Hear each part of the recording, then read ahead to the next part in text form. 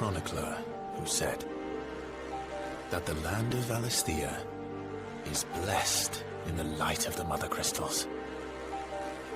And that it was this light which finally led our forebears out of the darkness. Yet, what they saw in the light gave rise to temptation. Temptation that ever lures us back into the crystal shadow. And thus did our journey begin.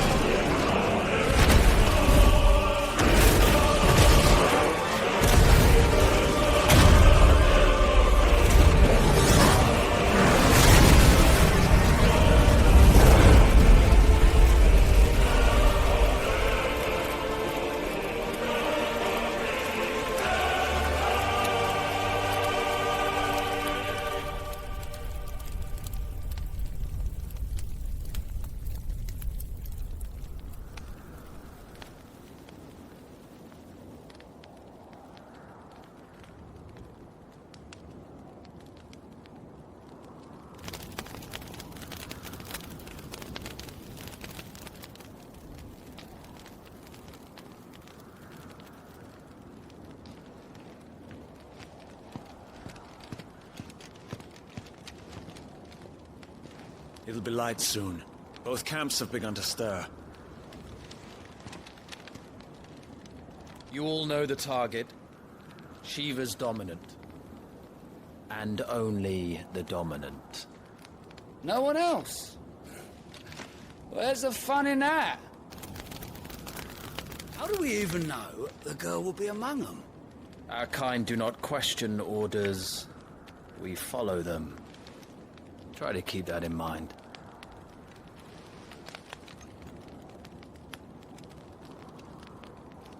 Let's get this done.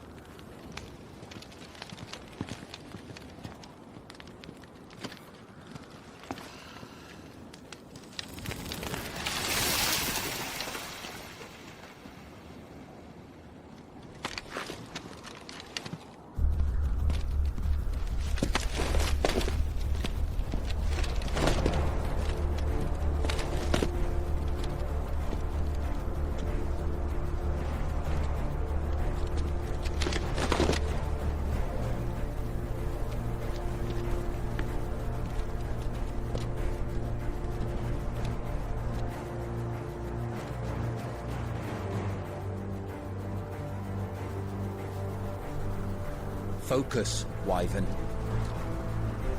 You are key to this mission's success. Yes, Sergeant.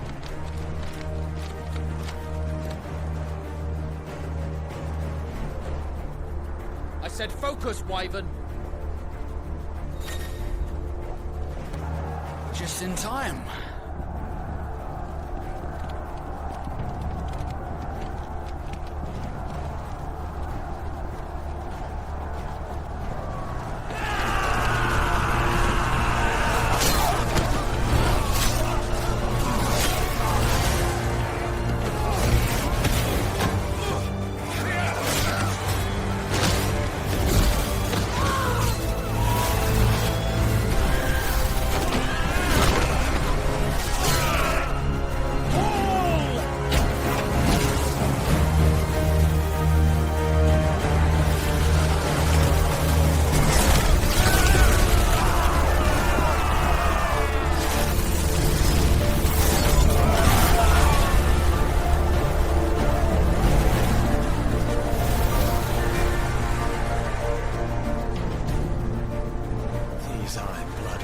beast than man. The way this is going, they won't need this new dominant of theirs. What?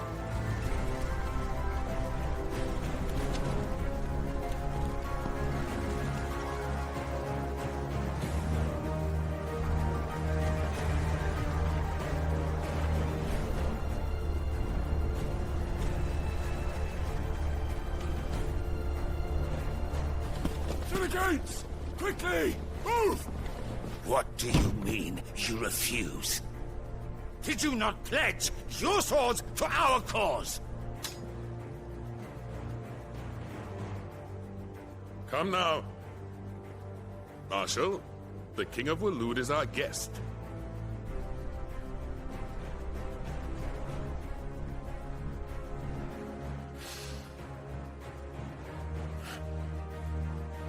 And you have His Majesty's answer.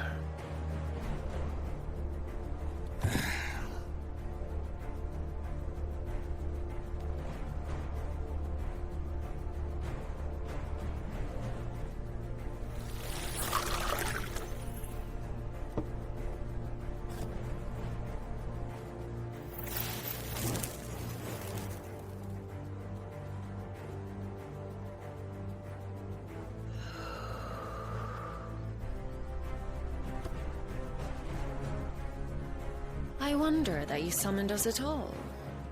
Have you so little faith in your own men?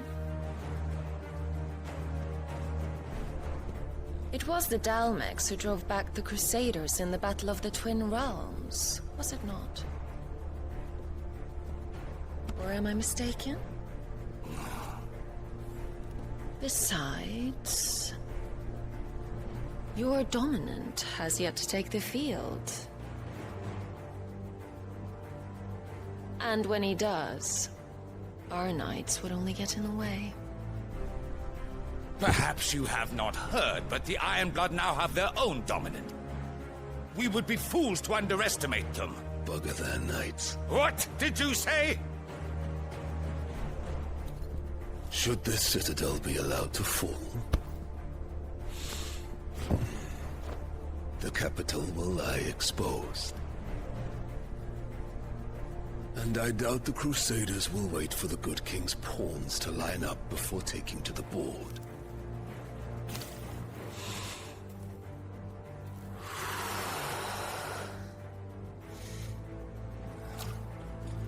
Which just leaves me. Topka!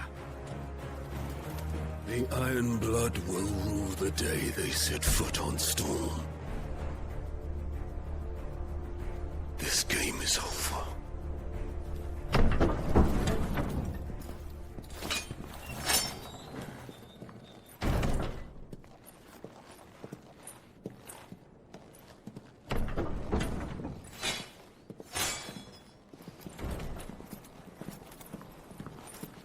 You cock.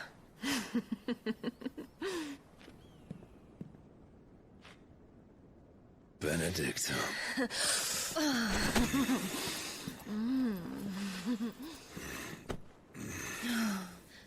Take care. Does the lion take care when he chases the hare? Or do you think me one of the latter? No, my love. You are a lion. You're my lion. I'm not afraid of a little frost, Benedicta. But I will need someone to warm me when I come home.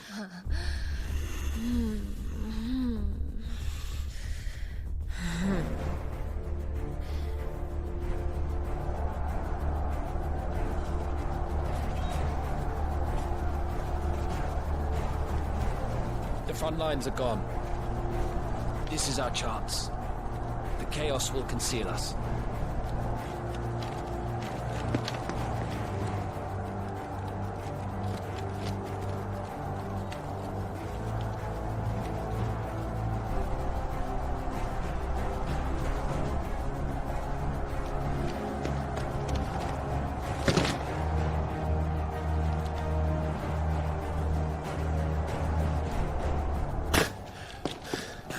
Quick and deadly. As always. Take the van.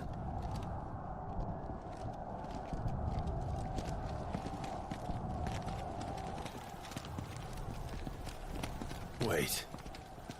Something's not right.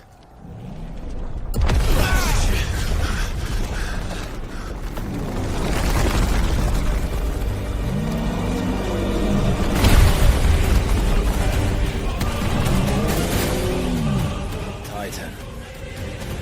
So the Darmok's finally grew tired of being slaughtered.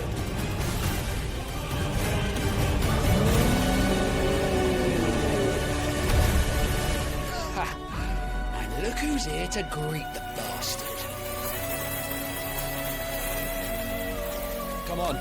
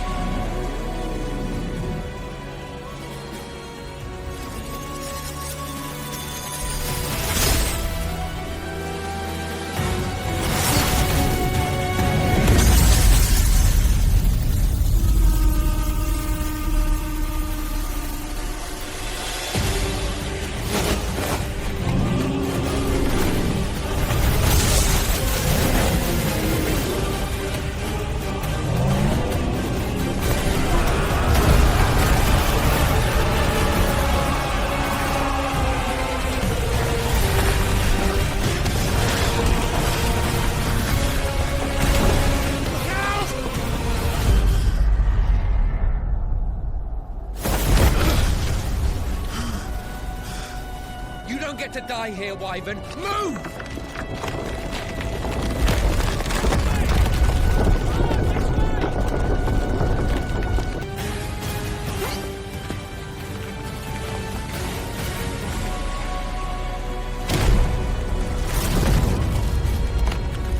Who's gonna stand there?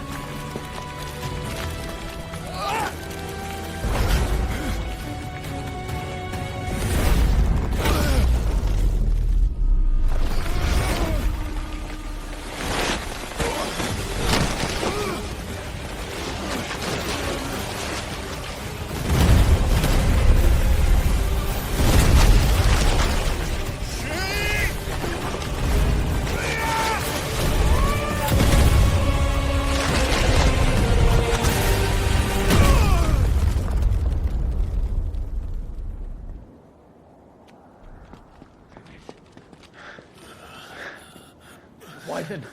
Wyvern!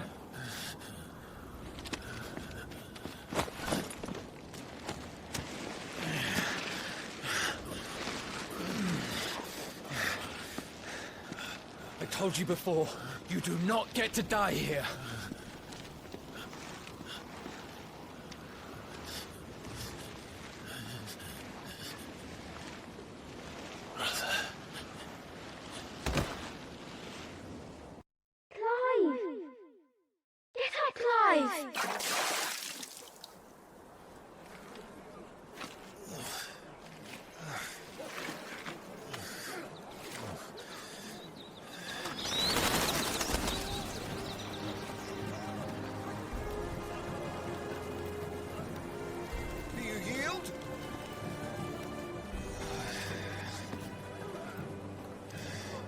Well, if you're not cut out to be a shield, there's always work for you in the stables.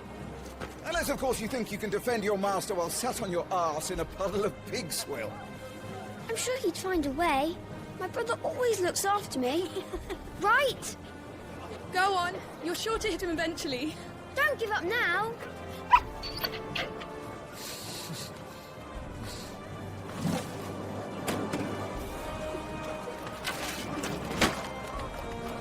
2 arms, then. It wouldn't do to disappoint the gallery.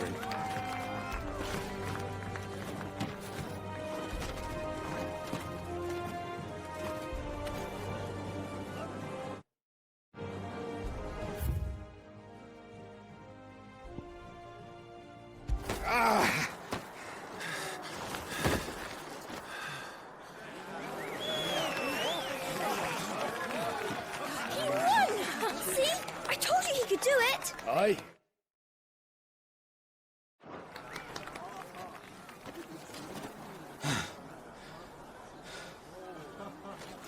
Bested at last. It's taken me long enough. That was a display worthy of your father. You are a true shield of the flame, and let no one tell you otherwise. Including me. What are you lot gawping at? Back to your drills.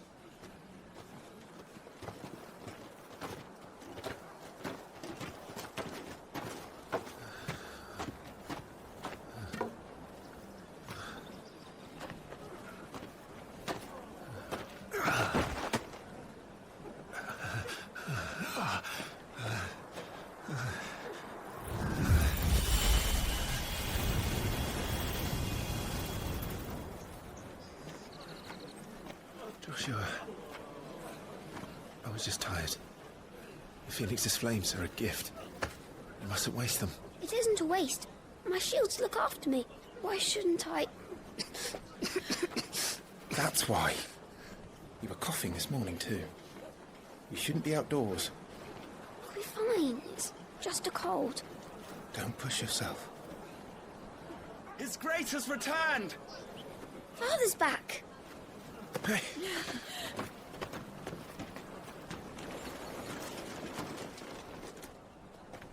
Your Grace, please, this is no place for one such as you. I would gladly brave hell itself to see my darling boy. Gentlemen, Rosaria thanks you for your indefatigable loyalty. Thank you, Your Grace. We live to serve.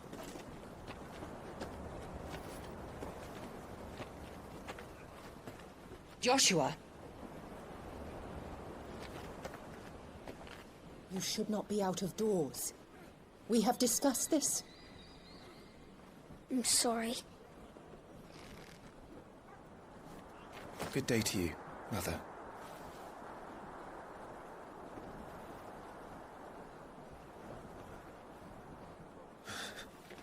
Come, Joshua.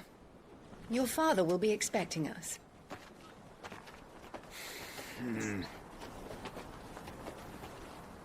Lord Murdoch? Your Grace.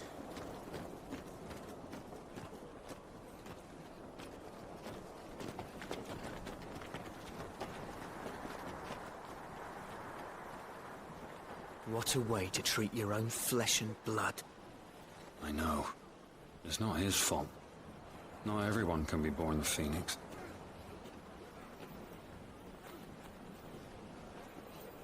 We should join them.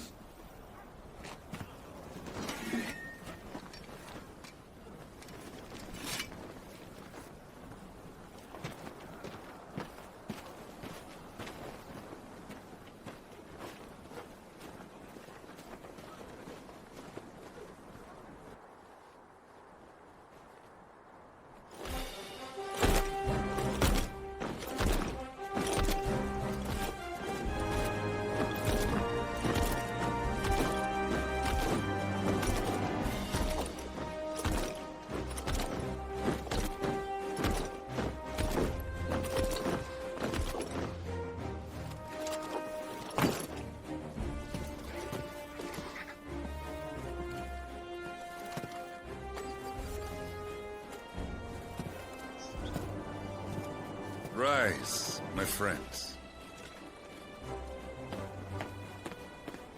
Welcome home, Father. Thank you, Joshua. You are well, I trust? Yes, Father. Much better. Today, Jill and I went to the Bailey to watch Clive spar. Is that so? Quiet, Torgal. Now! You'll make a fine hound one day. Father. Lift up your head, girl. Thank you, Your Grace.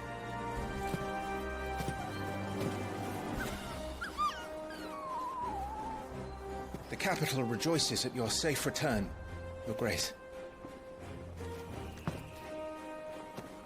War is coming, my boy. We must make ready. Is the situation truly so grave? Come to the throne room. We will talk there. Yes, Father. Your Grace.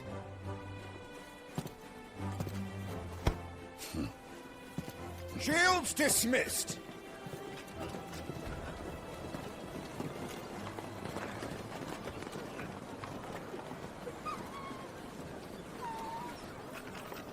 Torgal!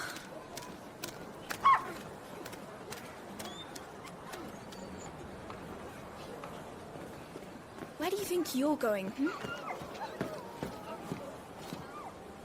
Clive here is off to see the Archduke. Right.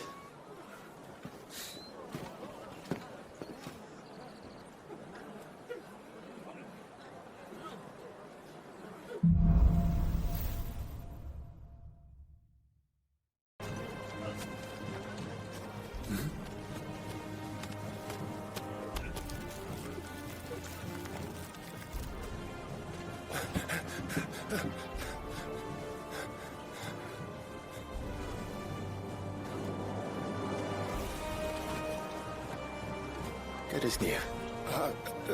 Forgive me, Lord Marquess. Pray do not concern yourself with this bungling cur. Bow to him, you fool. But I say to speak.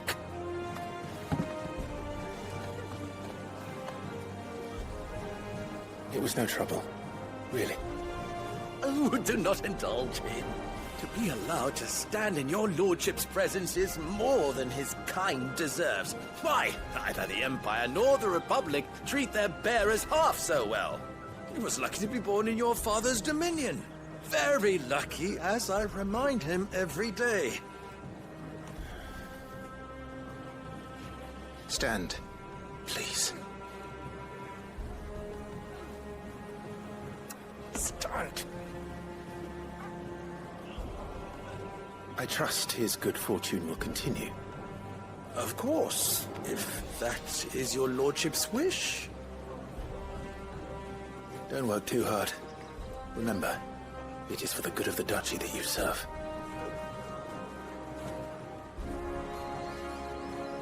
As do we all, my lord. As do we all. Come along now. Back to your duties.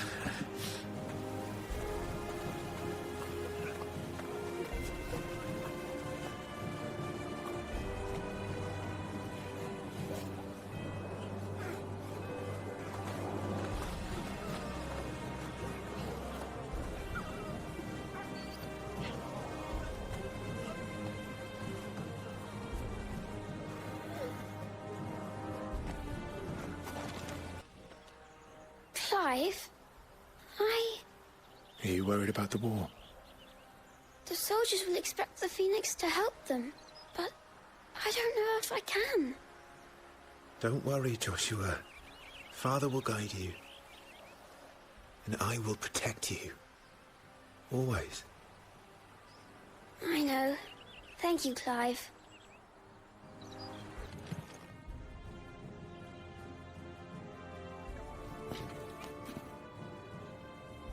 Good luck.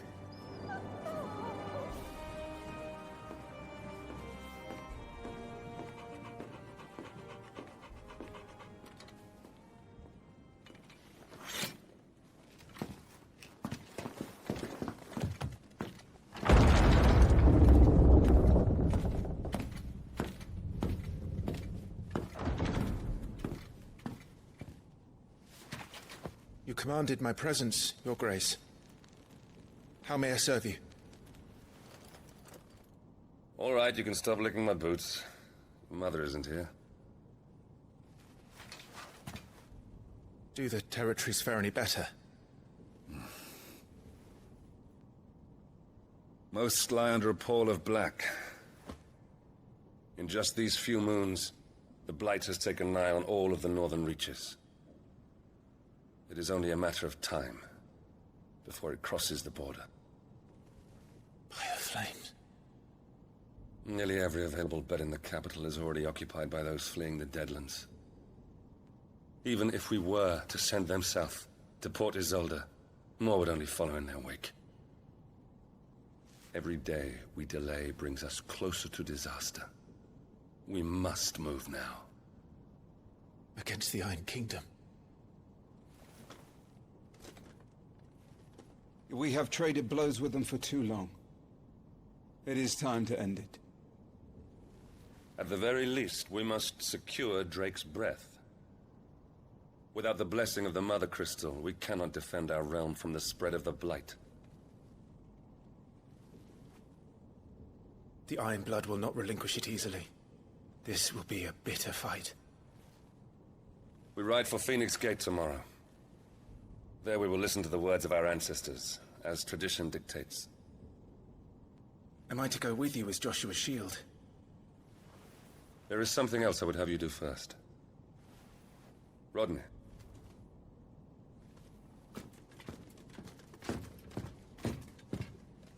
You will have heard the reports, I am sure, of beastmen from the north being sighted within our borders.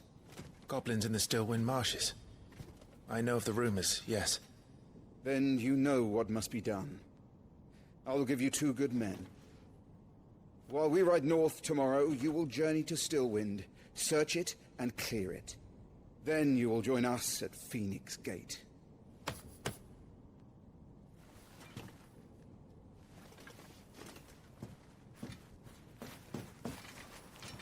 It is time to prove your strength. And shut your mother up for good.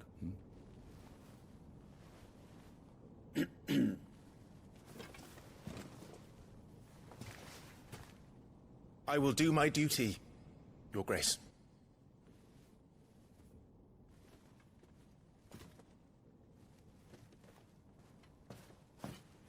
That will be all. Rest well. We ride at dawn. Yes, Your Grace.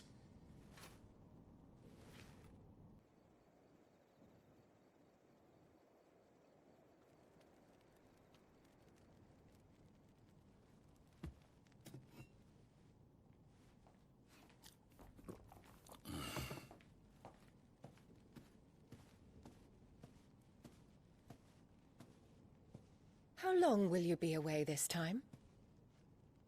Not long. 4 days, maybe 5. And you will be taking Joshua? Well, I can't exactly leave him behind, can I? The blood of the Rosfields runs in his veins. Before going to war, we perform the rite at Phoenix Gate. It's our way. You know that. And only the dominant can enter the apothecary, so yes, I'm taking Joshua. Oh, to hell with your way! The boy is ill. You think I don't know that? But the boy is also the Phoenix. The heir to the throne. You can't keep him in swaddling clothes all of his life. Elwyn! Don't worry. Clive will watch over him. Though he is a youth of but 15 years, he's already a fine soldier. He will make a splendid shield. You see more in him than the Phoenix did. He was rejected, Elwyn. Our household has no place for such a failure. He is worthless, a man like any other. As am I, my dear. Nonsense. You are the Archduke of Rosaria. Oh, not this again. You know as well as I do that I only sit upon the throne because my father was taken before his time. I am merely warming the seat till Joshua comes of age. You are your father's firstborn son, and you sit upon the throne. All is in its right place. Unlike some, you have not disgraced our noble blood. Without men like Clive to keep us safe, Your precious, noble blood would long since have graced the gutter.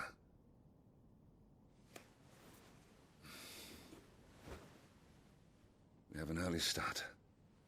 I'm going to sleep.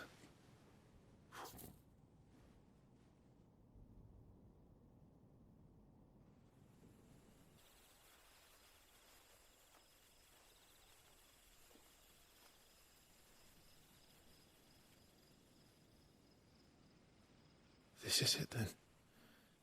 Time to prove yourself. Wishing on a star? I'm a little old for that. I should get some sleep. Right.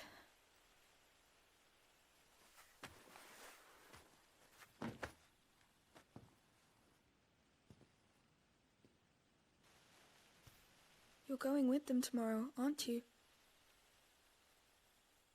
I am Joshua's shield. I'm sworn to protect him. He takes too many risks. I only wish I could save him from himself. Clive, you... I have another mission too. Father has given me my first command. Well, if you're not going to pray to Metia for your safe return, I shall just have to do it for you.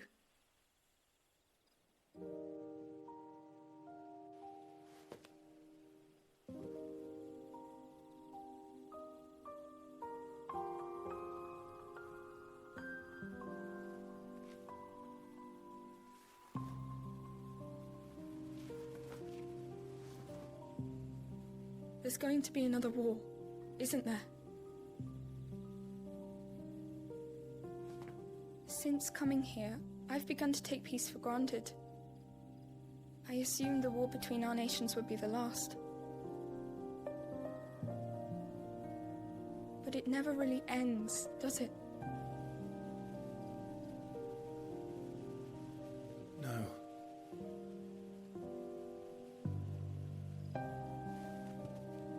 The next war will be bigger than before. But you'll be all right, won't you, Clive? You're a Shield of Rosaria, after all, and blessed by the Phoenix.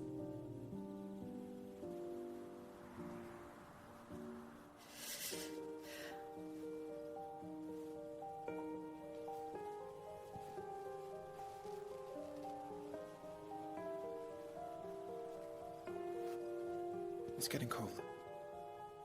We should go in. My lady.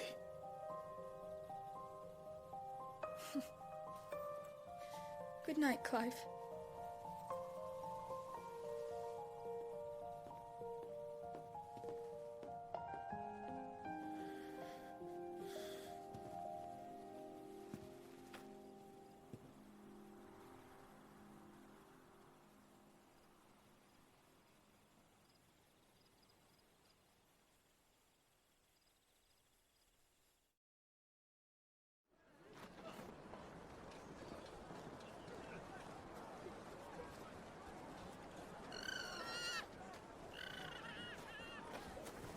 Sorry, Ambrosia.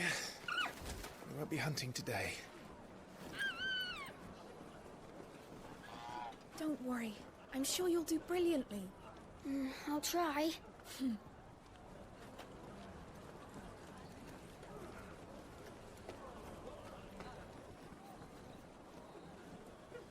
Good luck!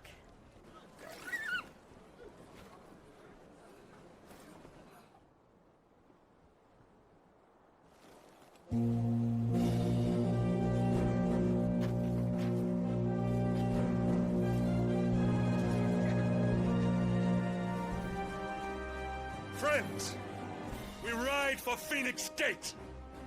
May the blessing of the crystals go with us and shield the Firebird's flame forevermore!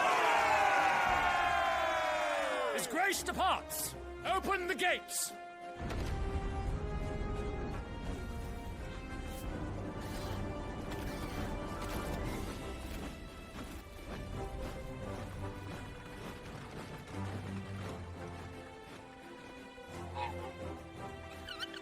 Lord Rosfield, allow me.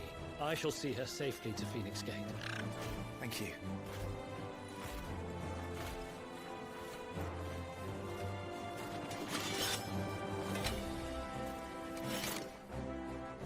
We're ready to depart, my lord. May I say what an honor it is to serve alongside you?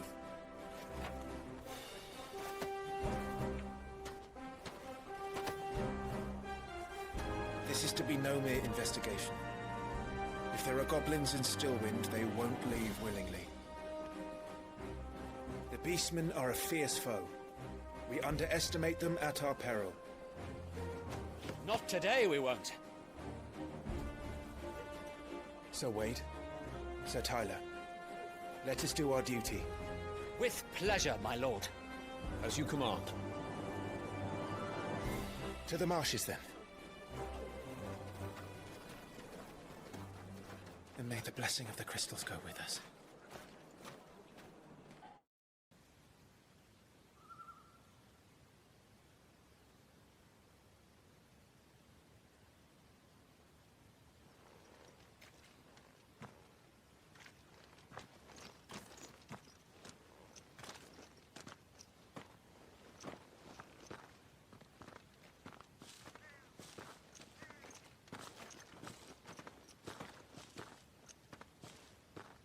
Keep your eyes open for those goblins. The reports place them in this area. It's all swamps from here. What's your step, my lord? And everything else. Not exactly the most well-maintained path. And who do you imagine would maintain it? They've all fled from the Blight. It's hard to believe that anyone used to live here. The old village of Stillwind is ahead. Not that there's a lot left of it.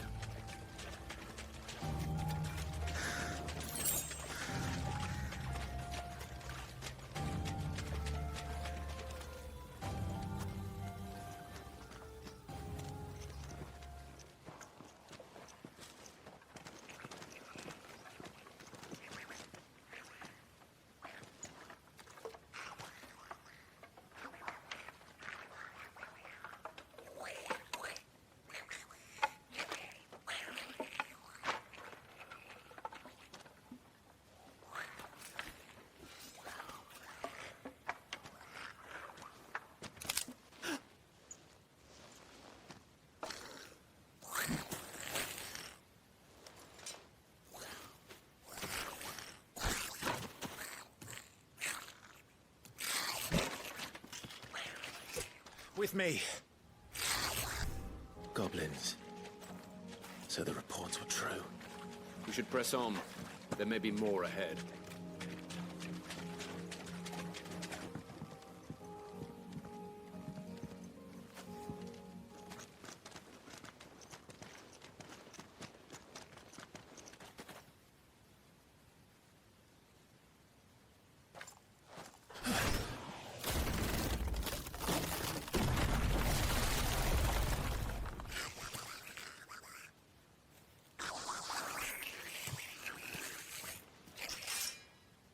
Sneaky sods. We're trapped. My lord. I'm working on it.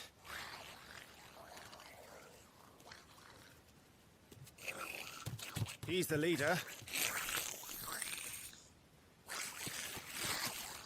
But we'll have to take care of his followers first. Care to thin the herd? As if you have to ask.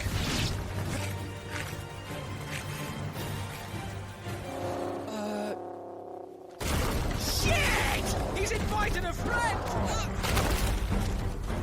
On your feet, Sir Wade. Here it comes!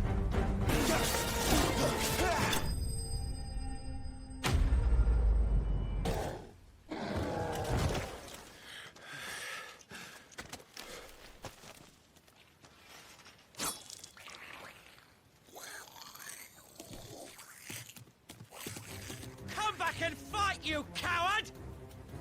After him, before he summons the rest.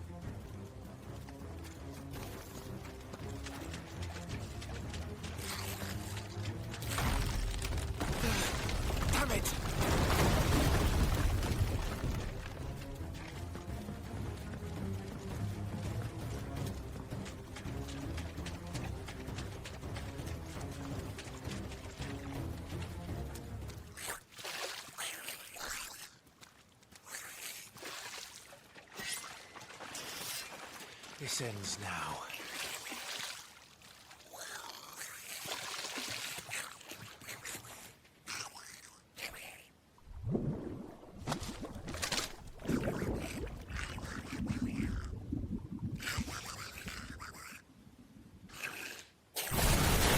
What's in there?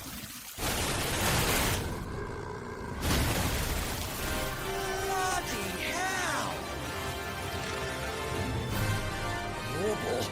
It's not south. Keep clear of its warp. Don't!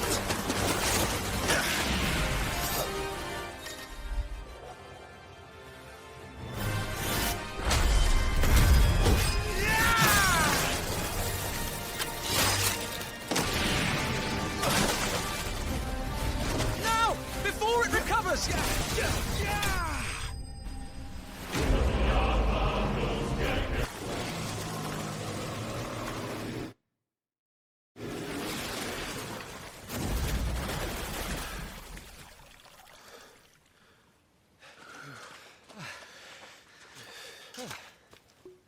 My lord.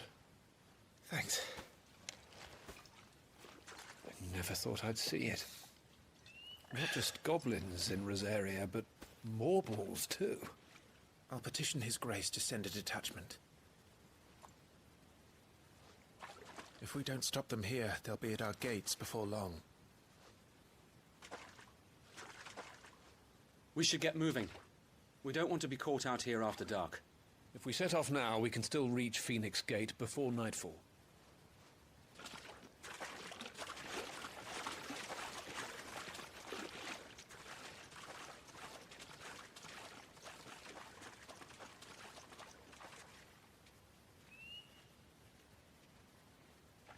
Damned blight.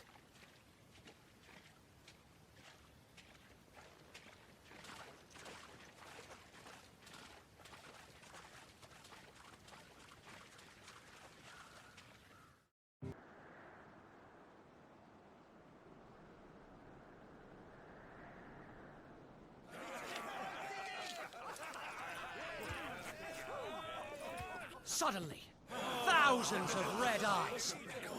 No, wait till you hear this. Wait till you hear this. His lordship draws his sword. The goblin chief runs off screaming. Straight down on Morbal's gullet.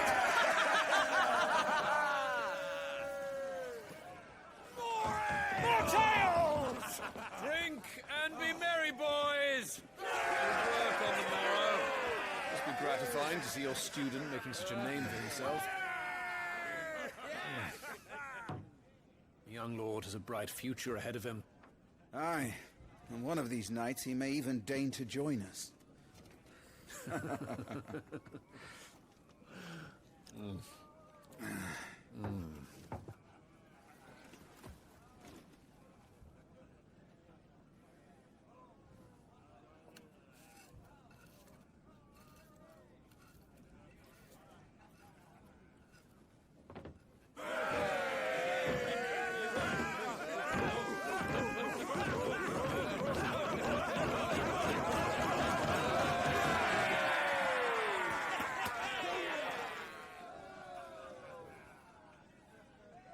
Are you unwell? No, Father. Just a little tired.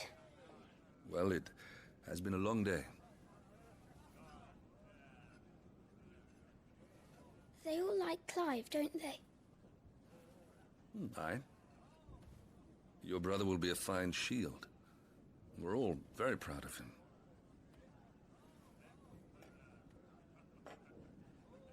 Father?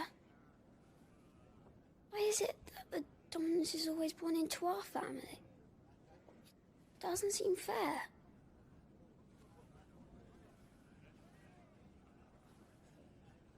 We cannot live without the blessing of the crystals. And the crystals work their magic through us. You have been blessed, Joshua. Blessed to be a dominant, to wield the power of an Eikon. Our family has been chosen to share that power with the people. So that is what we must do.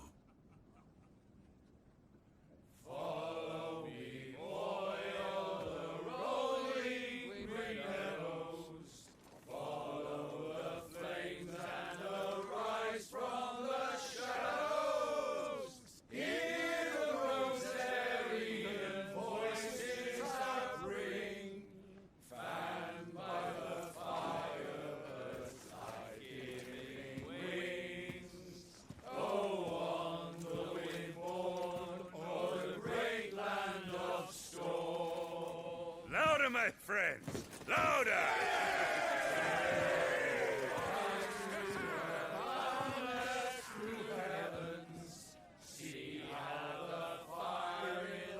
I don't suppose I've been missed.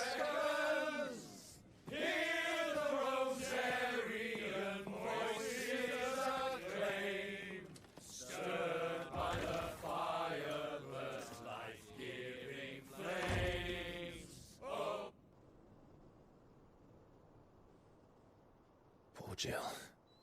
She'll be wondering where you've got to. So much for you being a fine hound.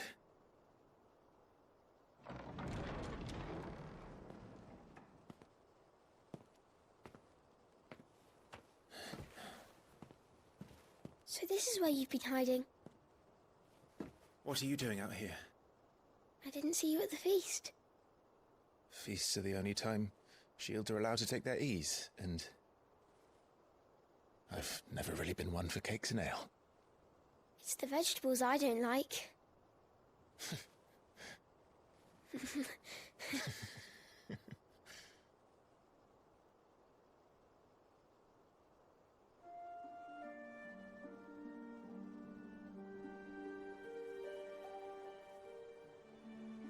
I hear you slew a marble.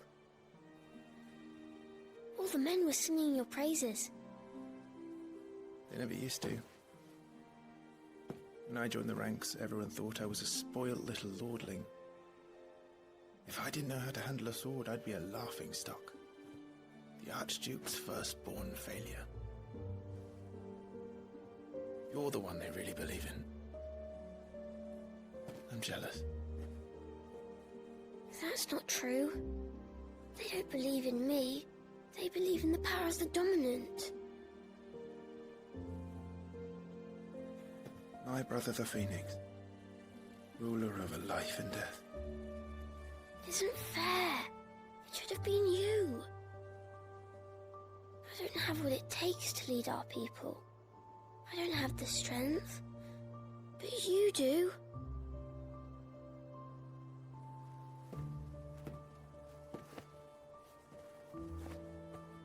Every man has his duty.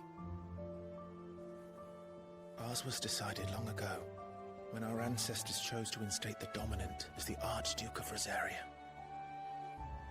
All to ensure that whenever our nation stood on a precipice, the Phoenix would rise from the flames to drag us back from the brink. The fate of Rosaria sits on the dominant's shoulders. It is your duty to bear that burden. What about you? I was born to be your shield. That is why I was given the Phoenix's blessing. To keep our future rulers safe. No matter what. However hard it gets. I'll never let you down. Thank you, Clive. I know you'll always take care of me.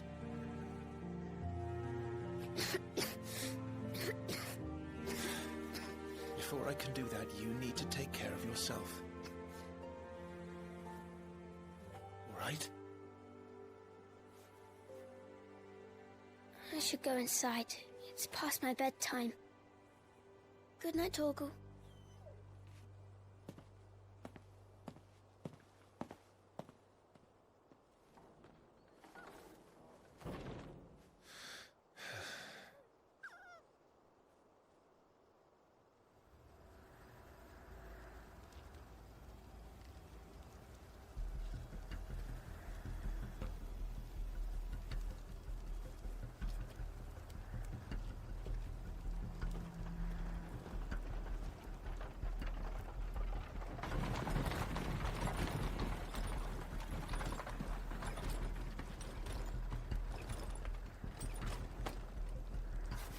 Supplies from the capital.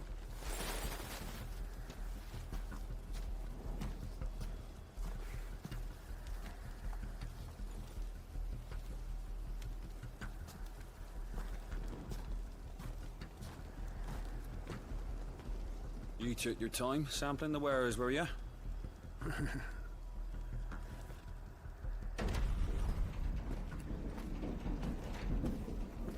It's a good job the North is full of enterprising traders keen to keep us in wine.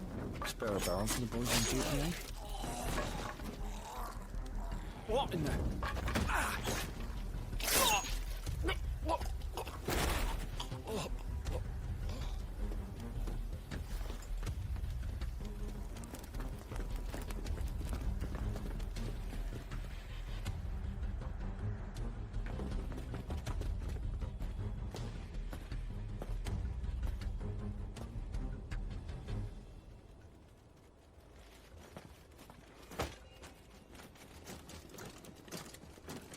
Gateway secured, Captain. We proceed as planned.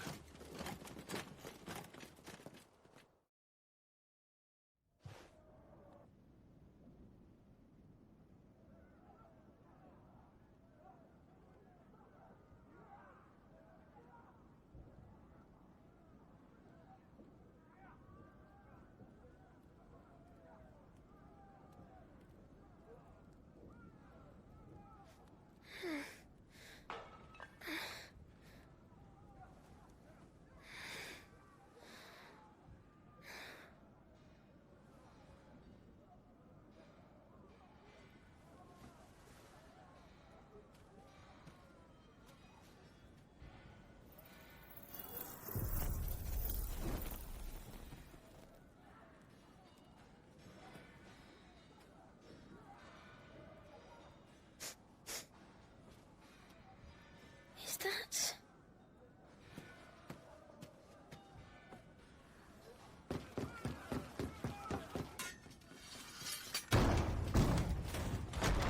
Forgive me, my prince. It's me, Wade. You probably don't remember me. I remember. What is it? We're under attack. I don't know who they are, but they've set light to half the castle. I must get you to safety, Your Highness. Very well. I'm ready. Follow me, Your Highness.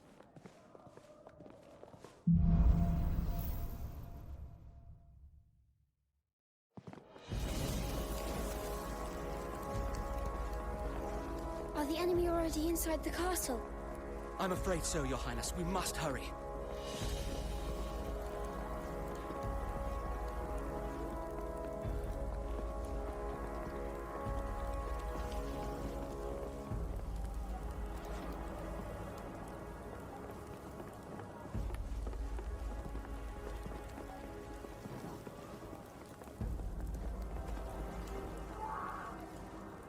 What was that? I have to help them. Everything's on fire. Fall back, Your Highness! He's not one of us! No. I must do my duty.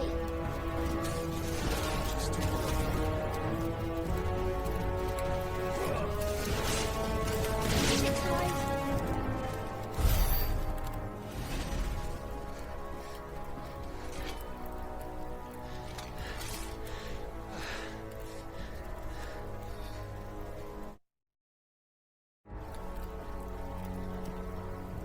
I saw them at the feast. But they were laughing. This is Sambraquargar. But why would the Empire... We must find my father.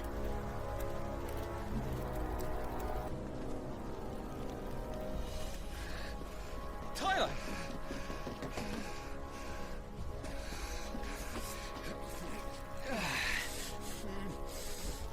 Damn it! His wounds are deep. I can save him.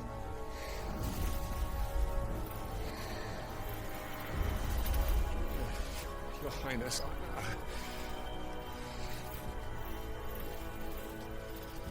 Don't worry. You're going to be all right.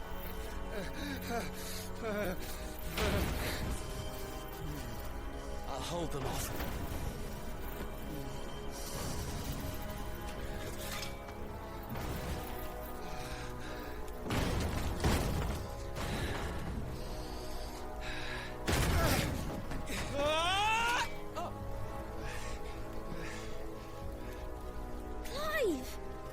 Joshua! Come here. Tyler, you're hurt. He'll survive, thanks to His Highness. Your Grace! Lord Murdoch!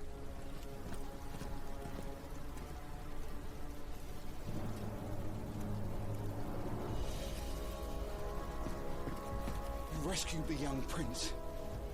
Well done, Sir Wade. I am in your debt, soldier. Thank you, Your Grace.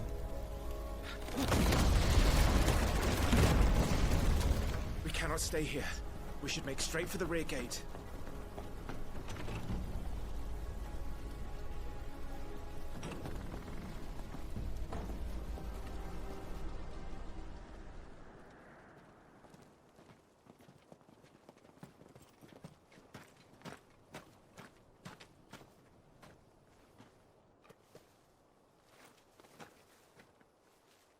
Omnia lost Alan, Tuisa Gelith. May the winds speed you to Rosalind.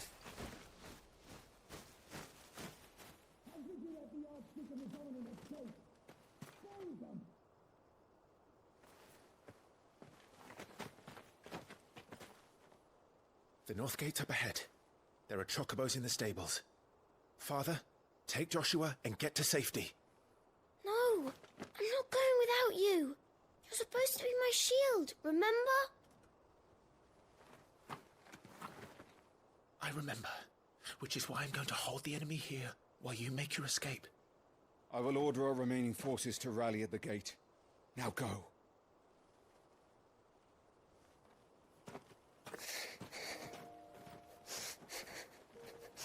I will do my duty. You must do your duty too.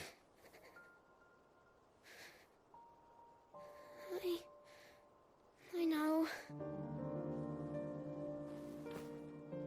You have to keep Father safe. I'm counting on you, Joshua.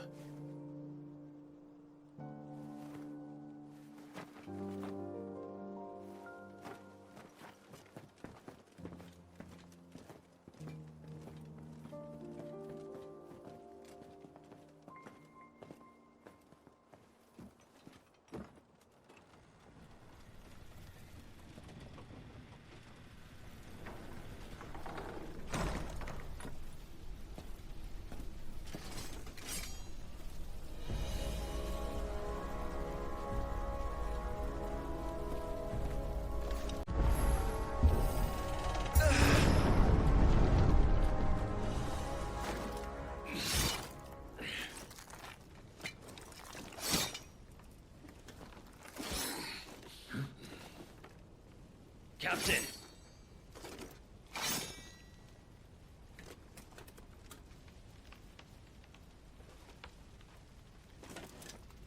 Take them. Let none escape. As you command. You take care of that spell cast. That's them done. Are you all right? I'm fine. It's my father and Joshua I'm worried about. We should head back.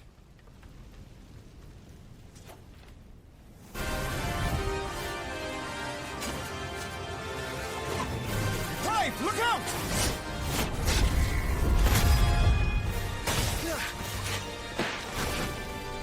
May I have this dance? He's an Imperial Dragoon. And you are the shield who was blessed by the Phoenix. Not that it will save you!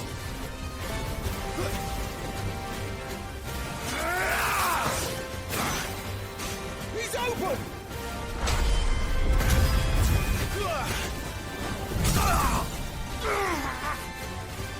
Now, Clive! Have at it! And stay down!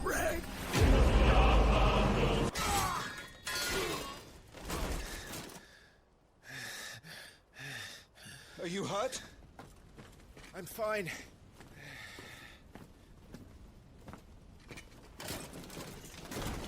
So, they sent in the Dragoons.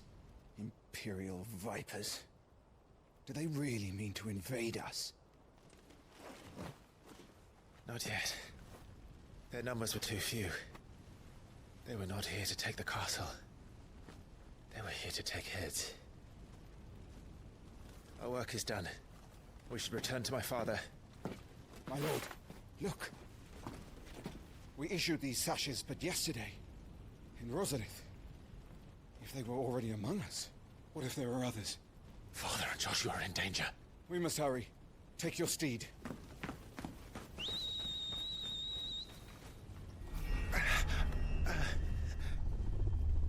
What is that?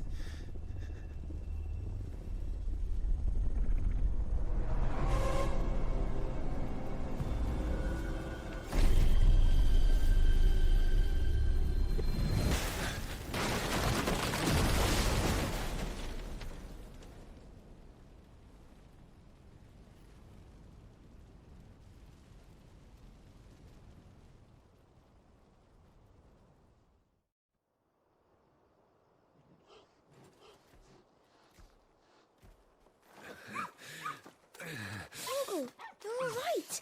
Thank goodness.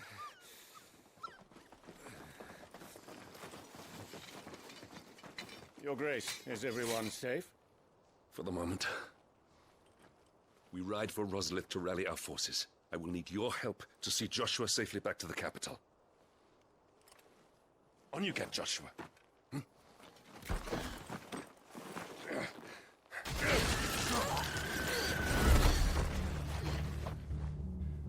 Father? I'm sorry, Your Grace, but that won't be possible.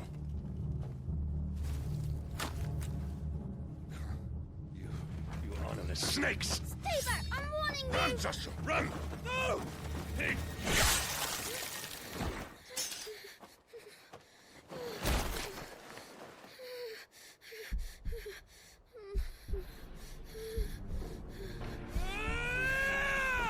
Traitors! Your Highness!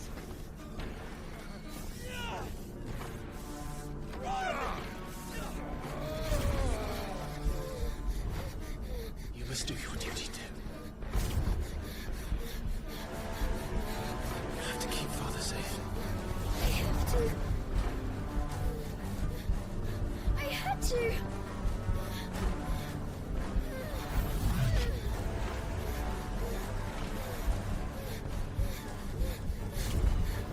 Clive, I'm counting on you, Joshua. Oh, fuck!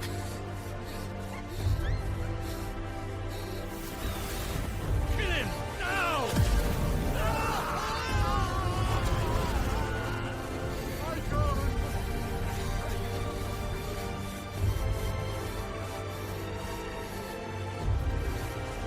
Phoenix.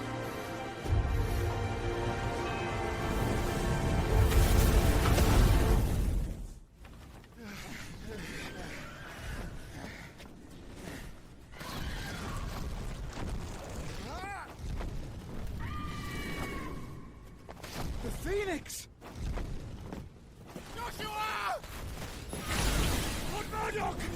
His Highness! Joshua!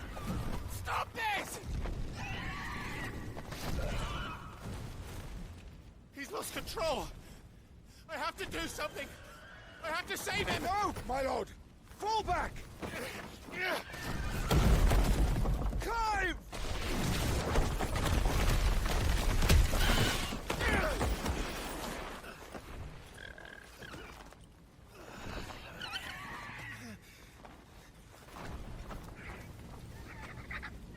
Thank you, girl. You saved my life.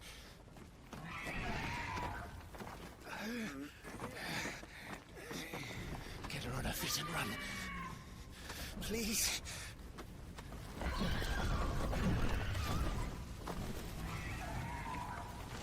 Joshua, are you in pain? Not now!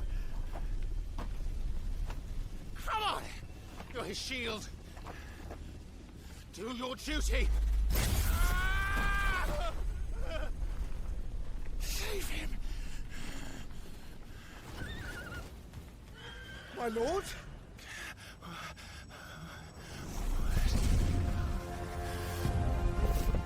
What in the name of...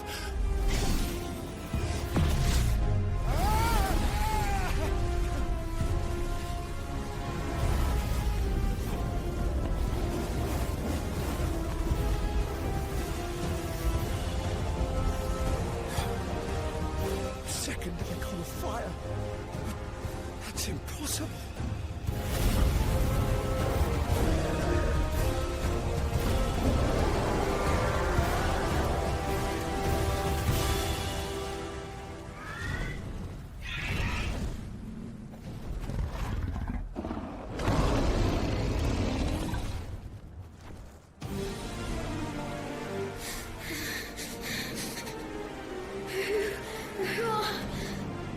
Who are you?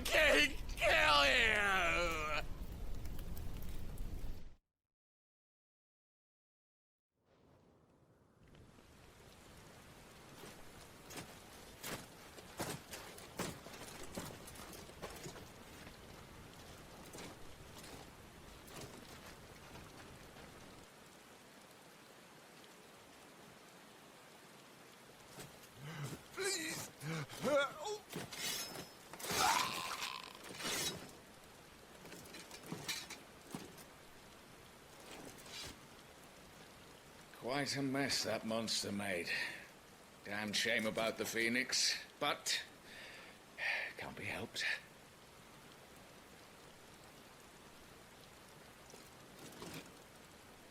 Oh, my condolences, Your Grace. Is there aught we can do? Haven't you done enough, Captain? Joshua was my world, and now he is gone. I can only pray there will be a place for me in the world his radiance seeks to create. I see.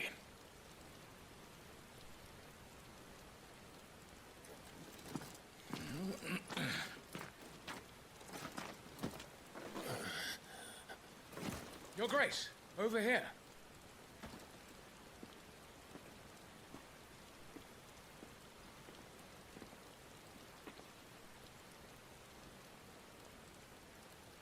The rubble must have protected him from the worst of the flames. Shall we take him prisoner? No need for that. Kill him. Wait. As my husband never tired of telling me, he is a fine soldier. I'm sure he would make an excellent addition to the Imperial front line. All in its right place.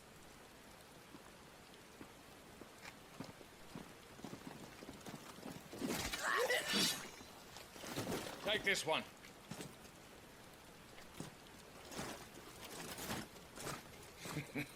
Chin up, lad. You're going to be a soldier. Joshua.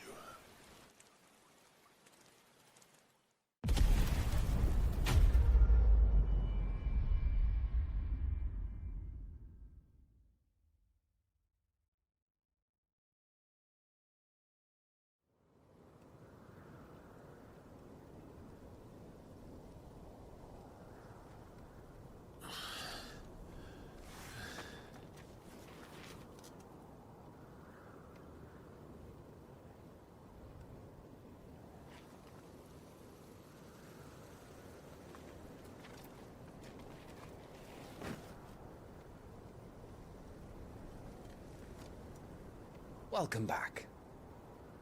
Sorry. What's our situation? Let's just say Shiva and Titan's little spat hasn't made things any easier.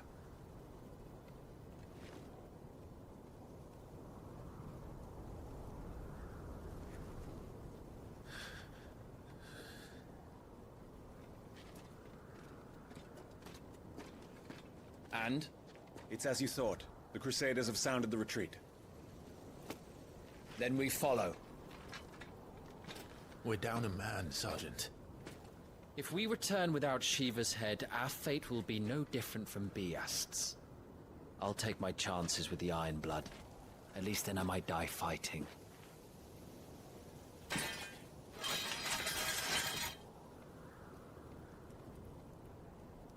After you do, that is.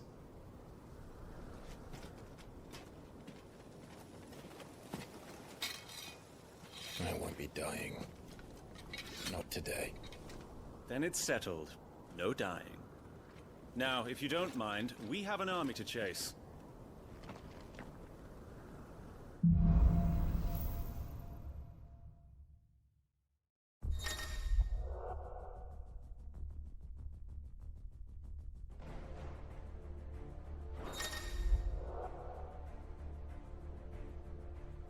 How do they expect us to kill something that can do this? They don't. Only the girl holding its leash. All the old trails are gone.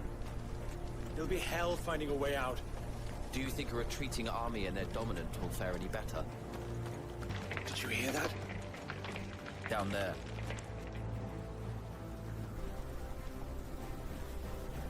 So, Titan has knocked the fight out of our Ironblood friends.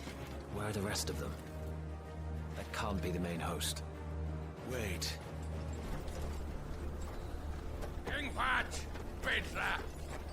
Our fortunes have turned, Sergeant. It's her. The dominant? Are you certain? The Crystalline Orthodox is a backwards faith for a backwards people.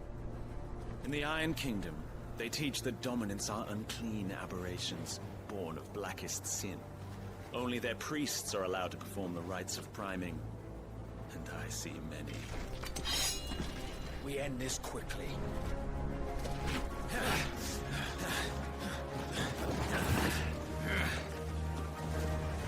Schreischgott! Adion in ihr Staggerid!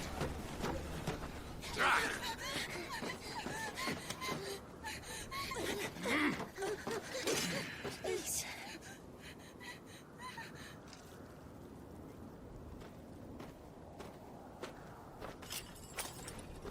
Dana!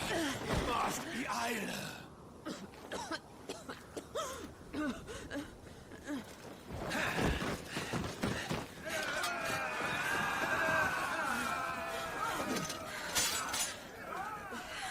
What Alvation now, King? Alad Scully asked.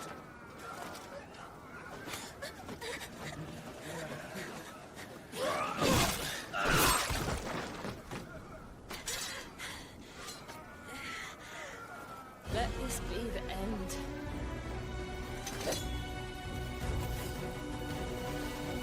Avis, care to kill some iron blood? Gladly. Wyvern, you focus on the target. Understood.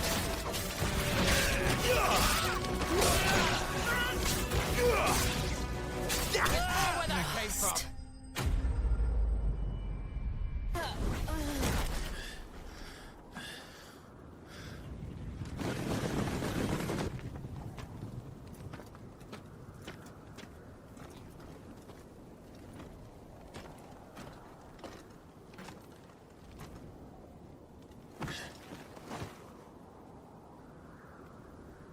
Is she dead?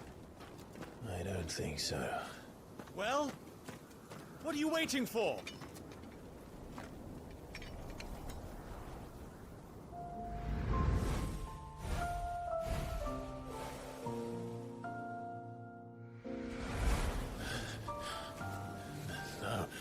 No, that's not you. Not here. I'll bloody do it then.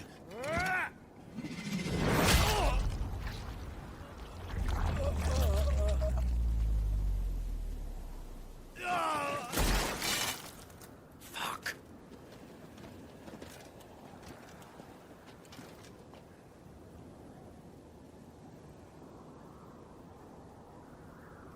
We've got company, Wyvern.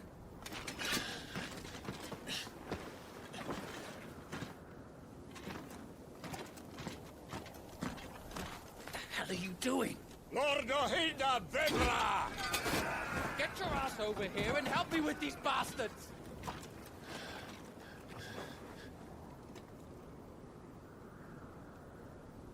Sorry, Jill.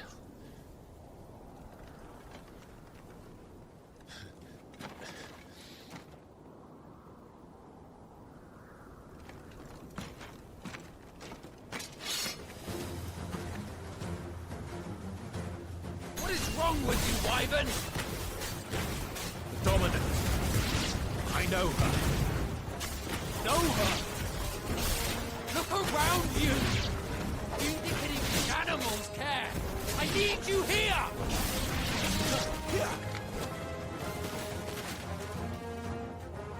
Now that that's done, I won't ask you again, Wyvern. Take her head so we can be done with this. I can't. I won't. You would betray the Holy Empire? Betray? I don't recall ever pledging allegiance to your Emperor.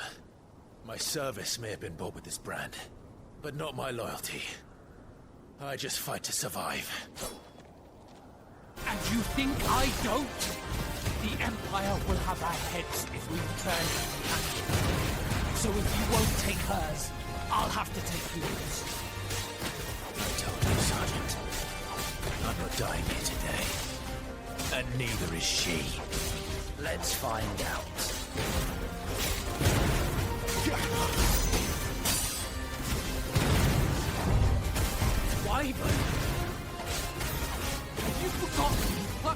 the front lines?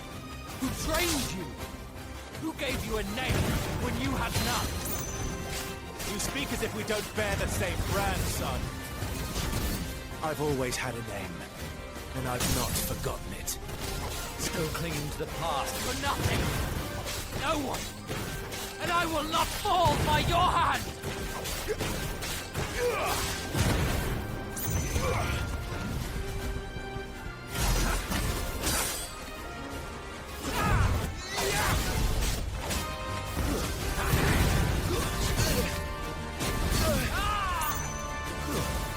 Traitor's blade.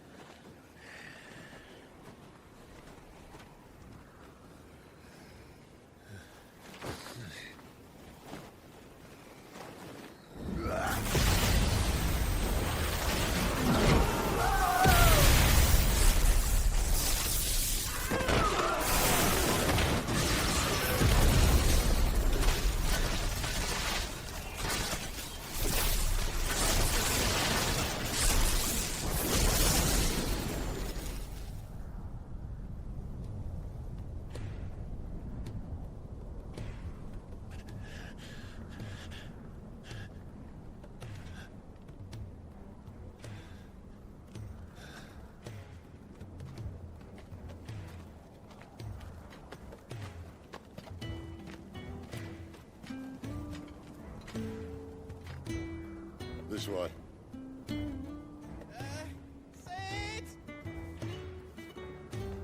Bloody wind. Well, come on then.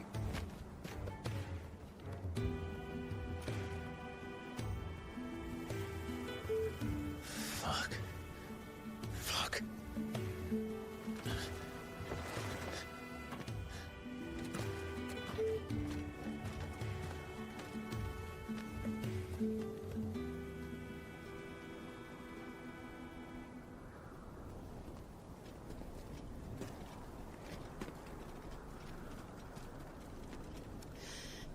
Hugo, dear, my proud desert lion.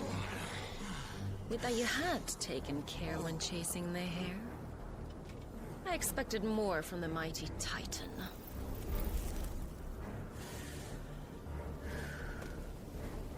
You put the Ice Queen on her back, no doubt.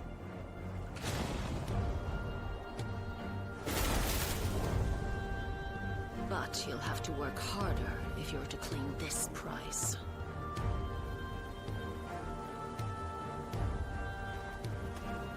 My lady, the thunder. We'll be hearing more soon enough. You always were a fucking snake, Sid. Gather the men. We have work to do.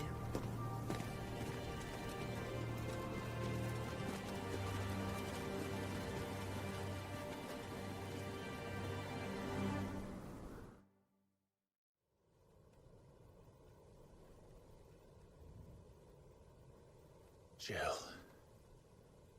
Is it really you?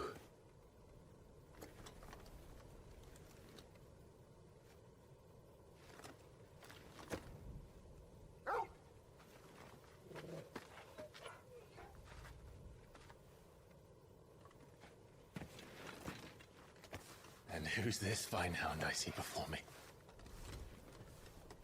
A fine hound who saved your life, that's who. Torgal. Aye? His name is Torgal. You two acquainted? Well then, you won't mind taking him off my hands. Funny. I'd always pictured you as more the chocobo type. Clive Rosfield.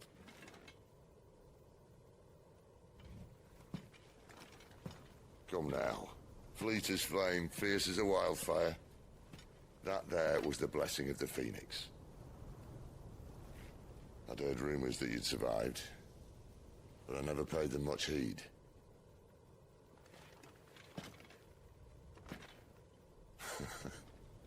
Calm down. I didn't come all this way for your handsome mug.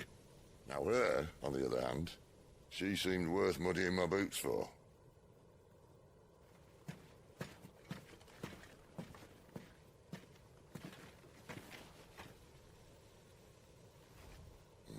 None the worse for wear. Still, might be best to get a second opinion. Back her up. No! Oh. Not another step. I mean it. Well, I'm not about to leave her here. Not one with a warm bed waiting. It's all right.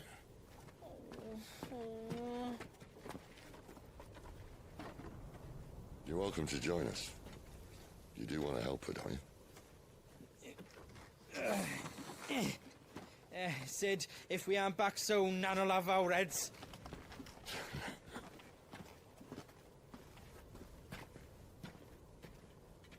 I'll explain everything once we're back at the hideaway. Come on.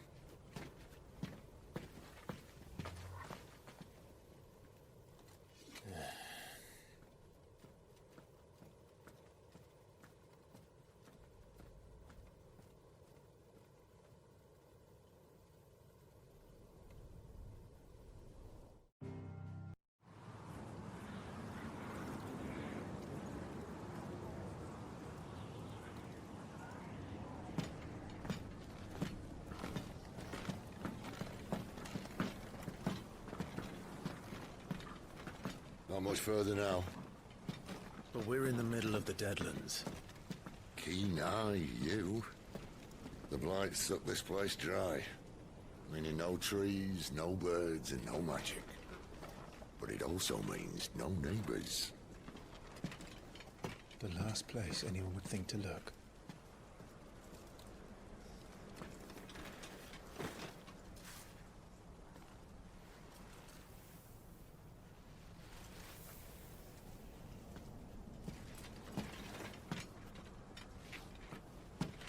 Home sweet home.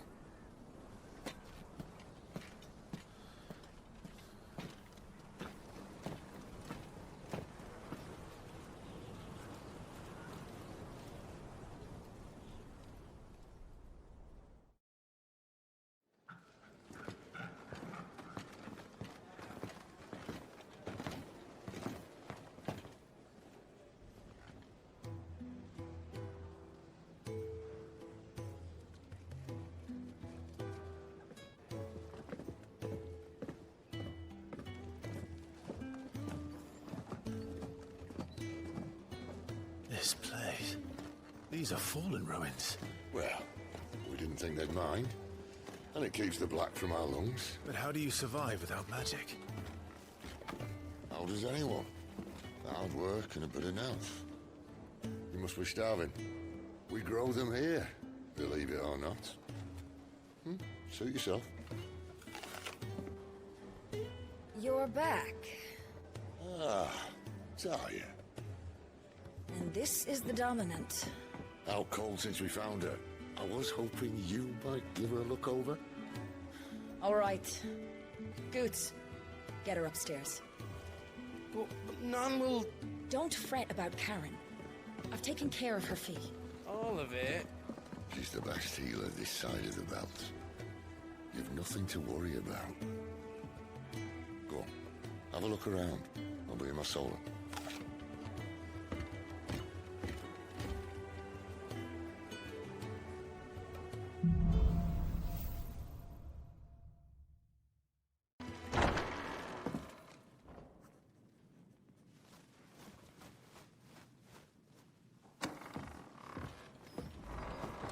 Just working on a pet project of mine. Though she's not above biting the hand that feeds her.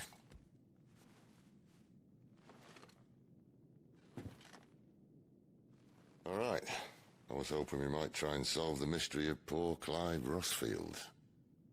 A bearer of the Sambrequois Imperial Army sent behind enemy lines, with orders to wait until it turned into a brawl, then slit the dominant's throat in the chaos. I didn't know it was her. How could it be? And so, to save her neck, you slit your sergeants, then set your sights on the hills, conveniently forgetting how the Empire deals with deserters. Because with that on your chop, my friend, we both know you won't be getting far.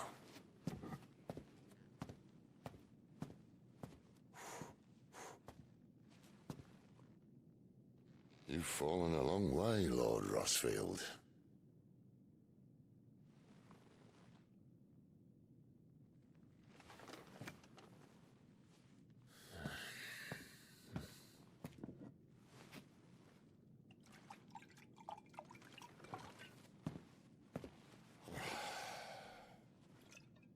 I'll not have it said that I'm a poor host.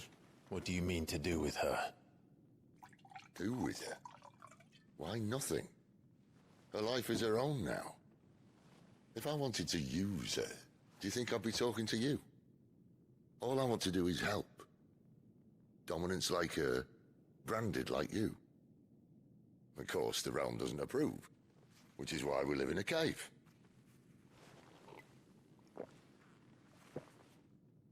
And it's also why we need help. From branded who know one end of a sword from the other. What say you, Clive? Will you join us?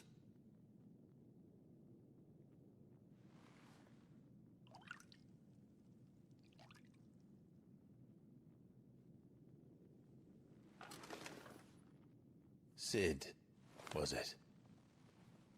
I trust that you'll do right by Jill. But until my brother is avenged, I must walk my own path. Avenged? My brother was murdered by a second dominant of fire. The Phoenix's evil twin. Oh, bugger me. Another rumor proven true. I only stand here today because of Joshua. 13 years I've waited for this chance.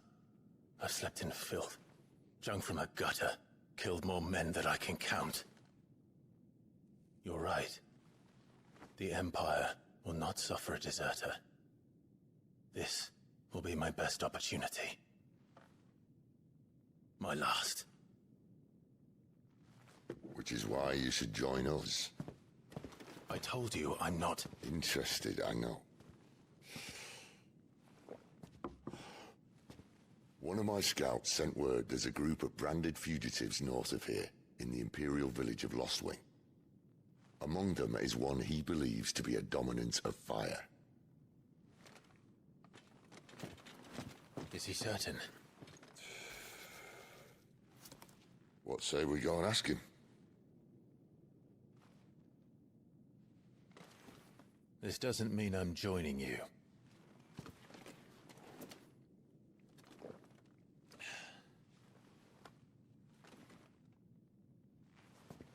Let's make ready then. You'll find everything you need down in the main hall, as well as a few things you don't. Have fun.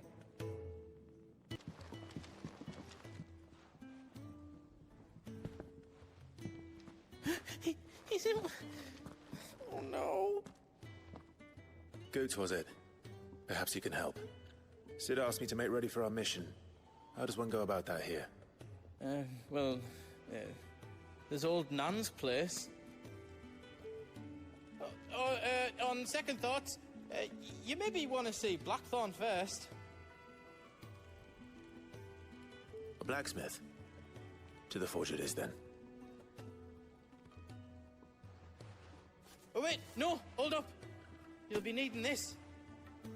Blackthorn won't take no notice of you otherwise. Might not anyway.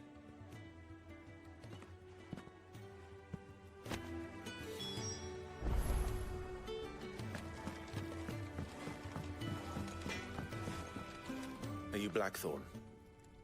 What if I am? I've no time for idle chatter. I'm not here to talk. I'll be accompanying Sitter Lostwing, and I need you to see to my equipment. You could be accompanying the goddess Krieger to our holy bedchamber for all I care. I'm not lifting a finger for you. Is that so?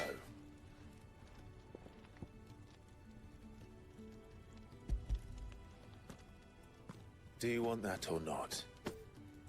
I can take it back. No. Damn you, Goots. All right. No need to be hasty. Let's have a look at you.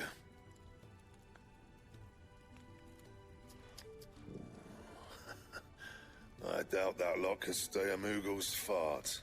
Bloody Imperials. They'd rather see their bearers dead than kitted out properly. I'll do what I can, as a favor to Goot's mind.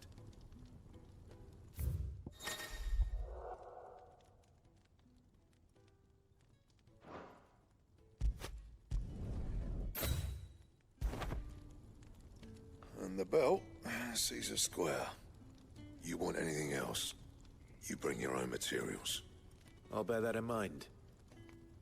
Thank you. A word of advice. Don't let Sid decide what's best for you.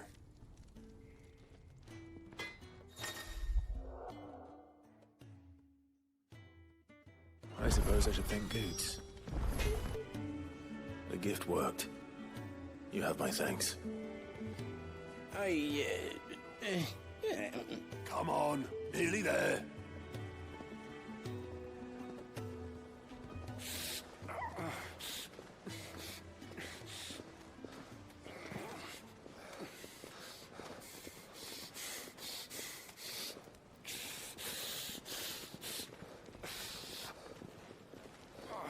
You, blankets, quick as you like.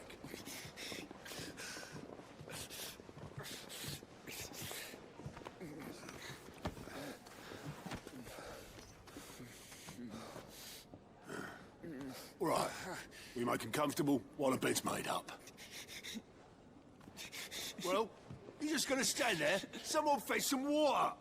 I'll get the bucket! You go and see if Otto needs out, eh? Wait, me?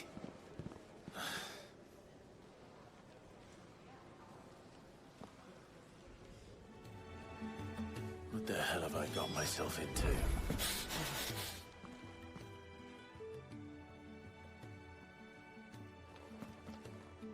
Who are they? Huh? They're freed Imperial bearers. Who the hell are you? Shit, at this rate, you won't make it through the night. Think you can find your way up them stairs to the infirmary? We need Taya. Well, go on. Shift your ass. Was Taya the one looking after Jill? Your friend needs her rest. There'll be time for tearful reunions when she's recovered. I'm not here for Jill. You're wanted downstairs. There are injured bearers in need of attention. Well, why didn't you say so? I did say so.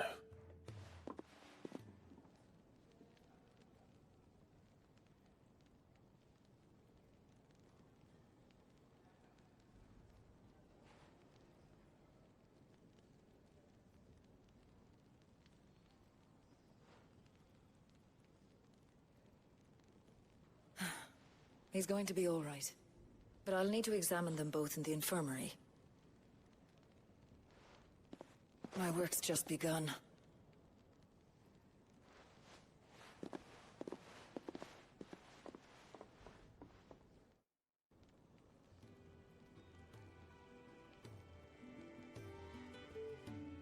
Another fine day at the hideaway. Do many of the bearers who come here arrive in this state? It's no easy thing, casting off your chains. By the time most pluck up the courage, they're already too far gone. These two here are the lucky ones. The name's Otto. You need anything? You ask me. Well, Otto, I do need some supplies. Do you now? Then Lady Karen over there will be more than happy to help you. Right. Oh. And thanks. Be seeing you. Not likely. I won't be staying. Is that right? Well, for as long as you are here, consider yourself welcome. You helped us today, and we won't forget it.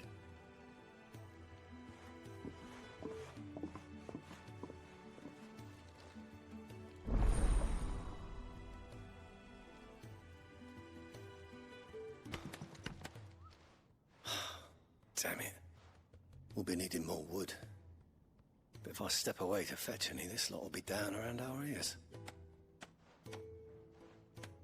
Ah, you there. Perfect timing. I couldn't persuade you to fetch me some timber, could I?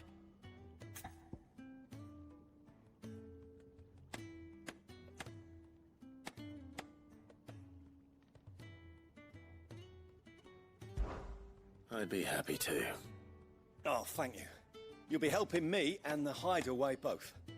Takes a lot of work to keep this place standing. More than we can manage, if I'm honest. It certainly looks like you've got your hands full. Ah, you can say that again. The Fallen knew their craft, make no mistake, but not even their handiwork lasts forever. That's why the walls need shoring up. Can't have the vegetable patch crushed before our first harvest now, can we? No, I suppose not. All right, where can I find this wood? Ask over at the White Ads. They'll point you in the right direction. Thanks again. I really appreciate the help.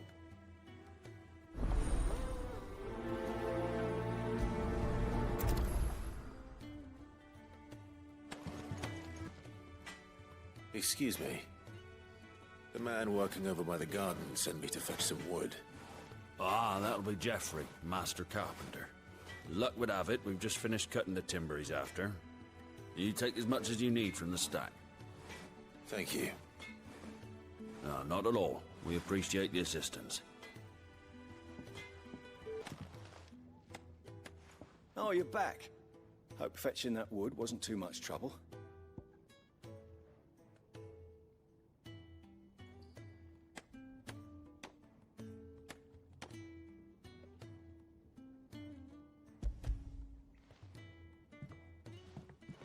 Will this be enough?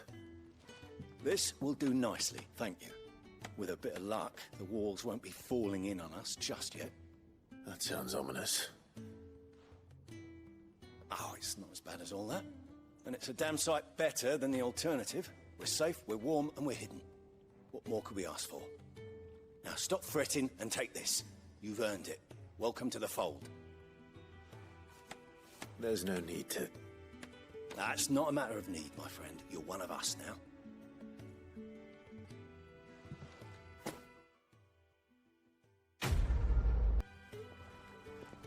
Ah, a new face. And, dare I hope, a willing pair of hands. The fat chocobo is a demanding mistress, and we are too few to keep her on her feet. Might I persuade you to deliver a meal or two to souls in need of sustenance? For your trouble, I can offer you the contents of my strongbox and my enduring gratitude.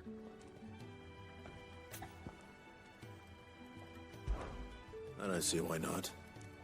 Marvelous. And who exactly do I have the honor of addressing? Clive. Delighted to make your acquaintance, Clive. I'm Kenneth, and mine are the weary shoulders upon which the weight of this fine establishment rests. Now, I have 3 hungry customers awaiting their victuals. Take these if you would, and be careful, they're hot.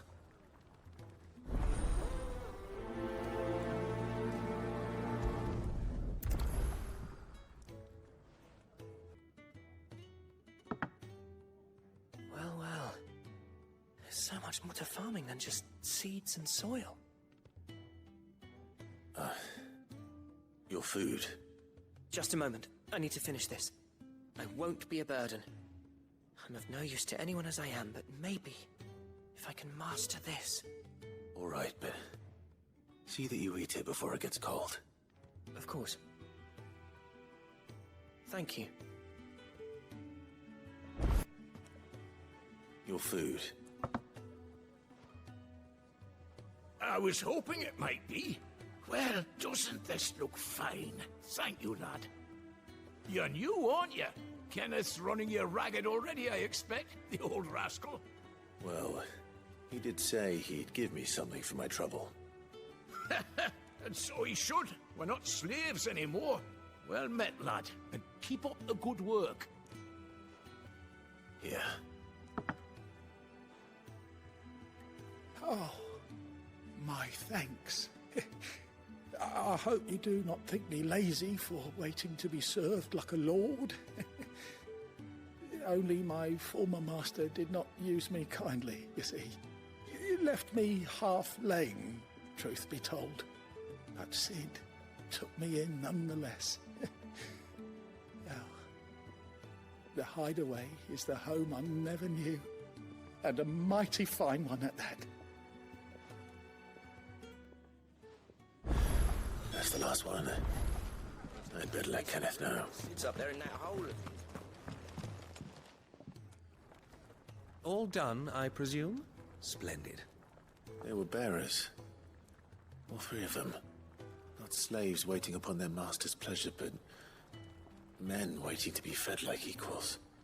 Indeed. Equality is the very cornerstone upon which our little community is founded. Beyond these walls, we are scorned as slaves. Speaking only when spoken to, eating only what scraps our masters deign to give us. The first hot meal here is the first many will have known. In the hideaway, we are free. Truly free to speak as we please, when we please, and to eat what and when we desire. More than reason enough to trust in Sid's vision, wouldn't you say? Now, I promised you something for your trouble, did I not? The contents of my strongbox are yours to do with as you will. Thank you, Clive. Do come and visit me again, won't you?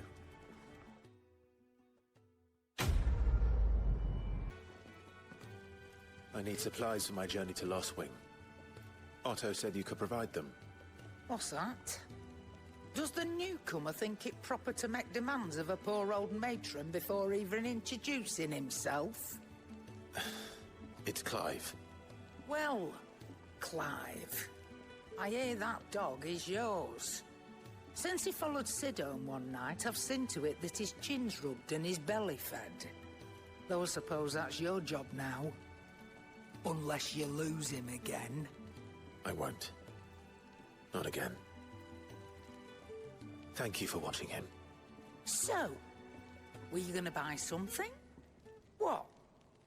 You didn't think I'd shower your lordship with my hard-won wares while you swagger about with a pocket full of gil? Life doesn't work that way, lad. Now, let's see some coin.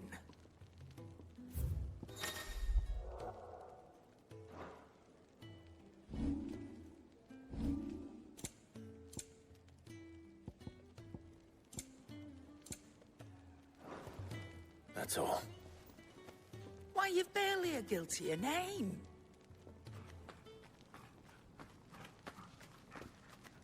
You're taking his side now? And after all I've done for you? All right. All right, I can make an exception. But just this once, mind. My stores are getting cluttered and I need to make room for the next shipment. Thank you. Thank me? Thank your dog.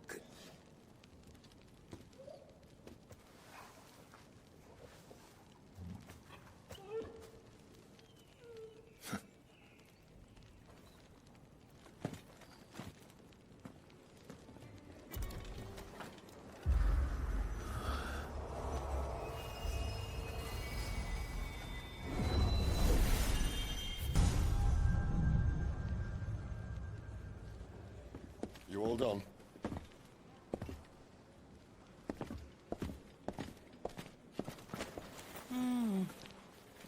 Leaving already, are ya?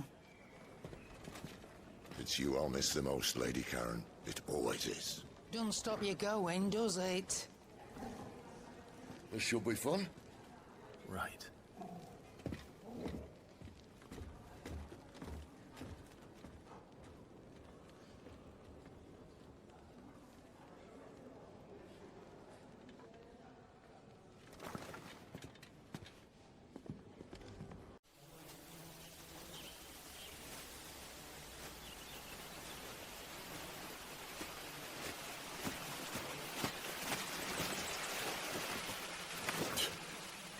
Bastard blood flies everywhere. I told you we should have taken the Crystal Road. And I told you that we're outlaws. You want every bounty hunter in Storm harrying us from here to the Holy Capital? Besides, what's wrong with a shortcut through nature's splendor? The Deadlands claim more of the realm each day. But a place like this still exists is a miracle in itself. Bloodflies and all.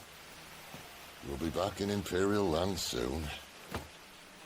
You all right? Never better. Sounds like it.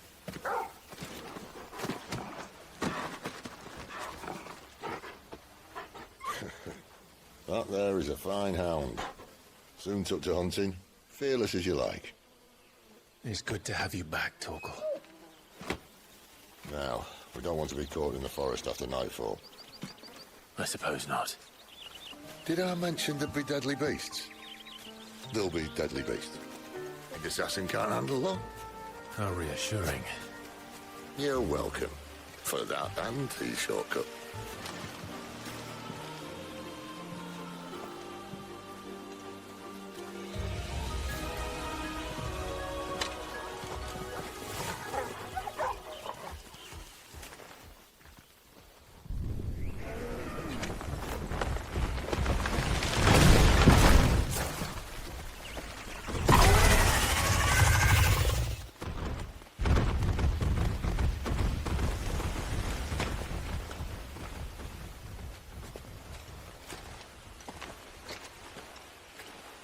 What in good Grieger's name is he doing this far south? Looking for food. No more wolves where he's from. The north was one of the first parts of Storm to fall to the Blight. Poor sod. I'd invite him over for a cup of tea if I didn't think he'd eat the dog.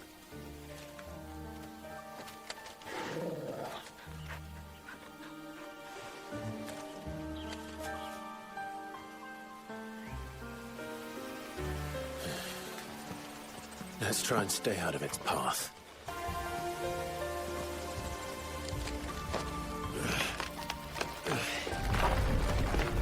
After you. Thank you kindly.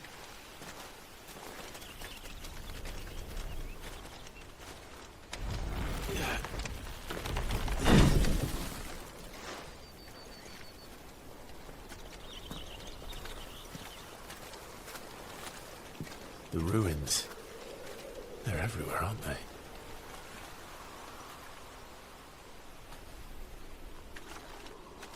Some say there was a time they blocked out the stars. Down was the only way left for them to go. There's probably a lesson to be learned from that. But it can wait. Come on.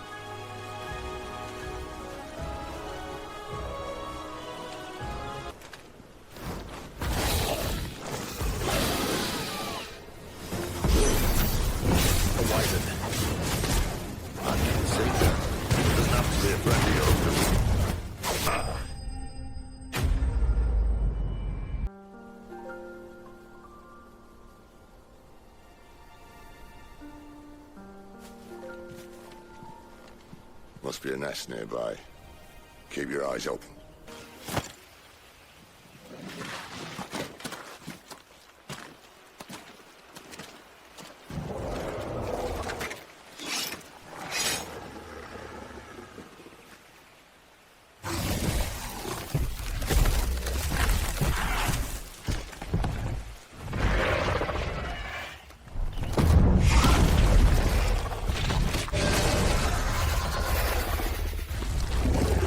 Sword sharp. You'd better hope so. This shouldn't take too long. So much for your shortcut. Still short, just not quite as quick. It'll be a damn sight quicker if you help me. I thought so, exactly.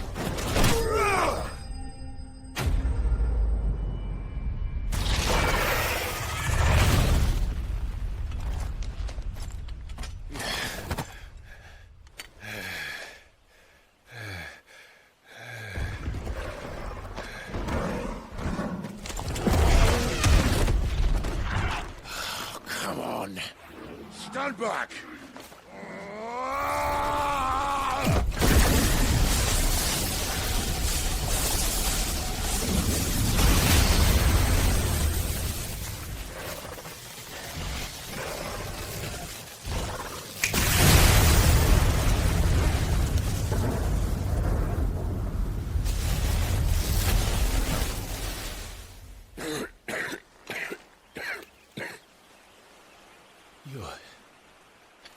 You're dominant. I am. Aye. Well, not by choice, mind. Whole bloody realm of strapping young lads. And it was this sorry sack of bones Ramu saw fit to home.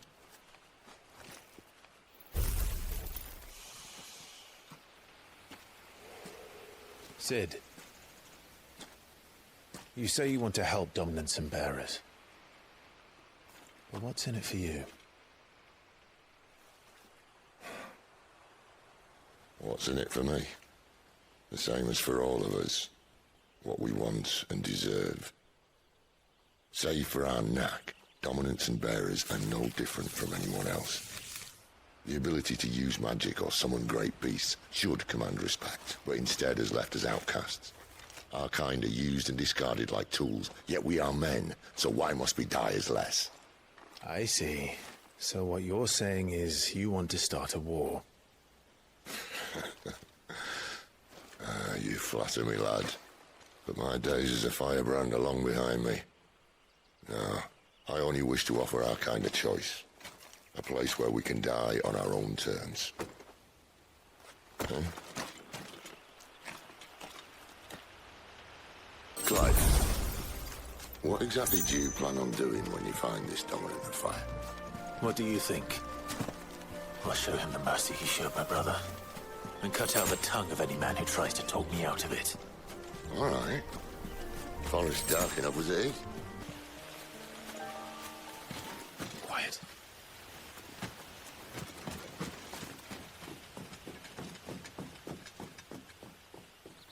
A Royal Scout. Someone's far from home. Let's follow him.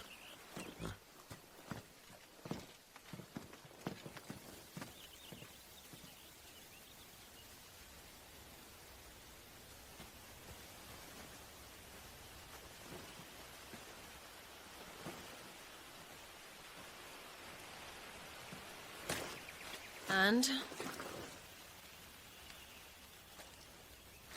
They're just down that way. All of them. Grieger's my witness. Excellent.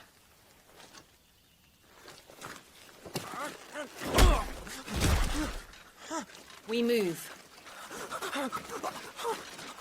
I don't understand. Have I not proven loyal?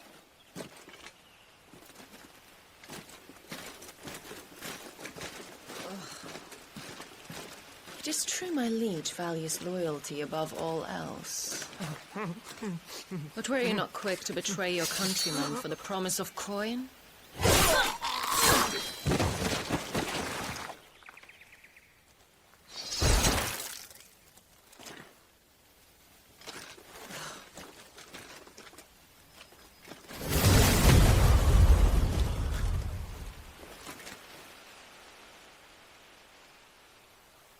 That woman. Benedicta Harmon, commander of Waloed's elite intelligences. If we can capture her... You! Weapons on the ground, Imperials!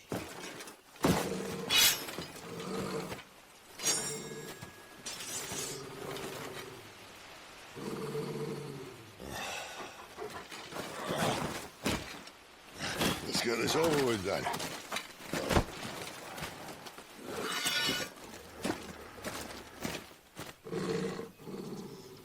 At least they're not giant lizards.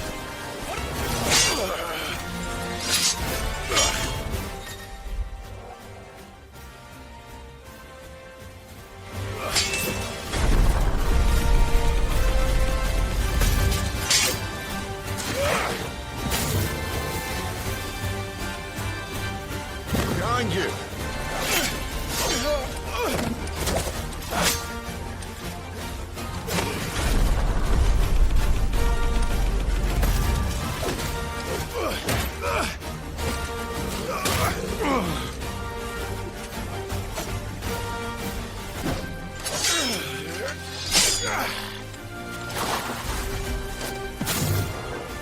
this time.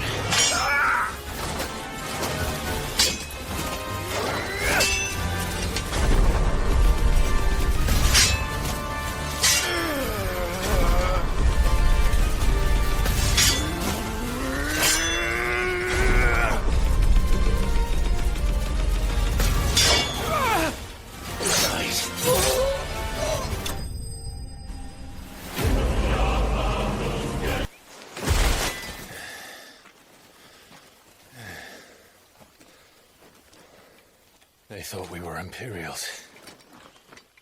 Well, you do look the part. Though you fight like a true shield of Rosaria, and one blessed by the Phoenix at that.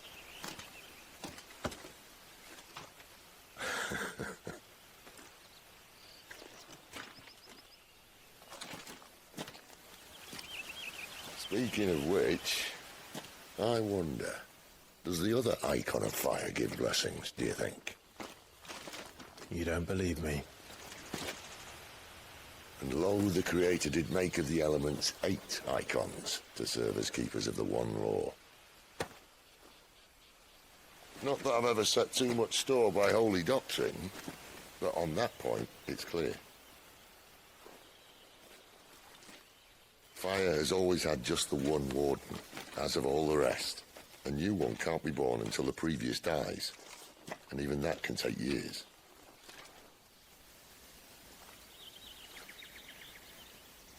The thing is, you don't strike me as a liar. Which leaves but one person who might be able to shed some light on the matter. And they're in Lost Swing.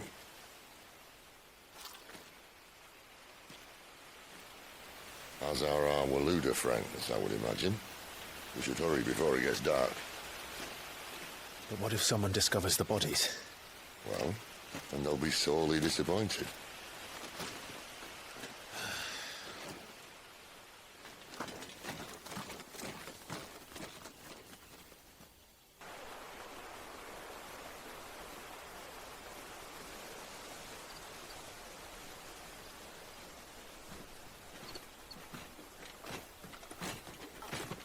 So much for arriving before sunset. Oh, I didn't realize we were this close. Any idea what that is they built the village around? The Fallen Ruin. I've heard some call it an airship. Though its flying days seem to be behind it. It's a shame, that. You truly think a dominant's waiting for us in that village? My scout has never given me any reason to doubt him. Which is why I think we should hurry. Come on.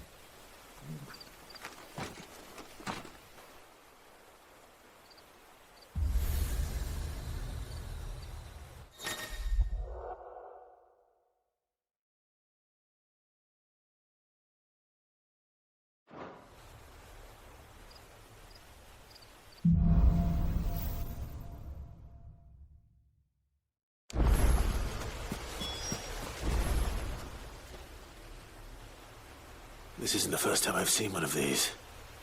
Perhaps I can use them as waymarks.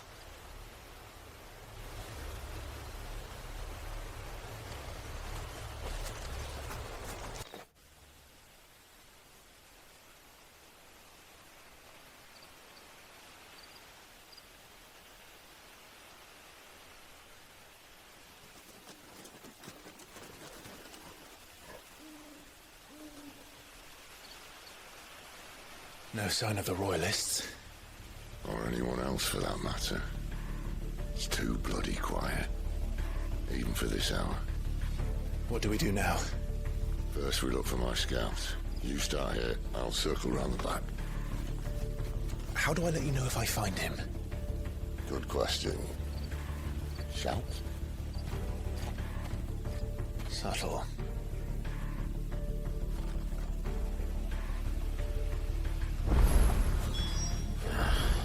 I don't even know what he looks like.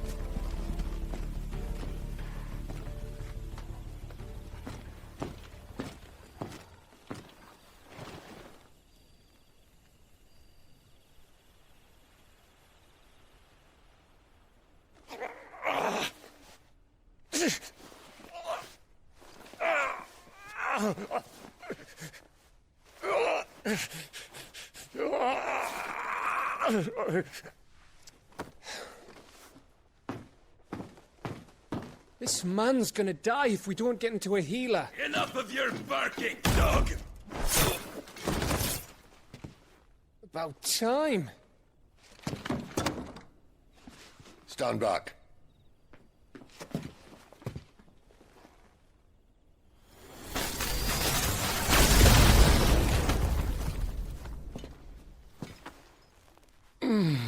Who the hell are you? Clive! Thought you weren't coming. You still alive, Gav? Barely. Been doing what I can for the villagers, but... I thought you were joking. It's all right. He's with me. Is this everyone? No, there were others. A pair of royalists came for the bearers just before you arrived. Was a dominant among them? Maybe. It's not like he was holding a sign.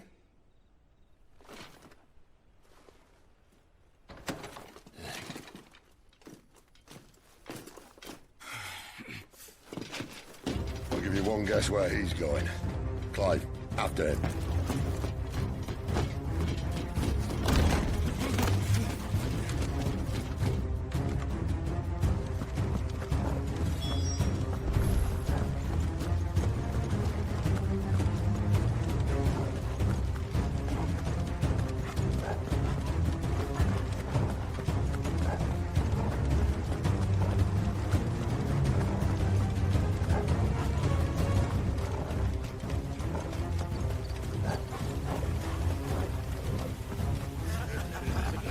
Any word from the scouts? Not yet, my lady, but we have the Dominant's companion. It's only a matter of time before we seize our quarry. Very good. And what of the others? The bearers have been taken to Caer Norvent. Some may still be worth keeping should the Dominant elude us. All is in hand, my lady. They will not be spoiled. I give you my word. Gentlemen, a toast! Will you join me? My thanks. To Our Lady of the Wind. And the King!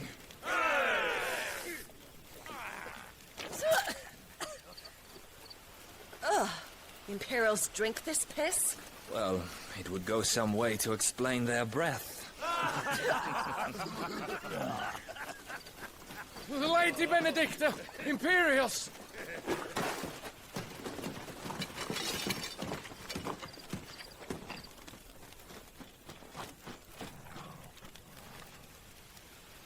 And instead of killing them, you lead the rat straight to us. Mercy!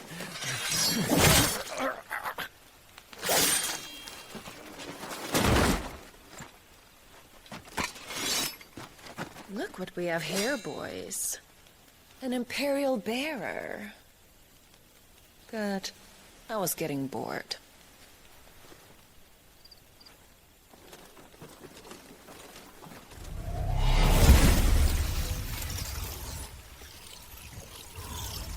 Boo.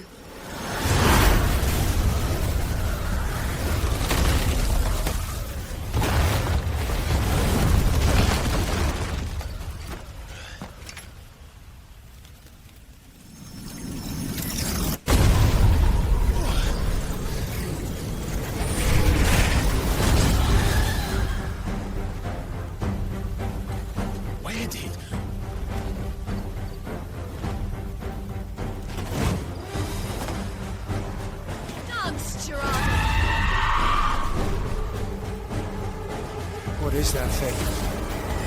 This means what I think it does. Sid has some explaining to do.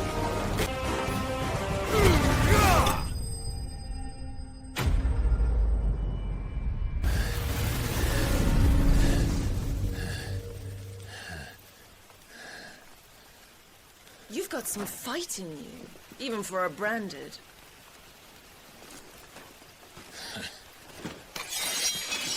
Clive!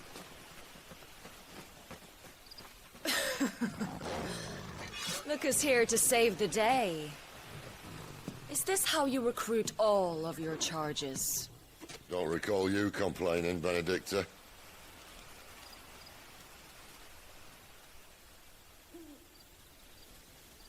So, Sidolphus, remind me, why was it that you betrayed your kingdom? I asked you a question, Lord Commander. Why? Because I'd had enough of you and your king's antics. And yet here you are, stealing my branded.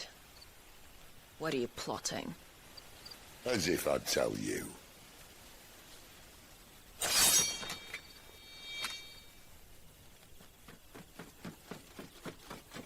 Lady Benedicta, we have secured the dominant. Always something, isn't there?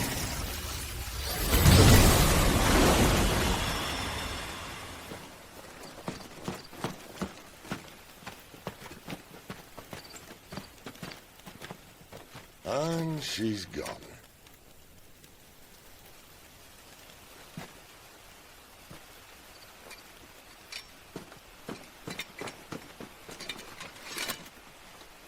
Did she say where she was going? No. Then we head back to Lost Wing. One of the villagers may have heard something. But we can't just... Which is why I sent Gav. The man has a nose for these things. Trust me.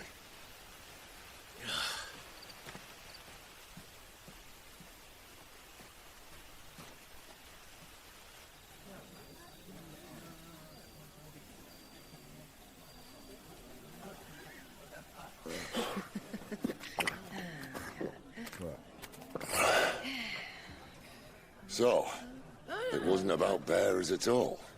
They were looking for a dominant. Yeah, that's right. Thought we were hiding the bastard.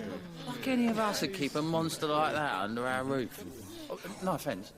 When no one talked, they started rounding up everyone with a brand. And then everyone without one and all. And locked you in the cellar, hoping sooner or later someone would break.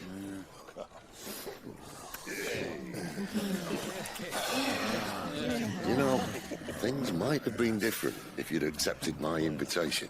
Oh, don't remind us. We were all saying the same thing. This is our home, innit? Don't mean we won't out when we can, though. And that, I'll drink to.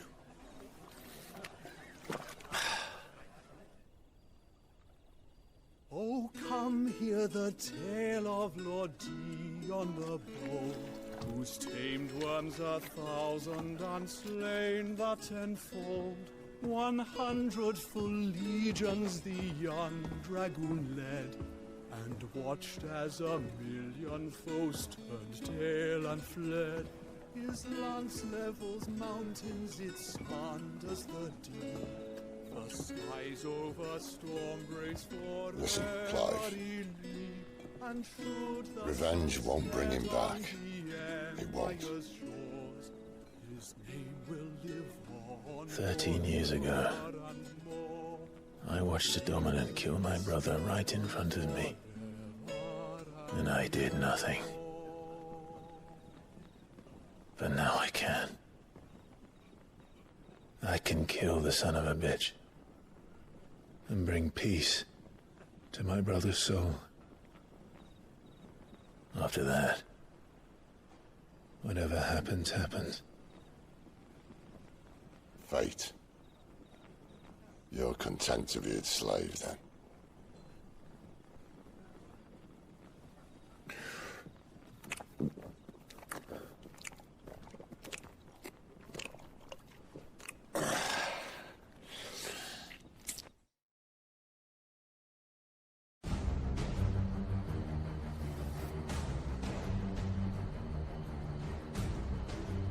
His radiance would have us believe the Imperial host invincible.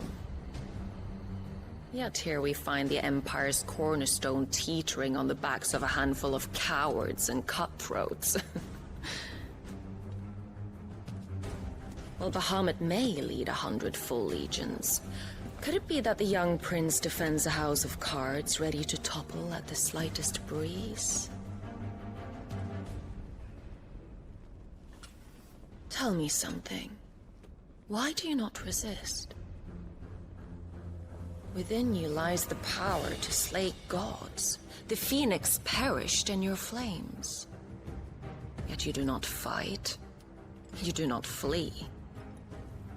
You refuse your gift.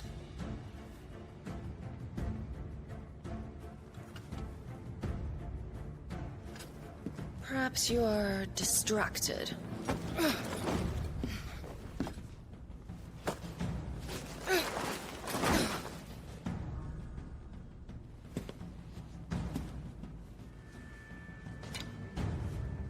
My offer still stands. Join us and you will be treated with the respect one of our kind deserves.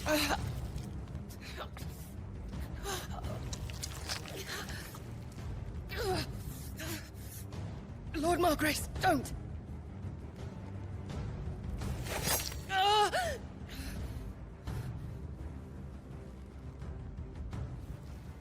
I'll give you a moment to consider your options. Do be gentle with them.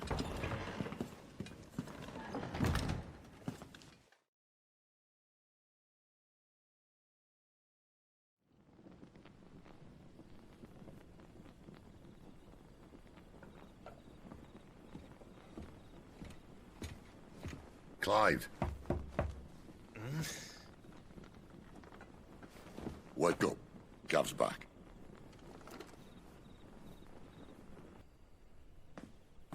Cairnarvon.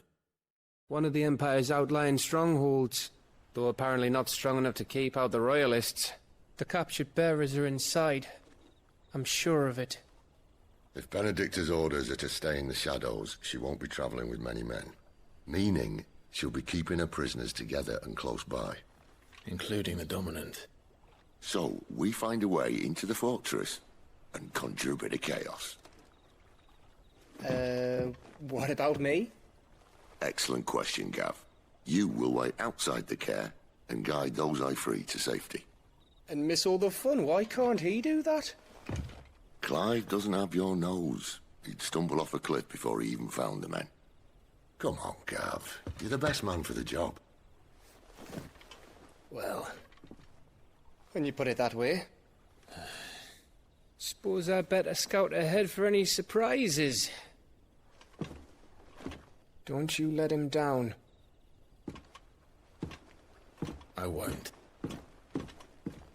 All right. Shall we? Not so fast. We wait until tomorrow. But he's right there. And if we leave now, we'll arrive just as the sun comes up. Maybe join the guards in breaking their fast. Come on, Clive. They only just took the place. They'll be there a while yet. We've got one chance at this. You don't want to waste it, do you? No.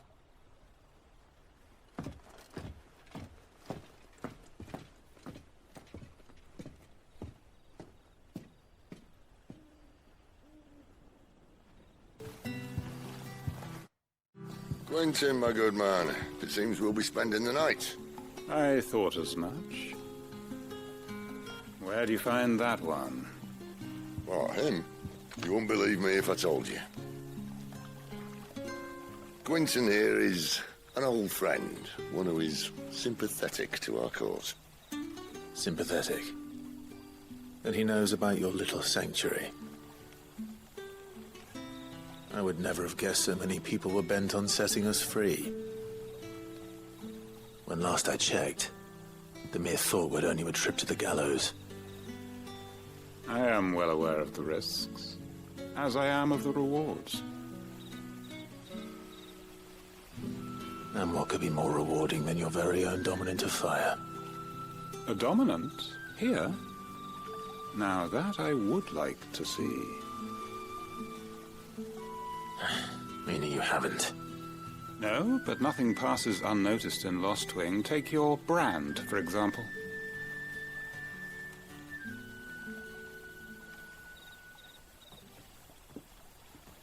People will see that at once. And I need hardly tell you how they will greet the inquiries of a bearer.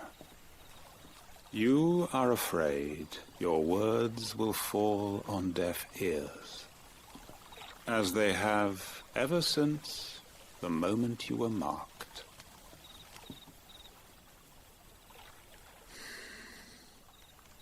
Happily, I can provide a solution to your dilemma, as a favor to Cid, that is.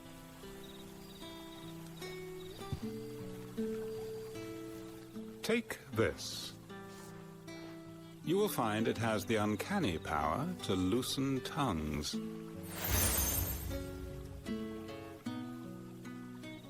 May the mothers guide you.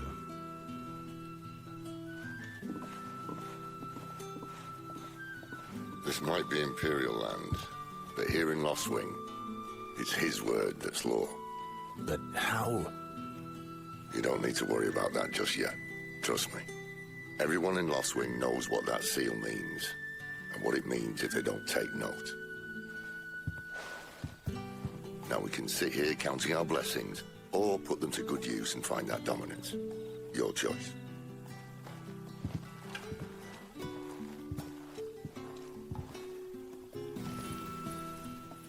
That a hanged man I see? Master Quentin must think you're important. It was a good thing you done today, getting rid of those bastards. If you hadn't come when you did, I'd be on my way to Ash by now, along with the others. Poor buggers. These others, was there a dominant among them? A dominant of fire? Might have been, yeah. Royalists seem to think there was, anyhow.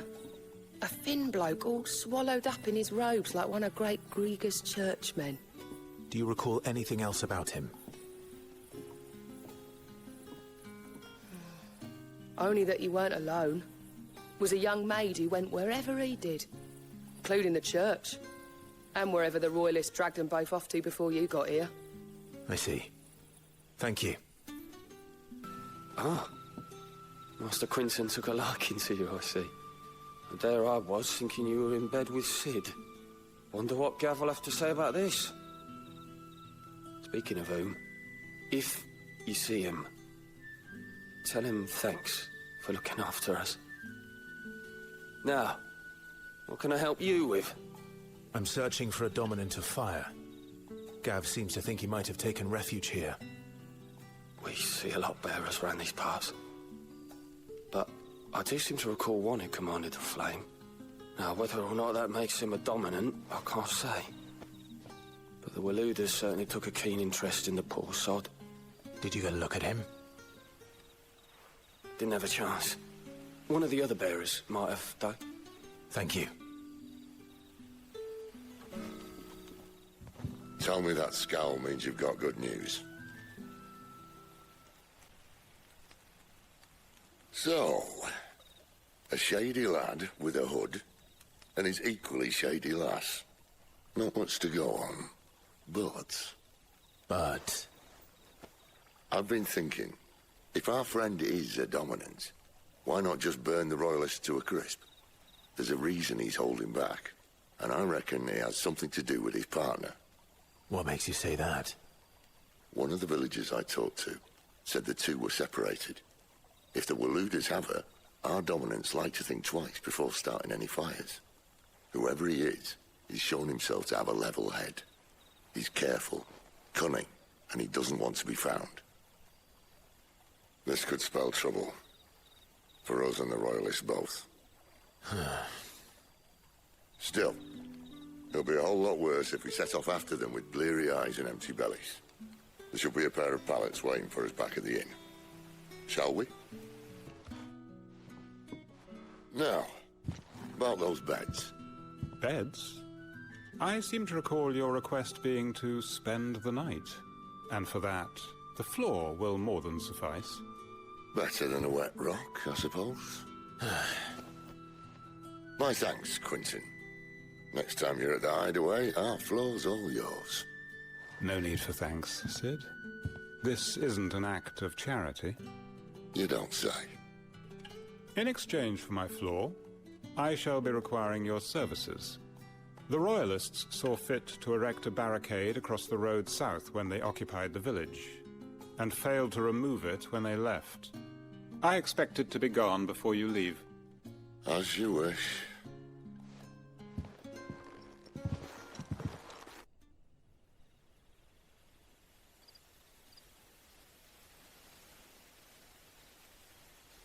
Well, that took longer than expected. First time dismantling the barricade? It gets easier, don't worry. I won't. If we leave now, we'll arrive at the care when the shadows are at the deepest. Unless you'd rather wait. No more waiting. What are the Royalists thinking?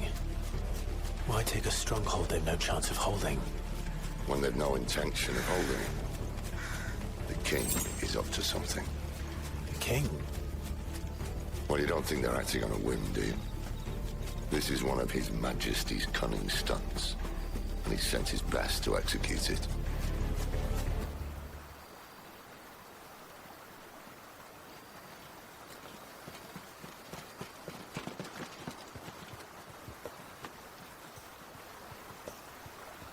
Much as I enjoy battering down the front door, I hazard this endeavour will require a bit more tact. There's an old sluice that empties under the bridge. It should see us through to the lower levels of the care. Sid. We both know why I'm here.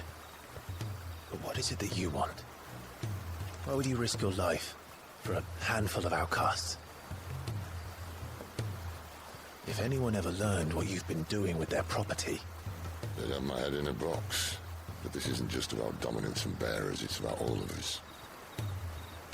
What I want is to build a place where it doesn't matter what you are, but who you are. But our world isn't ready for a place like that. So, until it is, I use the power I've been given to show people there is hope.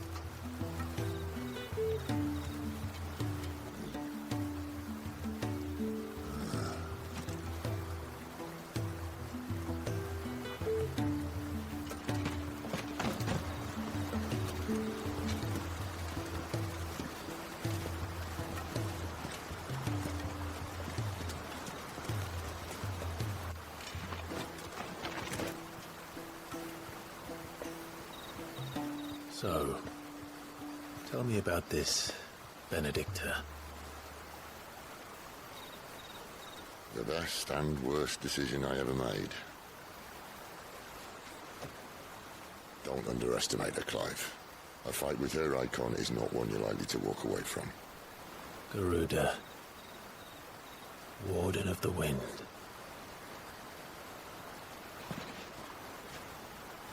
Hey? Hmm?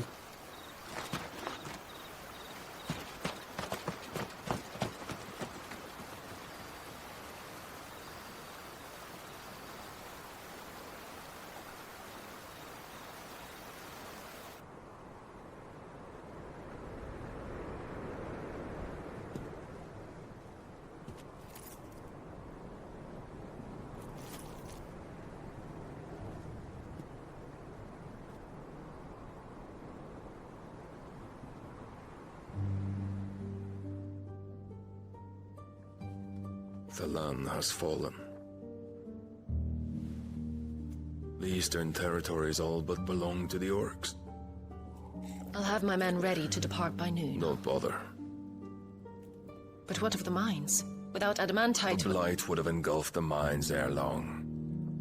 Besides, you already have your orders. Yes, my liege. The dark swallows more of the realm with each passing day. The land starved of the ether that gives it life.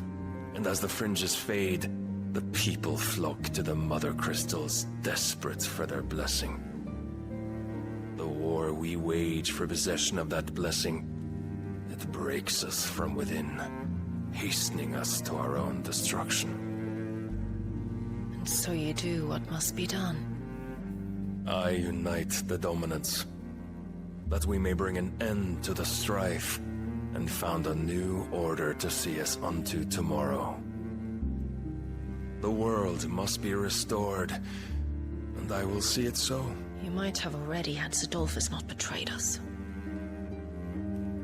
Him again. Lust you still for his embrace? But... of course not. My liege. I serve you, and you alone.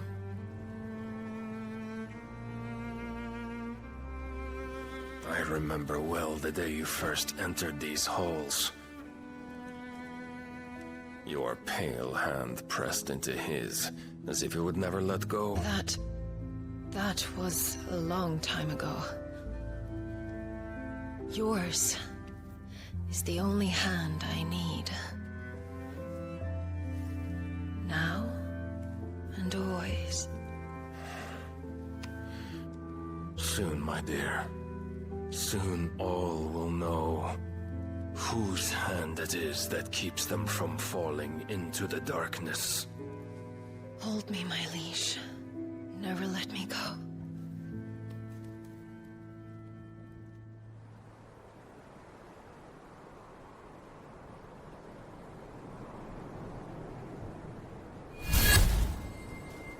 One of our sentries has failed to report, milady. Your orders? Pull the men back inside the care, Geralf. He is here, then. Have them lead Cid and his little pet to the chapel. I shall entertain them there.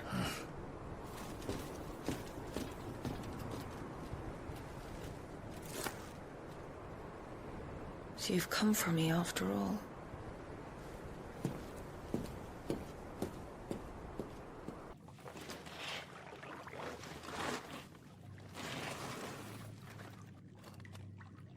All clear.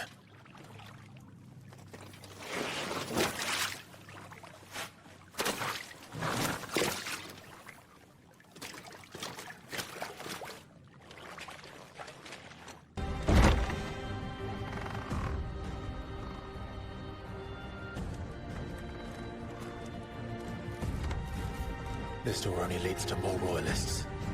We'd better find another one. Take your pick.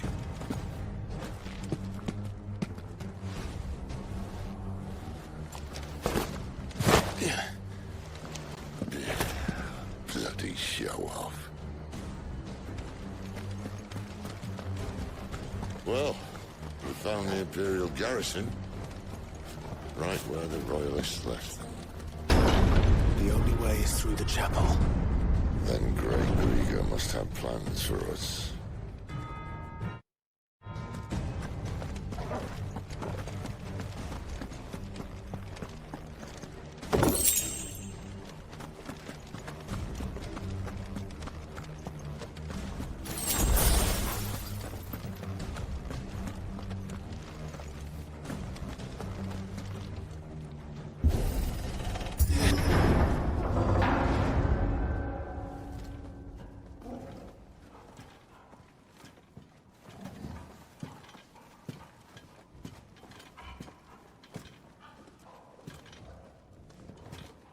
What the hell happened here?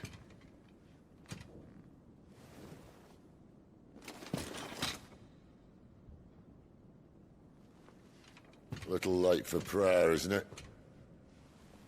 Do I seem so desperate as to grovel at the feet of a false god? I was waiting for you. Not for too long, I hope. All this for a midnight chat. Well, let's chat then. Where are the men and women you took from Lostwing?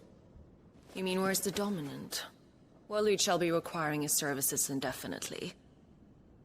Come back to me, Adolphus. I need you. Think of all the things we can create together. The world that we can build. You need me? Your king needs me. I'm all for building a new world. Just not his. That bastard's dreams are as twisted as his promises are false. And I want no part of them. King Barnabas saved you, and this is how you speak of him. Have you no shred of loyalty? What? To a leader who'd use me? Like he uses you. You know nothing of me, Sidolphus. You're right. I don't know who you are anymore. Or what you want. I only know what you used to say. That you were tired of running. That you just wanted to be free. Free of it all. You weren't lying to me then, so what changed?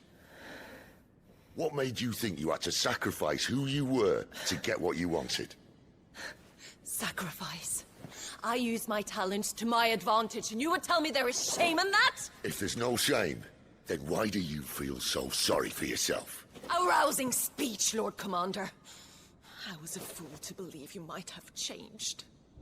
The only person I feel sorry for is you! I can't do this anymore.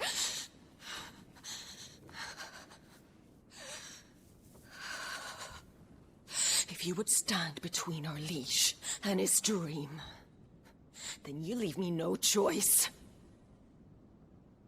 Goodbye, Sidolphus.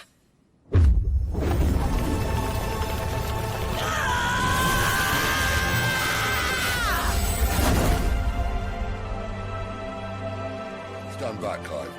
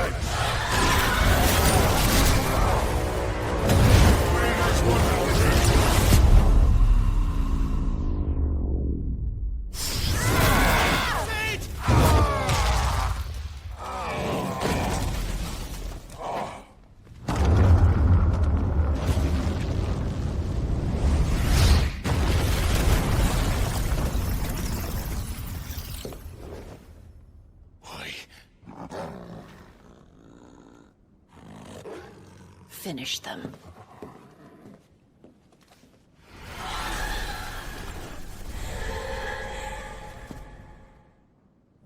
Well, Sid. At least it's not 3 against 1.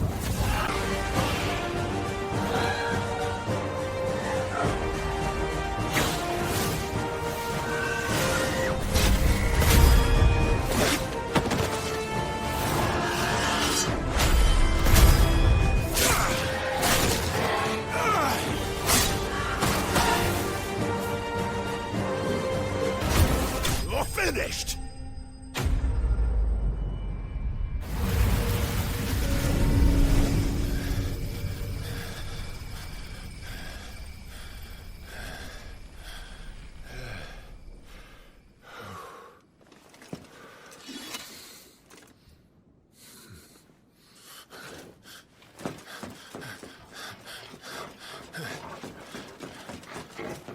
Sid, are you all right? Do I look all right?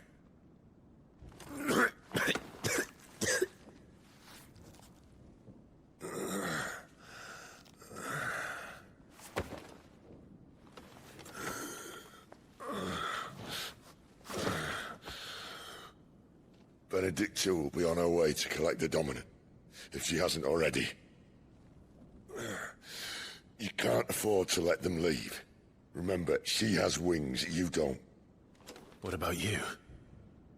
Before or after I catch my breath? Sorry.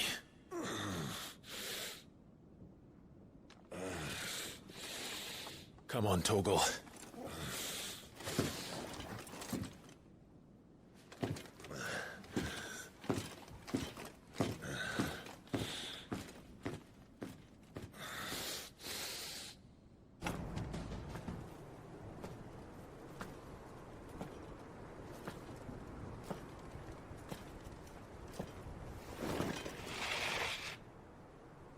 I confess I expected more from the old man.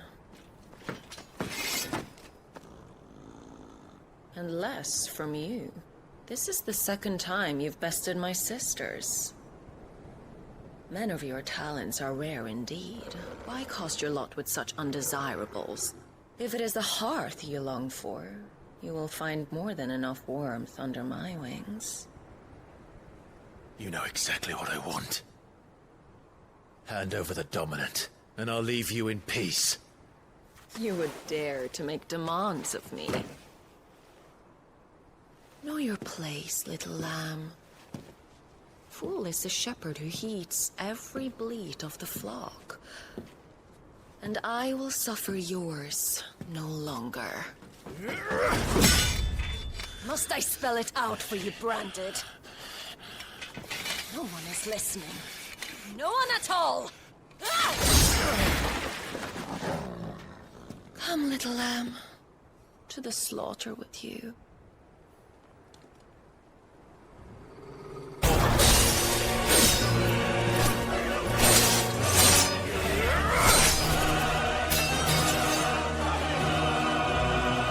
Where is he? I won't ask again.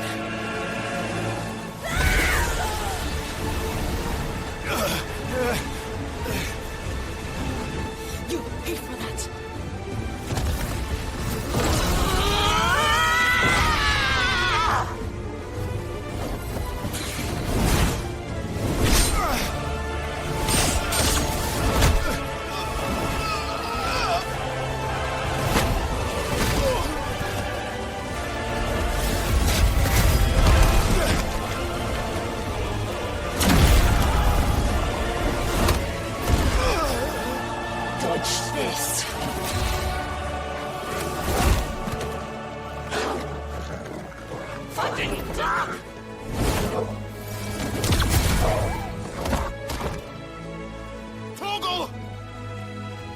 Cry all you like. There's no one to save you now.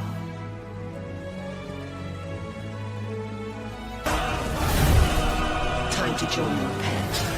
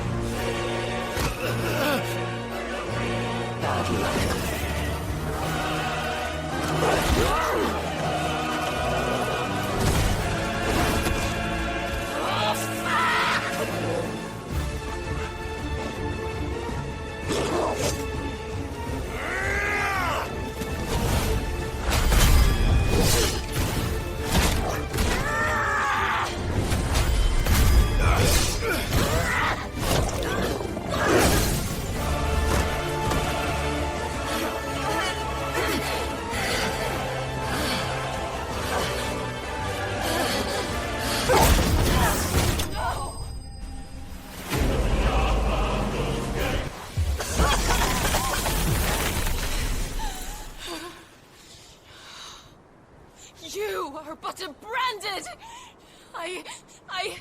How? How did you do it? How did you even survive? How? The answer is simple, Benedicta. He was fighting for something he believed in. Shut up! Why aren't you dead? We've played your games. Now tell me where he is. Who? What are you?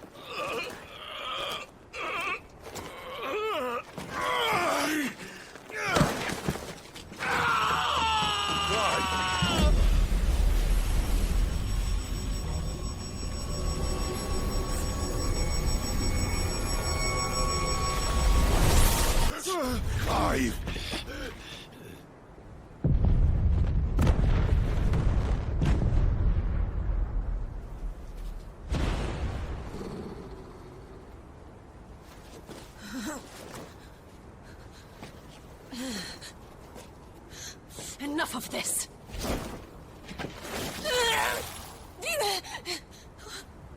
What?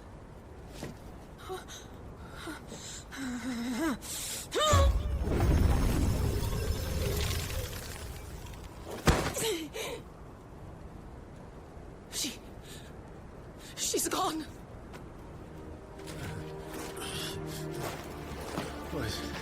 What's happening?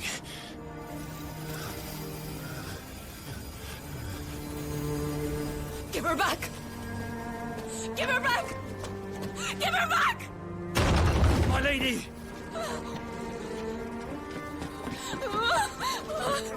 Where is she? Where is Garuda? What have you done to me? What have you done? Look at me, my lady. We need you here.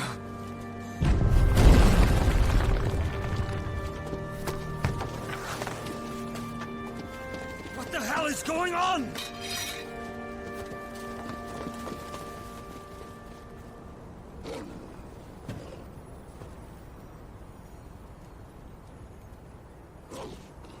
Her power, you took it from her.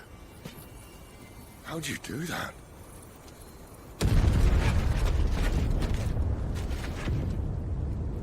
Fuck me. I hope the bearer's found a way out. Clive, this place is ready to collapse, and I'd rather not be here when it does. If your dominant started this fire, and I'm betting he did, he'll be long gone. Damn it all.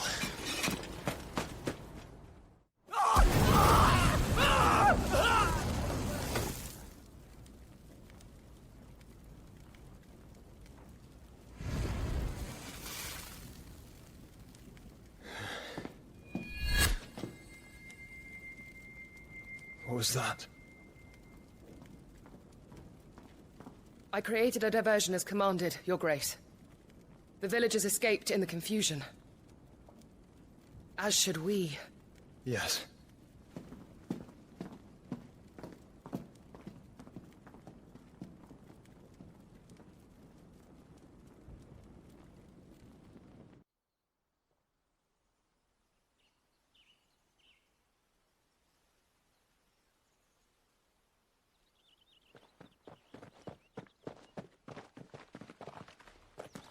Oh, look. Morning has broken. And here come the cavalry, itching to butcher the bastards who made them miss their morning gruel. Go on. If they catch us leaving a burning care, people might jump to conclusions. Right.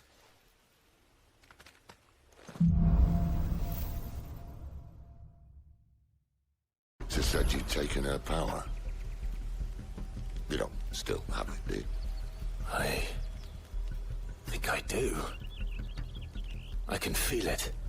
It's inside me, along with the flames. Well, are you not keen to try it out? What could possibly go wrong?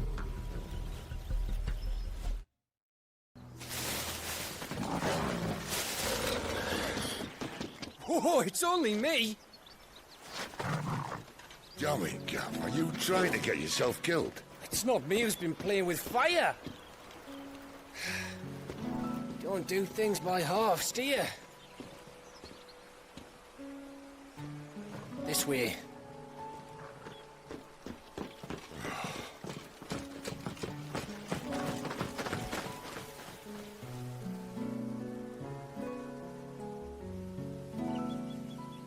So if it wasn't you or him who freed the bearers, who was it? Good question. Someone who didn't have their hands full fighting a bloody harpy, I guess. But what matters is they're safe. Something they wouldn't be, had it not been for you, Gav.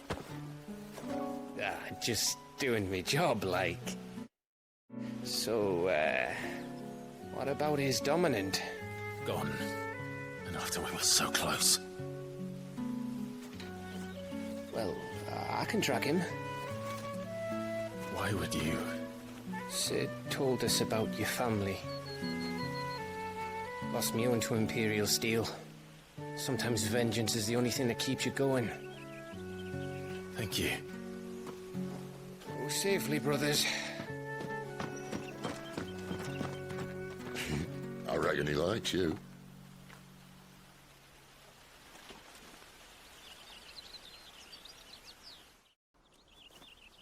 She's gone. She's gone. My lady, you have to hold on. We're going to get you. Gone.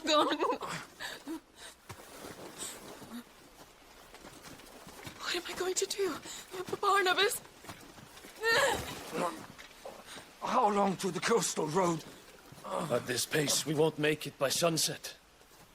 He'll know. He'll cast me out like all the others. What am I going to do? What am I going to do? My lady.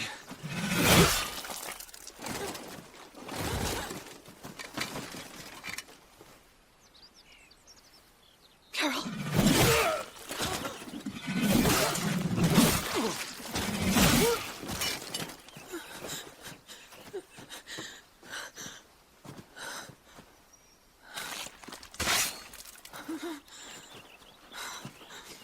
What do we have here? Fetch a good price, I reckon. Well, we'd be doing the slavers a disservice if we didn't praise her work. Stay away!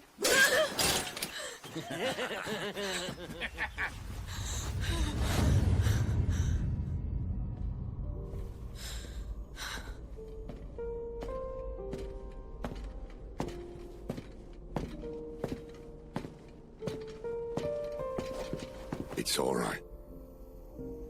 They can't hurt you anymore.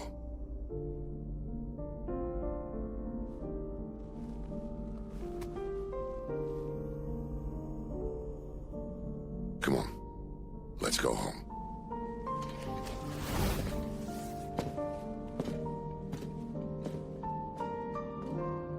Is this it, Adolphus? My punishment for not listening to you?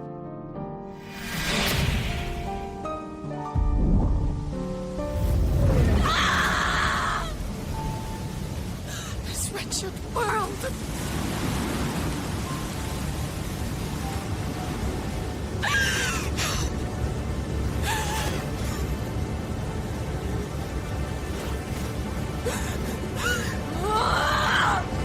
Deserves to die. It all deserves to die! Die!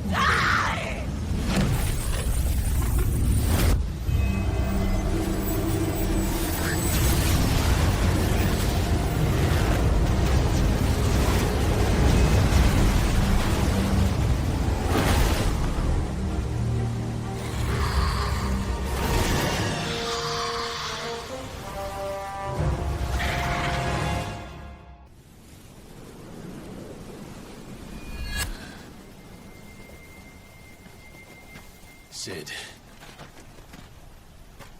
Do you feel it too? Garuda.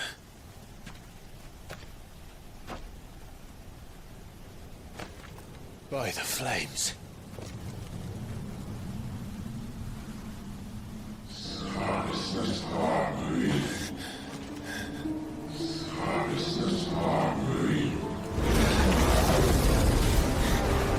drawn in too much ether. She can't control it. If Garuda isn't stopped, that vortex will swallow this whole forest, and us along with it. And I'll stop her. You'll stop her. I heard it again. Someone is calling me. Damn it, lad. That doesn't mean you have to listen. Well, I should have gone with you.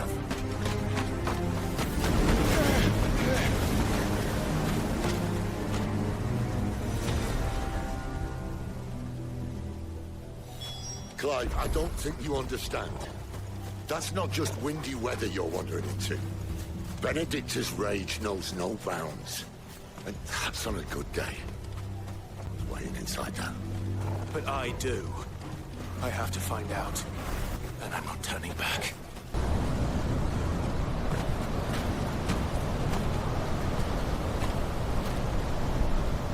He's in there. I know it.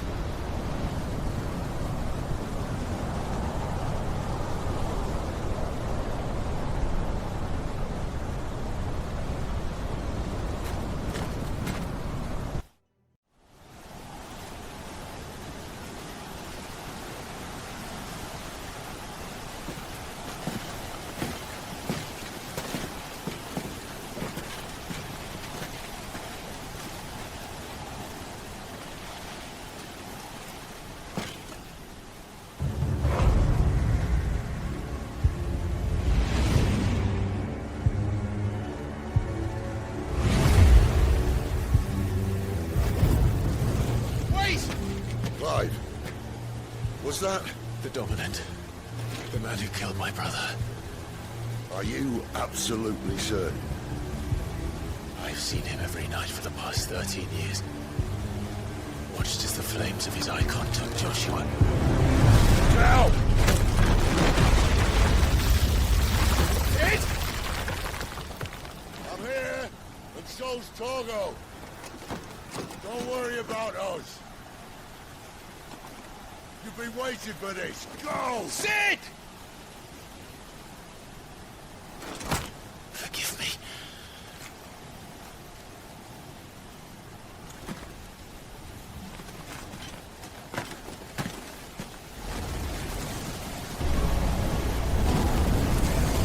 You called me! Why?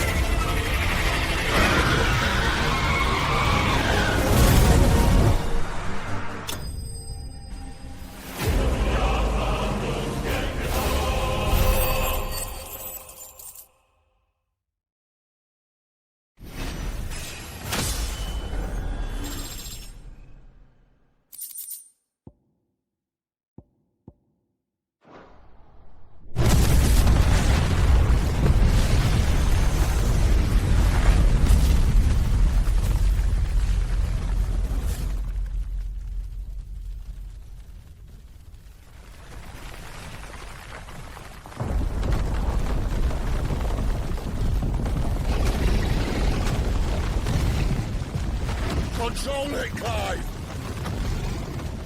It is you, isn't it, Clive?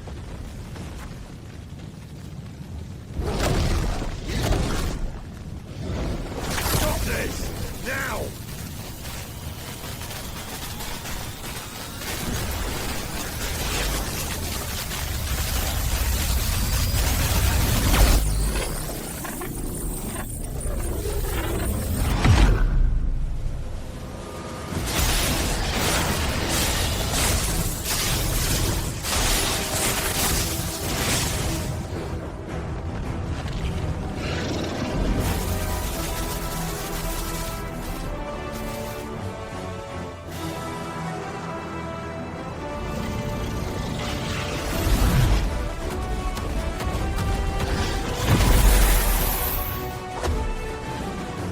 I said stop!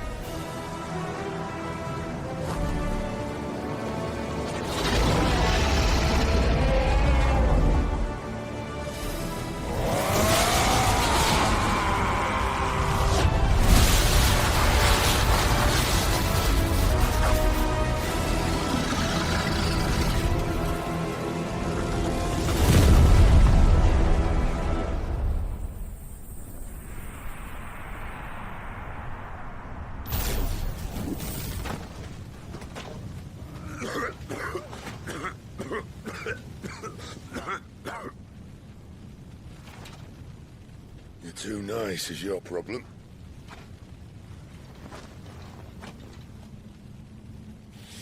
Bloody mess, this.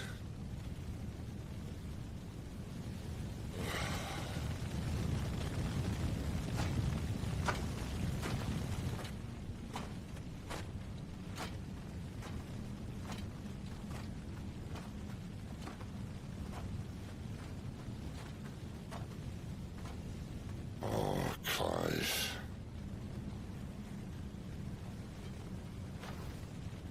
The ghost you've been chasing was inside you all along. They'll be damned if I know what that means.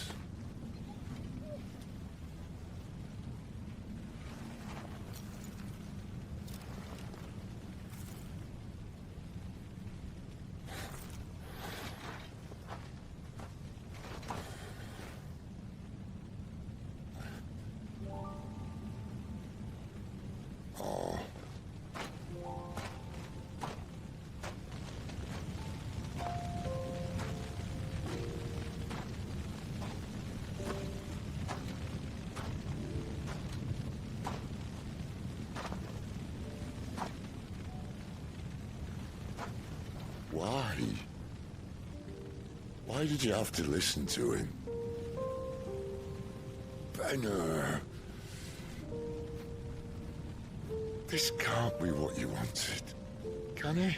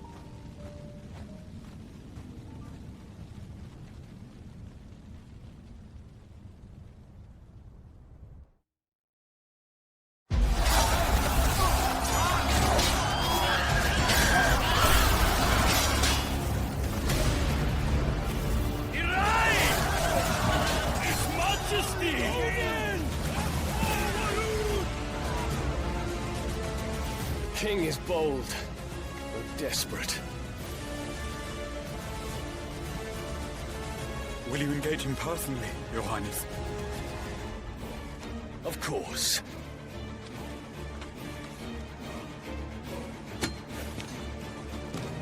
Grigor's breath fill your wings.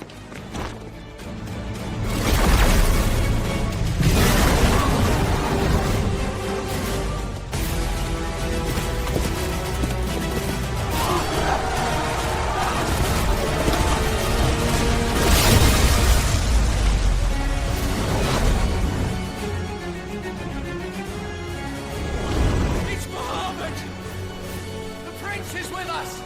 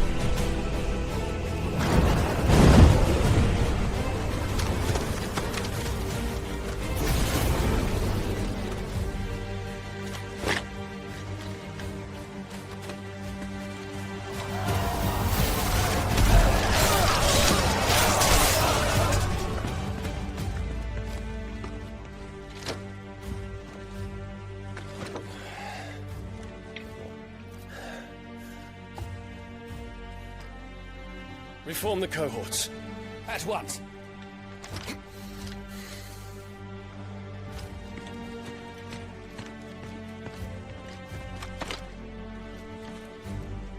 Your Highness.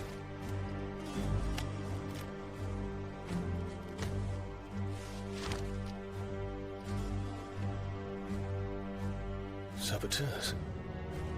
Their attacks are frequent and widespread, even in the Holy Capital. The capital? What of my father? His radiance is safe. But he has ordered the city guard strengthened. We can expect no reinforcements.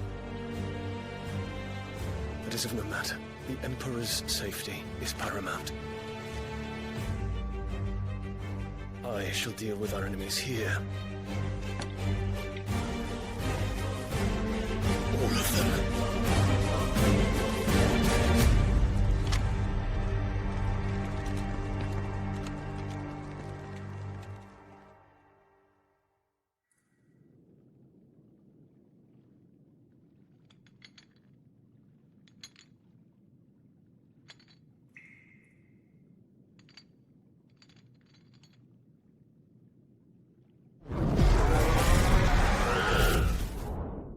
It was me.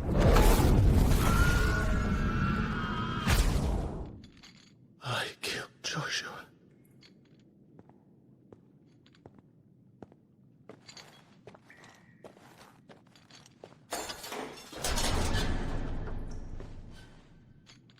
Ah, you're awake.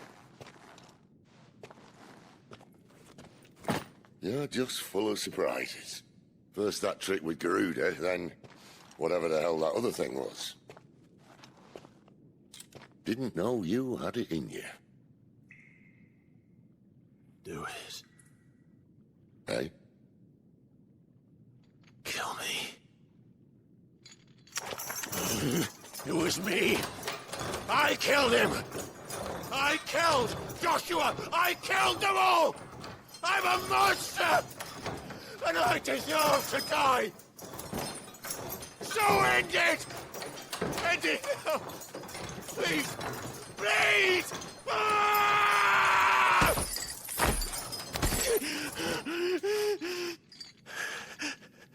I reckon I can take you, if that's what you want. But first, I thought I'd give you the benefit of my timeless wisdom. It seems to me, you see, that since you're still breathing, you might as well make yourself useful. Get dressed. Pretty as you are, you're not my type.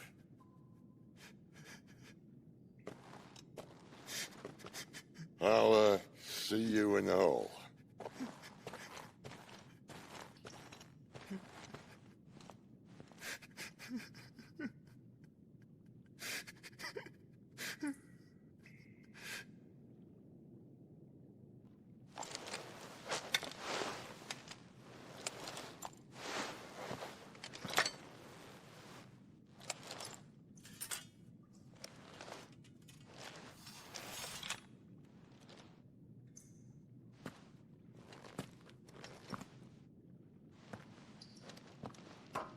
What are you going to do now?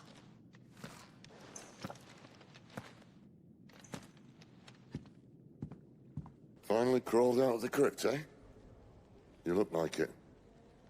Although I thank you for doing us the courtesy of covering up. Don't.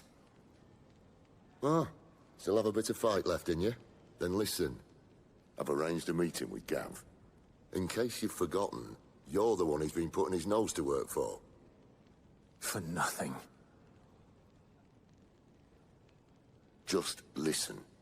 While you've been relaxing in your cell, Gav's been busy sniffing out your dominance. And according to his last report, he's picked up a scent. Gav's gone to a fair bit of trouble for you. The least you can do is hear the poor bugger out. He's going to meet us at the King's Fall. Pack your stuff. We'll leave as soon as you're ready.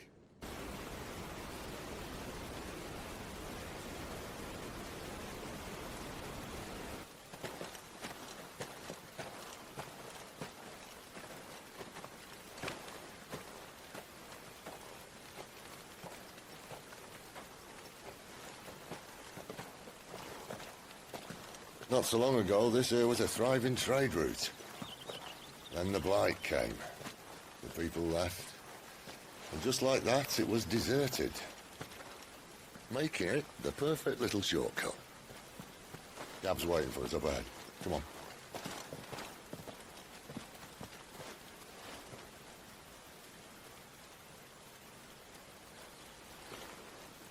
Still feeling sorry for yourself?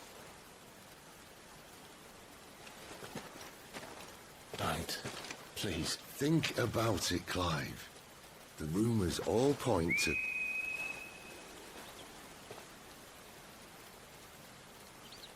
That was an Imperial signal. They shouldn't be here. The old fort's been abandoned for years. Our little chat can wait. I need to see what the bastards are up to. You go on ahead and meet up with Gav. But we both know that... No buts about it.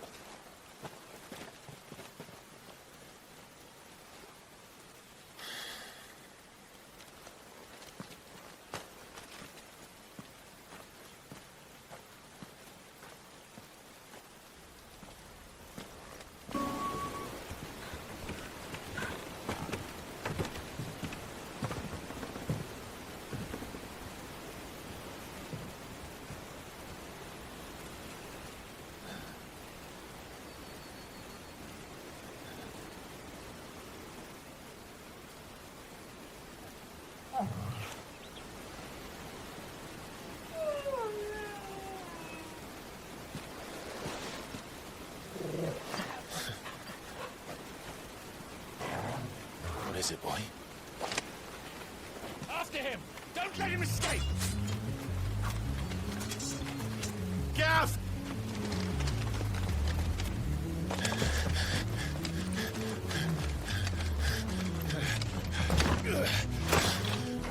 Who goes there?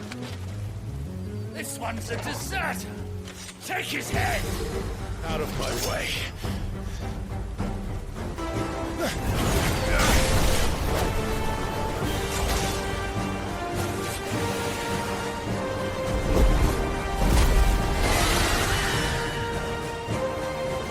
There he is!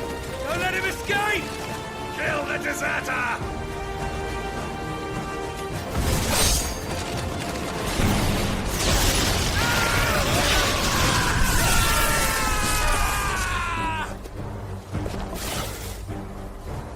Clive, what's the situation? You're late! Gav's in trouble! What? The Imperials are on his tail! We have to get to him before they do. Understood. I'm here to even the odds. Any objections? I'll take the dragon. Take the dragoon. Since when could these bastards fly? But what goes up must come down.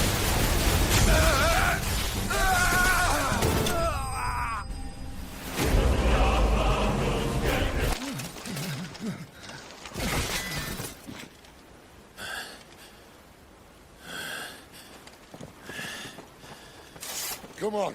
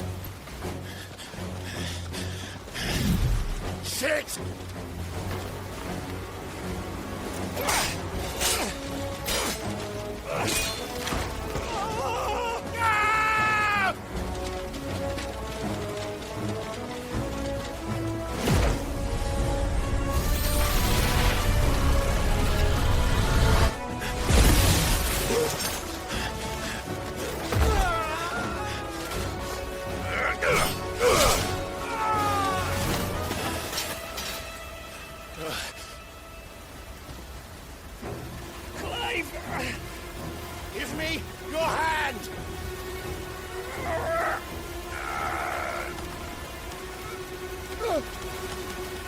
Help me! Help me!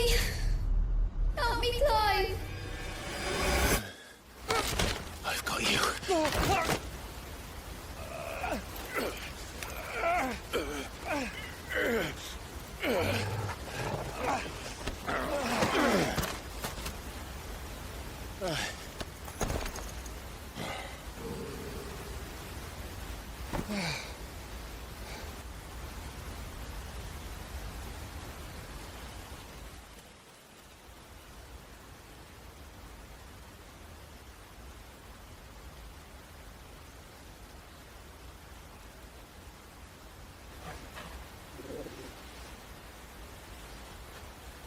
There. Clive doesn't have your nose, I said. He'd stumble off a cliff, I said. That's the trouble with a nose like mine. Can't help sticking it where it's not wanted. But if it wasn't for you two, my sniffing days would be over. Thank you. Truly.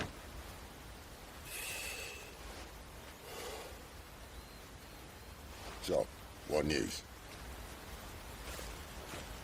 Well, found out where your friend's heading, for one thing. Gav, Him and his mate are on their way to your old stomping ground, Rosaria. You should have seen what they did to the Imperials who tried to stop them. There's no question about it. He's a dominant of fire, all right. He can't be. Clive, I saw you turn into an Eikon before my very eyes. And yes, there's a good chance it was you who killed the Phoenix. But we weren't alone, were we? There was the fellow you saw enter the whirlwind. I saw him too. You didn't dream it, Clive. He's out there. But who is he? Don't ask me. I don't bloody know. But I do know one thing. You're gonna find him and find out. After all, you swore an oath. What? You swore you'd avenge your brother's death. That you'd never rest until you'd hunted down the man responsible. So, find out if this man's responsible, and kill yourself if he's not. Sid, Don't thank me. Thank Gav.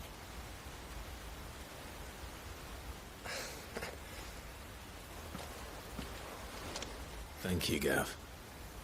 Yeah, well.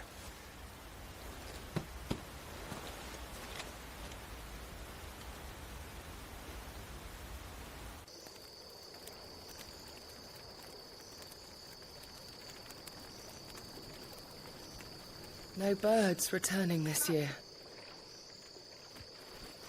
The Deadlands have swallowed their roosts, like as not.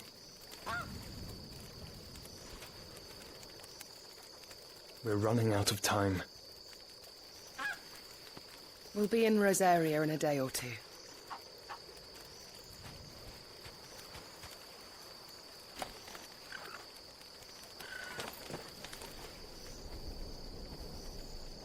Back to where it all began.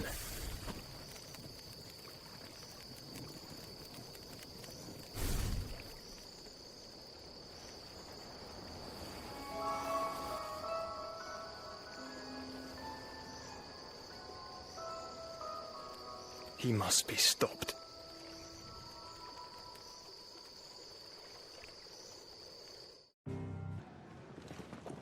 Spitting great gouts of fire he was, like a bleeding volcano. Ever seen a volcano? What?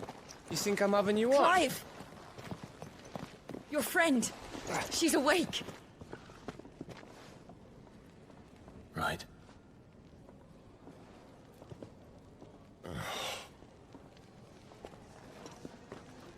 Go to her, you fool.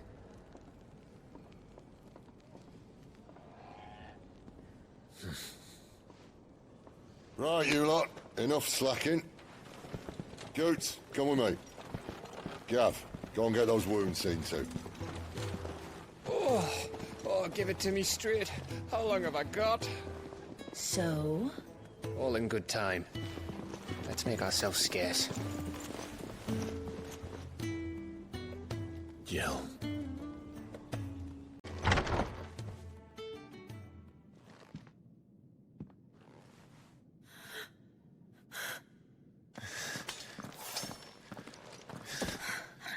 It's true then. It really is you. It is. Clive! You're alive. So are you. I still can't believe it. Are your wounds healed? Yes. Talia told me what happened. You saved my life. After nearly taking it, I had no idea.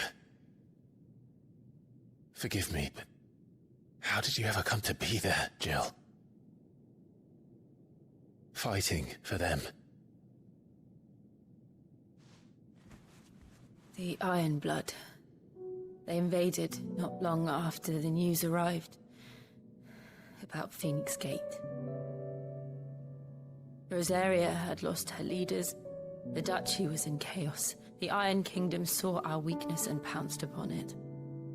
They killed the men and captured the women. And took you back to Ironhome. I thought they meant to have their fun with me before the end. But the end never came. My powers awoke, and everything changed.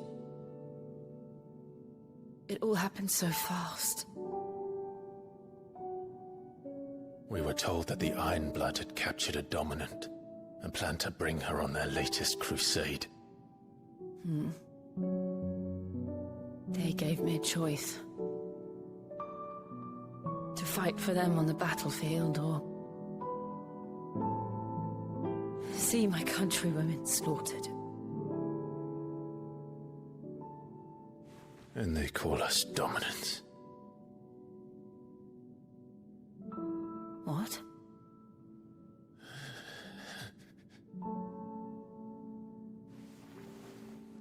What happened to Clive? What happened at Phoenix Gate?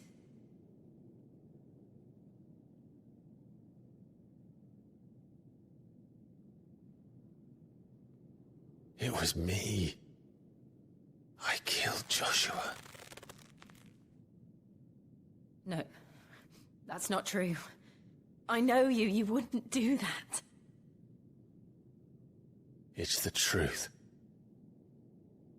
I changed into him again, not long ago. The second Icon of Fire. The one responsible. Clive. When I think back to that night...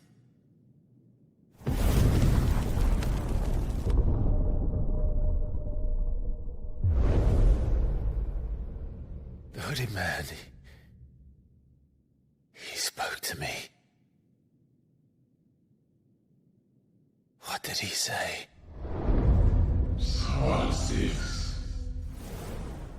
We have found you. What did he mean? Clive, we should go back there, to Phoenix Gate. I need to know what really happened, and so do you. You need to know for certain. And if what you told me is true, and you did what you said you did, then we will face it together. Jill, all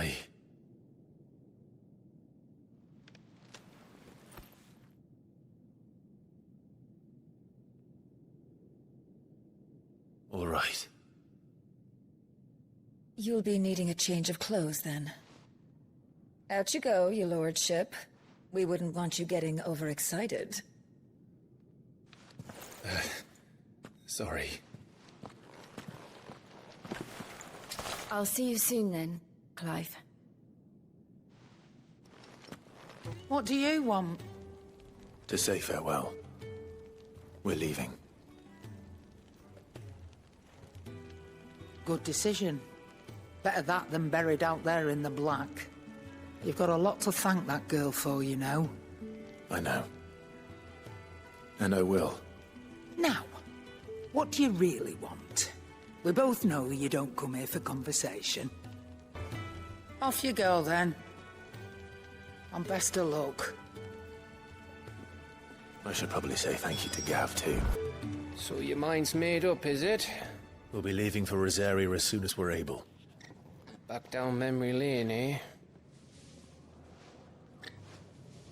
Rosaria ain't what she used to be, Clive. Not since the Imperials moved in. First sign of trouble, you make straight for Martha's Rest and ask for the landlady. She's a friend of the cause. Tell her you was Sid, and she'll help you out. Understood. Thank you, Gav. Yeah. I'd be lost without you. Yeah, I'm just doing my job. No need to make such a fuss. You take care, all right? Oh, I'm crap at goodbyes. Where's Sid when you need him? Give him my regards when he gets back. I will.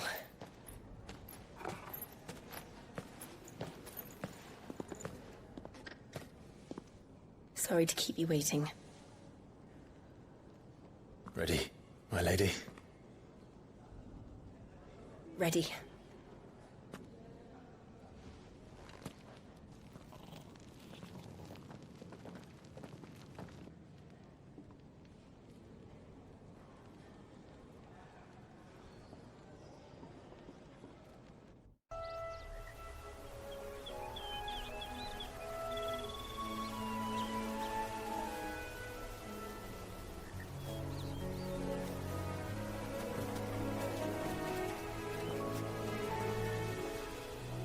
Rosaria.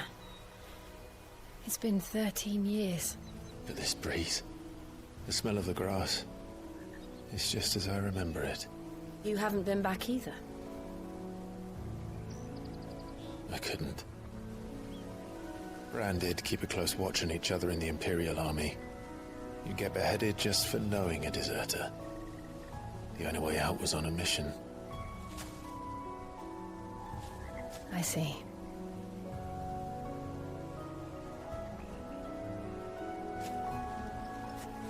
But mostly I was afraid.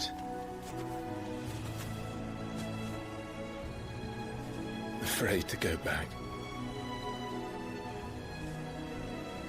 I know.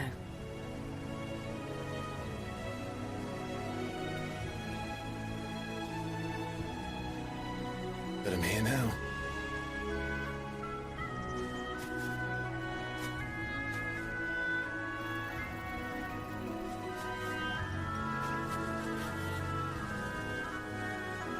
Thanks to you.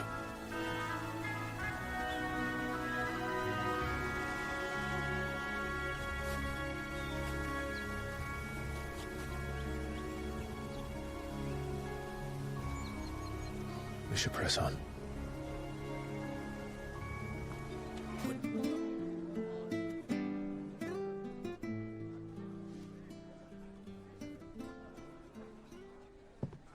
Excuse me. Would you happen to be the landlady? Depends who's asking, and why they have an Imperial bearer with them. For protection, which hopefully won't be needed. If you can advise me on the safest route to the west. It's your friend here I'd be worried about. Bearers don't have an easy time of it in Rosaria. Even a strapping lad like him might attract the wrong kind of attention. And if he gets nabbed, it ain't likely to end well for you either. Then we'll just have to stay out of the malicious way. Gav said he might be able to help us. Follow me.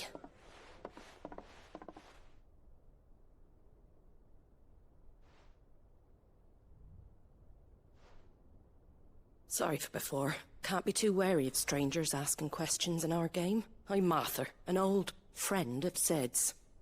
He said he had high hopes for a bearer who joined recently. I expect that's you.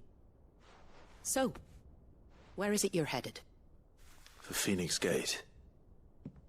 We have questions that need answering. Is that so? Well, if you want to avoid the garrison, the road through Eastpool's your best bet. Or it would be, if the bridge hadn't collapsed. A right bloomin' nuisance it is. We've had no trade with the village for weeks. I did ask our carpenter to take a look at it. But he went out on another job, and he hasn't come back. Do you think something might have happened to him? Fingers crossed he's just taking his time. The alternative don't bear thinking about. We'll find him. And make sure he's safe. We both need that bridge repaired. Your carpenter sounds like the man to do it. I see why Sid's got such a soft spot for you. If you could, I'd be in your debt. You said that he went out on a job? Right. He went down into the marshes to check on another bridge. The one by the Fallen Gate. The marshes were dangerous at the best of times. We should hurry. There's a ladder to the side of the gate. That's the quickest way down, if you've a head for heights. His name is Bernard. Should you find him well, tell him Martha sent you, and that he's wanted at the bridge to Eastpool.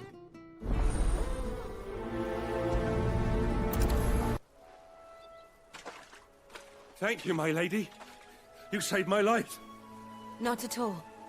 You're Bernard the carpenter, yes? I am. I didn't realize my name was known so widely. I'm a friend of Martha's. She asked us to come and find you. Well, I'm very grateful for it. I just finished checking these piles when I turn round. I see a gang of slavering monsters looking to feast on my flesh. If you hadn't come when you did, I'd have been snipped into strips by now. We're just glad you're safe. I best go and give my regards to the landlady then, eh? Actually, she asked that if we found you, we should beg you make haste to repair the bridge to Eastpool. Of course. I said I'd take a look at it, but it clean slipped my mind. I'll head up there straight away.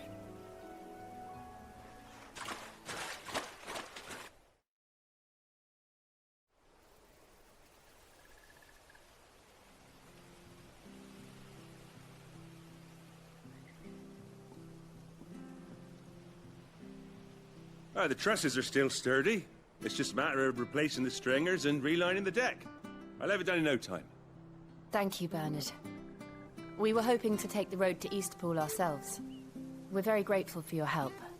And sorry for asking this of you after what you've been through. I owe you my life. Fixing a bridge is the least I can do.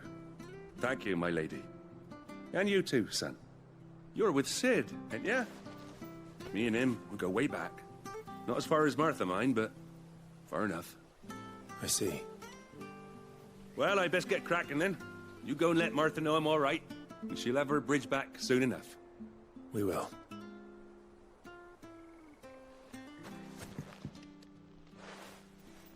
Ah, you're back. What happened? Did you find Bernard? We did. He's fine, and he'll have the bridge to Eastpool repaired soon. Well, thank the Founder for that. It was lucky we found him when we did. The creatures out there are not to be trifled with. It's the Blight's fault. They'd nothing to eat in the north, so they come down here hunting for food. He can't keep going out alone. I'll have to arrange a guard for him. But anyway, thank you. I don't have a lot to offer in return, but you're welcome to rest here until the repairs are finished. We'd be delighted. Can I get you a drink or anything while you wait? Flagon of Imperial Gold, perhaps? Tastes like swill, but it'll slake a thirst. No, thank you. I prefer the truth about why there are so few bearers around here. Yes. There were more of them when we were young. Far more. Is this the Empire's doing? Have they been sent away?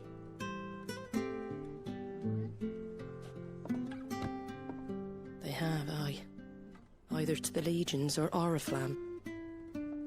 Seems the miners at Drake's Head are having a hard time keeping up with demand of late, so the bearers make up the shortfall. Time was they used to dole out crystals like sugar plums even down here in the provinces, but not anymore. Nowadays, they'll jump at any excuse to confiscate our bearers so they can be put to work elsewhere. I always knew the Empire treated their branded like shit, but after seeing it with my own eyes, well...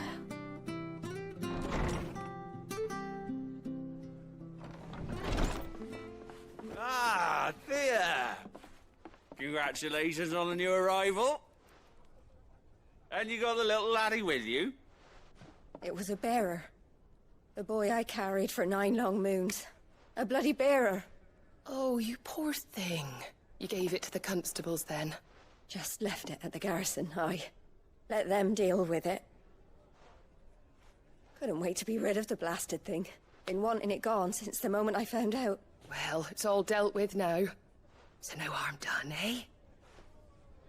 Mum, you weren't my brother, was he?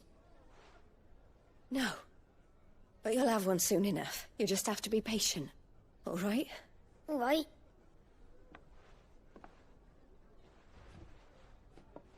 Unbelievable, innit?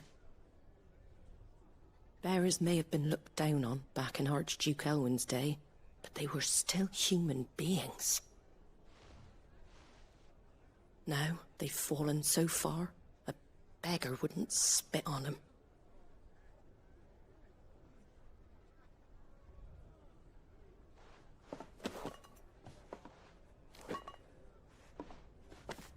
Since you're not drinking, do me a favour and take that to the Abbey. There's a darkness at the heart of this world, and I'd have you see it.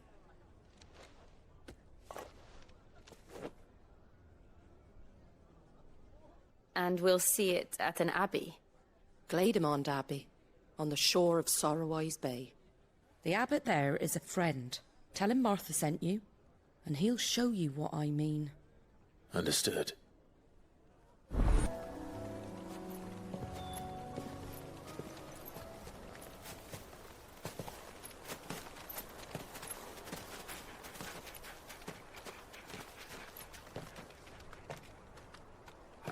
Good day to you.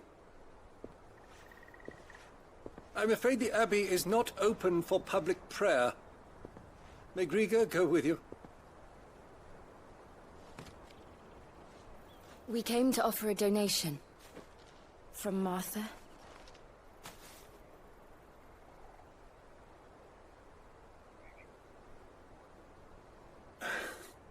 I see. Then please, follow me.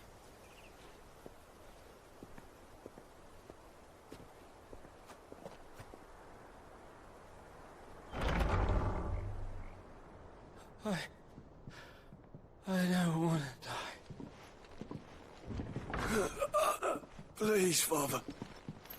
Something for the pain. I beg you. The light, it fades. I don't want to die alone. It's all right. I'm here. Who are these people? Martha's bearers. She entrusted them to my care, that I might ease their suffering.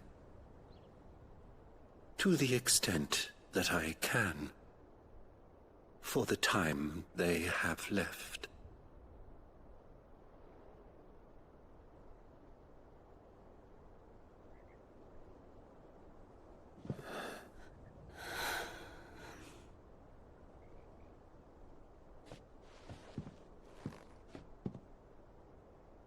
The curse has taken them. All of them. As it does every bearer forced to use their gift. With each draw on the ether, their bodies petrify, till all that remains is stone and pain, and so they are cast aside. There is nothing either Martha or I can do to change that, but we can at least strive to make their final hours a little more bearable.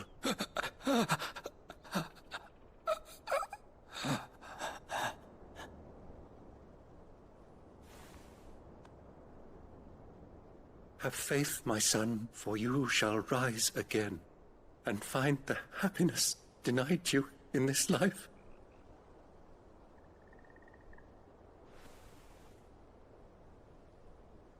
Thank you, Father.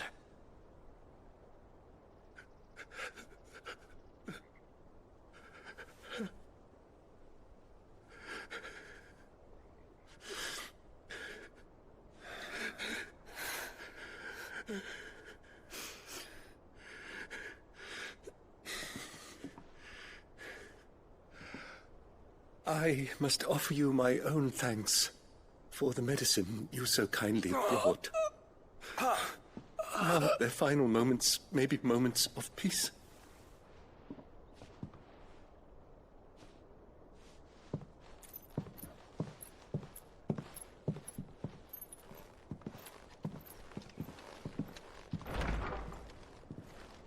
When next you see Martha, pray tell her that 2 more have succumbed.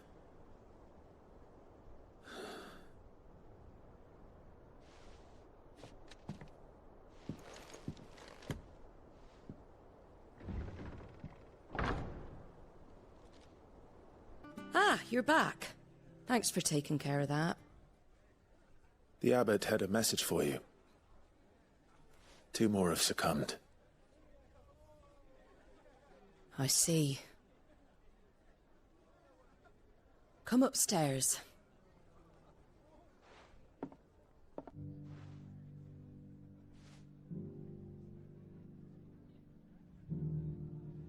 So, now you know, eh? I've seen plenty of bearers die on the battlefield. But never like that. And all because they were born different. The powers that be can't take away their gift, so they strip them of their humanity instead.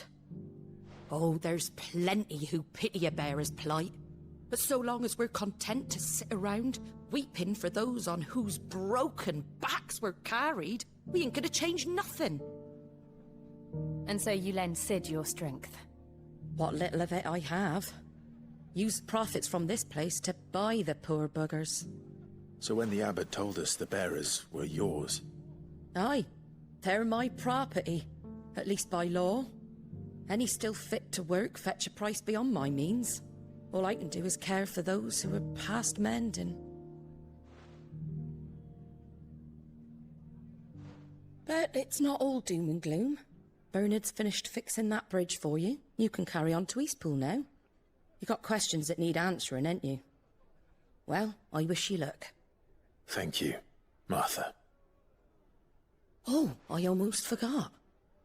Sid and I have other friends in Rosaria. Wear this and they'll know you for one of us.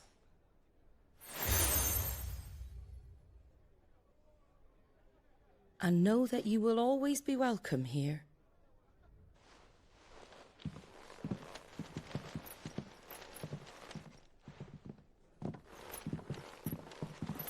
You were right, Sid. It really is them. Lord Rosfield and Lady Warwick have come back to us. And long may they stay.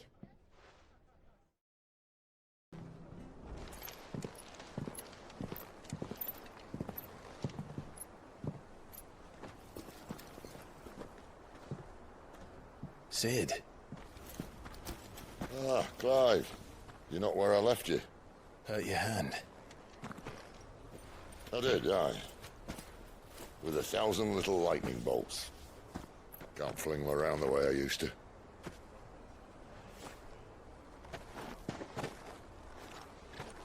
Think of it as My decoration for long service and exemplary misconduct.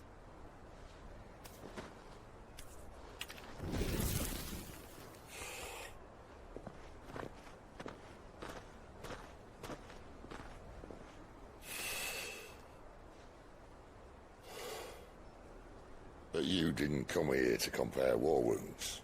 We didn't. Thank you, Sid. For everything.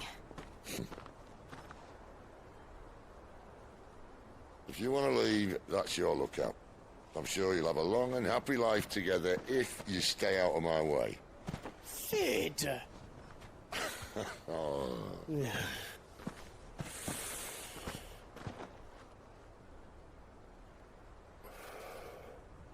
I knew a girl, back in the day.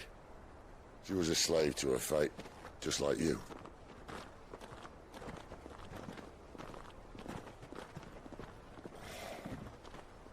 I wanted to save her. For a while, I even thought I could. But just because you think something doesn't make it true. Sid.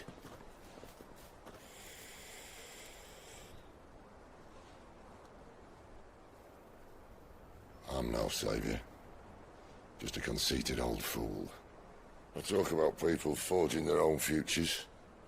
But instead of handing them the hammer, I beat them with my own. And if no bugger wants to listen to what you've got to say, you might as well keep your gob shut. But Clive, I will say this.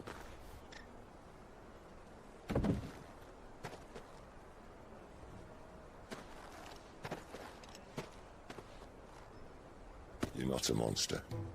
You're the same man you've always been. Accept that, and you may yet escape your fate. My fate?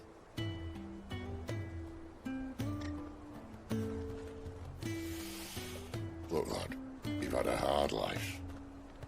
And I don't see it getting much easier. You might not be able to save anyone else, but at the very least, you can save yourself. I'll try. And Jill, I'm sorry we didn't get a chance to talk, but I trust you'll take good care of the boy. Yes, I will. Is that the last of it? Aye. We'd best head back then. Wouldn't want to keep Nan waiting.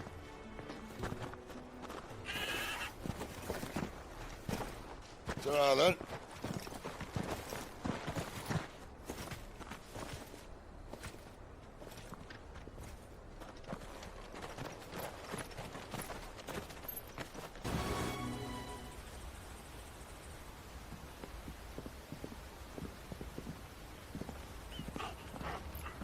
Quiet, isn't it? Yes.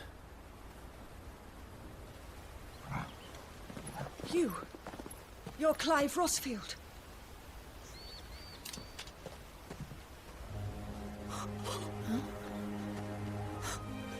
It's me, Hannah, Rodney Murdoch's wife.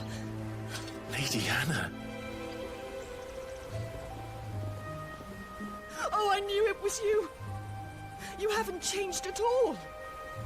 The Lord Marquis and Jill too. It's so good to see you both again.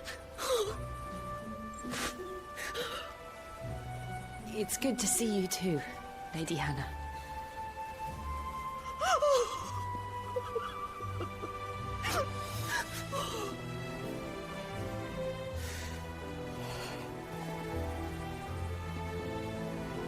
If you have time, you simply must come back to the house. I haven't much to offer, but what is mine is yours.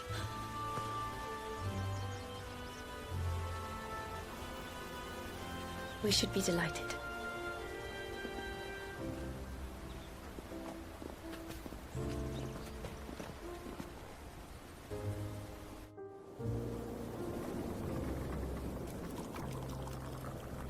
And you have been wandering the world ever since.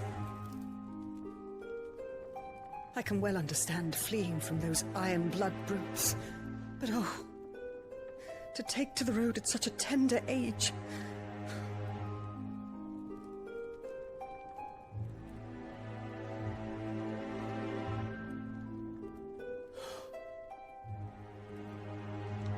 It wasn't easy, but we survived, and... And now we're back. It's wonderful to see you safe and well, Lady Hannah.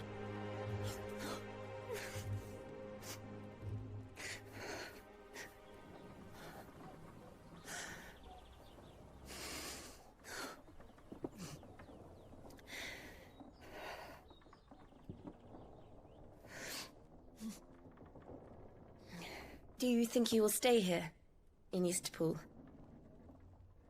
Rosalith still enjoys the Mother Crystal's blessing, does it not? You could always move. This house holds a lot of memories for me. So long as I can live here in peace, here I shall stay. Not that it matters. The capital is closed to civilians, by order of the Duchess. Or should I say, Her Imperial Majesty. Annabella's marriage to the Emperor of Sambrec heralded a great many changes here. Yes. Of course. Oh, forgive me. I didn't mean to... Please. There is nothing to forgive. Would my mother not make an exception for you and your husband? Surely she would not refuse the Lord Commander.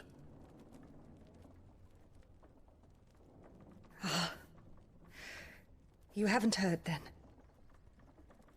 Rodney passed away on the night of the fire. He never returned from Phoenix Gate.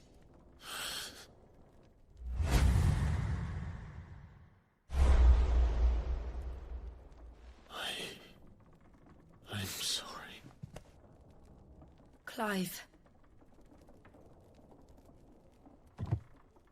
My poor child. You look pale. All this traveling must have taken its toll. I insist you rest. We can talk later. Hmm?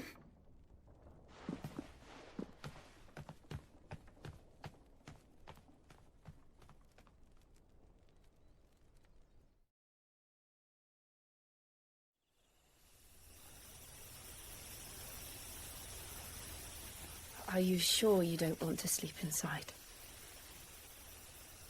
I can't. Not after what I did. Lady Hannah said she would prepare a change of clothes for you in the morning. She really has been very kind.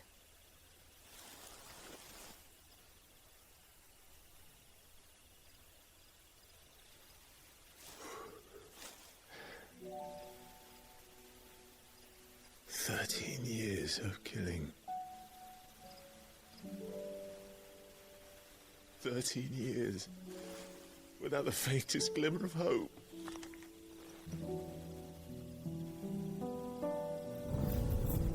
It was only Joshua that kept me going.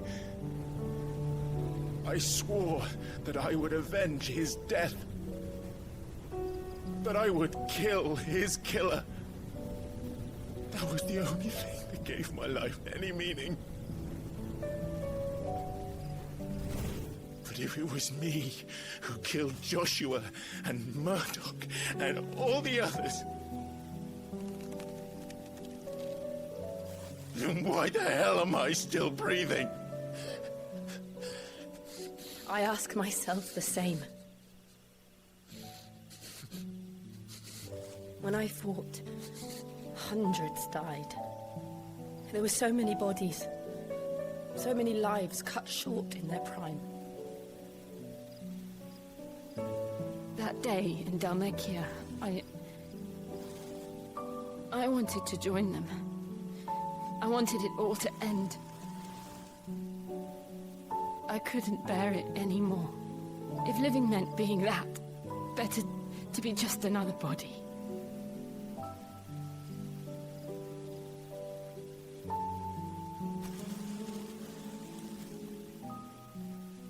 sorry.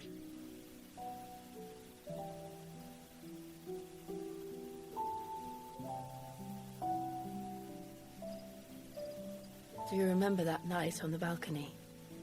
When we looked up at the moon? I said a prayer to Metia, and that prayer was answered.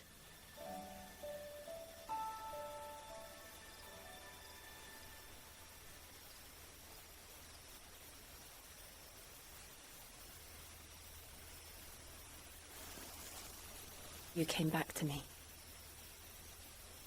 The heavens must have a plan for us.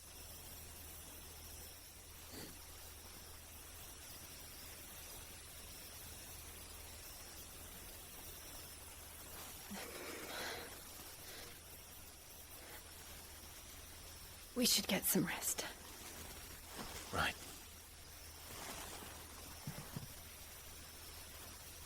Good night, Clive. Sleep well.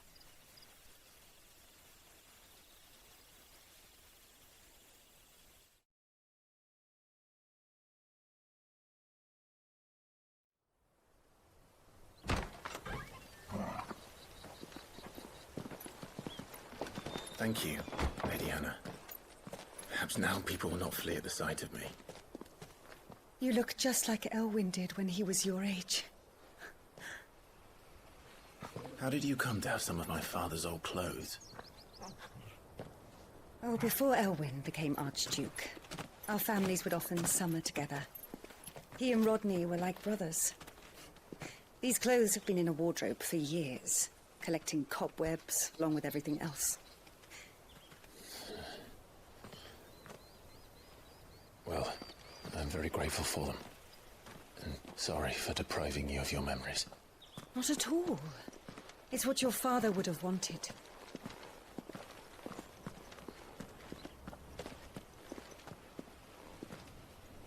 They suit you well.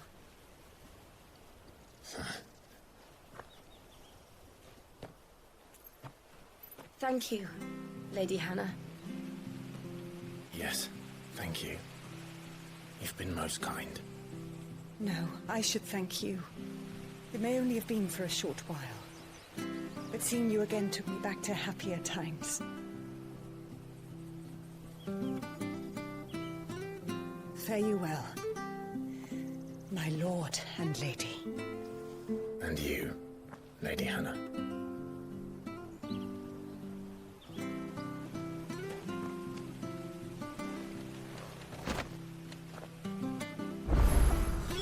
If we follow the road to the north, it should take us all the way to Phoenix Gate.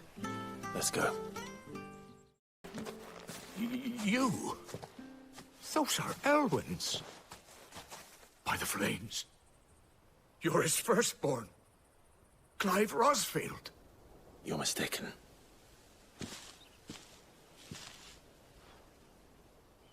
Oh, you can't fool me, my lord.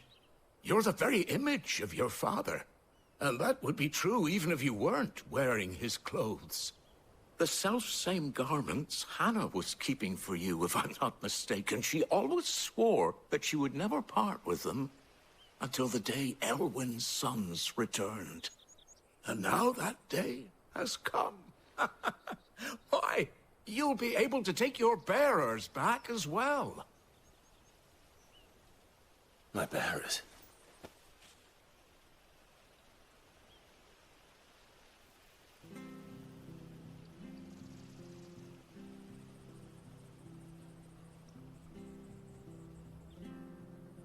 Forgive me, Master Mayor. I was a child when last I came to Eastpool. I didn't recognize you. Oh, I'd be surprised if you recognized anything at all. Much has changed since Rosaria fell to the Empire. Not least for the bearers, who once served her noble families.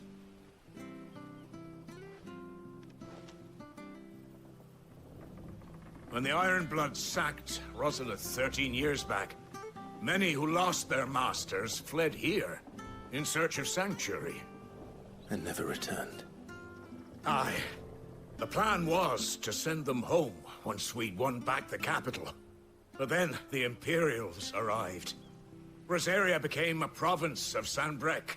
The Duchy was dissolved, and they no longer had any home to return to.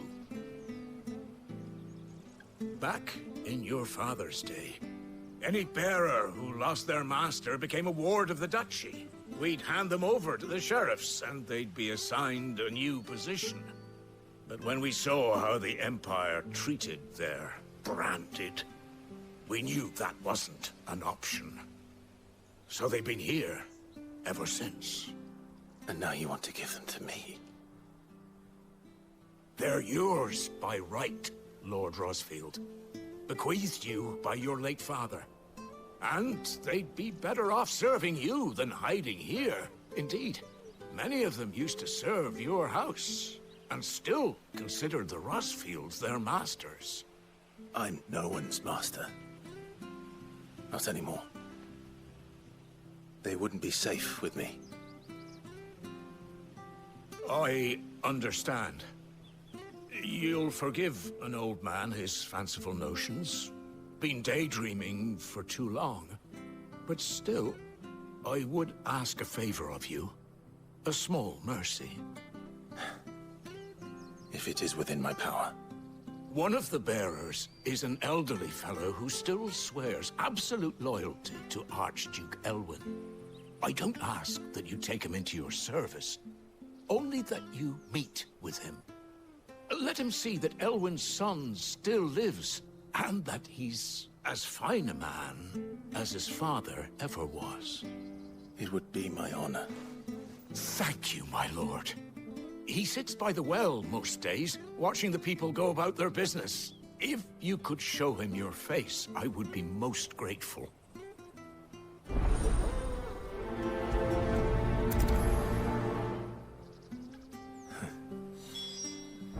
As fine a man as my father.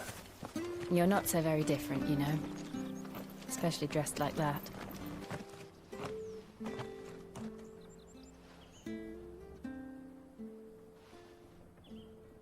He's not here. Well, I can't leave without meeting him. I've let the mayor down once already. It would be cruel to disappoint him again. Right, let's ask around. Someone must have seen him. Well now, unfamiliar faces. What brings you to Eastpool, travelers? We're looking for an elderly bearer. You wouldn't happen to have seen him, would you? Ah, you mean the old boy who always waits by the well? Yes, that's him. What business do you have with him, if you don't mind me asking? You're not from the capital too, are you? We are, in a way. Well then, it's a pleasure to meet a fellow Rosalithian. I was born and raised down Market Street. And never would have left if Archduke Elwyn had survived the fire. It wasn't the same when the Duchess took over, though. All the beatings, the evictions, the levies going up and up and up, even as the blight took half the harvest. Oh, listen to me, telling you what you already know. I'm sorry. I'm afraid I can't help you with your bearer either, though I doubt he'll have gone far. He comes here every day, almost as if he's waiting for something. We'll keep asking around then. Thank you. Good day, milady. What can I do for you? I'm looking for a bearer, an elderly fellow who used to serve the Rosfields. Have you seen him? Ah, that old loon. No sign of him today. Funny, he's usually down by the well at this hour, cooking up his fantasy feasts. I'm sorry? Oh, he worked in the kitchens at Rosalith Castle back in the day. Still thinks he's there now. You'd often hear the poor fool chatting away to the Archduke. Living in a dream he is. But better there than here, I suppose. Can't imagine the Viceroy stopping to trade tales with a bearer. Can you? No. Anyway, you'll be round here somewhere. Doubt he has the path to stray too far. Thank you. We'll keep looking.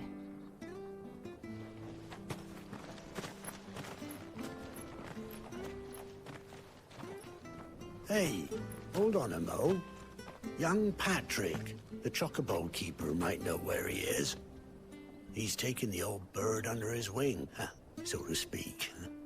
He'll be in the stables. You should go and have a word with them. Patrick the Chocobo Keeper.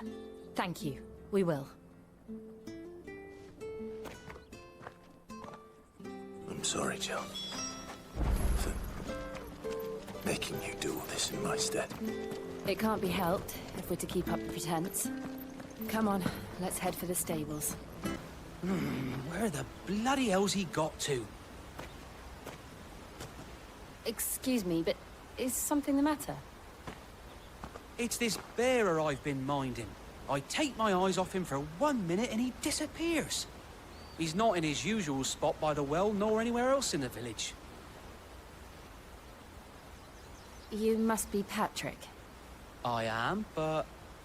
And this bearer you're looking for, he's an elderly man who used to work in the Rosalith Castle kitchens, yes? That's the fella. How do you know all this? I've never seen you in Eastpool before, but you seem to know the place better than I do myself.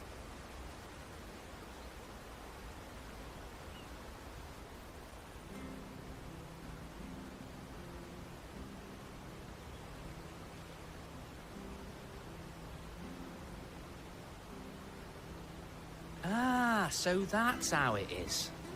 Well then, if you're acting under orders of the mayor, you're on about to help me find him. He's been losing what little sense he had left of late, saying the sheriffs are coming to collect him, and that he needs to go back to the castle. I was supposed to watch over him, keep him out of trouble. But if he's walked out on us, there's not a lot I can do.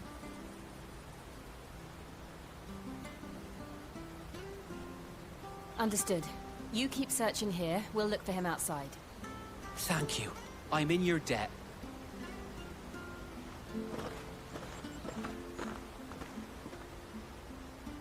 I hope he hasn't wandered into trouble. Let's just concentrate on finding him.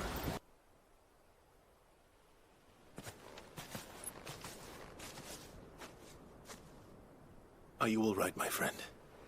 Come on. Let's go home. Your Grace, you came for me. I waited for you so long, but you finally came. I'm not who you think. Clive.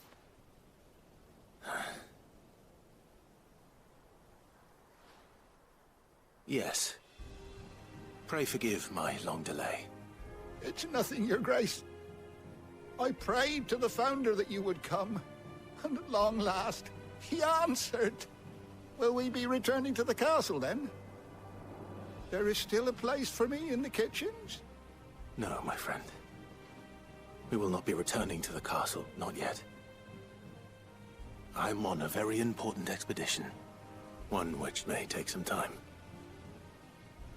Could you wait for me in Eastpool until my journey is complete? I will come back for you then. I promise. Of course, Your Grace. For you, I would gladly wait until my dying day.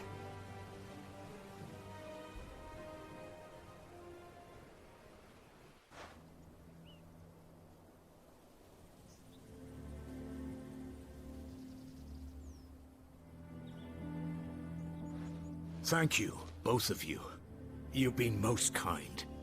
The memory of serving the late Archduke was as one light in the darkness, and now that light burns a little more brightly. It's nothing but a fantasy, of course, but it's better than the truth of the matter. A damn sight better. The blight is on our doorstep. Our harvests are failing. The people are leaving in droves. If it weren't for Lady Hannah selling half her worldly goods to provide for the few of us who stayed behind, we would long since have starved. We want to keep the bearers safe here, we really do.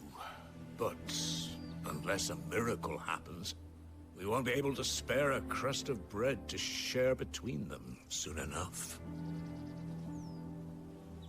Is it really that bad? So bad, I even petitioned the Imperial garrison to take them. But when they found out where they'd come from, They damned near spat in our faces. Ducal dogs, they called them. Enemies of the Empire. I know a man named Sid, who would gladly give a home to any bearer in need of one. Leave this with me. As soon as I return from Phoenix Gate, I'll speak with him. Thank you, my lord. Will you be passing through Eastpool on your way back? I should very much like to speak with you again, if you have the time, regarding the future of the village, and what might be done for Lady Hannah. After all she's done for us. Yes, of course. I'll be back anon. Fare you well, my lord, my lady. I wish you a safe journey. I didn't realize they were this close. No wonder their crops are failing. The blight is leaching the ether from the soil. And when the last drop is drained, their fields will turn to this. No plants, no animals, no life. And no monsters. I suppose that's one small mercy.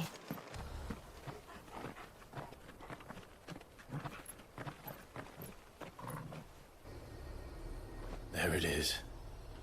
Phoenix Gate. Where it all went wrong.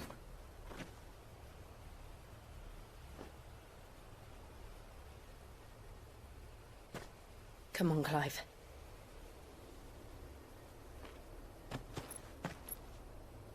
It's time to discover the truth.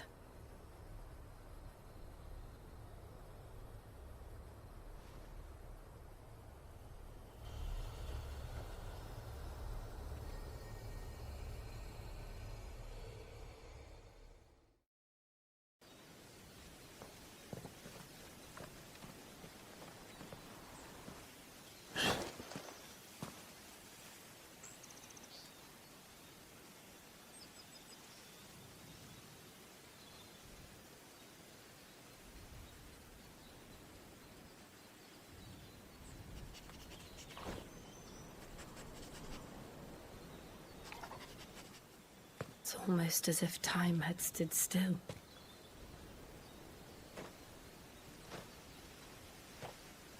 I suppose no one had any cause to return here. No. It's just as I left it.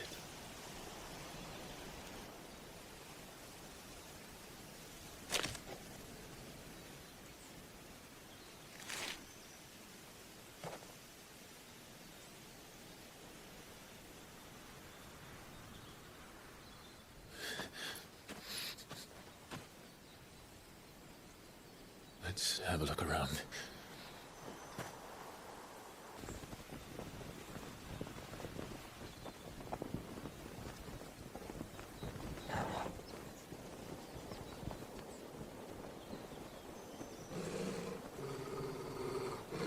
What is it, Torgal?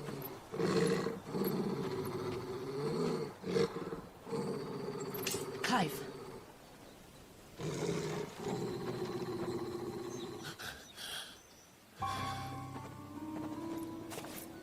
That's him.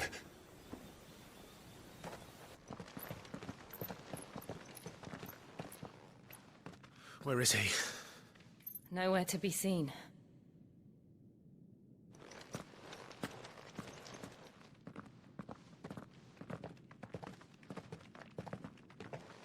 Damn it! He's like a bloody eel. What is this place, anyway? Some sort of shrine? Oh, sorry. You've never been here before. This is the Hall of the Gate. The gate? It's a relic of the Fallen. Only the Phoenix's dominant can open it. Hence the castle's name. This was where Joshua was supposed to...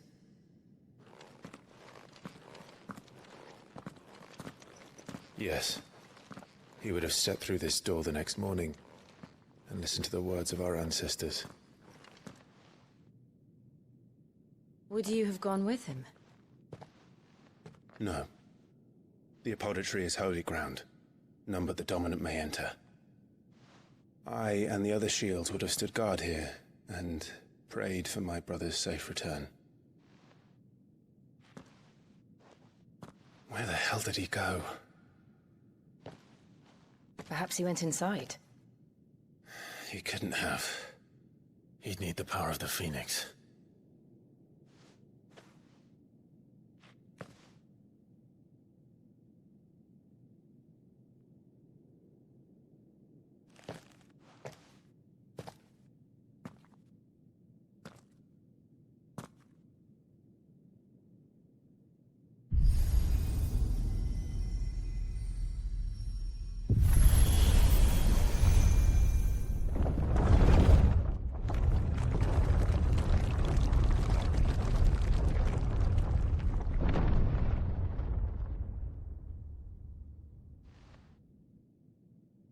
Thank you, Joshua. Are you sure about this? Nevermore.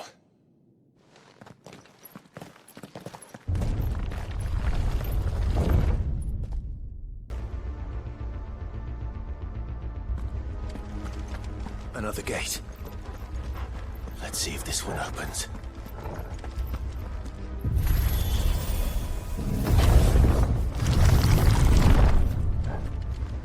Could this place really be a fallen ruin? You could hardly call it a ruin. It's perfect. Like it was built yesterday. Have you ever seen anything like this?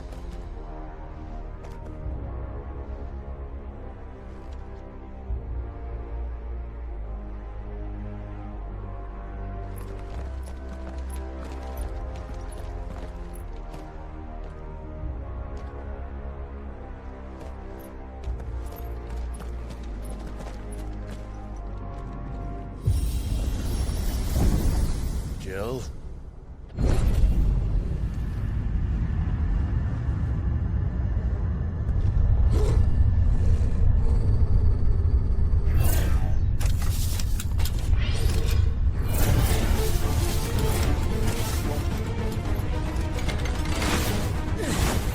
What do we do? The usual.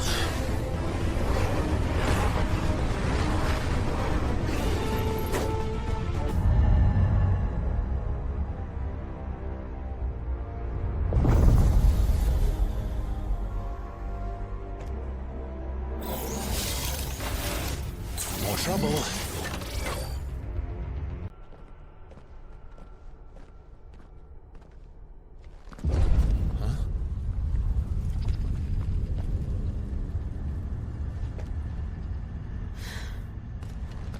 I don't like this.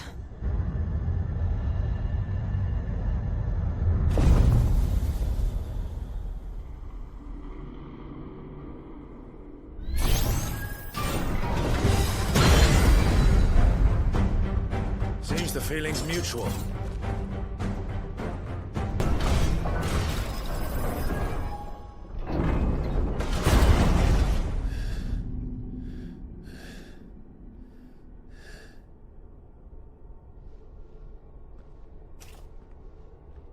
It's done.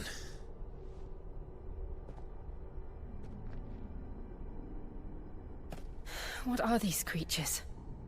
And why do they keep attacking us?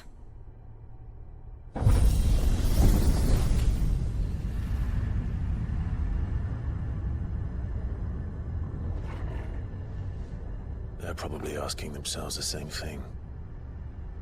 We're the ones trespassing here. They're just protecting their home.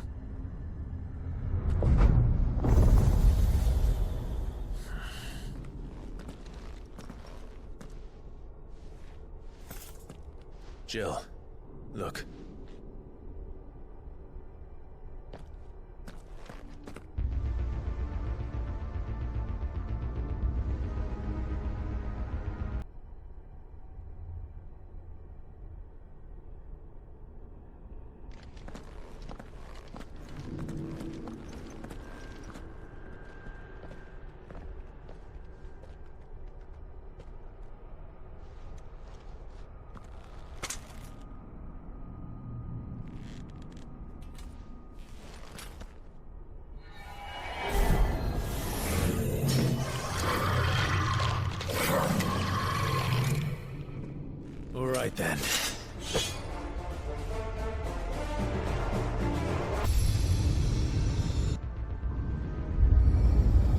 we're here.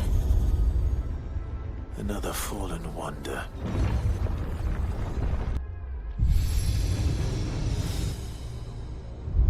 Lights. Well, that did something.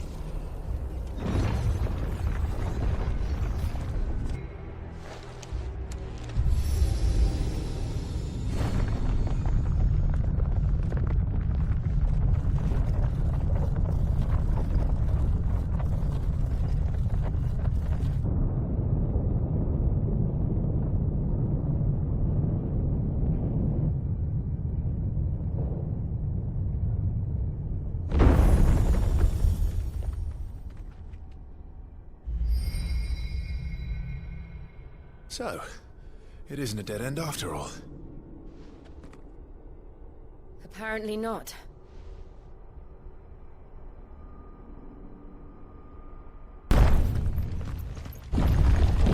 It all seems to lead to this room. And look what's in it. How old do you suppose this is?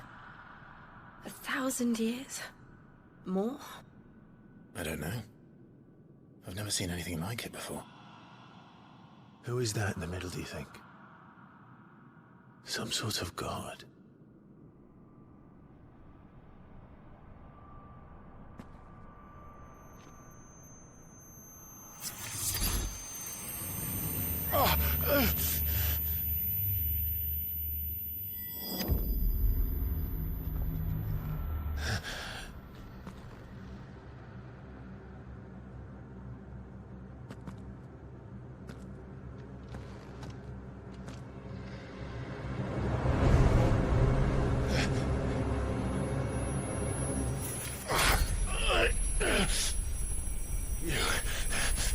You're him.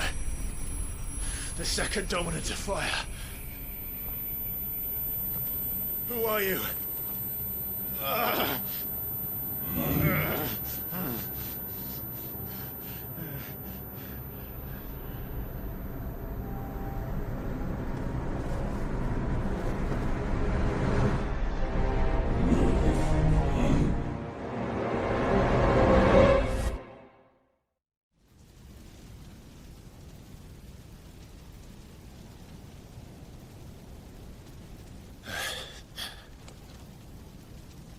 What?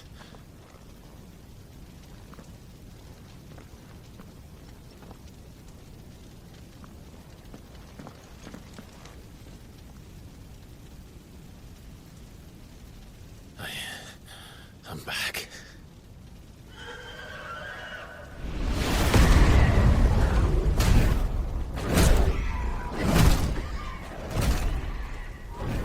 Joshua!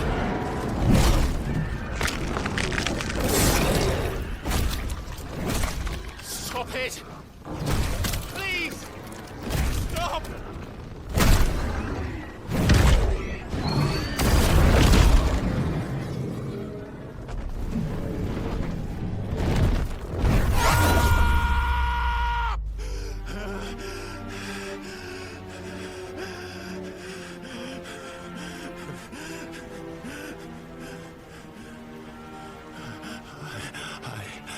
I did this.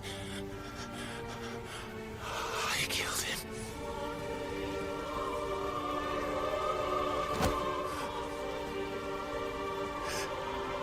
Joshua chose me to be his shield. He gave me his blessing and asked me to keep him safe. I should have protected him that day. It was my duty. Clive.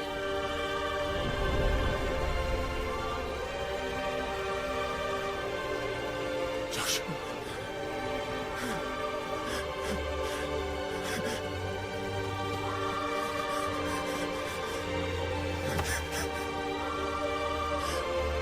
I'm sorry. I failed you.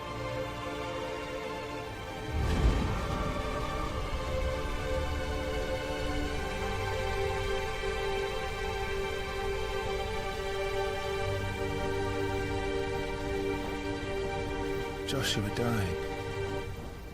I killed him. And I blamed another for what I did, to spare myself the guilt. I feared that by accepting it, I would lose what little was left of me. So I ran. From everything. And now? Are you ready to accept the truth? I am. I know it won't be easy, but it's what I must do. So that Joshua's soul can finally rest in peace.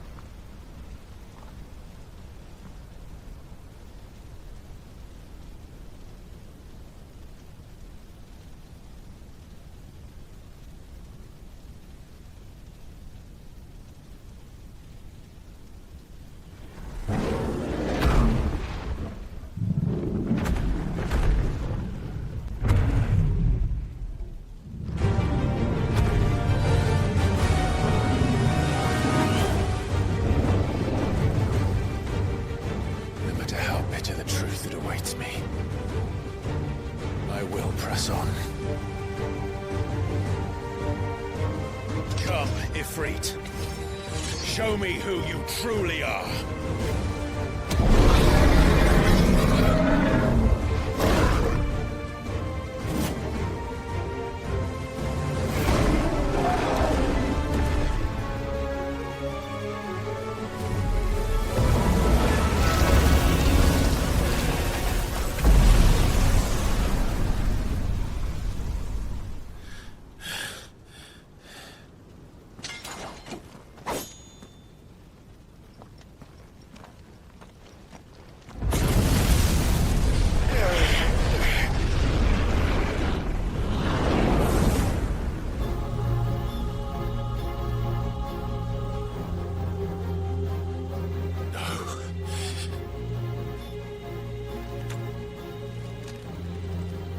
Still you deny it.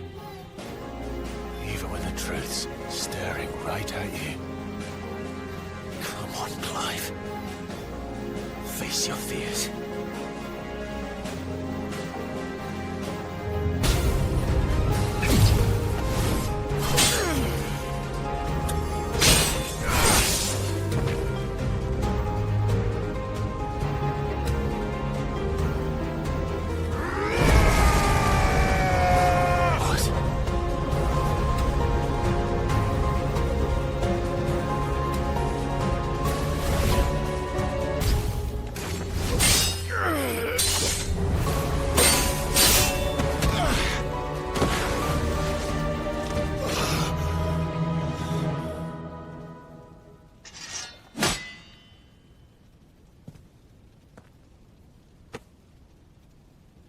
No escape, eh?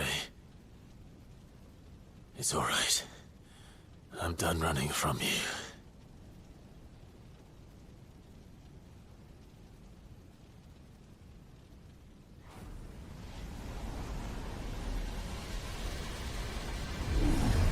Together, then. It's time to find out who we are, once and for all.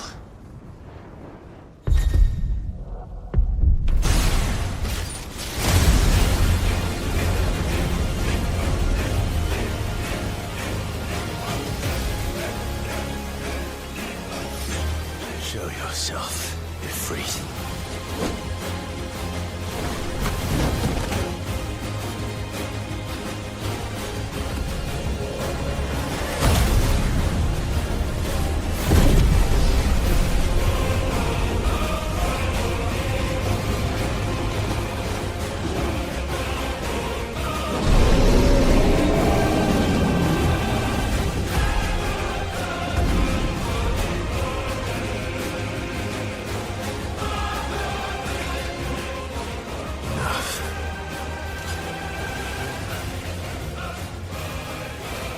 truth of it now.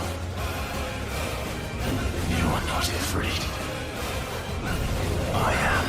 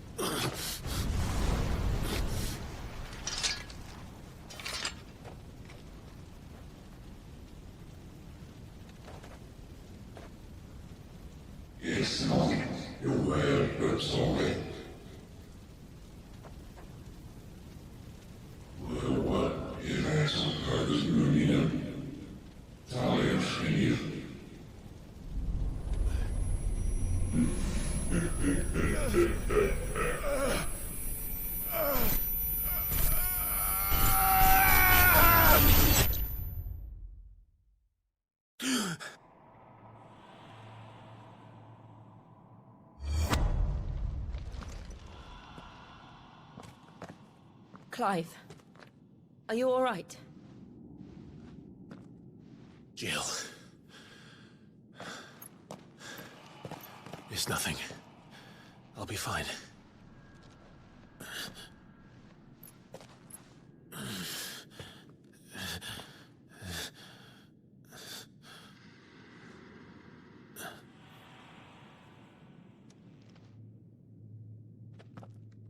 No more chasing shadows. The hooded man isn't here. We should go.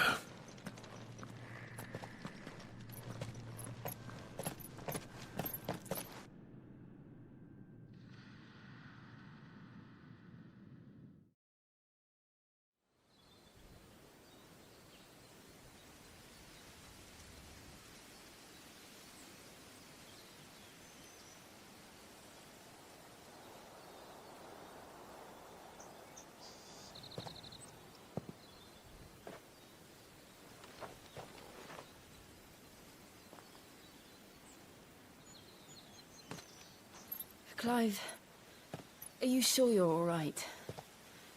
Whatever it is, you can tell me. I had a hard enough time telling myself. I awakened as a dominant of fire, right here in this castle, and I've been running from it ever since. But now I know for certain who I really am.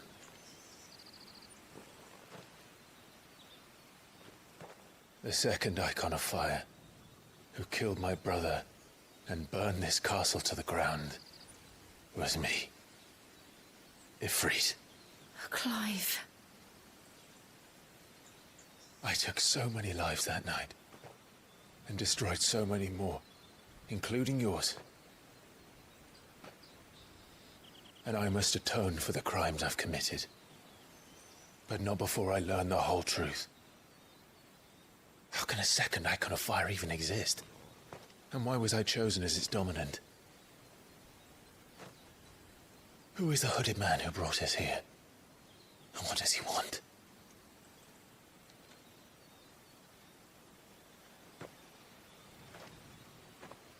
I need to know. And since I'm still breathing, I might as well make myself useful.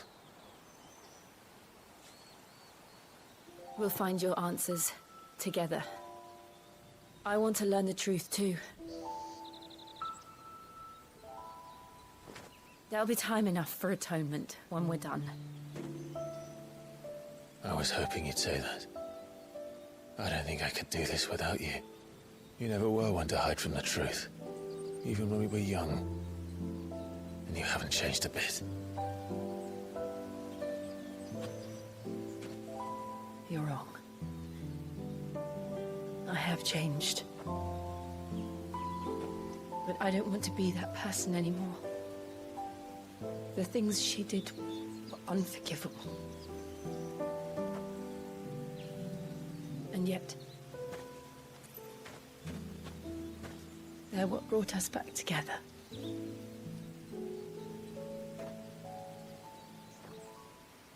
Thank you, Jill.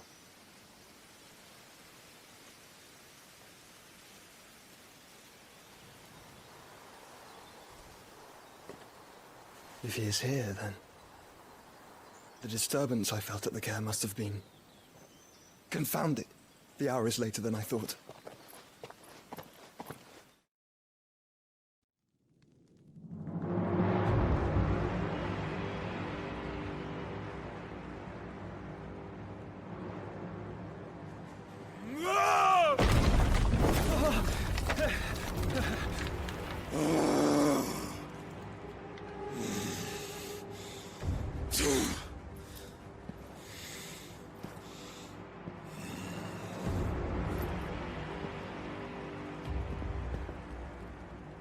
Tell me, who did this, or I'll see you suffer the same fate.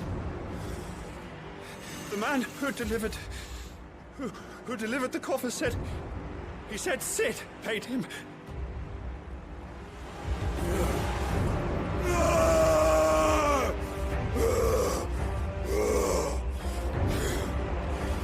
I let you run amok with the rest of your rats, and this is how you repay me? Find out where he is. I'll crush him, flay him, rip out his heart, him and all his filthy brood, and send every last one of them to hell. Out. Now! Yes, yes, my lord.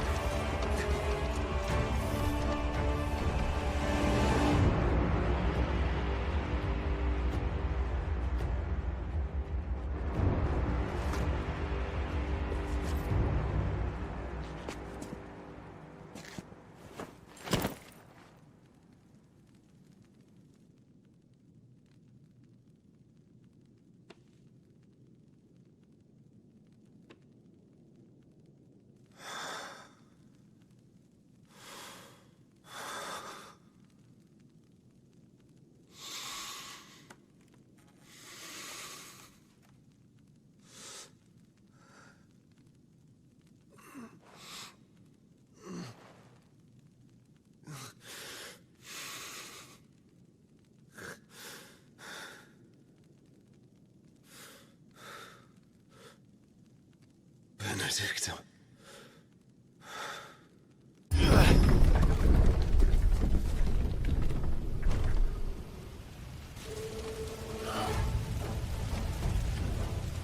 What happened here?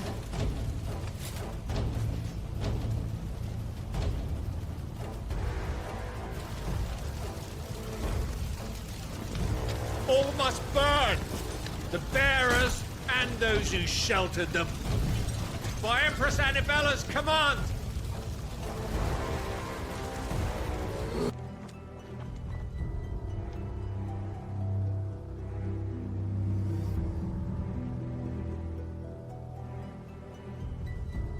I'm sorry, Lady Hannah. You deserved so much better. All of these people did. Better than my mother.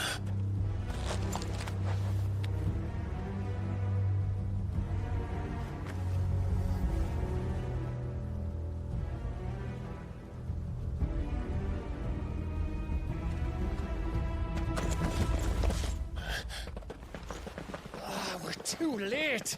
Gav! Clive!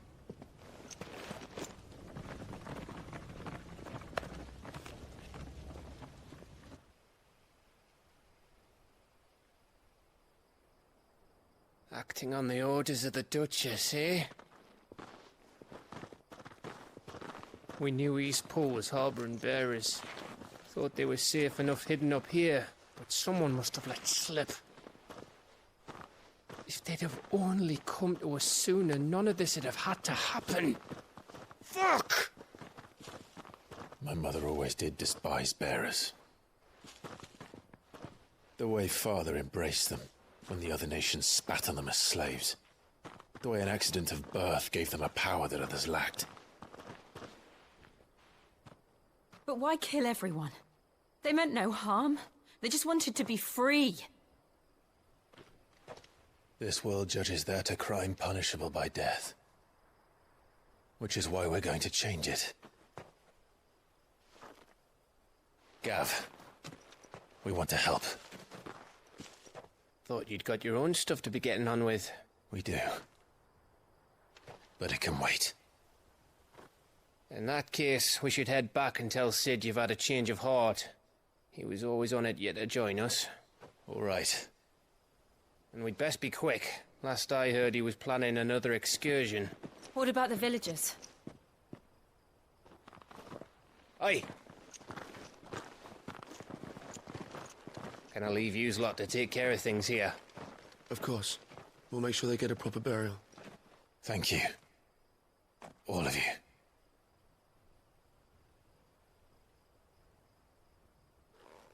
When you're ready, then.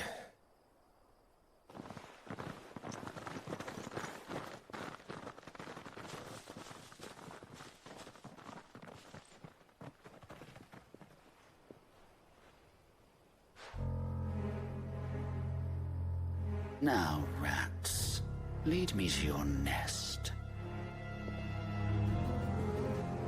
Lord Kupka's message for your leader. If only he knew where to send it.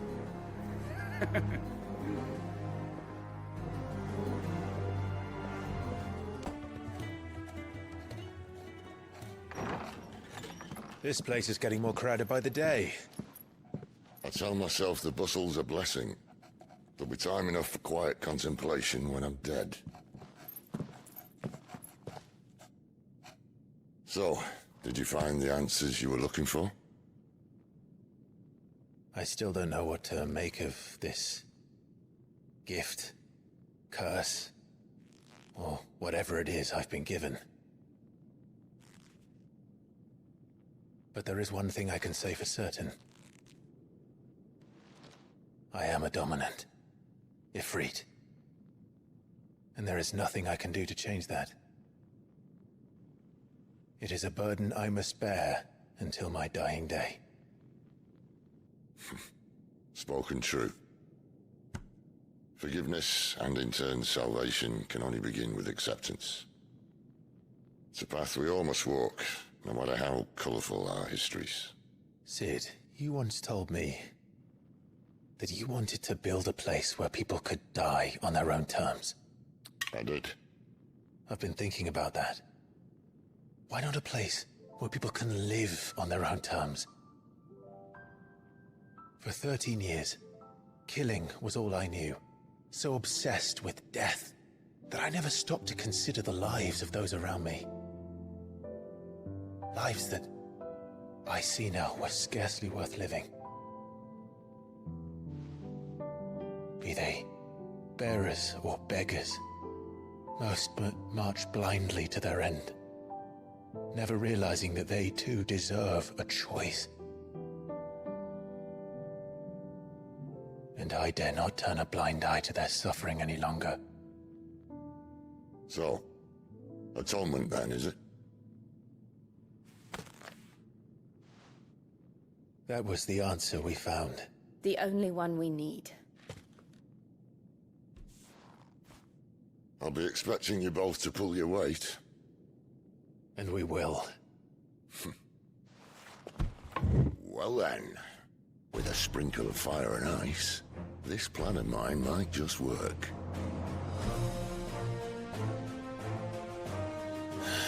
What trouble are you looking to get yourself into now?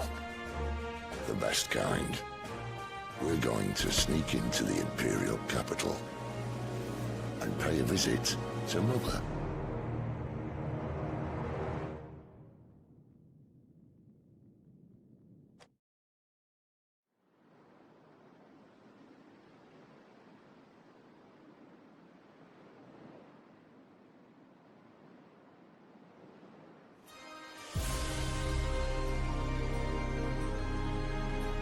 And the last of our farmholds in the eastern provinces has succumbed to the blight.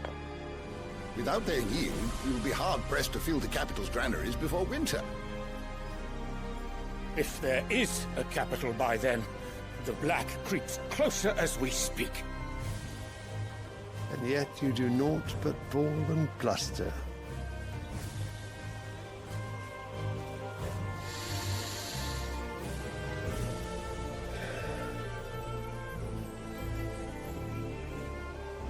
Your Radiance?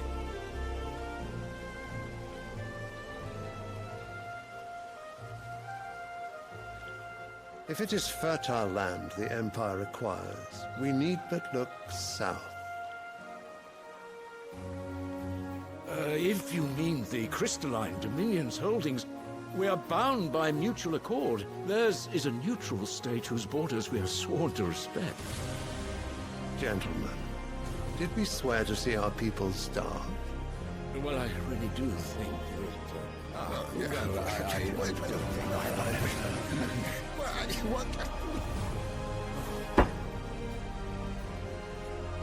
The gates of Oriflamme buckle at the flood of those come seeking refuge from the blight.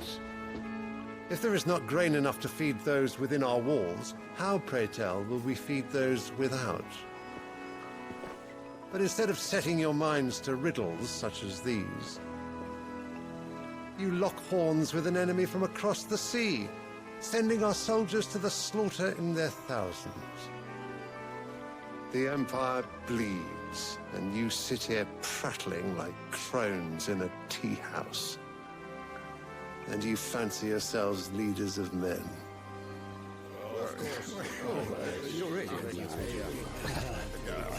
Sanbreque is naught without her citizens. We are but their servants.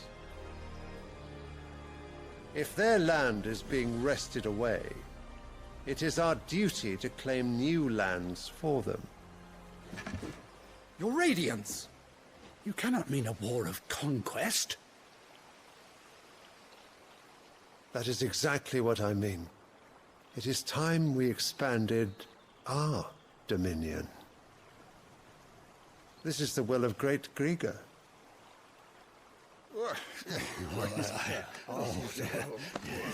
There will be uproar. Then we must find a way to distract the citizenry. But how much will that cost? And what of our legions? Shall we raise the furs? Well, someone will have to contend with the Dalmex. I will not keep you. You all have much to do.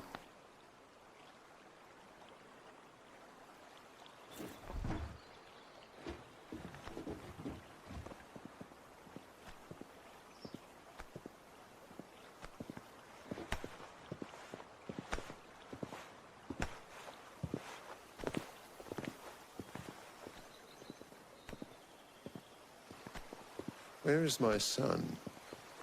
The Lord Prince is currently garrisoned at the Strait of Arthur. If it please you, I can send word requesting his immediate return to the Holy Capital. That won't be necessary. Tell him instead to see to his wounds. Bahamut's strength will be needed again soon. As you command.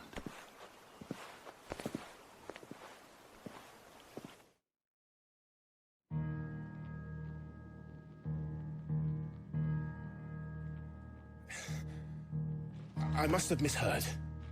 You mean to tell me that the Mother Crystals are the reason the world is dying?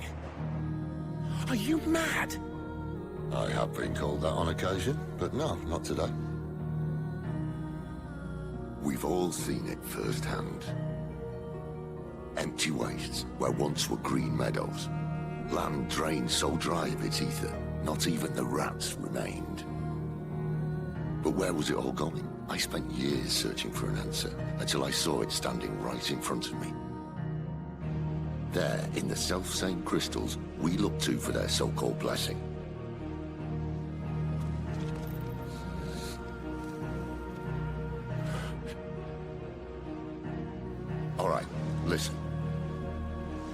make this crystal? How does it allow us to conjure magics? Answer, by drawing ambient ether from the air. And where do these crystals come from? That's easy. They're mined from the mother crystals. They're one and the same. Although admittedly this here fits more easily in the pocket. But the mother crystals are massive. Some as large as mountains. So you see the problem.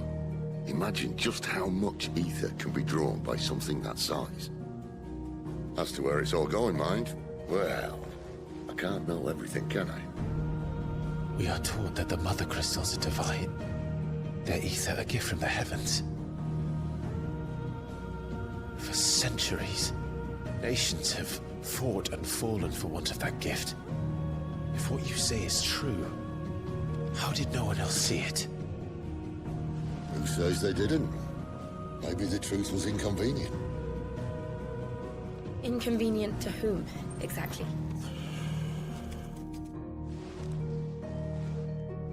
The higher-ups? The gods themselves?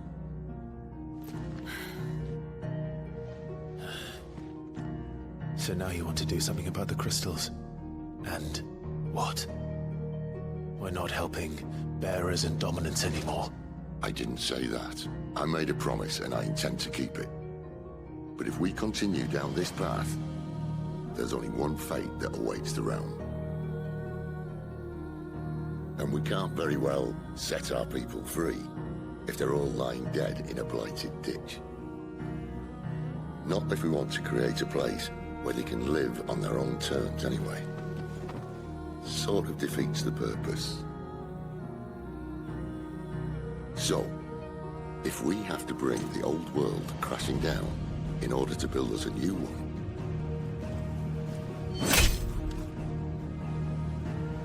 what say you? Are you with me?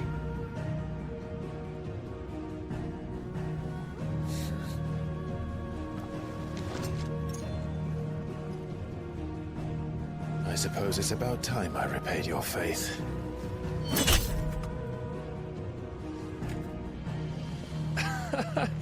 You could have just said aye. But it's nice to have you aboard all the same.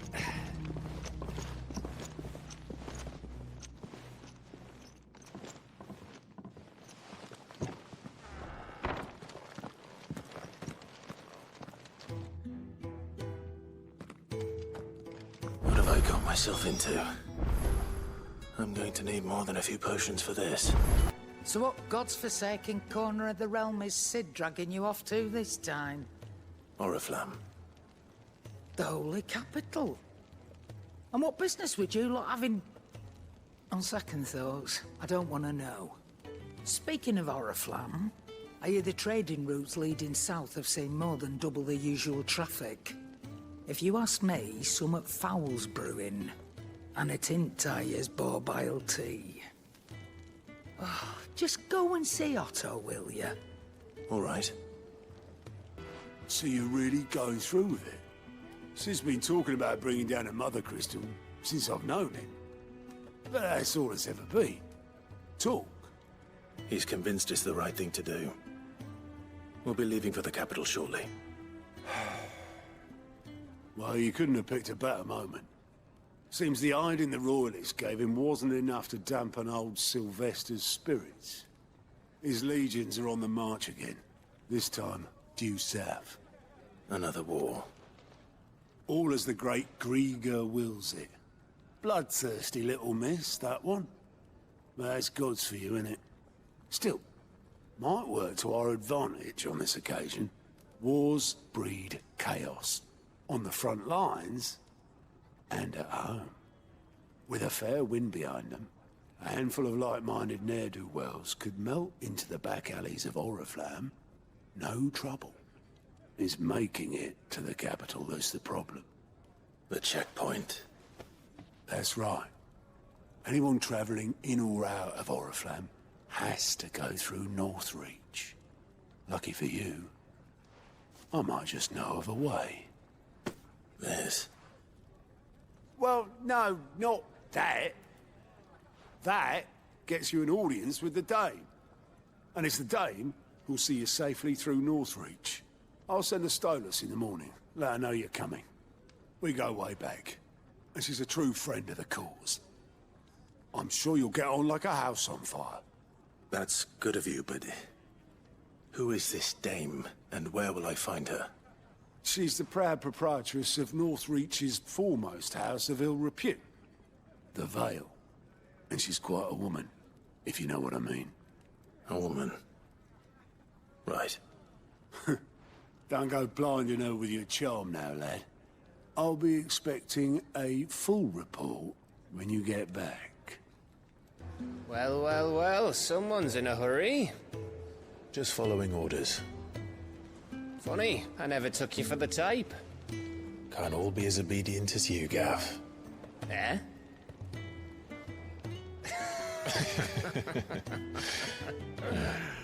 Fine day for a little mischief, wouldn't you say? Is this all of us? Actually, Gav won't be coming. Just the three of us, then? Drakeshead is the keystone of the Empire. Oriflamme's in chaos, yes, but that doesn't mean we can march an army through her gates. The fewer our numbers, the better our chances of going unnoticed. And should that plan fail, well, we have our Eikons to fall back on. Sid, I don't know if I can. Ifrit still seems to come and go as he pleases. Ordinarily, priming an Eikon comes naturally to a dominance. But then, you are no ordinary dominance. Well, he's still got the blessing of the Phoenix, doesn't he? Not to mention what he sucked out of Garuda. And did I ever tell you about how he was once the greatest shield in Rosaria? You know, I reckon he could probably cut us a path out of the capital on his own if need be. Let's try not to find out. We're less likely to be spotted if we travel separately. I'll meet you in Northreach in a few days. You two behave now.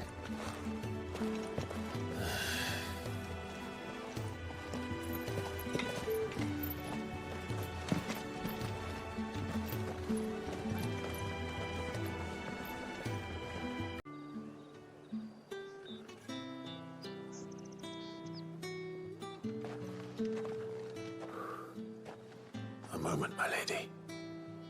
A moment? I doubt you could afford even that much of my time. Branded. My mistake. No, mine. Upon reflection, you don't have the scent of a branded about you. The flowers. Otto always did know how to please me. More than Sid ever did anyway. Do you think you could please me, Clive?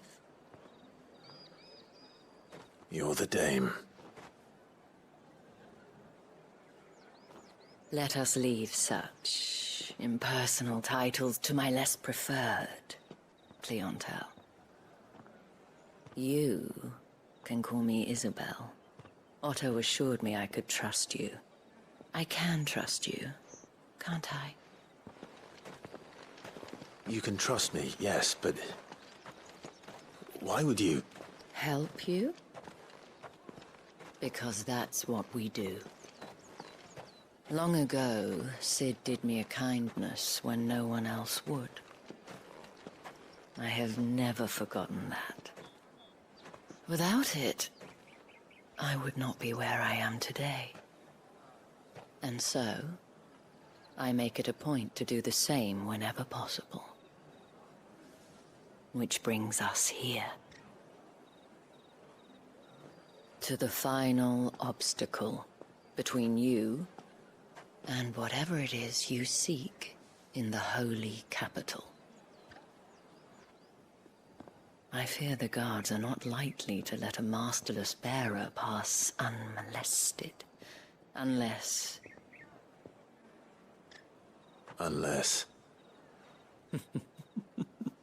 Unless, of course, his master deigned to appear.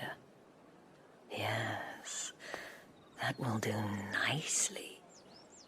But I shall expect a favor in return. Wait, what?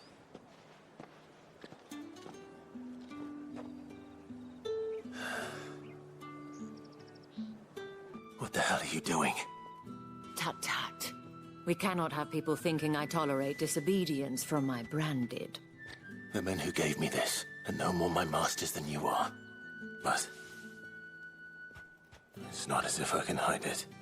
From the moment you acquired it, that brand has done naught but take.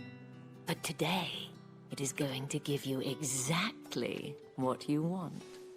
Just play along.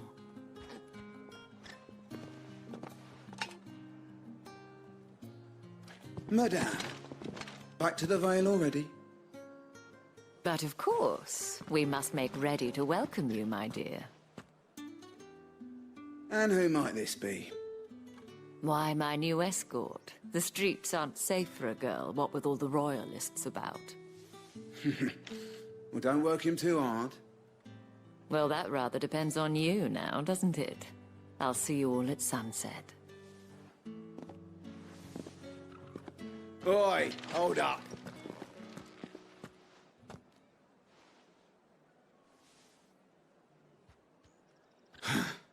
Another fucking branded. Well, you're lucky you're with the dame. Now get out of my sight, filth.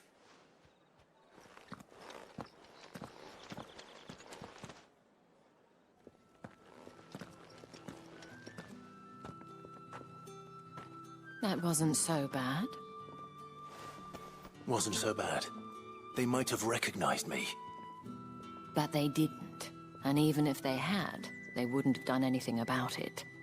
The gentlemen of the garrison are some of my best customers. We have an arrangement, as do you and I.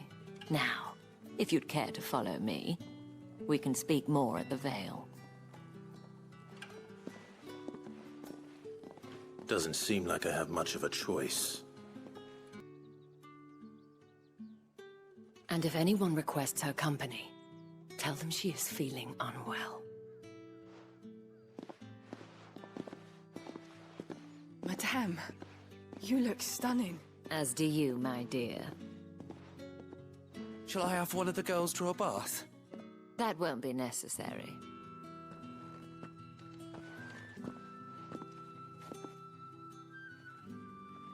Clive, my darling. Welcome to the Vale.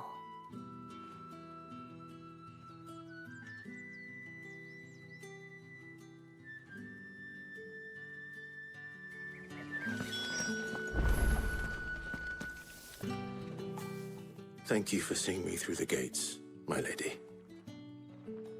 I am in your debt. Well, that was the whole point, wasn't it? And I told you, it's Isabel. Whatever wound you so tight, I wonder. It's certainly not Sid's influence. You, mentioned a favor. What is it you'd have me do? I don't want to keep my companions waiting. If you mean Sid and the girl, you needn't worry. They have yet to reach the checkpoint. Yes, Otto asked me to help them as well. But to answer your question, I need you to find someone for me. One of my girls. Tatienne has been gone for several days now, having left no word of explanation. And I've begun to fear the worst. I feel as if I've spent my whole life searching for people. No, I can't say I'm any good at it. I trust you'll do your best. Oh, and take this.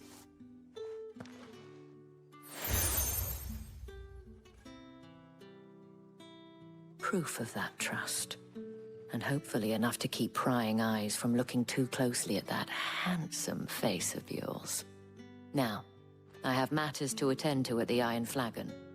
If you find anything, ask for me there.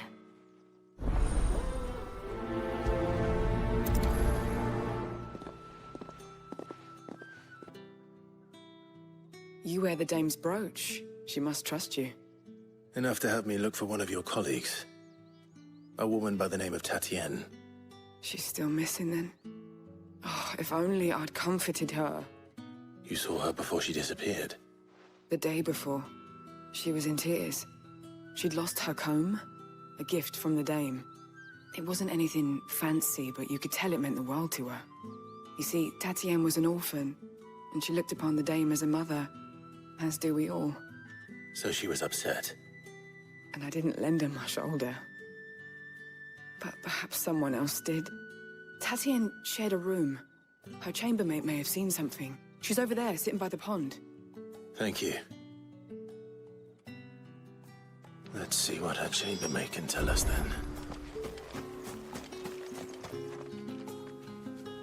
So you're the new escort the girls have been talking about. And you've already been sent off on an errand, eh? Poor boy. You'll be knackered before the real work begins later on tonight. I'm told you share a bedchamber with Tatienne. Did she say anything to you before? Before she went missing. Only that she needed to meet with someone.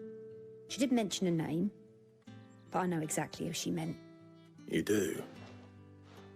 Lad from the garrison. Annoying little shit. Spent every gil he earned on Tatienne, and picked fights with anyone else who tried to buy her time. Followed her around like a lost puppy. Tatienne was flattered at first, but it didn't take long for her to get scared. She thought about saying something.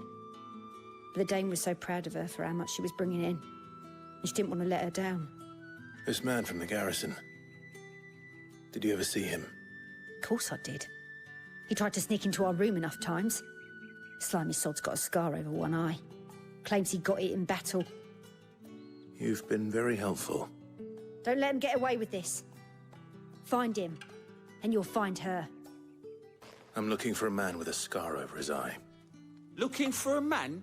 Does this look like a brothel, Branded? Fuck off! Hold your tongue. He wears the Dame's brooch. One word from him and the Vale's doors will be barred to us for good.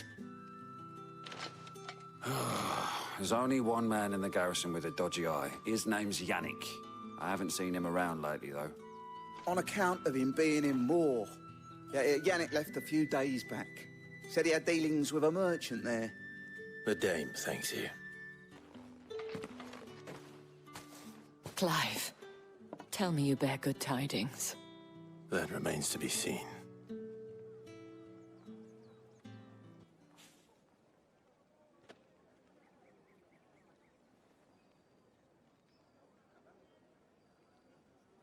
Oh, Tatienne, you could have told me. This Yannick. The soldiers I spoke to believe he's in the village of Moor. According to them, he claimed to have some business with a merchant there. Though that wouldn't explain his continued absence. And you plan on traveling to Moor to ascertain the truth? Isn't that what you want? Oh, it is, but I fear sending you there may cause more harm than good. The people of Moor are rather set in their ways. You'll find they have little love for bearers, and they will not hesitate to report one such as you to the constabulary. There is a man in Moor who owes me a favor. More than one, in fact. His name is Bertrand, and he works at the stables. Tell him I sent you. I shall return as soon as I find something. Are you Bertrand? The Dame sent me. Sounds about right. Only time I hear from her is when she wants something. Well, go on then. What is it? One of her courtesans has gone missing, and I need to find her. A soldier who may have information on her whereabouts is rumored to have come here to meet with a trader. Many traders stop to peddle their wares on their way to the capital, but only one's been seen quarrelling with a soldier. Is he still here? The trader? Oh, yeah. Stubborn sod stood his ground till the soldier got tired of shouting, from what I hear. If you seek him out, keep your head down. Fact is, folks round here would sooner hang a Branded than help him. And that's even with the Dame's brooch for protection. Understood. What's this? A Branded? Where's your master? Must I call for a constable? I come to you from Northreach, at the behest of the Dame. Perhaps you've heard of her. Why, of course I have. I am the good lady's servant. Oh, what is it that she requires of me? Rumor has it you were seen arguing with a soldier some few days ago. A soldier with a scar over his eye. Yes. Yes, that's right. He had a comb which he claimed was an antique. Said he wanted to trade it for a newer one. But old though it was, an antique it most certainly was not, as I told him. Nevertheless, he insisted that it was of great value, and was quite vehement about my appraisal. I stood firm, however, and for all his bluster, he still purchased a new comb, albeit an inexpensive one. And do you know where he went after that? My customers aren't usually in the habit of telling me whither they are bound, but as it happens, this one did.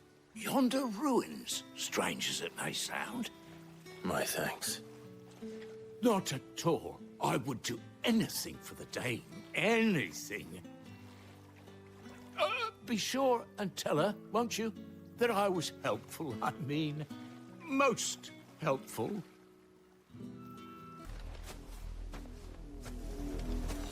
Damn it all.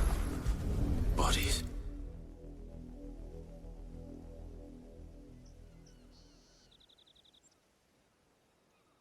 Well, the wolves have been busy. But the blood is long dry.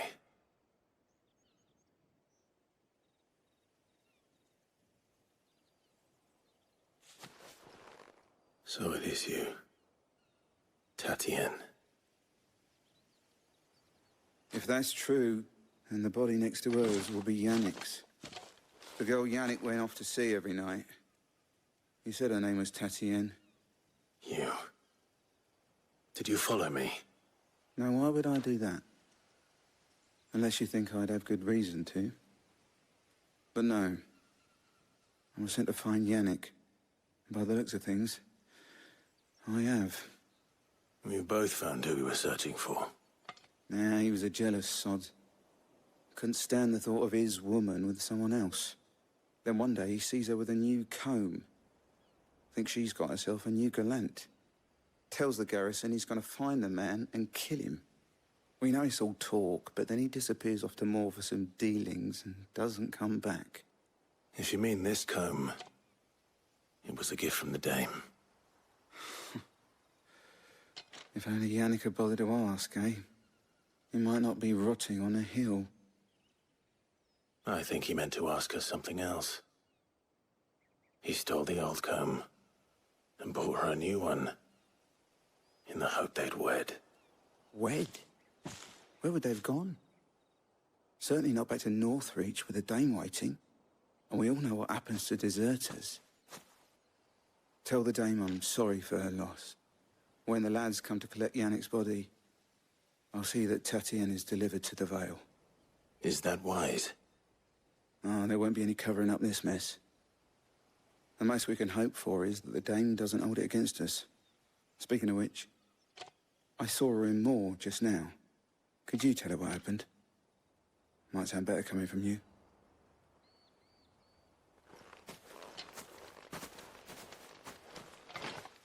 You are still in one piece, I see. You will be pleased to hear that your companions have arrived. They said they would meet you at a little chapel to the east of here.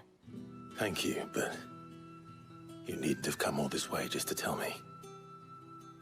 I was on my way to see you. You found her then?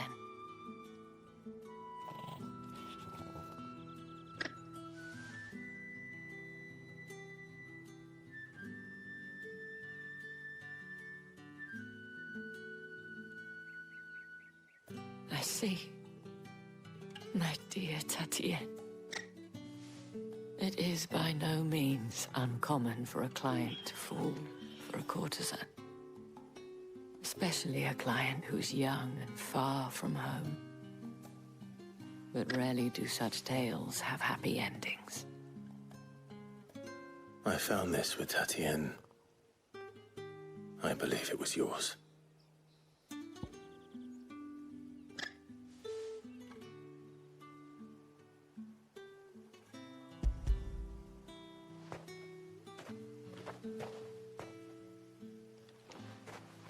Thank you for returning it. I shall see that it has a place on her pyre. I should go. Before you do, I have one last gift. A token of my thanks. The Vale counts among its patrons several high-ranking officers of the Imperial Army. According to one of the looser-tongued gentlemen, it would appear that the legions are planning to march south. Or to mention the same thing.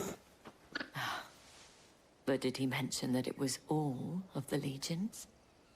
This is no mere skirmish. Were I to guess, I'd say the Emperor planned to abandon the capital. But that couldn't possibly be true now, could it? Take care, Clive. I will. And thank you again.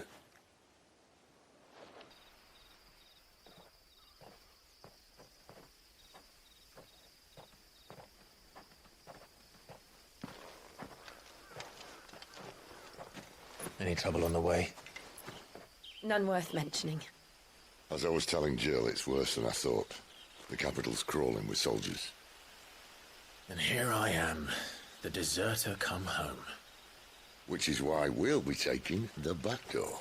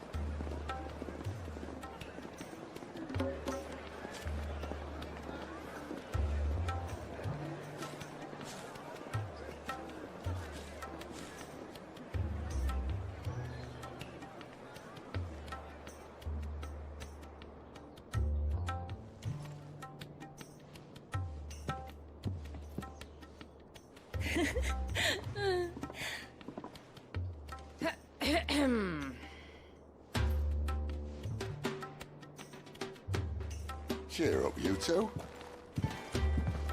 Can't think of a safer place in the Empire than a...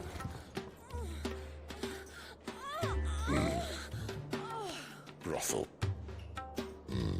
Really? Doesn't seem very private.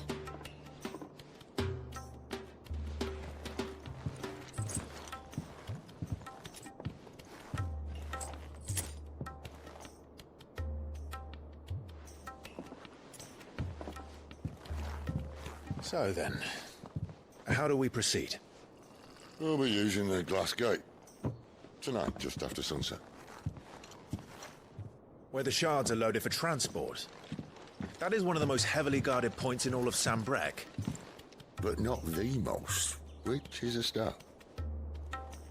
Besides, I know a shortcut straight to the heart. A shortcut? And how exactly did you come to know about this fatal chink in the Empire's armor? Let's just say I may have attempted something similar before. And may have ended up running for dear life after being discovered by Bahamut, but that's not important. Sid, if the Mother Crystals truly are the cause of the Blight... If? You wound me, Jill. What I'm trying to say is, if the powers that be know all of this, why do they sit idle and allow it to continue? In case you haven't noticed, the God-fearing people of this realm and their pious leaders care for but one thing, themselves. And they'll do whatever it takes to hold on to power. The rest of us are just a means to an end. The moment you raise your voice against them, you're decried as an outlaw, clapped in irons and slung in a cell to rot. An outlaw. Whoever controls the crystals controls the realm. But our kind can wield magic without them. To our rulers, we must seem the most convenient of tools, and the most dangerous. But what makes them think they have the right to use us? To leave us to die when our bodies are spent? Does a nobleman weep for a broken mug? A torn tunic? Our fate means nothing to them. No, this isn't a battle you can win with words. Believe me, I've tried, but nothing ever gets through. The world is simply not ready to listen. So to hell with talking. If they won't give us a say, we'll decide our fates another way. You can't blame a man for wanting to bring an end to all this, can you? I can't. But what of all the people you mean to rob of their comforts? Are you happy for them to call you outlaw? Sid the Outlaw. Ah, that'll do me. You might at least pretend to take this seriously. Have a little faith, Jill. Even if you don't think much of my choice of digs. If it means my deeds will be remembered, I'll gladly play the role of villain.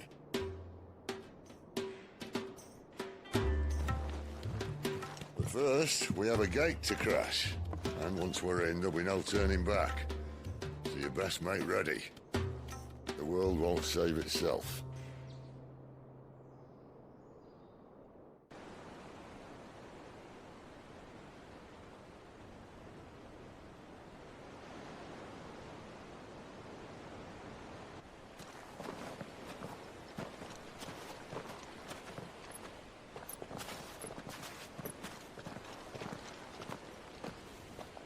There are not nearly enough men here. Then it's fortunate the city guard doesn't take sentry assignment as seriously as you do. This bodes well. Won't be a first. This may not be such a terrible plan after all. And what exactly is that supposed to mean? Only that your last secret shortcut was nowhere near as secret as you claimed. Yeah, but that's half the fun of it. Life's too short for perfect plans. You want a plan that'll keep you on your toes, stop you growing old and complacent. Worked for you, has it? Clive, my boy, even life's smallest challenges offer the opportunity to grow and to change. You must embrace these moments. Allow them to suffuse your heart with a deep sense of fulfillment. Narrowly escaping death at the hands of an enemy is not my idea of fulfillment. Something wrong? Not at all. Just wondering if the two of you had finished. Right. We make for the Mother Crystal's heart as planned. Destroy it and the whole thing should come tumbling down. And if the passage to the inner sanctum is guarded? Then we embrace the moment and use it to grow and change.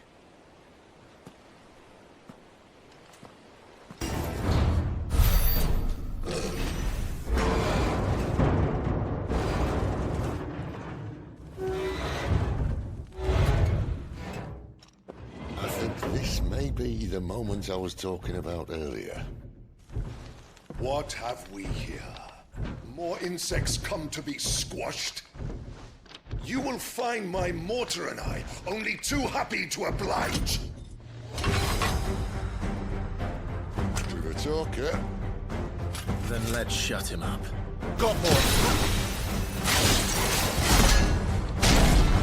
Why won't you die?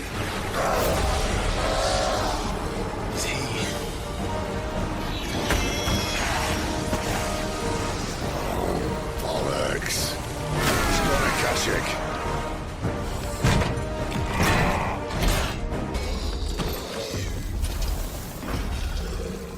I'll never get used to that. Akashic or no, he was still a man. A man who drowned in ether. It's no way for anyone to go.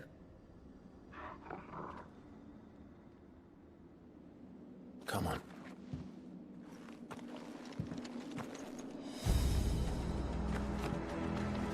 Guard duty's a death sentence in this place. Not that Sylvester cared.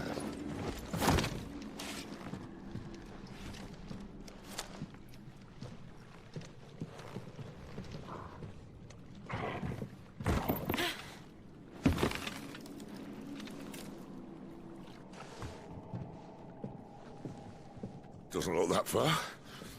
Right.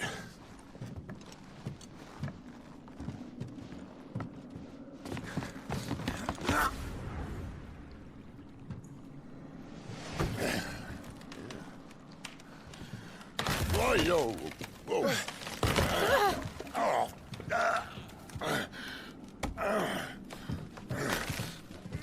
Some help. Hold on.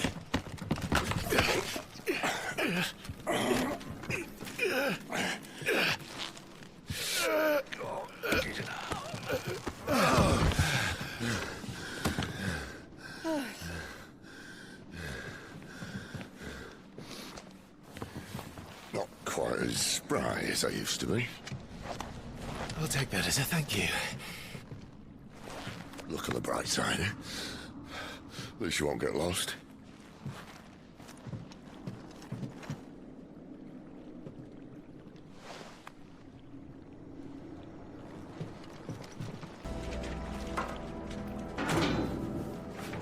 On the count of 3.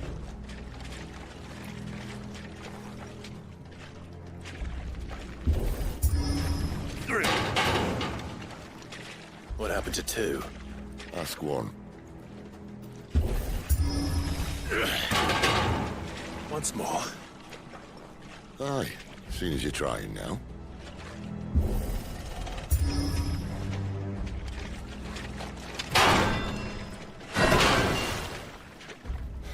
As if that was going to keep us out.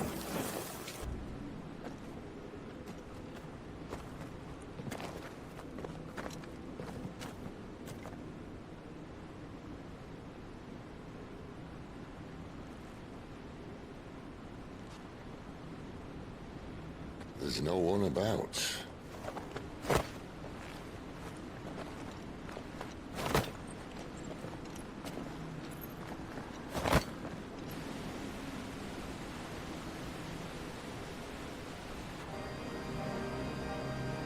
I knew it would be big. But this...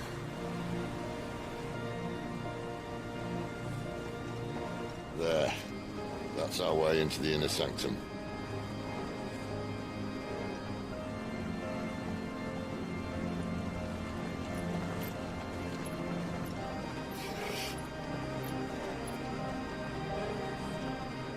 You'd think they'd have patched that up by now. Sorry state the Empire's in. Wait. You don't mean... Aye. My little game of hide-and-seek with Bahamut ended here. At tragic cost to this remarkable architecture. Don't blame me, he started it. But how did you make it out alive? I walked. You should try it.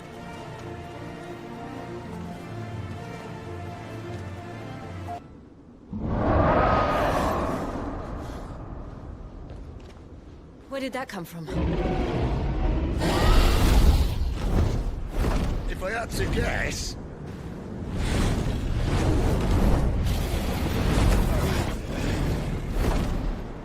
Poor beast.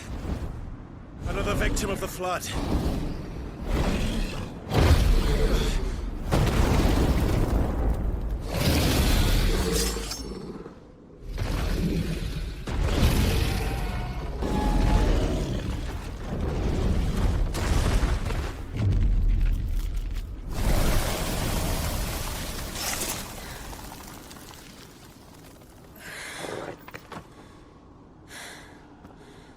Are you all right? Fine. The inner sanctum lies just beyond. Chances are the palace guard knows we're here. We should move. Not that any sane commander would send his men into a place awash with this much ether.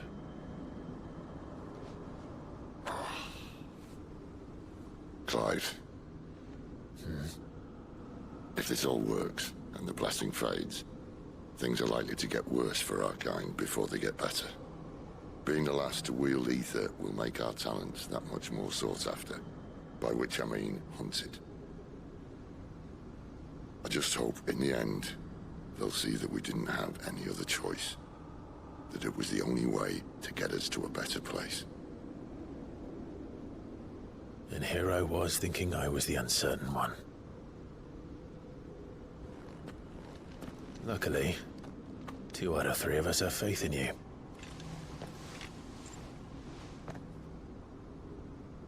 And it all starts here. Time to earn that menacing title. Sid the Vicious, was it?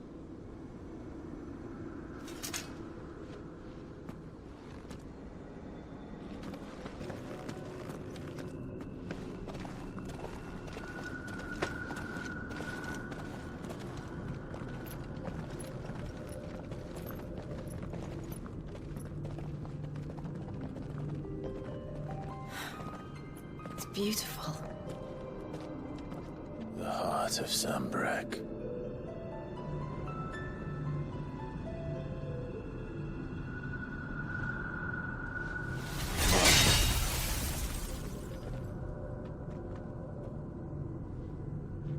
Well, that didn't work.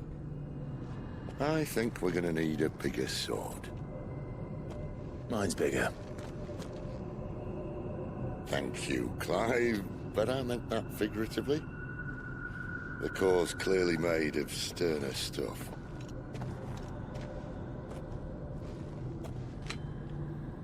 Taya's going to have a fit when she hears about this. Stand back. It's about to get cramped in here.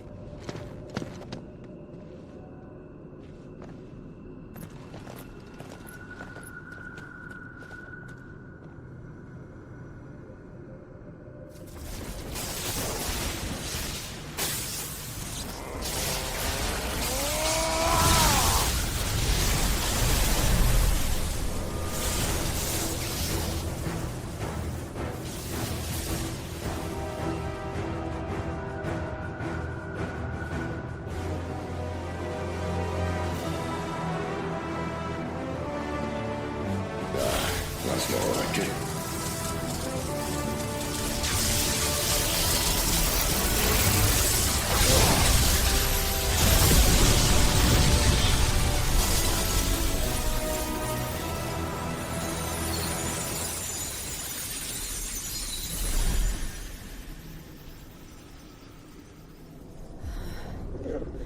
Clive, look.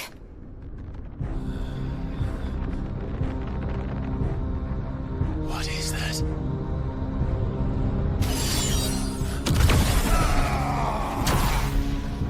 Sid!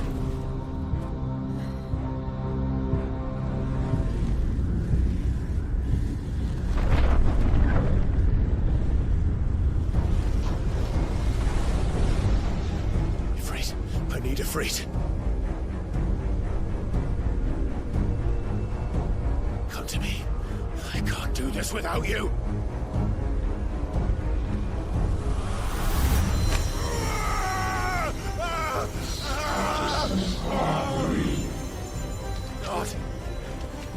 Not again. Where are you?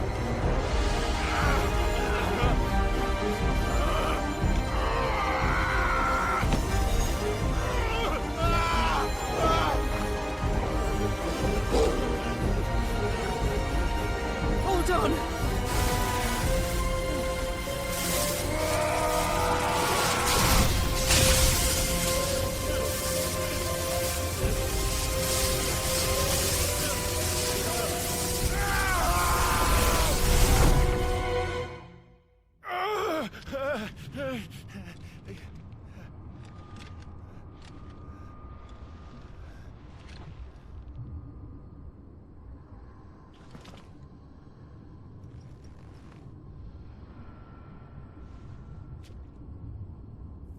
Where the hell am I?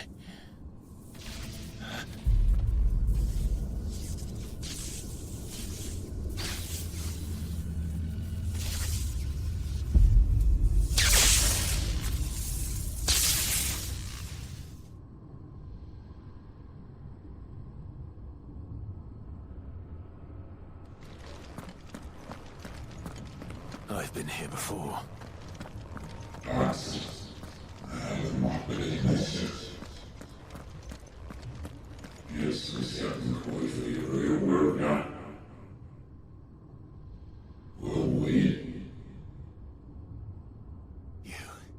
You again. Where are you? What do you want?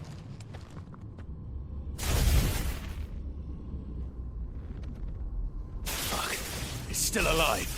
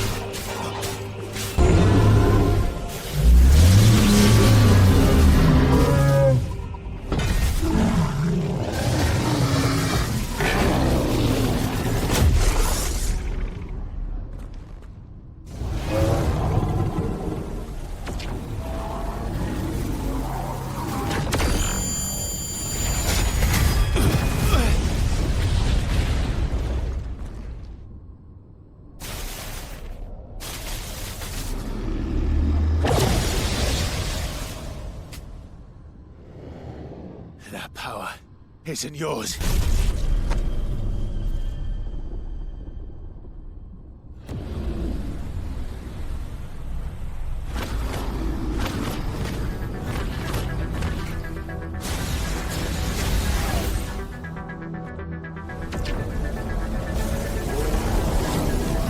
But this is mine.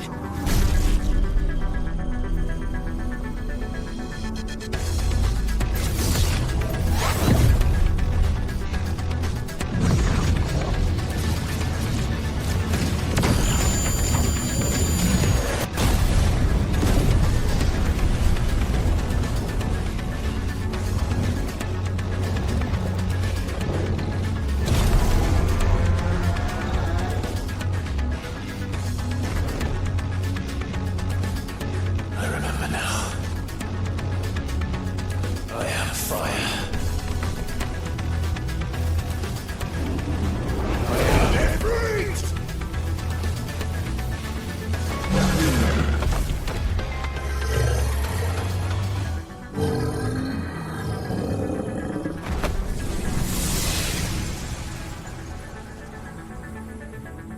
It's done.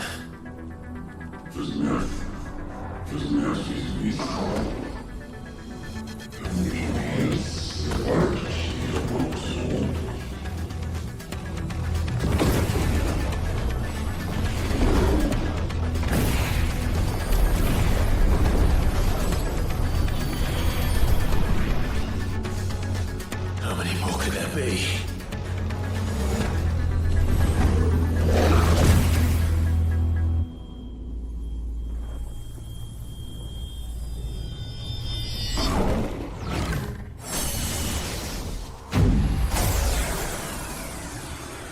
Oh, fuck.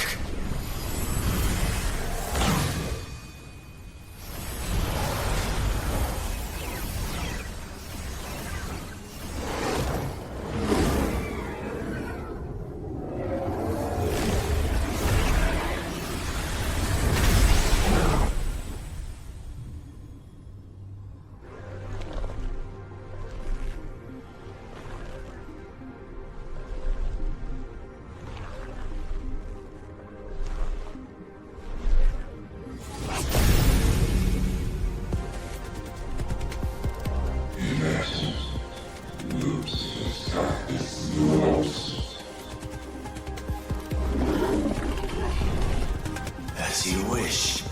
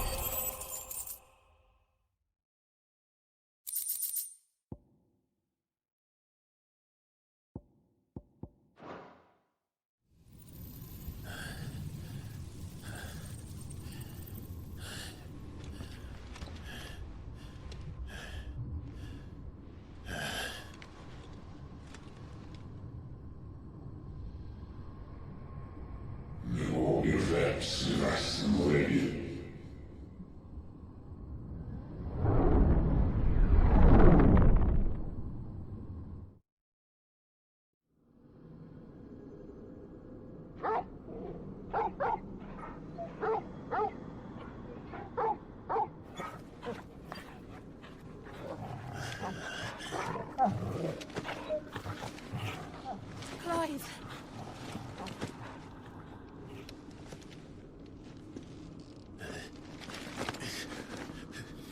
Well, enjoy your nap. You're wounded. This? It's only a scratch. All right, the hole. We'll find you a healer. Here? No, you won't.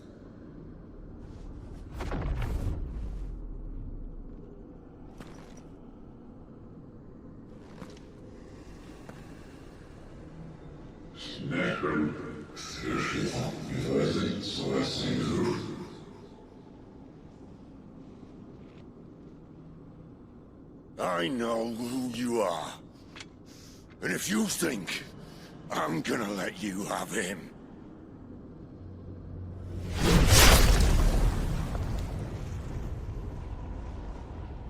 think again.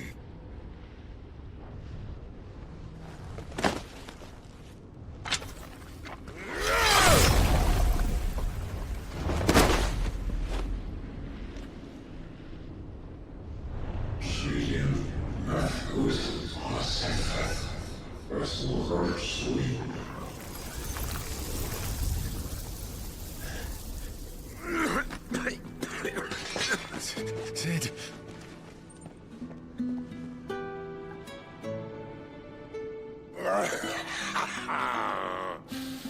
One left.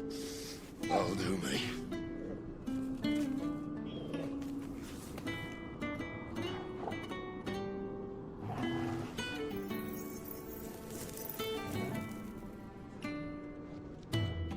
Try not to talk.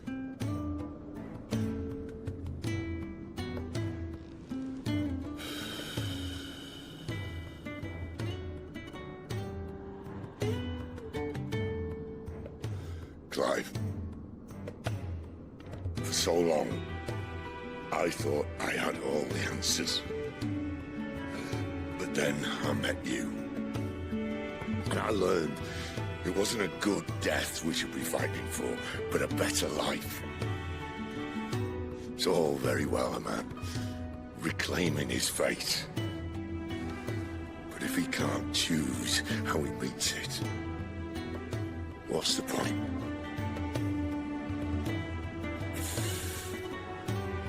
So, I made a choice.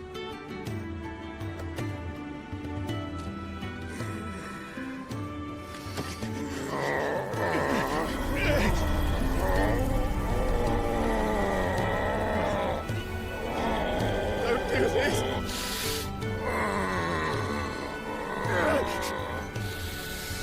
The rest is in your hands. The Crystal's blessing is a prison, Clive. And if it's an outlaw the world needs to help it break free. Stop. Please! I can think of none better than you.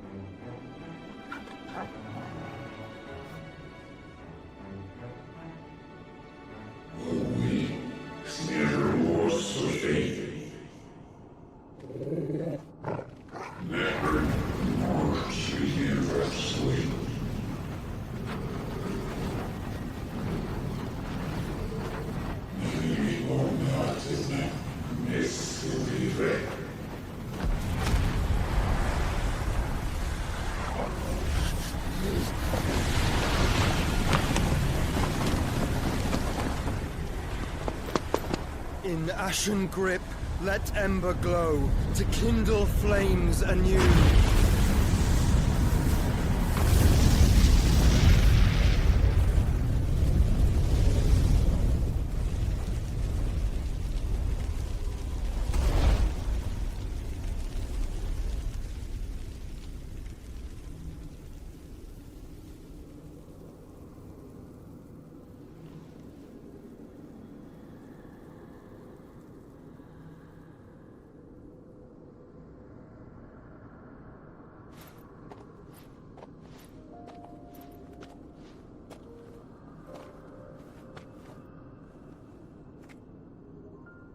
I'm sorry, Clive. Had I arrived but a moment sooner.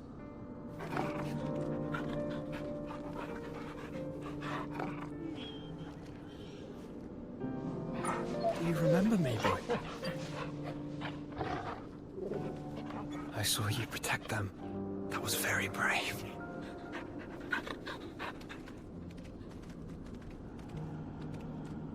I know you're there, Ultima.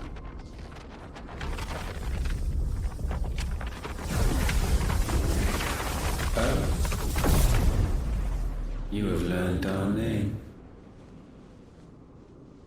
What else have you learned, Phoenix?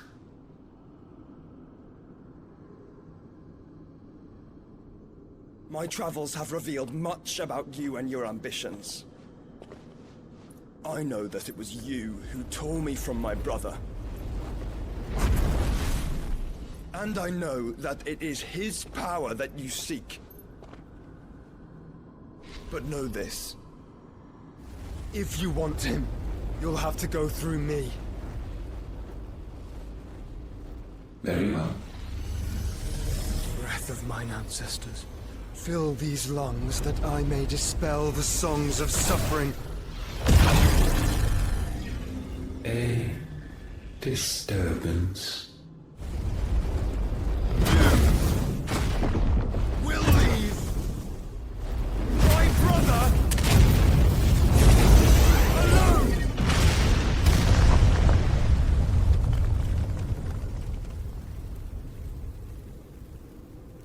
This is getting us nowhere. We agree. No more games, Phoenix. We are come to claim our vessel.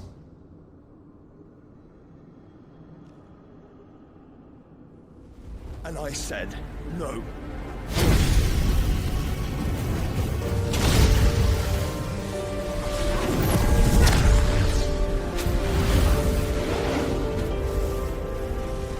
These flames are nothing. You will know what it is to burn. Yours is a fleeting form. I'm not fool enough to think I can harm you. But to protect my brother, I don't have to.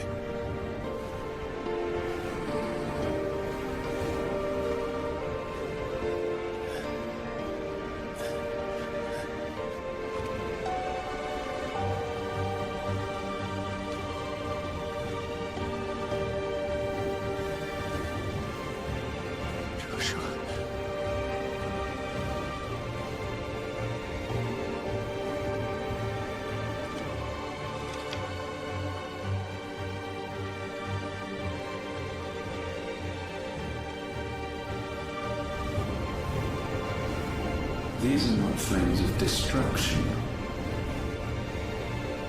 Have you forgotten already who I am?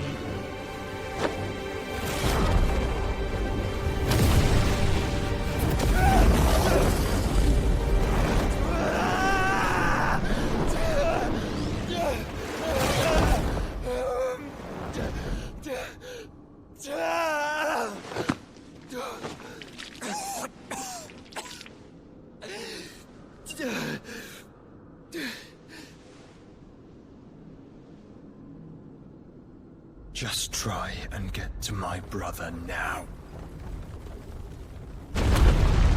Fiend.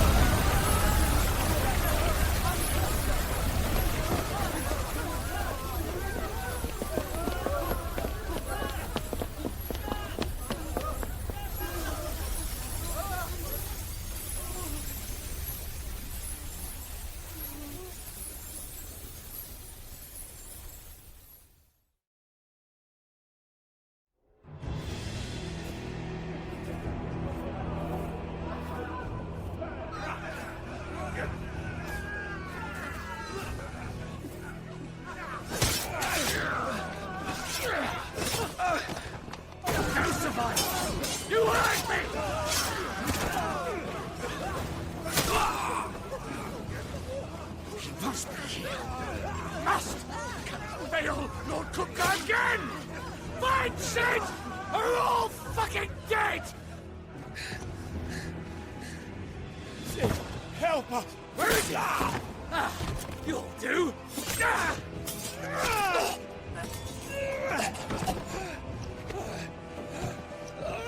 Bastard!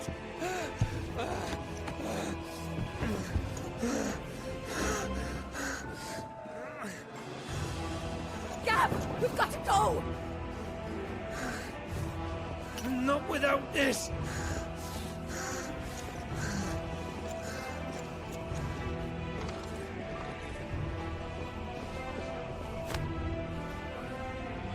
Sid is not among the dead. Shall I send a Stolas?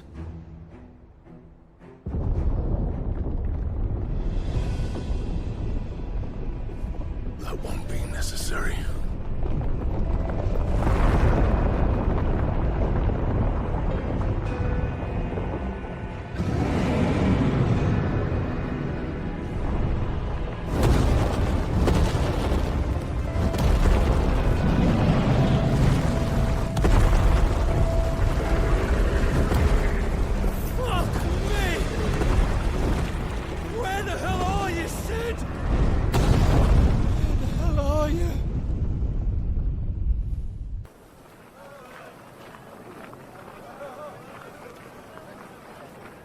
Finest silks from the master weavers of Randalar. Come, feel its softness. Chocobo Make a nice steaks, gift for your chocobo wife. sausage, all from greens-fed farm birds. None of the old courses you'll find elsewhere. Here, take a bite. I've got peppers and peas, beans and beets. If it goes in a pot, I've got the lot. Curatives, restoratives, Look all you like, sir. It's all fresh. Picked this very morning. Restoratives, unguents, ointments, poultices, harmatives, curatives, restoratives, unguents, ointments, poultices. Might I interest you in a potion, milady? Perhaps a soothing salve to ease the aches of the road?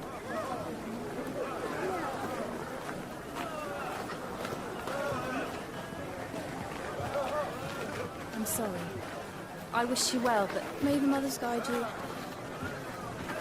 Harmatives, curatives, restoratives, unguents, ointments, poultices, harmatives, curatives, restoratives.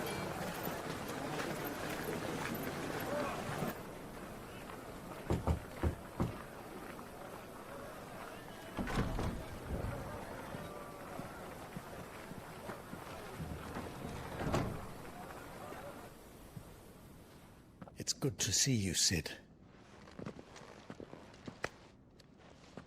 What have we learned?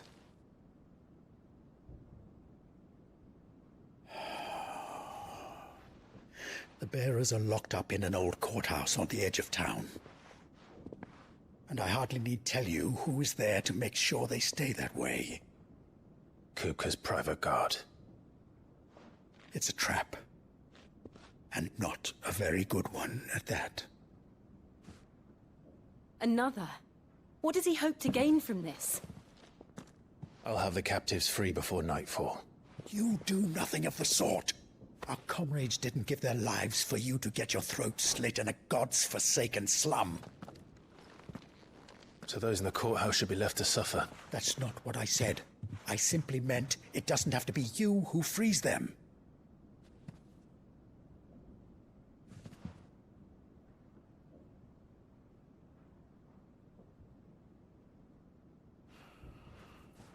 Damn it all. You're as stubborn as the old Sid was.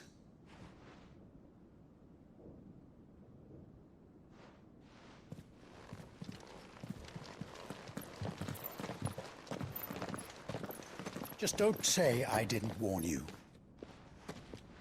You're Sid now, and if anything happens to him, we're finished.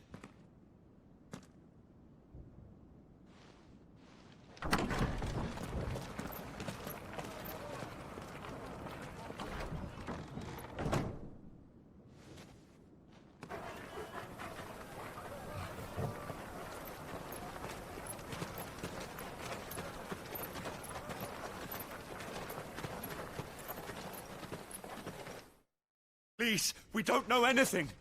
You have to believe us. We'd help you if we could.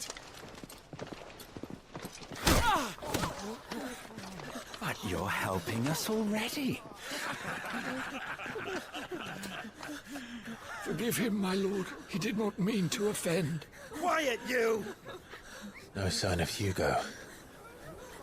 I'll wager he thinks as highly of his minions' traps as we do. Then this should be easy. Don't hurt us. I beg of you. Quiet means quiet, branded scum.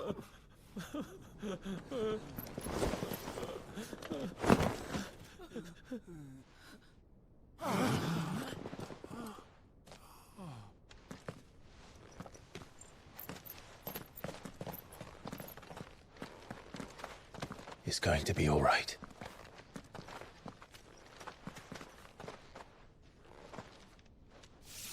I'm here to even the odds. Any objections? It's him! The outlaw. Sit here!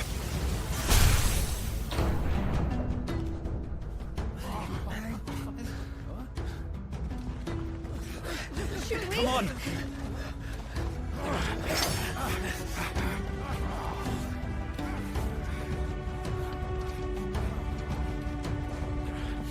Go! Summon the others! The bearers? Safe. Outlaws in here! This one! Bring me his head!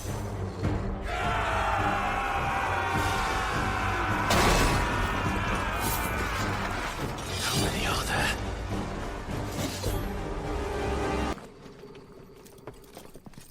there? Enough of this! Let him play with the kitten! They brought a pet.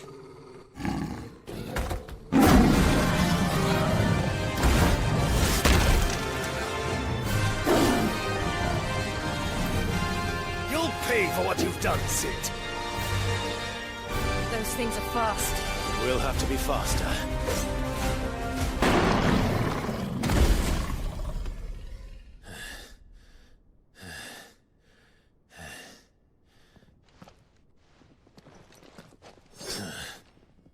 To hell with this!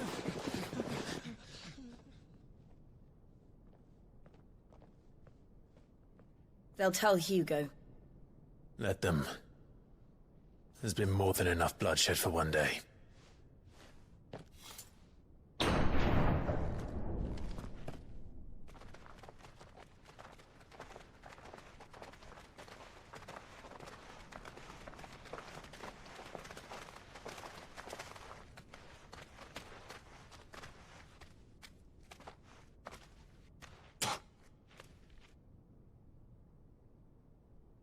Murderer. All of our friends are dead because of you. Do you hear me? They used us as bait. Bait to lure you out of your stinking hole, all because you couldn't just let things be. What are you even doing here? We never asked to be saved. Did you think we'd thank you? They'll never forgive us. We're all marked now.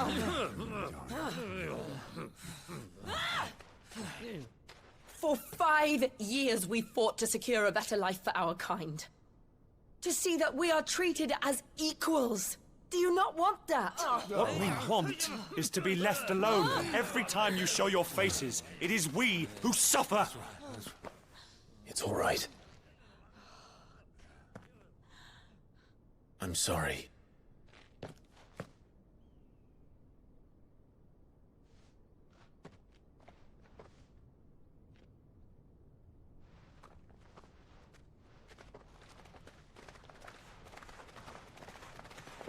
Just leave us be. This is our home, and this is where we'll stay.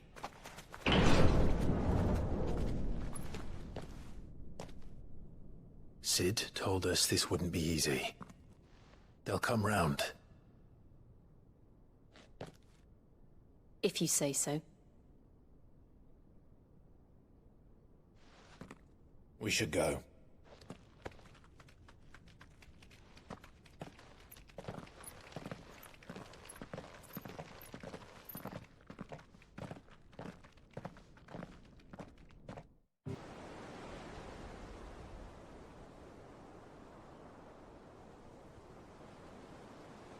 That night 5 years ago, we destroyed what for many was a symbol of hope. For a reason they'll never know. We cannot blame them for thinking us the cause of their misery.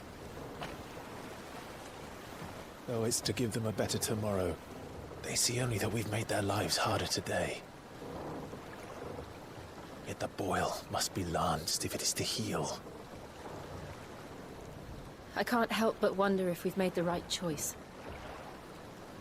When Cid said that he wanted to create a world where we were free. Free to choose our own path.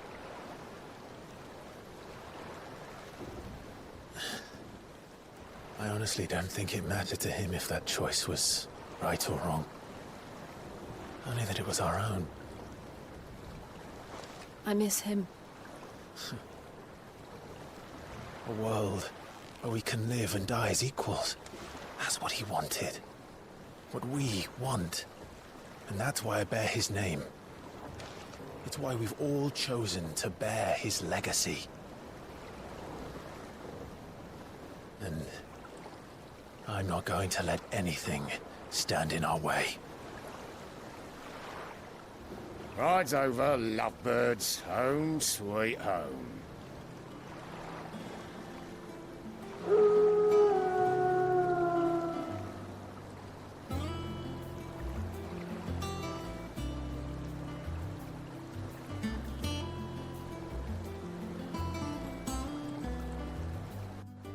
Ah, there you are, Clive. Word of your adventures arrived this morning. Victor sends his thanks. I doubt Kupka will miss the fools he sent to catch me. And not a single one of the bearers we saved showed any interest in coming with us. No one seems keen to join hands with an outlaw. Any news while we were away? None worth mentioning. Gav's still off keeping an eye on the Republican army. Should be back any day now.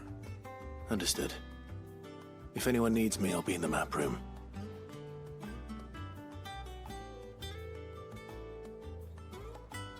Still can't work that one out. There must be better places than the hull of a gutted airship to bury your nose in a book. Yet this is where she's chosen to be. And I'm sure she has her reasons. I trust I'm not intruding. Back from your mission? I'm beginning to think your habit of surviving cannot be attributed to luck alone. One might say the same of you, Vivian Ninetails. I'll have you know that only 4 attempts have been made on my life, and none was especially memorable. So, to what do I owe the honor? Could it be that you've come for one of my lessons? Is that so hard to believe? Very well then. Shall we start with the state of the realm? To absolutely no one's surprise, she finds herself at the mercy of armies and outlaws. Well, mostly armies. Though that's not for want of trying, is it, Clive? But the real question is, how did we get here?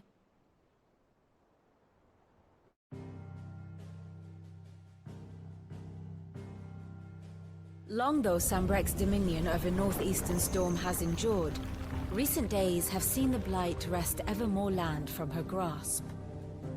For which reason she has continued to wage war on her rival across the strait, hoping to claim less blackened pastures.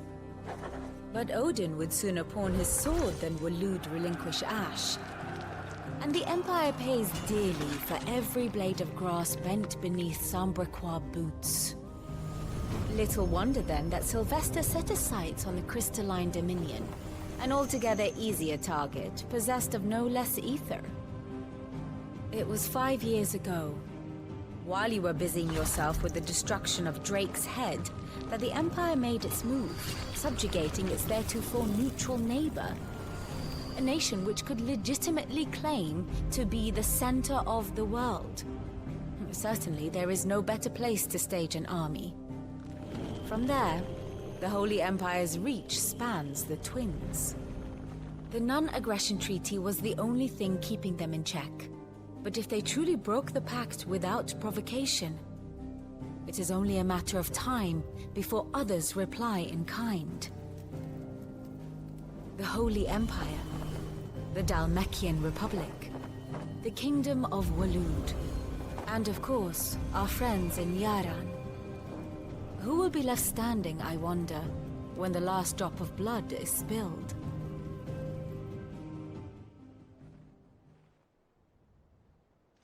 You were born in Twinside. Do you not fear for your home? Oh, dark clouds are wont to gather over the Dominion. Yet in spite of it all, she has ever endured. And when the storm has passed, I am confident she will remain. Now, as to the matter of payment for today's lesson, complete a simple errand for me and we shall consider ourselves even. Even? Right. Return this volume to old tomes in the shelves. Tell him it was, adequate. Lawsman Harpocrates. Now that is a name I have not heard for a long time. So long, in fact, I had half forgotten it was mine.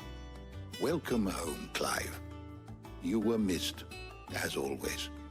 I believe this belongs to you. Vivian asked me to return it.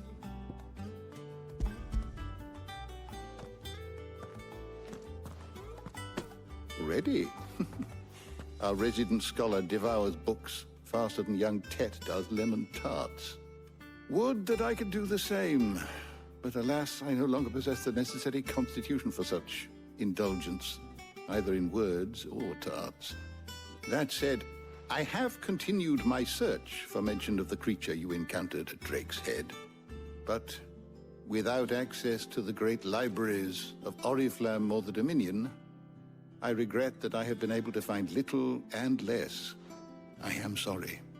Please, don't apologize. I'll send word to our associates. See if they can't furnish you with more books. I fear it is not more books that I require, but the right ones. Mayhap we look in the wrong places. There are still libraries to the north. I'll see what I can do. You are too kind. There are not many in this world who would indulge the whims of a tired old historian. Not too tired to go filching Kupo nuts, though. Always got a pocket for him.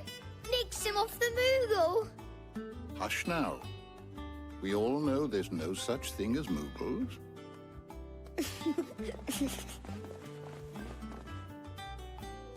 The twins seem well. Aye. Yet they laugh far too little for one so young. The loss of their parents weighs heavy on them, however well they hide it. Titan took much from us that night, from some more than others, and the wounds that remain, they are not quick to heal. Which is why we must give them all the time they need. That we must. Just as I must give you the time you need to recuperate. Good day, Clive. Good day. Not back a blink and you're already off solving everyone's problems. It looks good, Clive. Goes well with the scowl. I'd had that brand for so long. I'd forgotten what life was like without it. What it was like to be myself. And it's all thanks to you, Talia. The scalpel did most of the work. Ah, before I forget, a rider was here with a letter from Gav. Otto left it on your desk. Not a Stolas. All right, I'll have a look. And then you get some rest.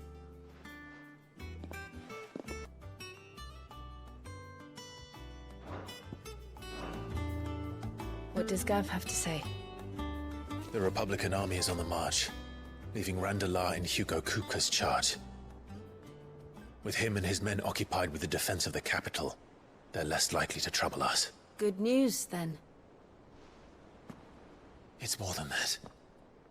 This is our chance. The one we've been waiting for.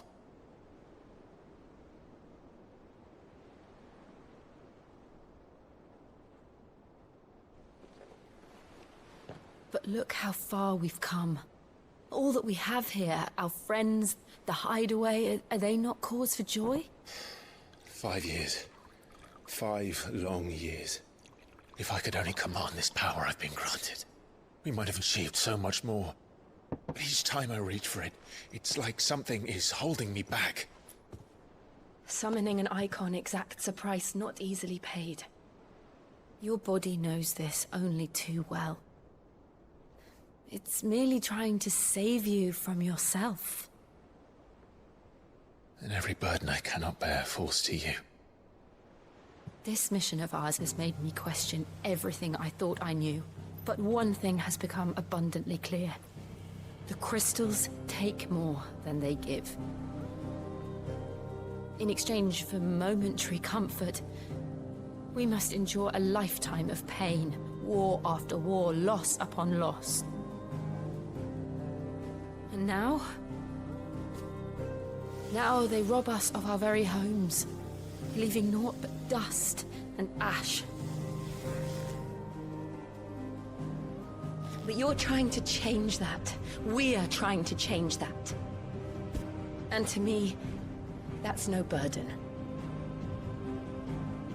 I know, but... Try not to forget. We're only here because Joshua gave us a second chance. It would be a pity to waste such a precious gift.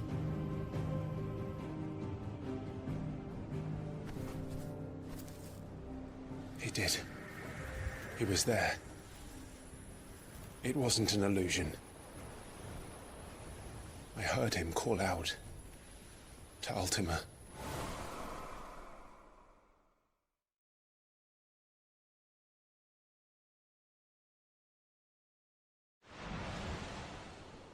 If Joshua is still alive, he'll be looking for that thing.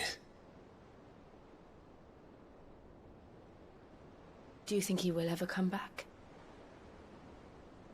I know he will. And we must be ready when he does.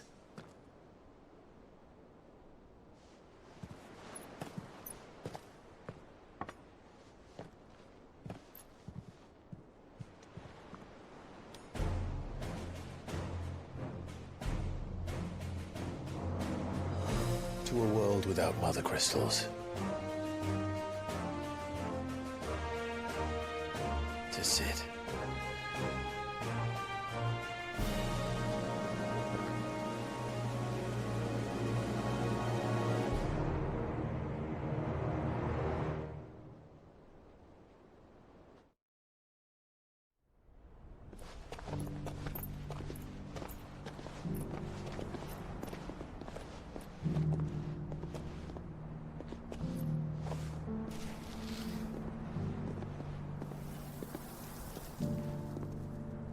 And so the North is lost. I knew that the Blight spread ever more swiftly, Your Grace. But this is far, far worse than any could have imagined. It is only a matter of time before the twins are no more.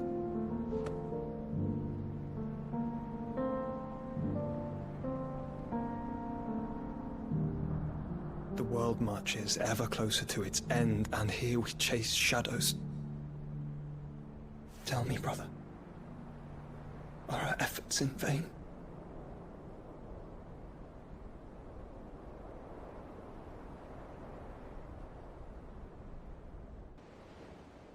Master Clive, a moment, if you... my apologies, I didn't mean to... intrude. Not at all. We were just discussing strategy. Speak freely, Otto. It's Martha, from the inn. She's gone missing. Anyway, I'll be in the mess when you've finished. Very well. What do we know, Otto? Some lads from the Imperial garrison in Rosaria started a fight over at Martha's Rest. Blood was spilled, bones were broken. The usual. But somewhere in the middle of it all, Martha vanished without a word to anyone. And that ain't like her, Clive. Something's not right. You think this was planned? Of course it bloody was. Ever since Eastpool, the Empire's been tightening its grip around the Duchy's balls. They've strung up everyone who's ever set eyes on a runaway, claiming they're traitors to the Holy Throne, conspiring to restore the House of Rosfield to power. And now it sounds like the bastards have turned their attentions to the pallbearers meek enough to stay put. Naturally, Old Martha could see the way the wind was blowing. Complained that it was getting harder and harder to take bearers in. And now she's missing. If she's fallen into the hands of the Empire, we could be next. Couple of curse breakers are already on their way to the inn. They should help speed up the search. But if this is as bad as I think it is, you might end up having to save their asses and all. Don't worry, Otto. I'll make sure everyone gets home safe. Sid? What said you'd be coming? I trust you don't mind. Also thought you might need some help. And it appears he was right. You, could say that, yes. They're saying the Imperials descended like a storm. No one was spared their fury. Martha tried to step in and calm things down, but all our efforts got her were a pair of iron shackles and a hard march. Any idea where? Judging by their tracks, they headed towards Sorrowwise Bay. To the Abbey, sheltering Martha's bearers. The bastards. Jill and I will go after them. You take care of the people here. We will. But, before you go, one of the locals heard something. He said the soldiers were talking about a culling. I don't know how big this is, but it doesn't sound good. Be careful out there, Sid. You do the same. Martha, are you hurt? Don't worry about me. It's them at the Abbey who need you. You have to do something. Tell us what happened. What happened? The damn Black Shields, that's what happened. The Black Shields? The bastards caught wind. The Abbot and I were helping bearers. They were gonna hang us both. When the sick rose from their beds, poor souls turned on the Imperials. Distracted them long enough for me to get away. Then, they may still be alive. Martha, do you think you can make it back to the inn? Cole is there with the other curse breakers. I think so. Thank you, Clive.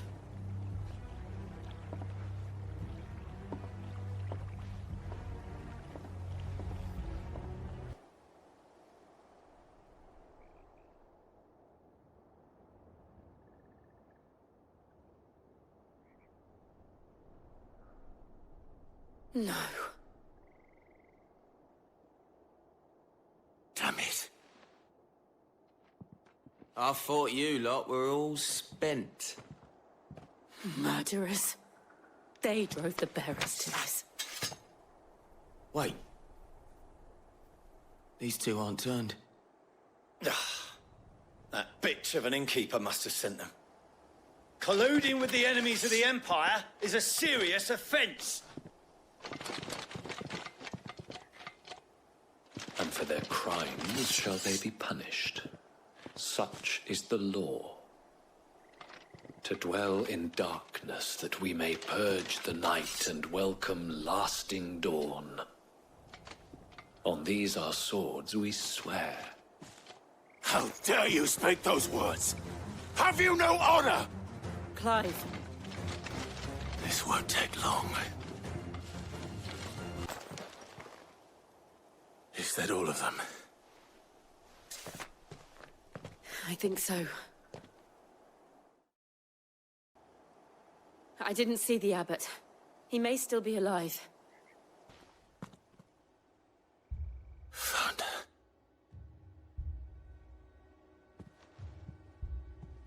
The Abbot.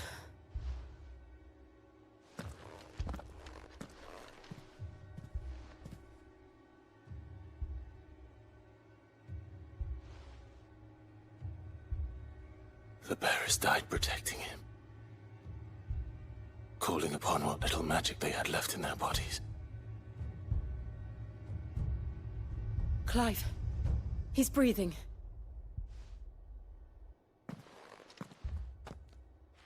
We're friends of Martha. We're here to help.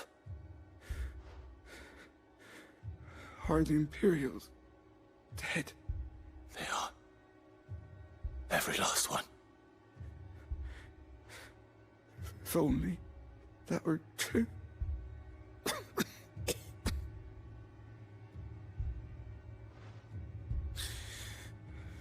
The Black Shields will return. The Cullings continue, Rosaria will never be saved unless we save her. Tell Mother to beg Cid's aid and tell her this wasn't her fault. I shall. Cid! Where are you? Cid! In here! We found a survivor! Clive? He's gone.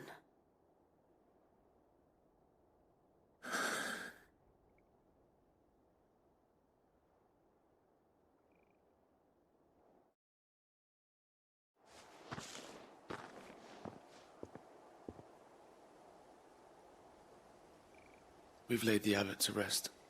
But the bearers... they didn't need to die like this. No, they didn't. But it was their choice. They knew the fate that awaited them and chose to meet it on their terms, fighting for those who fought for them. Martha said they rose from their beds, threw themselves at the Imperials so she and the abbot could escape.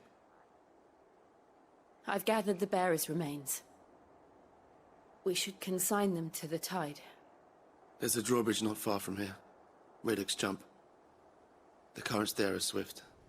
If the abbot was still with us, he'd have taken the dust there himself and performed the casting. I'll get someone to... I'll do it.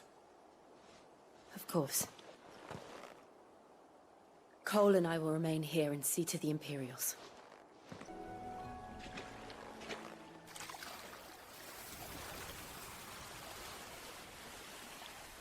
So shall the waters cleanse thee of thy burden, and bear it out to sea.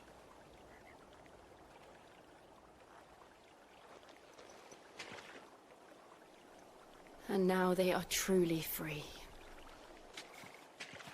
I hope so. What of the Imperials? A pyre was made. It's more than they deserve. We should go back. Cole is worried about Martha. All right. No one survived then? I'm sorry. Before he passed, one of them bade me tell you not to blame yourself. Doesn't mean I won't. Doesn't mean their blood's not on my hands. Cole said you cast their remains. That was good of you. But it should have been me. This was all my fault.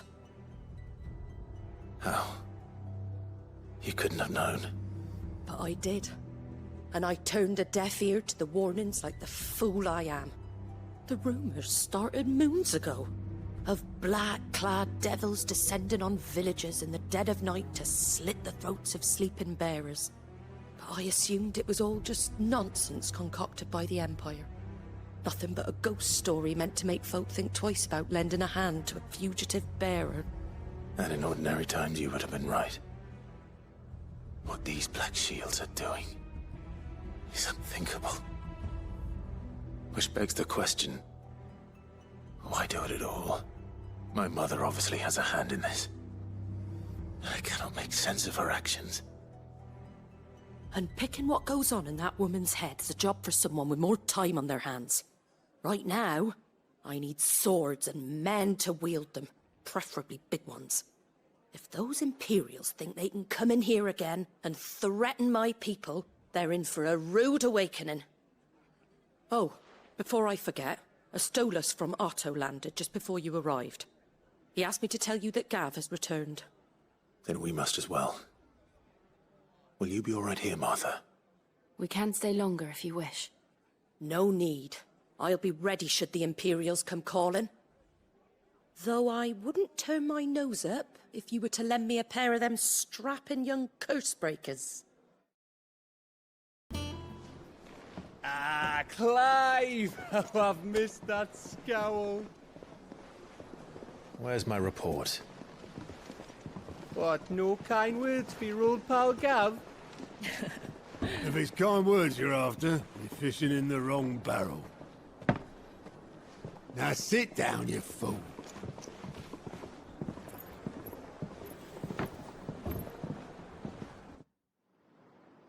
So, you remember how quick the Empire was to occupy the Dominion after the fall of Drake's head?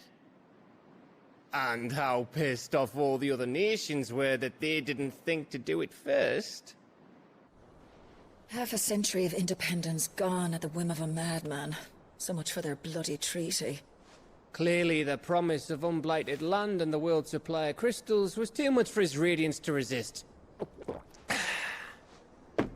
And now the Republic's finally decided to follow suit, using liberation as an excuse to declare war on Sambrek. Lined up right outside the Dominion's gates as we speak, looking to starve the Imperials into submission.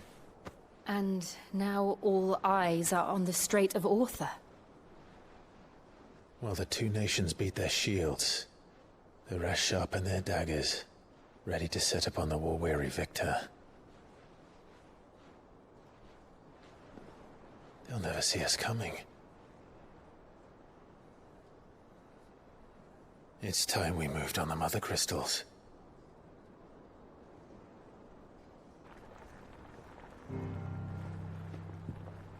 Four Mother Crystals remain in Storm and Ash. Drake's Breath near Ironhome. Drake's Fang in Dhalmekia. Drake's Spine in Waloed. And Drake's Tail here in the Crystalline Dominion.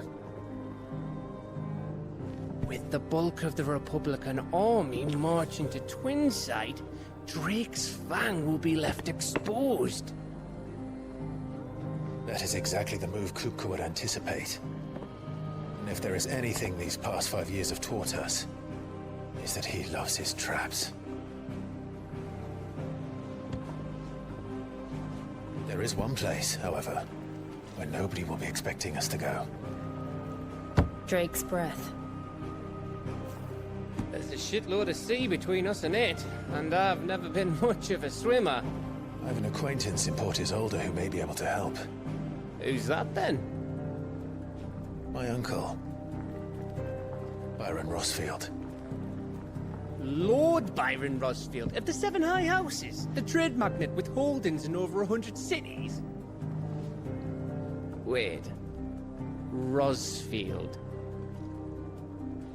And you're a Rosfield, of course.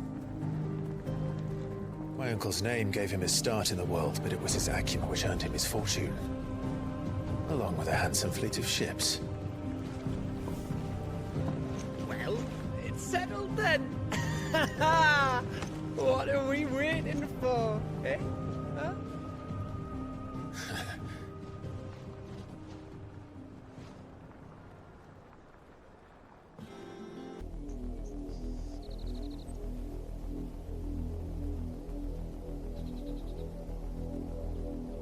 Do you think it was wise to leave, Gav? He didn't seem pleased. I needed his eyes and nose in Dhalmekia. I'm not about to let Kupka take us unawares. Besides, he has a knack for that sort of thing. That he does. And wasn't it Sid who said that matters such as these are best left to dominance?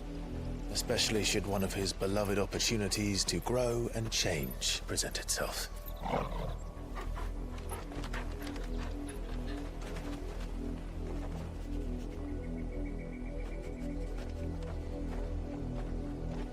I always knew that I would return one day.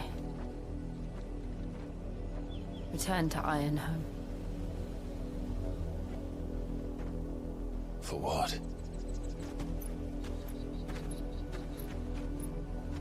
After learning the truth, you were given the chance to face your past.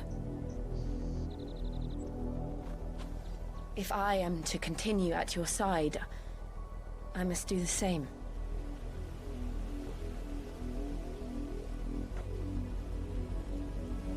We will face it together then. To the end.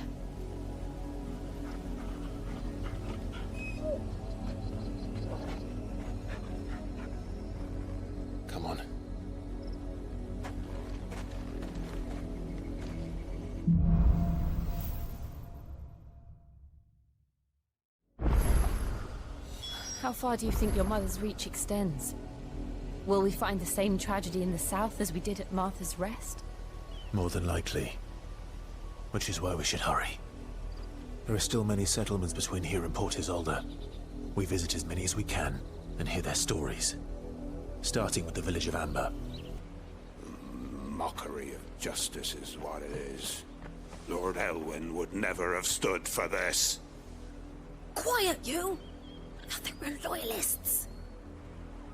Jill, look.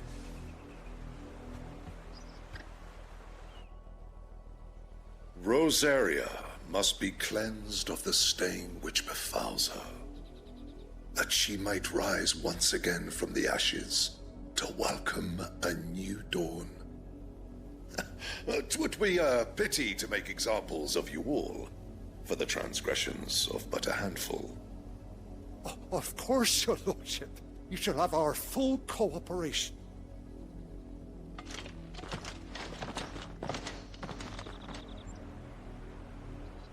What business could the Black Shields have in a village this small?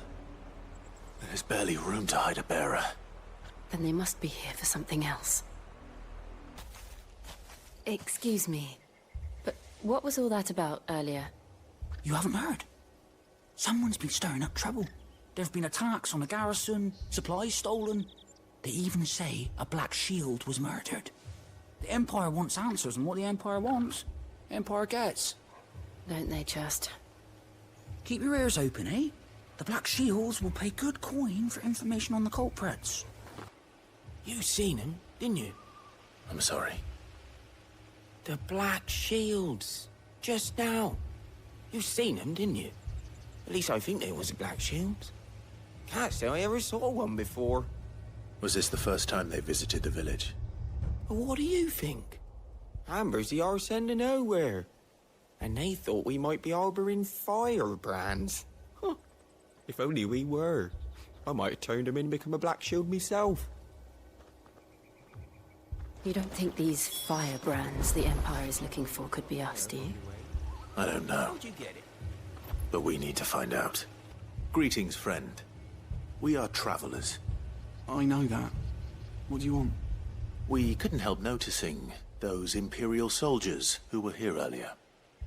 Don't you go telling these strangers a thing. I speak for the people of this village, and we have nothing more to say to you. You are to leave Amber and never come back. May I at least ask why? I don't know who you are or what brings you here, but your presence puts us all in grave danger. The Empire is a harsh master. Its demands are great, and its justice swift.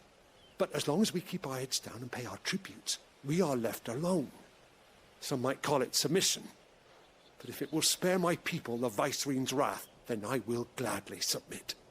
This village will not become another East Pool. Then we shall be on our way.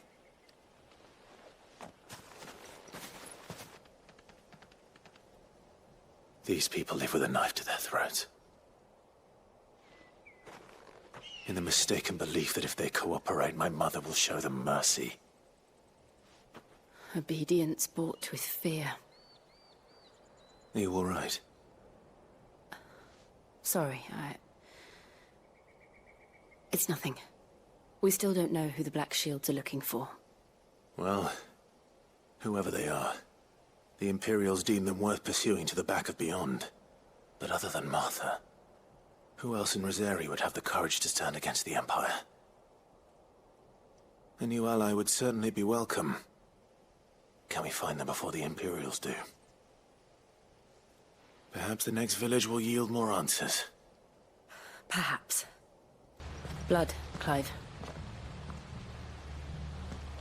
And still wet.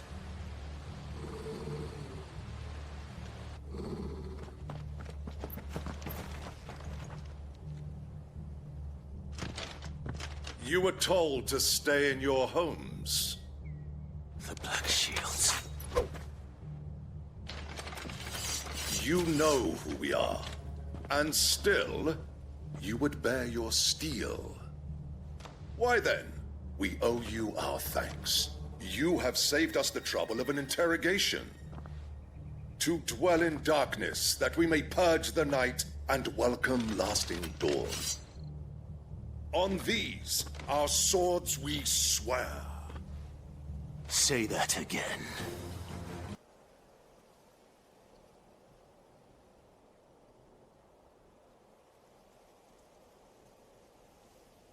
Tell me what I want and the end will be swift. Who are you looking for? Why, you. We come bearing a message. Your friends have been found. The branded you freed from our camps. They await you in Ordeal.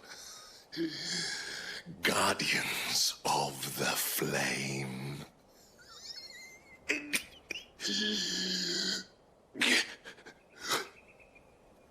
Those are Old Hill's gates. Then we hurry.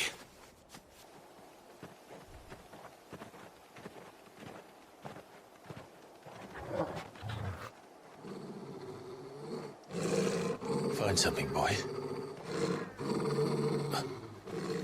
Death.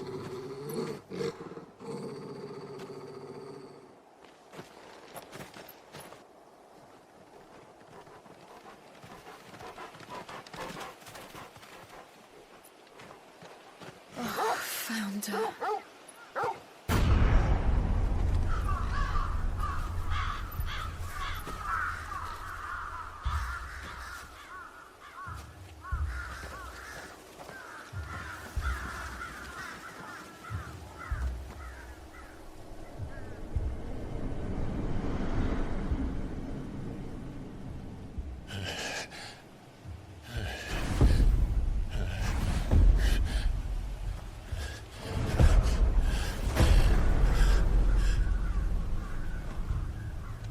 This was my mother's doing.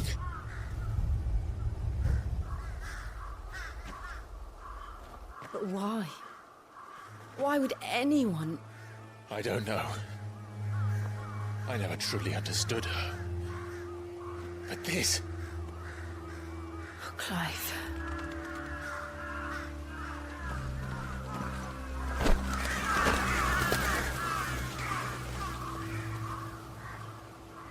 I will learn what madness drives her, and I will end it.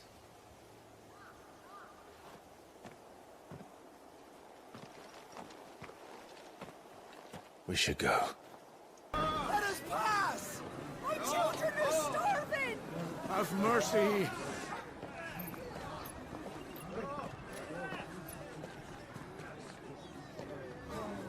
Voice-ridden dogs they are! You can't ignore us forever! Let us in, or we'll die on your doorstep! Better out there than in here! Holding enough Fuck off! I'm the jealous bastards! Those crystals belong to us all! I said, away with you, filth! Back to your stalls! Cut you down where you stand! Destroy it! No chance of slipping through unnoticed. We'll need to find another way in. I thought we might be able to reason with the guards. Or at least bribe them. I suspect everyone in that crowd thought the same.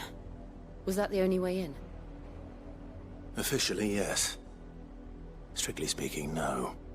My uncle once told me that the nobles had tunnels built, so that they could visit town without having to walk amongst the rabble. The Lazarus.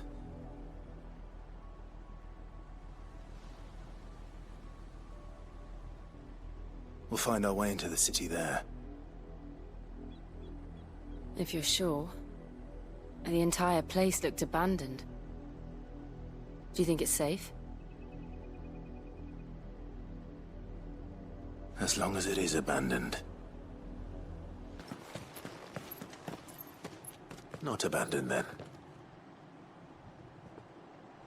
Oi! Visitors!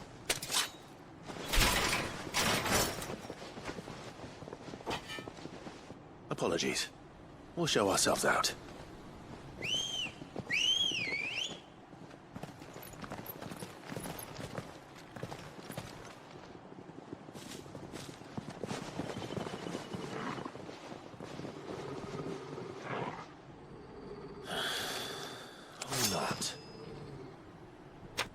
I've only ever seen one man fight like that. And he's long dead. Then perhaps it's time you joined him.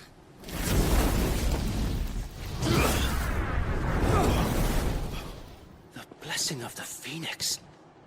It can't be. I was there when you died. Huh?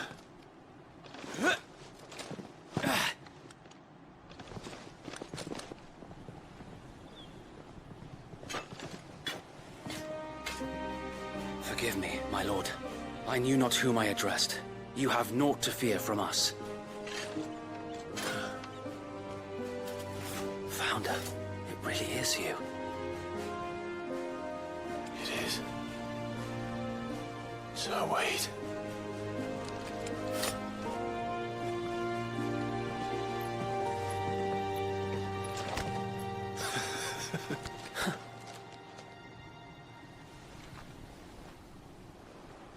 We can speak inside.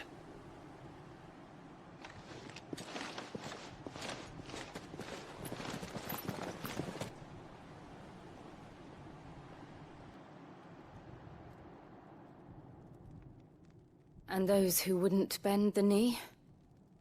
We left before the Empire could make examples of us, though we didn't go far. And we banded together to form the Guardians of the Flame soon after. Alas, there is only so much a handful of aging shields can do against the might of an empire. But we've seen to it that their stay has been anything but pleasant. Of late, though, we've had our hands full just trying to keep the Duchy's few remaining bearers out of the Imperial's clutches. The Cullings. We saw what happened in Old Hill.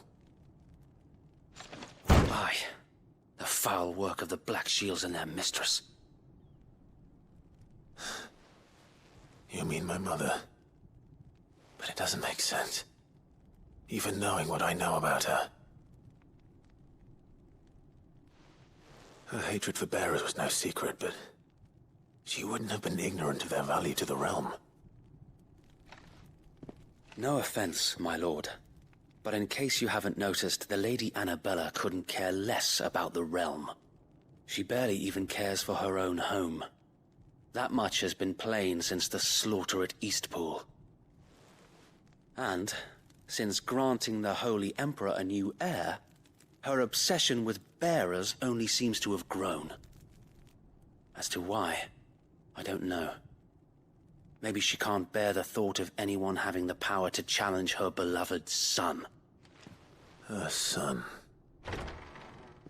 Sir Wade, the Black Shields have broken camp. They march in full force for Buick Bridge. Then so do we. Make ready.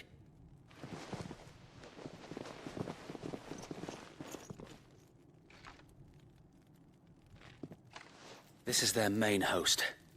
If we remove the head, perhaps we can prevent what happened at the docks from happening somewhere else. If I do nothing, then the blood of their next victims will be on my hands.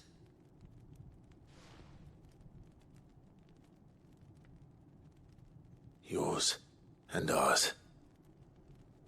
We too have witnessed the crimes these men who dare call themselves shields have committed in my mother's name. It cannot be allowed to continue. We must put a stop to this madness. We must. So let us go with you. For the good of Rosaria. I was hoping you'd say that. Very well. If that is your wish, I would be honored to serve at your side. And we at yours. So, Wade, let us do our duty. With pleasure, my lord. Tell us then, Sir Wade. What is your plan? Nothing fancy. You, Lady Jill and I make for Buick Bridge, and provoke the main host at their encampment. Sensing an opportunity to end the Guardians, the Black Shields will call for reinforcements, who will be met from the rear by parties of my brothers hidden throughout the surrounding hills. This will allow us to wage battle on the bridge without fear of being overwhelmed. While the Black Shields have an advantage in numbers, you see, they prefer to fight in small units, which we can use to our advantage. How small exactly? Small enough, now that I have you and Lady Jill for company. I doubt I could have done this on my own. But until we arrived, that was your plan. You haven't changed a bit. So Wade, the bearers from Old Hill have been laid to rest. Very good. Now make ready for battle. As you command.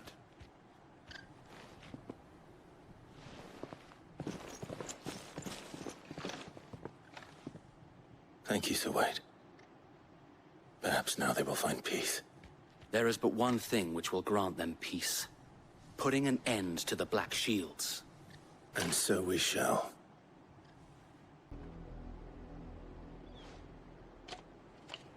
What is it now? I told you! We bear a message for the Vicereine. From the Guardians of the Flame. Ha! You presume to tell us that a pair of filthy vagabonds, a woman and a dog, could guard aught against the might of the Black Shields? Then come! Die along with your flame! For Rosaria! For Rosaria! A noble stand, albeit a misguided one. In taking it, you have but proven our point. That this land is in dire need of cleansing. I don't see any more. Nor do I. The plan worked. It did. It bloody worked. We sent every last one of the rotten bastards straight to the mud! Lord, perhaps this will be enough to stop the Cullings. For the time being, at least. Perhaps. Though I doubt my mother will take this loss well. She'll move swiftly to see her minions' ranks replenished. And then it will all begin again. I often wonder if the nation we once knew is gone for good. Her fields rot. Her people starve. We battled to preserve the flame that was, but for every foe we fell, another springs up in its place.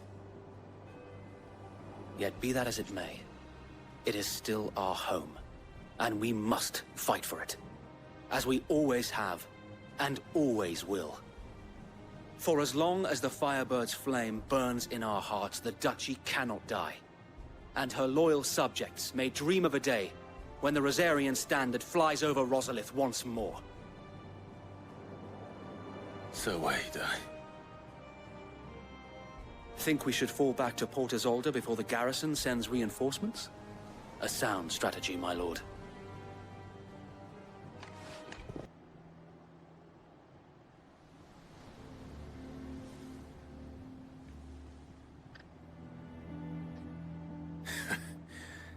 And how long has my uncle been funding you and your comrades' endeavors?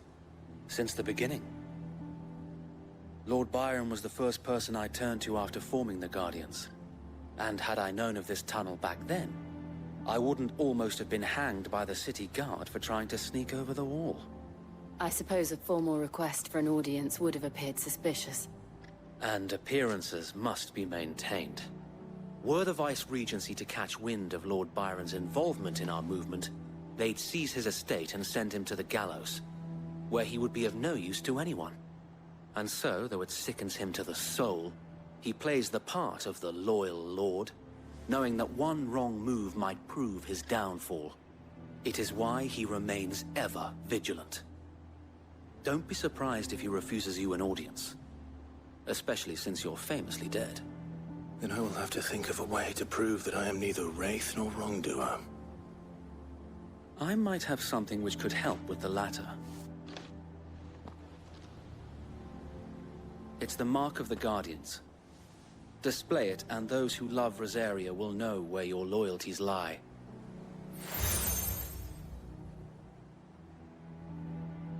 I shall wear it with pride. Be sure that you do. I don't want my men attacking you again. Unless you deserve it. If only Sir Tyler could have been here to see you. Or the Lord Commander. Thank you, Sir Wade.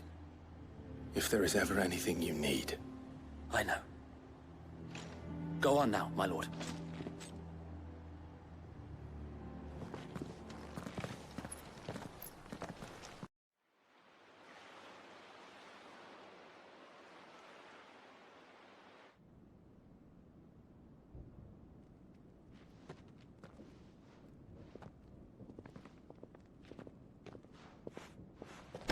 How accommodating.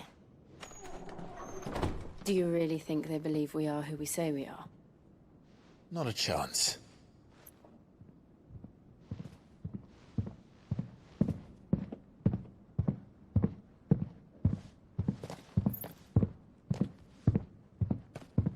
All right, I guess. My uncle believes we're imposters here to rob him. And means to string us up himself.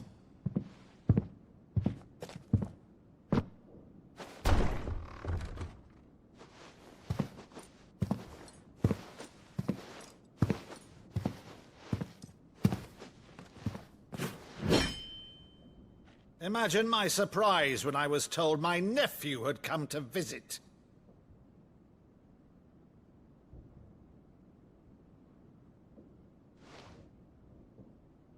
Clive Rosfield died long ago. And for uttering his name here, you shall pay with your tongue!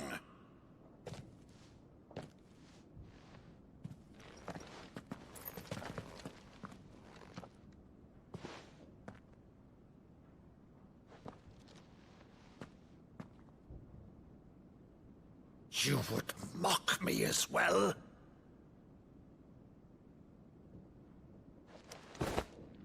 It is I, Sir Crandall of Camelot, loyal servant to Her Serene Holiness, Saint Sybil the Unshod. Meadow, thou vile sorcerer, for thy crimes against church and crown, I shall have thy head.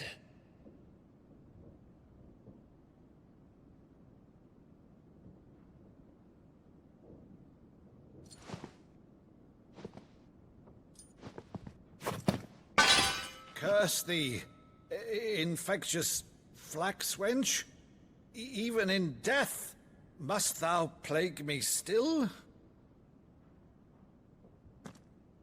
Very well. I shall open the gates of hell, that thou might see thy charge once more.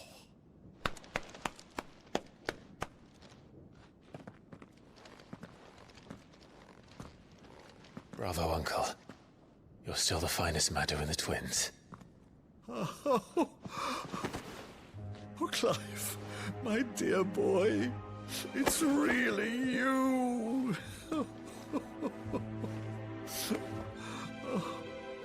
You always were fond of that scene from The Saint of the Sanctuary.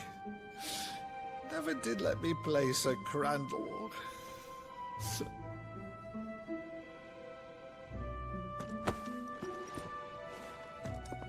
I have a favor to ask, Uncle Byron. Rutherford, inform the kitchens. There'll be guests. We dine immediately. But, Uncle... You can't very well regale me with the tale of your miraculous preservation on an empty stomach. Go on, sit.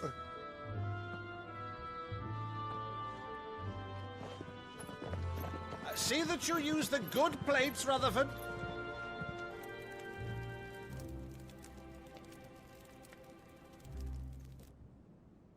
So you arrived late to one of her cullings, did you?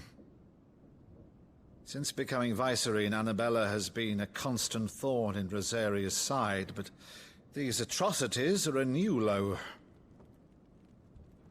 Something has changed. Quite what, I don't know, but the woman we knew is gone, and a monster sits in her place. A monster.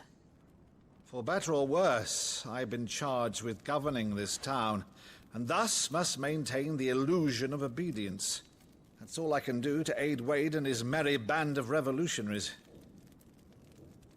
So he's told us. You have risked much for Rosaria. Our nation will be forever in your debt.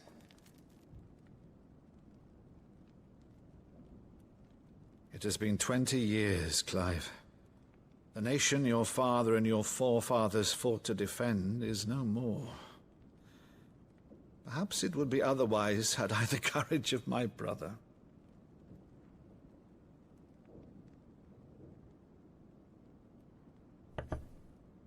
All right, if it's a ship you require, a ship you shall have. I've a galley in port, but recently relieved of her cargo. She can be outfitted for the voyage in a matter of weeks. So you believe us then? About everything? Believe you? Ha! Only a fool would believe even half of the things you claim. But until tonight, only a fool would have believed my nephew still lived. And besides, I have it on good authority that Clive is telling the truth. Whose authority? Your own, of course. You've always been a terrible liar. Is that true? It's not untrue. Let's say no more about it, eh? It wouldn't do to linger on my nephew's greatest failing.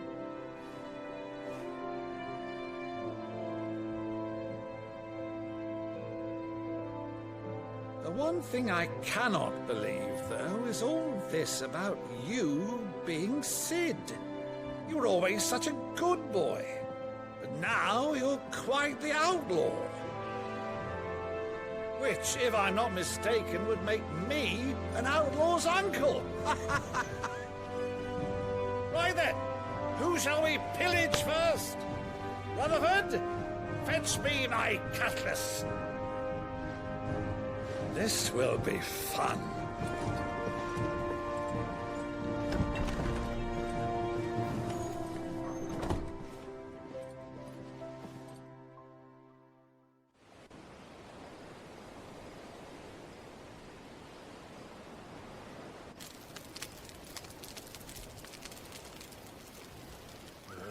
Over there. Go on. She's a fine ship, isn't she? Once outfitted, she'll bear us across the boiling sea to Drustinus in the space of 3 days.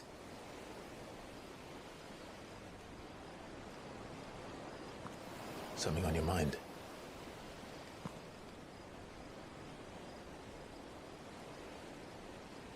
Monsters. When I served the Iron Kingdom, I did so because I saw no other choice. Because once they learned that the lash would not move me, they turned it on those who could.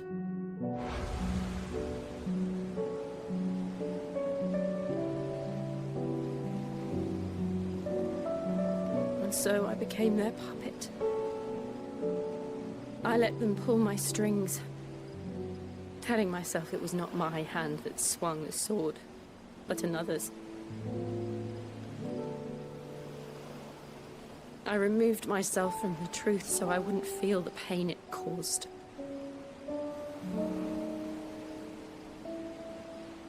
And before I knew it, I no longer felt anything. Anything at all.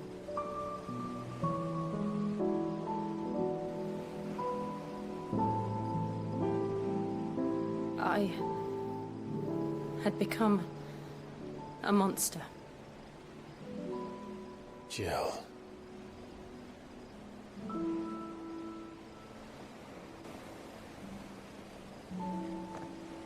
I don't want to be a monster, Clive. Do you understand? I want to choose a different path, a better path.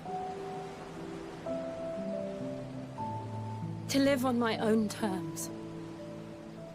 But before I can do that, I need to come to terms with my past.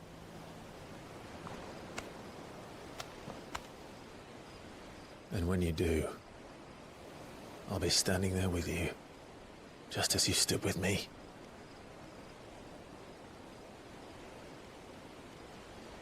Thank you, Clive. I must atone for my sins. Only then, when it's done, will the monster cease to be. Just promise me that you won't die with it.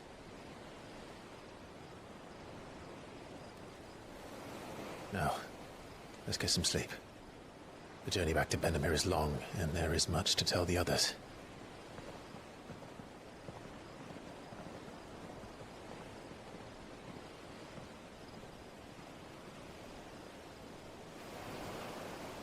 Back again, Lord Rosfield. I'm touched that you should find me such good company. It is not your company, but your counsel that I seek on this occasion. Ever the charmer. What will it be today, then? The Iron Kingdom. I need to know what to expect. You'll soon be setting sail for Drake's Breath, then, I take it. The mother crystal that rises from the boiling sea. There was a time when a true-blooded Rosarian had only to brave the waves to visit it. But then the Ironblood made their move.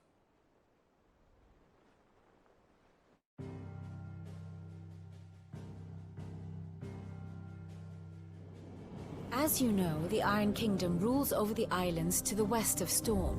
Or rather, its church does.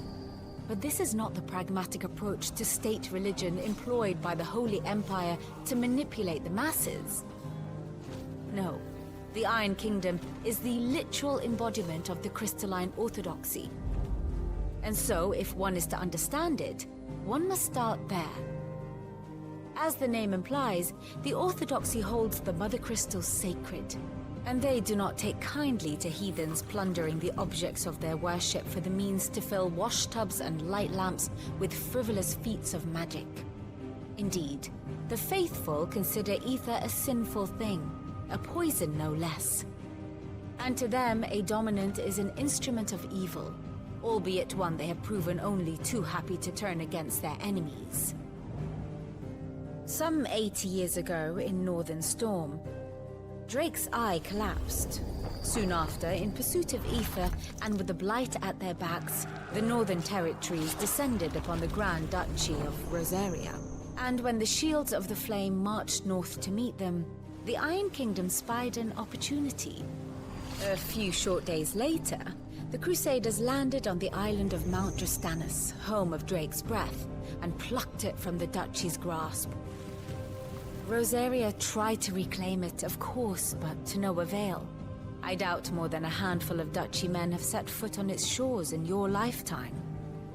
Nor are they like to again, under the Empire's stewardship, meaning the Iron Blood will keep their island, and with it, the foothold they need to march on mainland soil when next they spy an opportunity.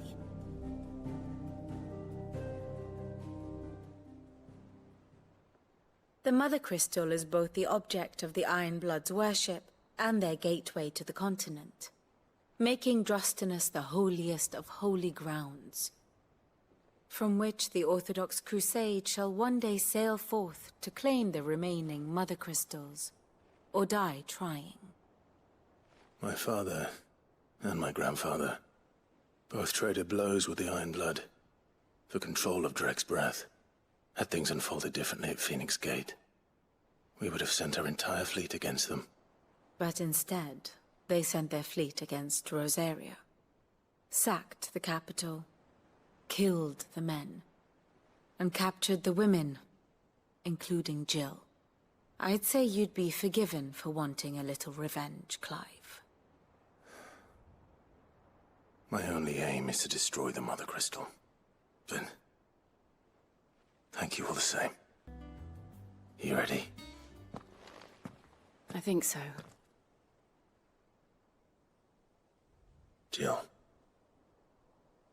When you told me you had to come to terms with your past, you weren't talking about destroying Drake's breath, were you? No. I spoke of Imran, the leader of the Crystalline Orthodox. The man who made me do all those unspeakable things. I'm going to kill him. It's what I need to do to put the past behind me. What I need to move forward. And I know that I can do it. If you're there beside me. Always. And I'll be beside you, too. We'll bring down the Mother Crystal together. All while Sid looks on. We'll make him proud.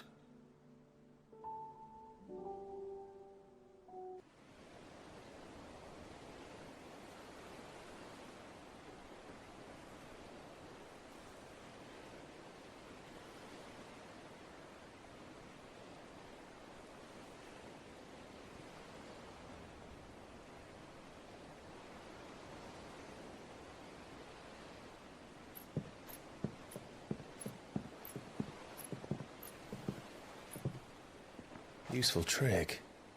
Freezing and thawing the spray to make mist. How did you learn to use your powers like this? The Masters made me do it. When the Crusaders took to the seas, to keep the fleet's movements from prying eyes. I'm fine. No, you're not.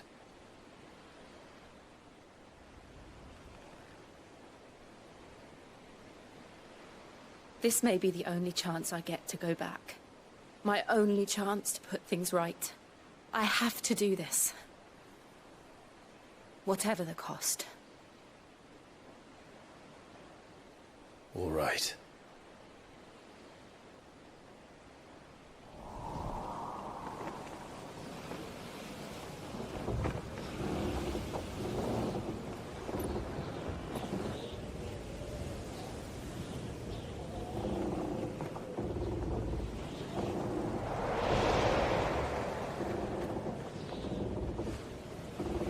She is.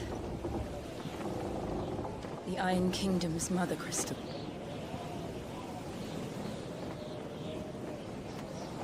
Drake's breath.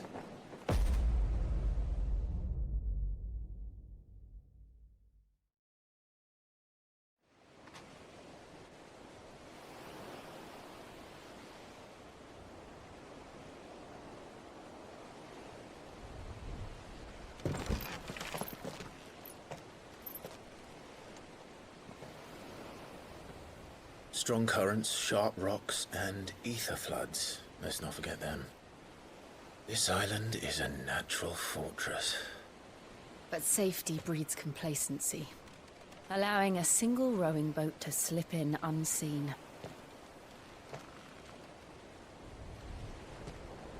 The sanctuary is inside the mountain. If we follow the old trail, we should be able to enter by the back gate. All right. Let's go.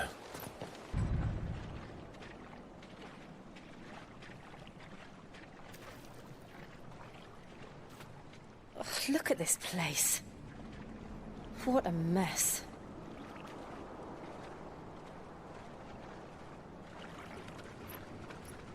Wait.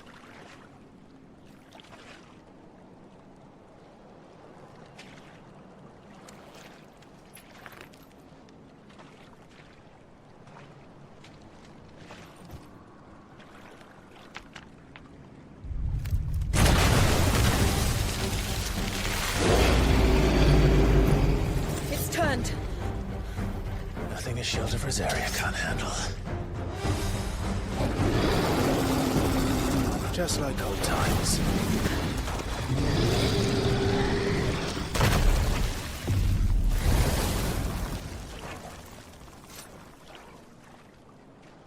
Press on? Yes.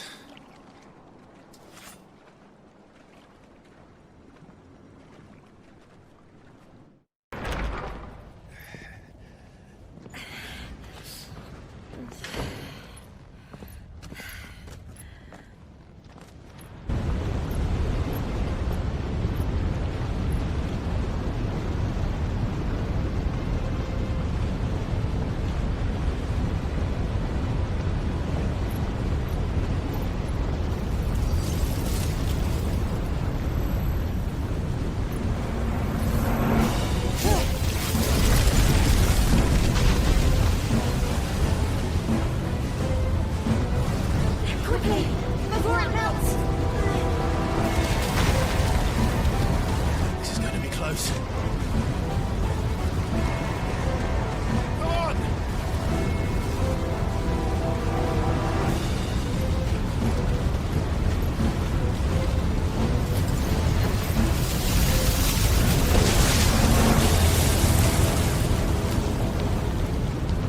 Let's not do that again. No. Let's not.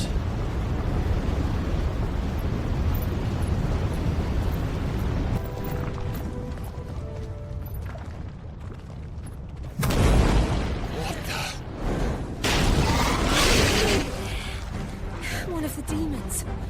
But they never leave the lava. If I didn't know better, I think this volcano was about to erupt.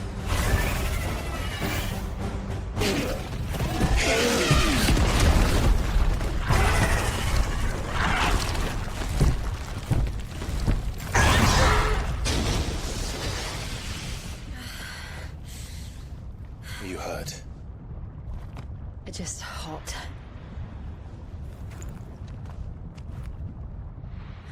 Thank you. Quite a commotion our friend made. Let's hope the guards didn't hear it. The gate to the inner chambers is just up there. Then we make for the sanctuary. I need to finish this. Before the heat finishes me. Hear, hear.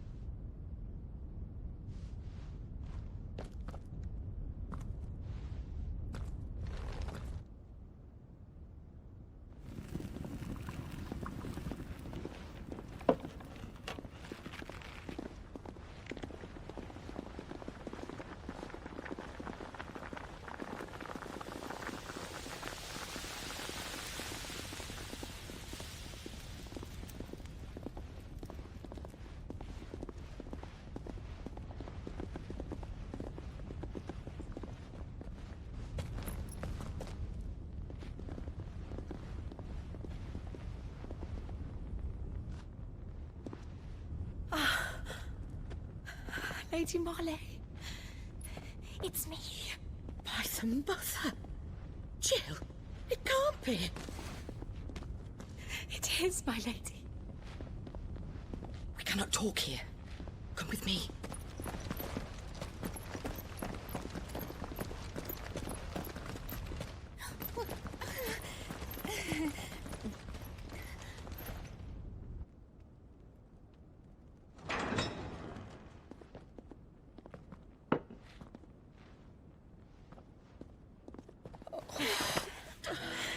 I'm so glad you're safe. And I you. Why ever would you risk coming back? Are you a fool, girl? Or have you grown tired of your freedom already? Forgive me, my lady. But I had to come back. There are things I left undone. Tell me, where is the Patriarch?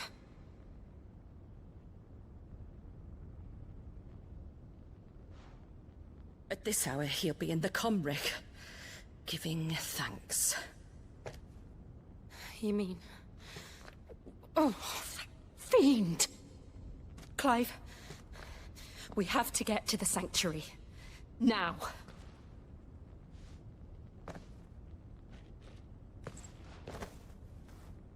Lady Marley, you must flee this place, gather your things, and go. Now listen here, Jill. We have company.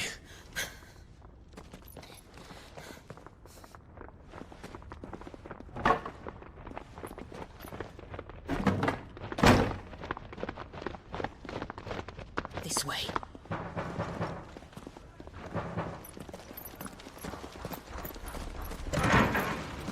Follow this passage. It leads straight to the Comric. Go on, stop dawdling. Thank you. You were always so kind to me. My light in the darkness. Take care, my lady, please. You deserve better than this. A long and happy life, promise me.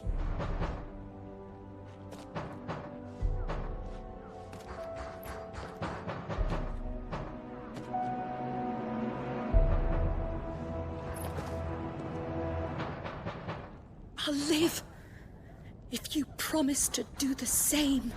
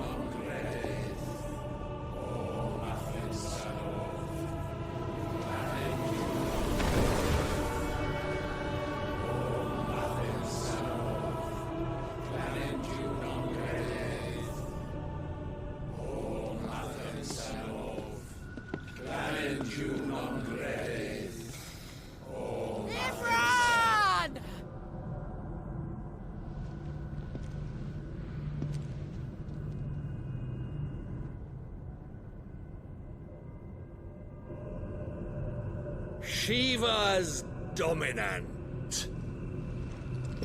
Come to beg forgiveness for your failure. For years, I followed your orders. Fought your wars. All to protect the children you took. Just as you took me.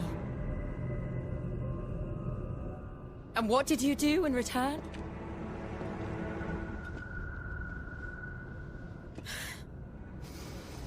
You put them in chains and you slit their throats!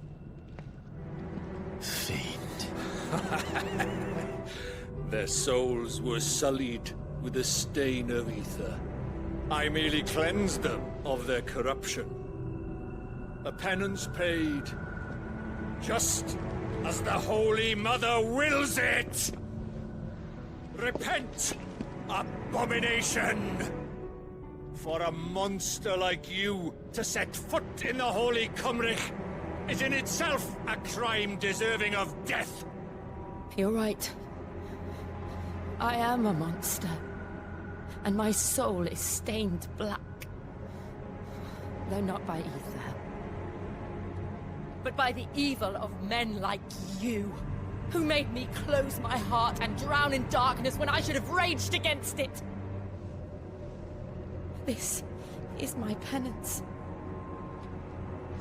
I will be your monster no more. Nor will I suffer you to create another.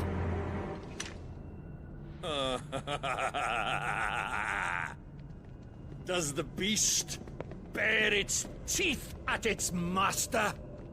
Come then, dominant. Rage, be as you have ever been. A monster! And what are you, Imran? I was forced to kill. You do it by choice. But never again. I bowed to you once. Now it is you who shall bow to me! Kill them.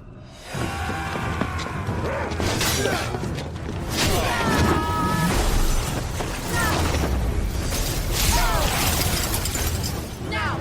Right!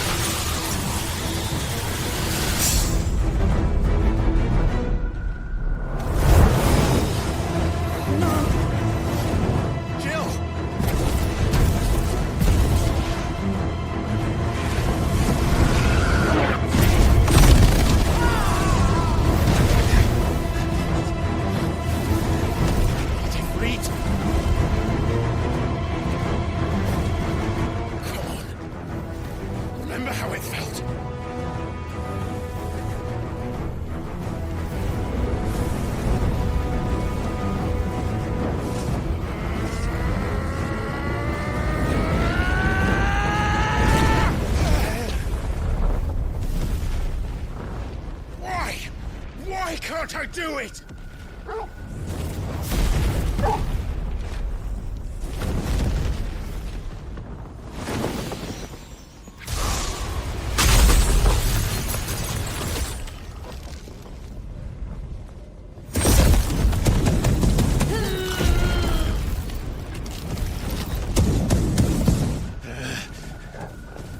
Please, just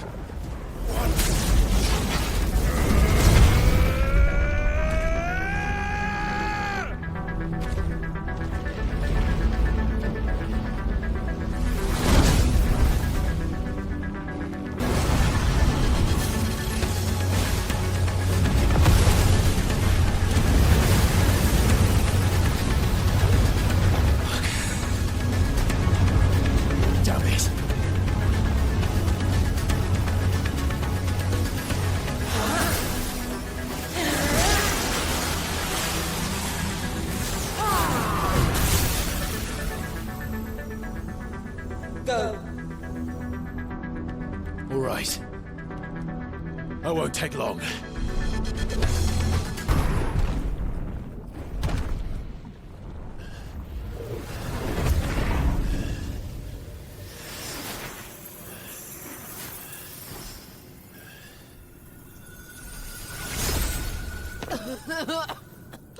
Jill!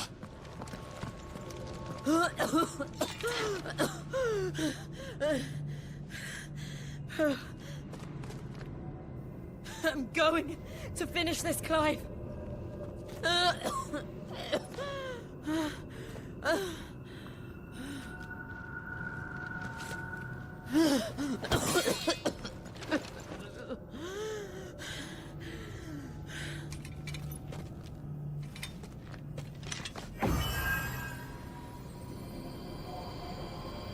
Here. Use this.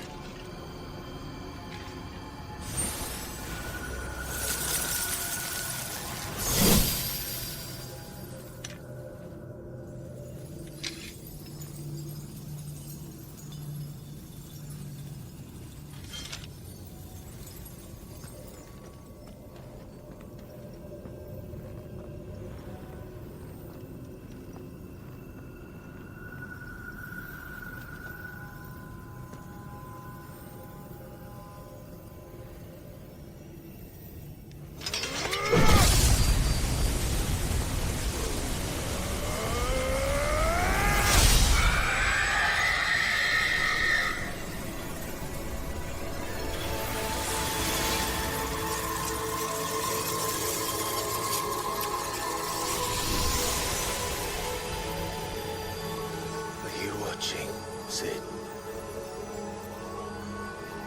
You're one step closer to freedom.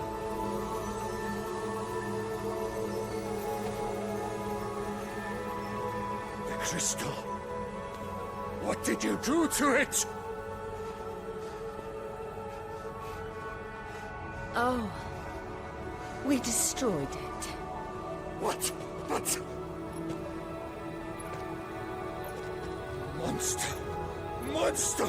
Do you have any idea what you have done? I do, Father. I have killed the monster and become an outlaw. May the blessing of the crystals go with you.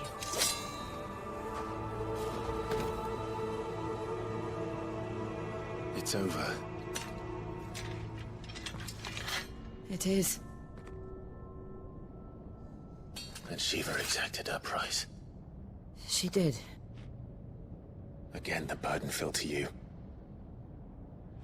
And I bore it willingly. This was a sin for which I had to atone. Now I can continue at your side with my head held high.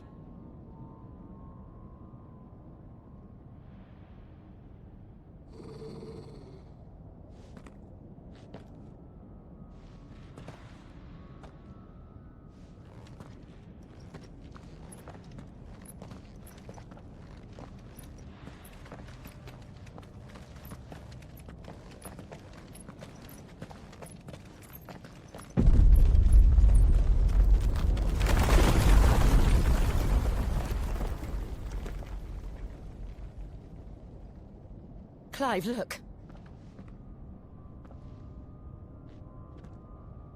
It's just like the one at Phoenix Gate.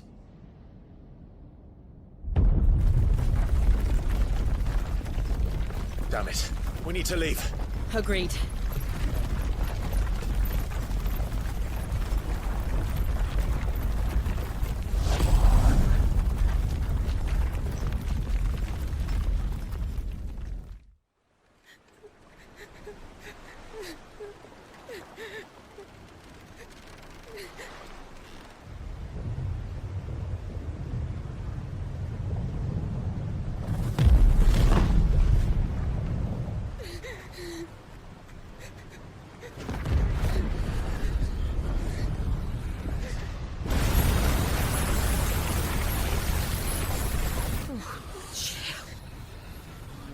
I kept my promise, and now you keep yours.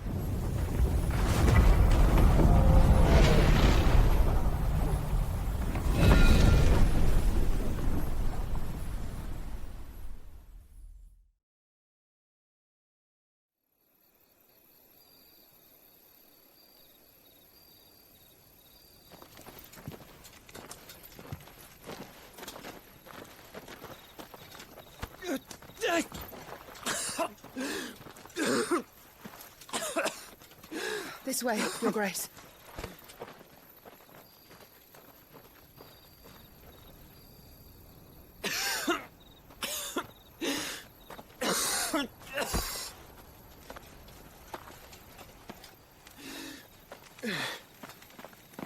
You're bleeding.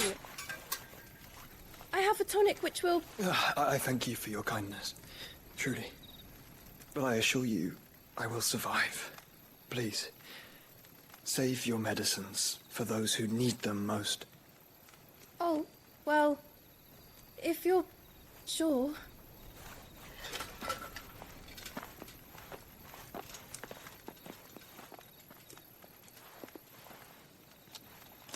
For a moment there, I felt my brother's presence. You did? I fear he is in Ultima's thoughts again. But why now, after 5 years of silence? I cannot keep him sealed away much longer. Your Grace.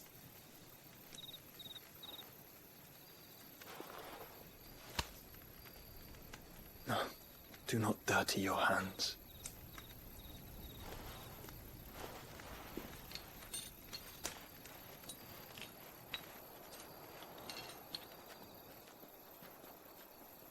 Look at them all. Like a river flowing to the sea. Or moths to a flame, perhaps. The crystalline dominion, their light in the darkness. More and more lose their homes to the blight and set out in search of sanctuary, while others lose their fortunes to the Dalmekian levies and leave to find new livelihoods. What is it that you seek in the Dominion, Your Grace? Oh, Dion Lesage. You mean the Crown Prince of Sanbrec? He has many titles. Dion the Bold, Prince of Dragoons, Odin's Nemesis, or simply Bahamut. I met him once, when we were children.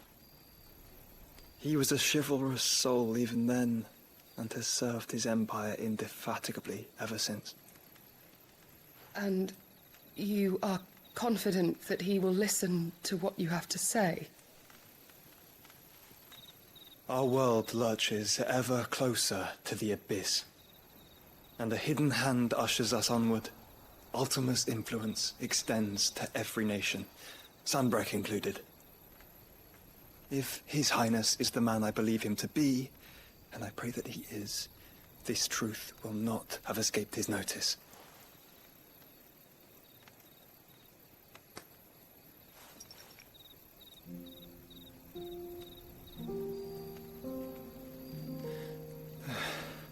As the mother crystals fall, the eternal flame wavers, and the azure sky begins to bruise. How lucky we were to be blessed by the crystals, And yet how spoiled. Like canaries in a gilded cage, growing fat on seed. But now, the bars are closing in, and we must take flight. Painful though it be to leave our home behind, it is what we must do to be free. Which is it that men cannot live without? A blessing that leads to damnation, or a freedom that leads to deprivation? I do not yet know the answer to that question. Do you, Clive? Your Grace, let us find a place to rest a while. We can return by the Dalmekian trail once you have recovered your strength. I realize your duty is pressing, but if your health should fail... I know. Thank you, Yote.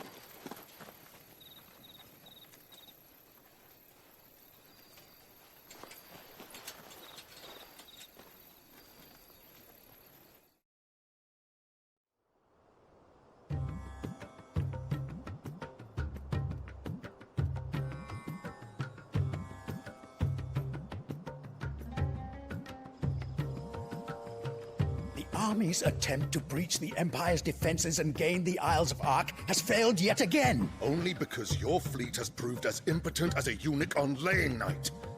Would you rather we simply fell back to the capital? Enough, both of you. All here agree that the Empire cannot be allowed to maintain its illegitimate claim on the Dominion. However, our casualties mount with each passing day.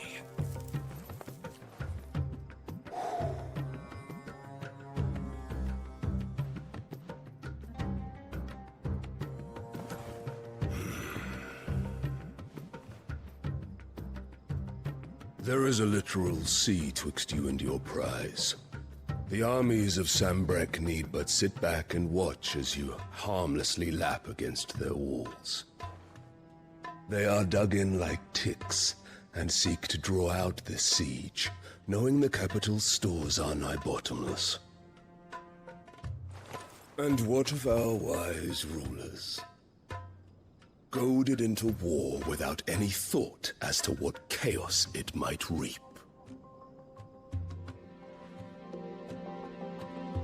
Republican soldiers starve while waiting for orders from Randalar.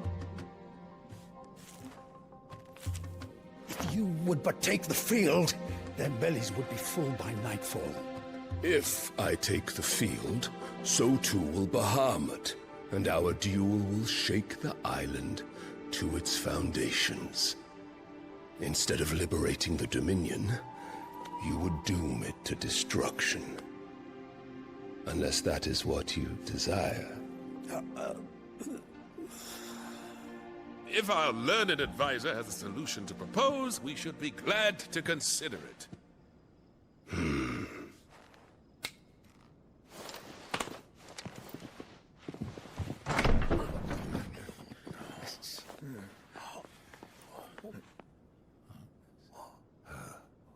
Is that the Emperor's?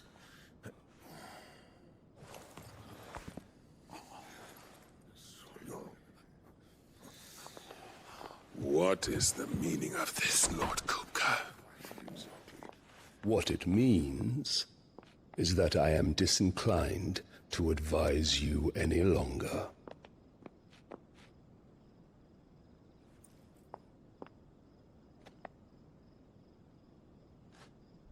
Ah, the looks on their faces when you walked through those doors. A perfect picture of stupefaction. They could not believe their eyes. Though I confess, I had my own doubts whether or not you would accept my invitation.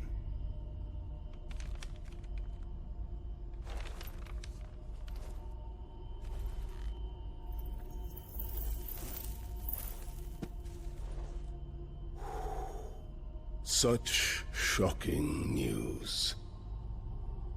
Sid isn't a son of a whore. He's the son of an empress. Your own dear Clive. Absurd. Who fed you these lies? I have never spent a moment among criminals, save at the gallows. I came here with my son, not to entertain your baseless accusations, but to put an end to the senseless hostilities between our nations. Very well. You need only agree to the terms I set out. Sid took the life of someone dear to me, a woman by the name of Benedicta. I swore to take his in turn.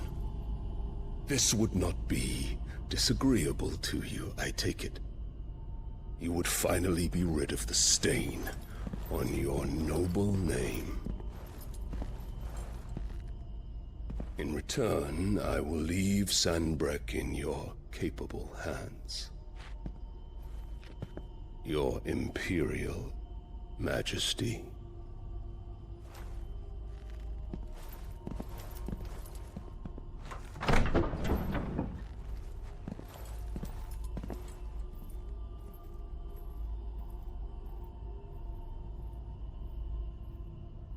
And all for the love of a common whore. Dominant or no, one cannot hide one's breeding. And beasts will ever belong with beasts.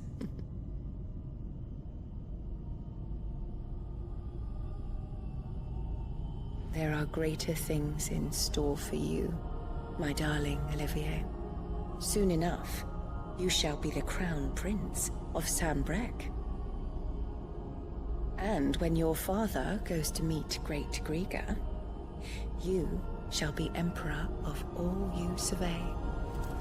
The old order shall come tumbling down, and you will rebuild the world in your glorious image. Soon.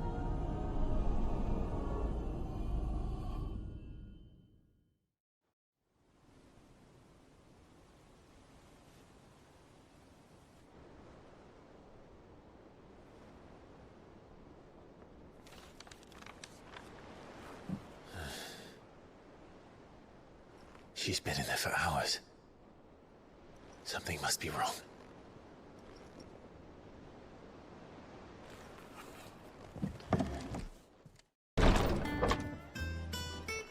I've done what I can, but the rest is up to you. You need to start taking better care of yourself.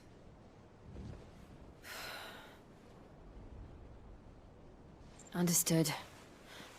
And thank you.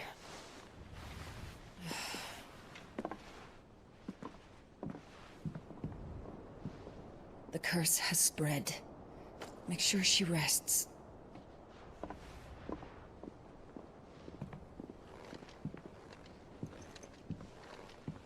If it hurts, you can tell me, you know. I'll understand. I can bear it.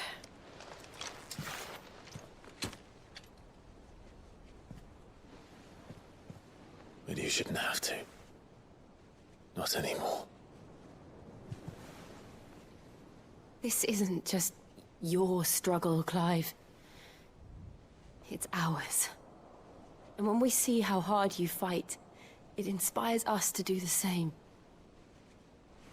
Or would you rather we left you to save the world all on your own? No. That's not... Ignore me.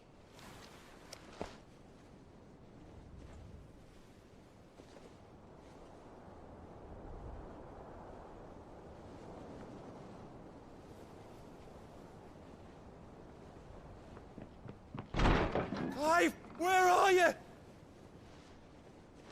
In here.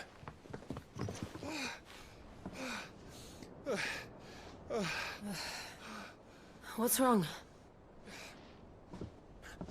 Rosaria's under attack. What? This isn't the Dalmekian army we're talking about. It's the men of the Rock from Drake's Fang. Hugo Kupka's private guard. There is in hell in Rosalith, trying to batter down the castle gates. Looking for me? Seems that way. Reckon old Hugo has finally worked out who Sid really is. Then, this is just another trap. Ah, it's a trap, all right. The daddy of all fucking traps. I'm going to Rosalith. You're not serious. That's exactly what he wants you to do, Clive. Look, I don't know why Kupka harbors such a grudge against Sid. But as long as it's left to fester, our world will never know peace. He has dragged the rest of Storm into this pointless war just to find me. Besides which, I'm not about to stand and watch while my home gets ground into the dirt. Hugo Kupka must die.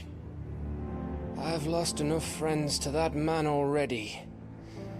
I don't want to lose any more. So let's go and kill the bastard. I'm coming too. After all, we're in this together. All right.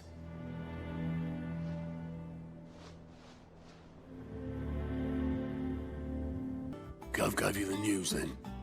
We're leaving for Rosalith. But not before I know exactly what's going on. What have we heard? All sorts. Nobody was expecting the Dalmeks to open up a new front against the Empire, least of all our friends in the provinces. Reports have been rolling in from all over the place, with no two saying the same thing. I've been passing them on to Vivian, in the hope she can make sense of them. If you're set on going, you'll want to talk to her. Understood. Ah, if it isn't my favorite pupil. Let's see now, where did we leave? Well, this is a surprise. My lectures are rarely so well attended. You know what they say? A little knowledge, can't hurt? We're going to Rosalith to deal with Kupka. What's the situation there? Whoa there, Lord Rosfield. I'm sure you're champing at the bit to return to your roost. But to fully understand the present situation, one must first understand how it came to be.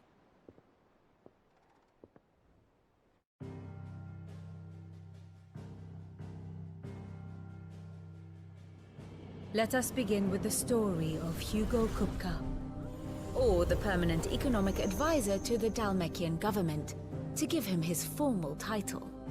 In a republic founded on commerce, there could hardly be a more influential position. It has granted him both extraordinary wealth and extraordinary power. Not that he ever wanted for the latter. Being Titan's dominant, he is also Dalmekia's last line of defense, a fact he has used to his considerable advantage. Why, he was even able to pry Drake's Fang, one of the pillars of the Republic, from Parliament's grip. And he was quick to buy the loyalty of the Fang's protectors. Today they are his faithful creatures, a private army in all but name. The self-same army that marches upon Rosarian soil as we speak. By which I mean Imperial soil, not that you need reminding of the fact. Suffice it to say, the Empire's attentions are elsewhere at present, deadlocked as it is with Dalmekia over its occupation of the Crystalline Dominion, where its legions are now gathered. Scarcely a handful of garrisons remain to secure its western provinces, and half of them left after the fall of Drake's Breath. With the threat of the Ironblood thus diminished, they had little cause to fear a maritime invasion. And so today, only a token force guards the former duchy's shores, as Kupka was quick to descry.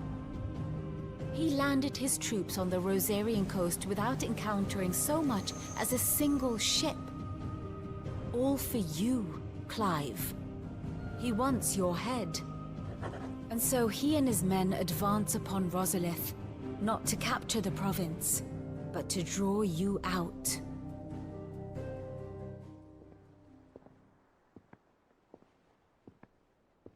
You said Kupka's forces sailed up the coast. What of Port Isolde, then? Is the city safe? Quite, according to the Guardians of the Flame. The Dhalmekian fleet floated by without incident. But not without remark. When they learned Kupka's forces were making for Rosalith, our friends were quick to begin arranging the exodus of her citizens. And so the stage will soon be set for your heroic homecoming. Alas, it will be a more trying task to enter the capital than it was to leave it.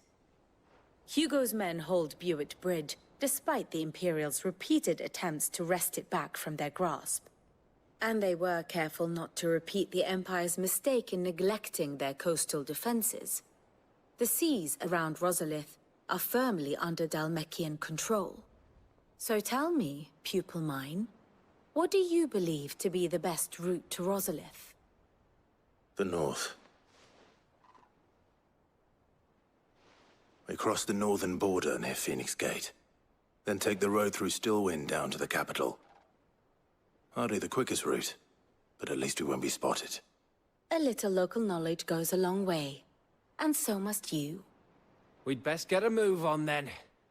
Oh, will you be going too? Aye. I've been waiting a long time to give that fucker a taste of his own medicine. I would have missed this for the world. All right. We should be on our way. Lead on.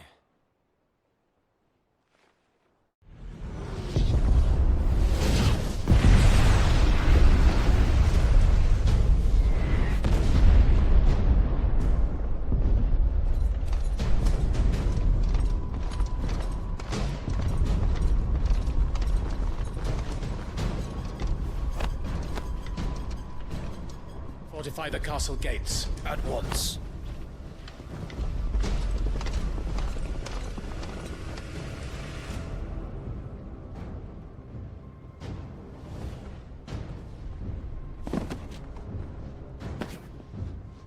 Hugo and his men have been busy. They've already breached the castle's outer wall. The Imperials are holding the ground for now, but it's only a matter of time before the keep falls. Those fuckers really went to town on this place. Almost like they want to wipe it off the map.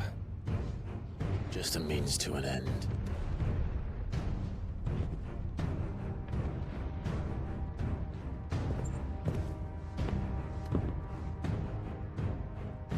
All this for one man? They didn't have to go so far. If you keep your wits about you, I reckon you can make it up to the castle without raising the alarm. I'll sniff out any townsfolk who haven't escaped yet and send them on their way. Be careful. Likewise. Don't do anything I wouldn't do.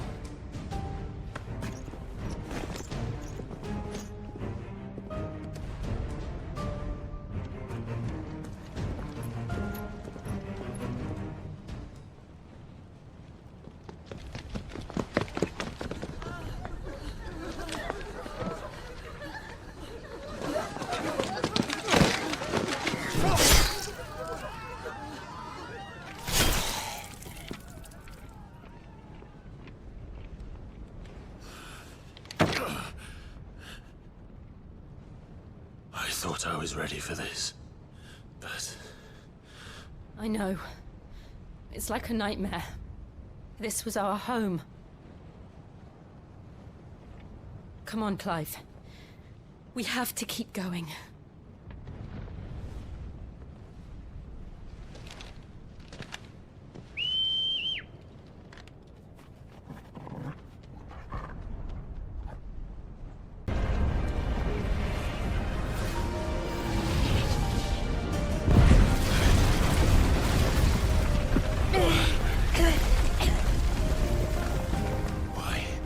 Why do this? I yield! I yield!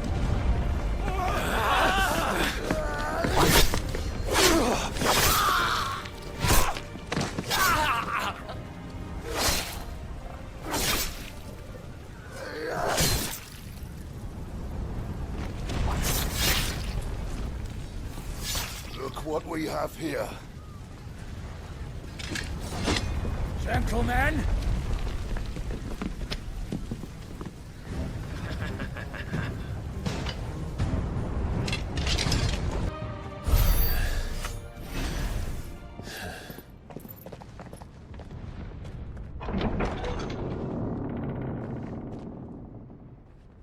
Set her loose!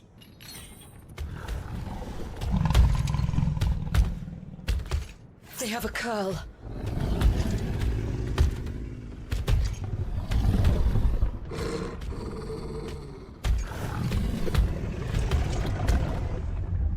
Attack! Ready? What do you think?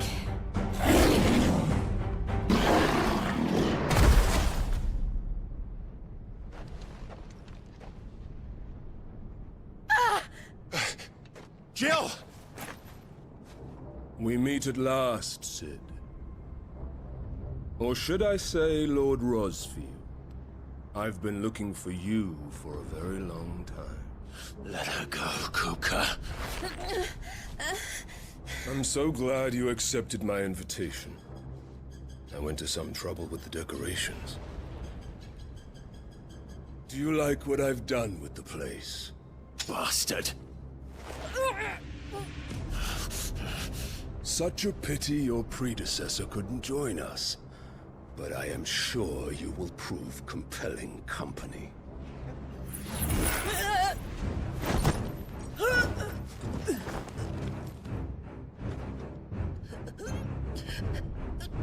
Be still, little snowflake. I would not have you melt before your starring moment.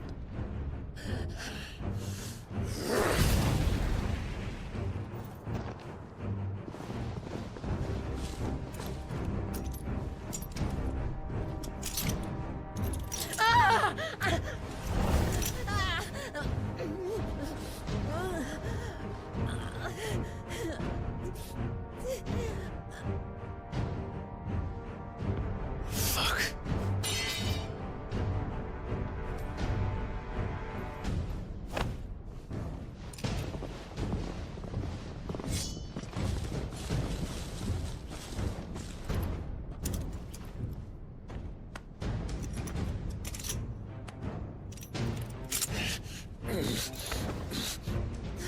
Now, on to the festivities.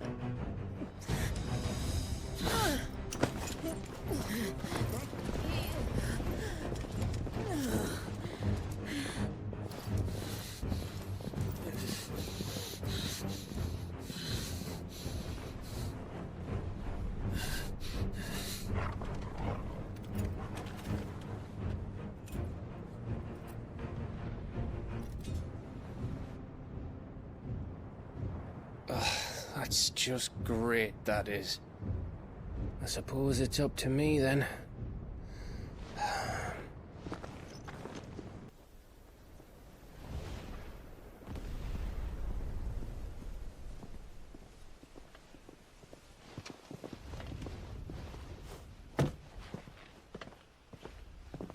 Headsman!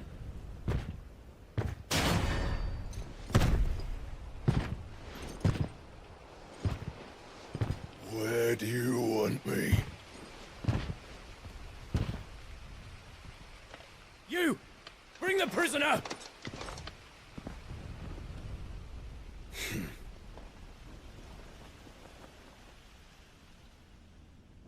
Yes, no more than she deserves for getting into bed with an outlaw. We should get into mine. Lord Kupka commands your presence. You're to bear witness to the girl's execution. Such a waste.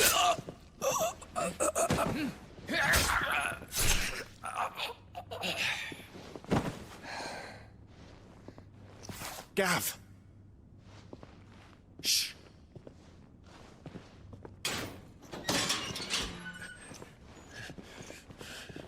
Crystal fetters are a bastard to open, just so you know. Don't worry, I'll have them off before you can blink. Where's Jill? In the courtyard. Shit.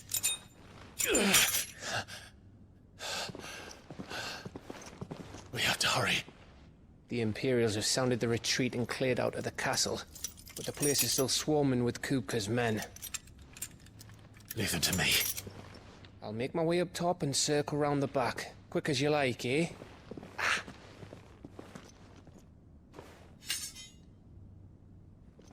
Nearly forgot.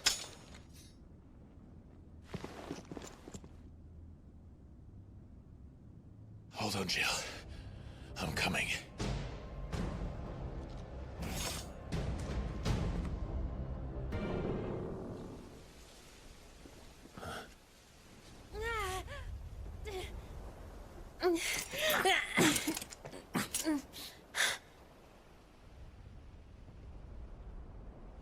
I hope you've got a plan, Clive, because we are fucked if you don't.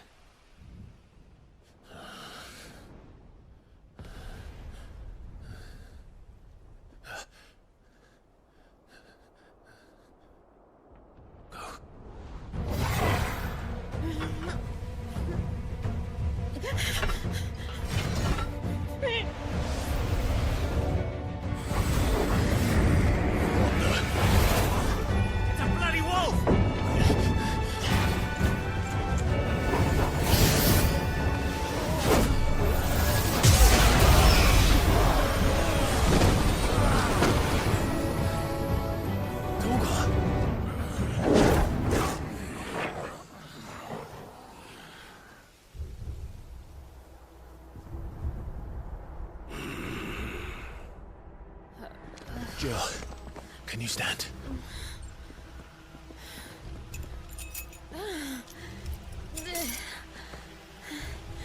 Come, Lord Rosfield. Don't tell me you tire of my entertainment. Enough! Yes. Perhaps it is time we served the main repast. I trust you are hungry!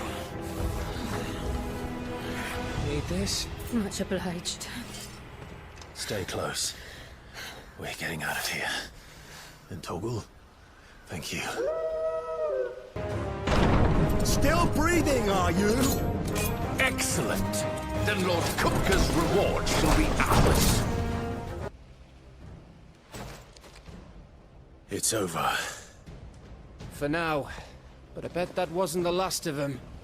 And they won't stop hunting us until Kupka's dead. So you get in there and finish the job, eh? Go on. If they come again, we'll hold them back. All right. But be careful. I promise you, Sid. You'll die by my hand.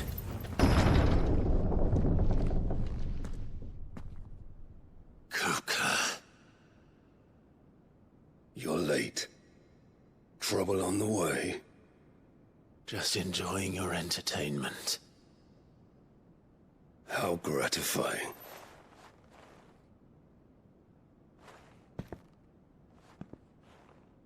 Have you come to defend your father's throne, Lord Rosfield? The Grand Duchy of Rosaria.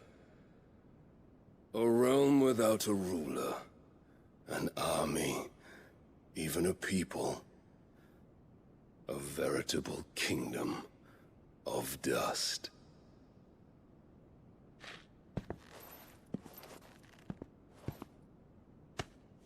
Truly, I see no throne to defend.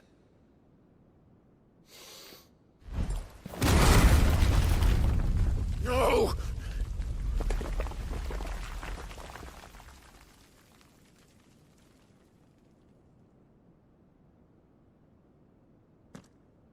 Enough of your games, Kupka. Just tell me what you want. Sid's head in a box. Imagine my disappointment when I learned that he met his end at the hand of another. And my relief to learn that you had taken up his thrice-damned name.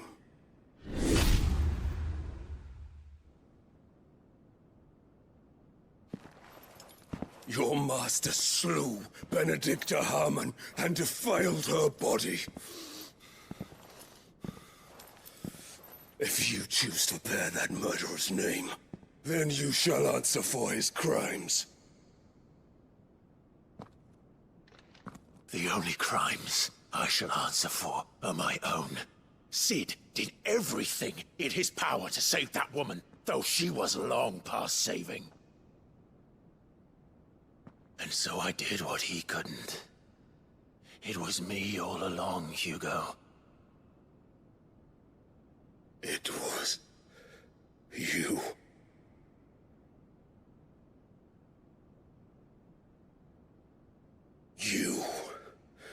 You killed her. I did.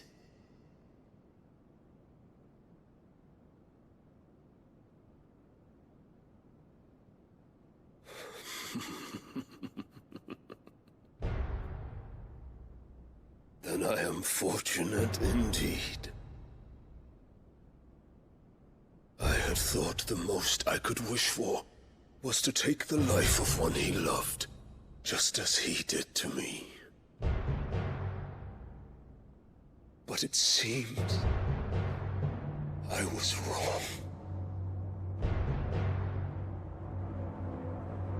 And I shall have my revenge. We shared a dream! I would be the king of the world!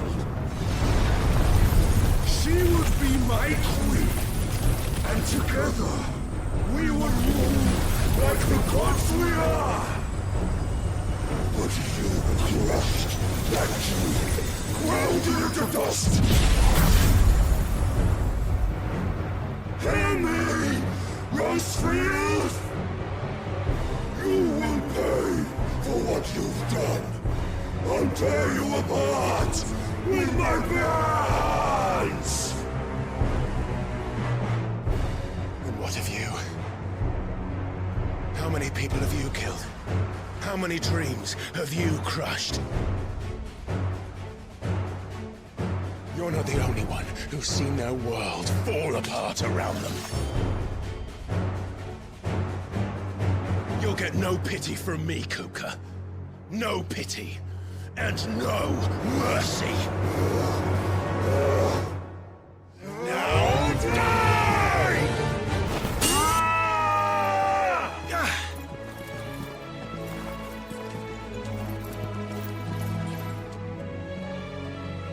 You will die by my hand, Rosfield.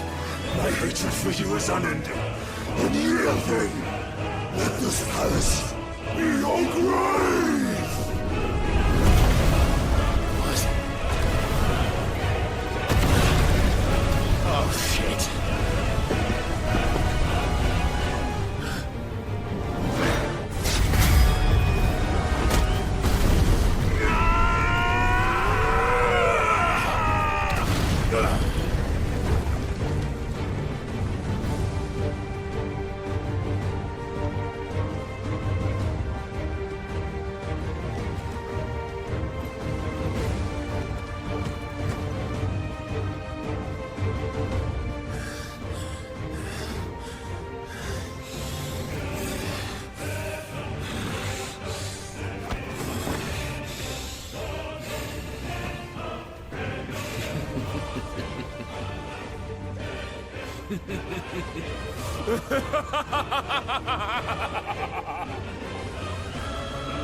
The world has chosen. I am in my element.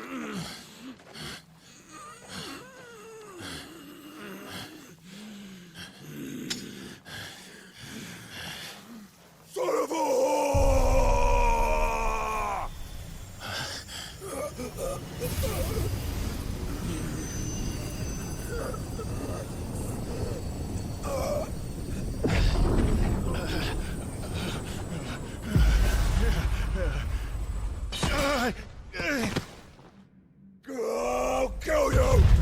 I'll kill you! I'll kill you! Ah! Ah! Ah! Ah! Ah! Ah!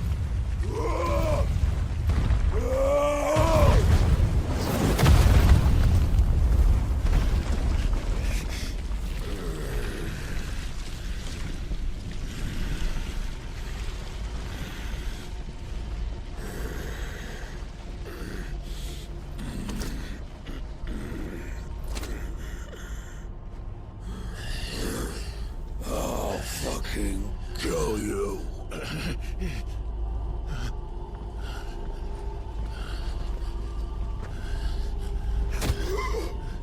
There. You mustn't get yourself worked up. Wait! Another time, Mythos.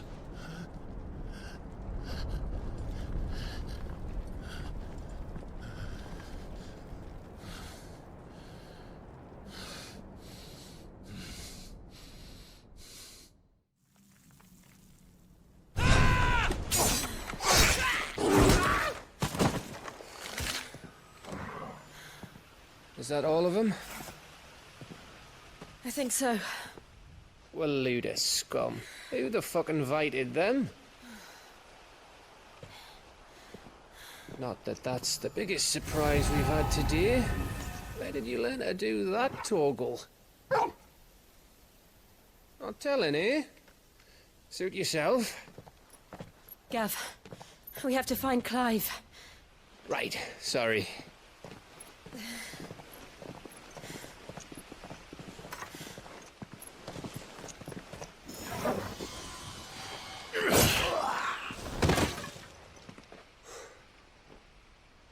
You missed one. We were worried. So was I.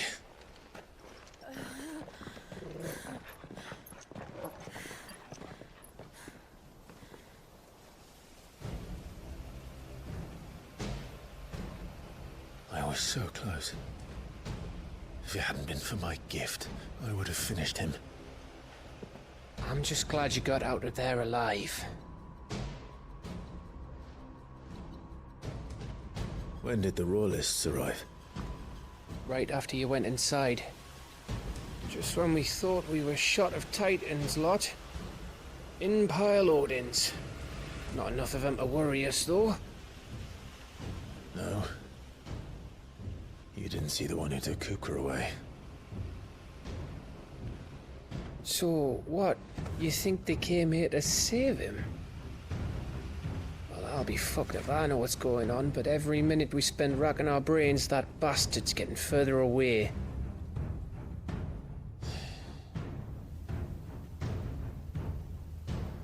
So what do we do?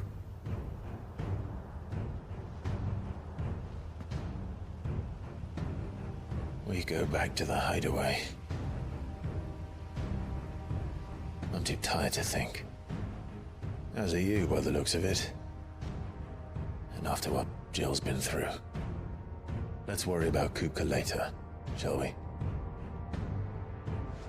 Aye. All right. It'll give us a chance to solve the riddle of your magic mud, too. Hey, how you feeling? Ready to go home?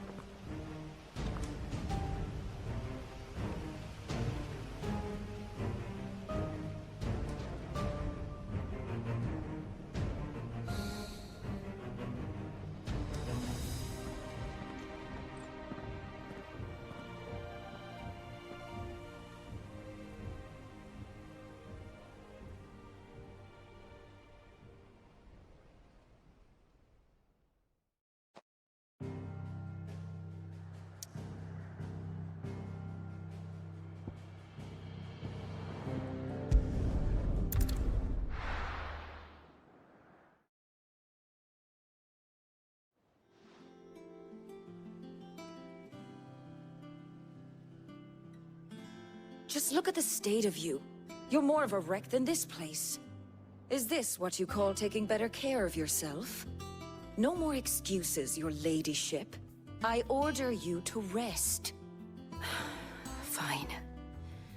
I'll rest.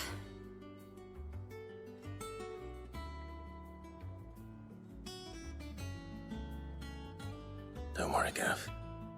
She's in good hands. But we should have never let her fall into Hugo's. Back when he had some like. The question is, where is he now? And what the hell were those royalists doing there? I was wondering about that all the way home. Otto may have heard something. I'll talk to him. And I'll talk to Tomes. The lawsman? About what? About your faithful hound for a start. If any four-legged friend's ever done that before, I'm betting Tomes will have read about it. But what I want to know is, what happens afterwards? It's all well and good Torgal saving our arses, but if it costs him what it cost Jill... Right. Let me know if you learn anything. Will do. And you do the same, eh?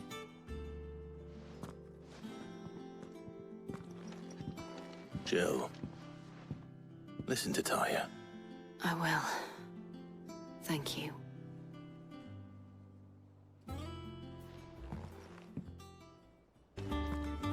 Otto. Is now a good time? It's not a bad one. How's Jill doing? Oh, she's been better. Taya's making sure she gets the rest she needs. Good. Any word on Kupka's movements? Vivian's doing what she can to try and track him, and she's feeding on scraps.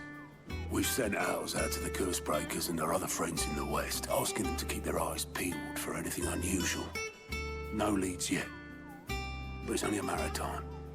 All right. Let me know when you find something. There he is. All right, Clive. Still busy saving the world. Mid. When did you get back? Just now. What about your studies? Adjourned. Since Hugo Kupka invaded Rosaria. All the canvass in uproar about it. He's gone mad. He's turned rogue. It'll be us next. You try concentrating with all of that. All right. You win. How long will you be staying this time? Dunno. A while, most likely. Any road, while I'm here, I was hoping you could do us a favour. Mid. You can't just expect me to... Please, oblige her.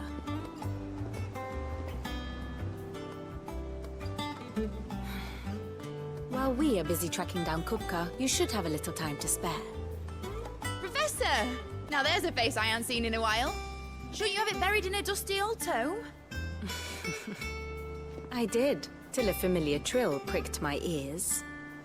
As ever, your exuberance is a breath of fresh air, which successfully scattered the painstakingly assembled fragments of my thoughts. I'll take that as a compliment. Well, Clive, you heard the Professor. So, I'll meet you in the storeroom when you're done. Wait, hold on. Breath of fresh air. Bloody tempest, more like.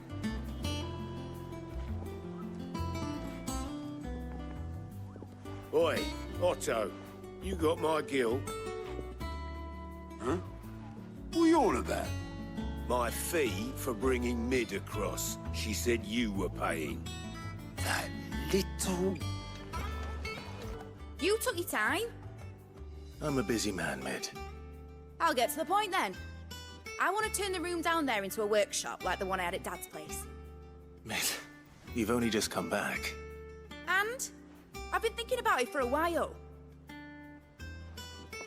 Dad said I had a knack for engineering. Told me everything he knew about it, then sent me off to Canva to learn everything he didn't. That was his dream for me. That one day I'd put my studies to use for the good of the cause. But I'm helping no one stuck at school. I've studied enough. It's time I put my knack to work. I know that I can help the people here, and I want to do it. Well. If Sid could see you now. All right. I'll tell Otto you'll be staying. I knew you'd say yes. Which is why I wrote up a list of jobs for you. For me? Who else? What do you want me to do? First things first, I need equipment and materials to start making my own. There's the designs for the stuff I need, and the stuff it needs smithing from. The other materials I can work myself. Just need a generous benefactor to lay them on for me. Apart from the wood, I'll need a carpenter for that, but I can just borrow yours. Is that everything? For now. I'll let you know if I need out else. Was wondering where you'd got to. Mid's back from Canva. Have you seen her? Just now. She's planning to set up a workshop in the stores and ask me to buy her some materials. Here's the list.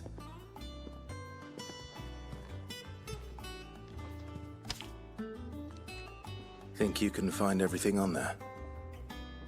This lot. Wouldn't be much of a trader if I couldn't. Excellent. As for payment... It's paid.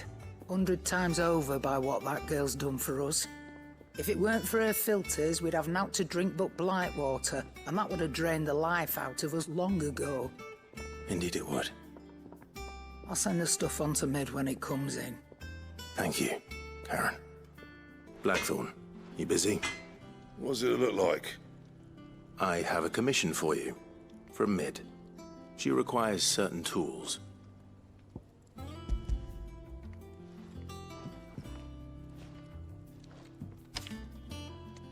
Do you think you can make them? Bloody hell. What's she planning to build with this stuff? An airship? I'll see what I can do. Till I'll bring them over when I'm done. My thanks. And Mid's, no doubt. How do, Master Sid? Bardolph. Mid's looking to build a workshop in the storeroom, and she needs the aid of a skilled carpenter. So naturally I thought of you. Well, I'd love to help the young miss however I can. But I'm afraid I got my hands full just keeping this place afloat. There's holes need patching, and if I don't patch them, we'll all of us sink into the mere. I'd gladly spare Mid all the time I have, but the sad truth is, I ain't got none. I see. It don't have to be me, though, does it? What about that other fella? You know, the one over at Martha's Rest. Bernard, was it? That's right. And he is a friend of the cause. I'll ask Martha if she can spare him. Thank you, Bardolph. Least I could do. Ah, Clive, what brings you to the rest? Our home finds itself in need of an extra carpenter. I wondered if I might be able to borrow Bernard for a short while. I don't mind if he don't. We're all friends here, aren't we? Thank you, Martha. Do you know where I might find him? He went up to Cressida on business. No idea what, mind. Place is a ruin. Far as I know, he's still there. I'll look from there, then. Hi. If it ain't the lad who saved my life. What brings you to a place like this? You do, Bernard. Martha said I might find you here. I have a proposition for you. Oh, do you now?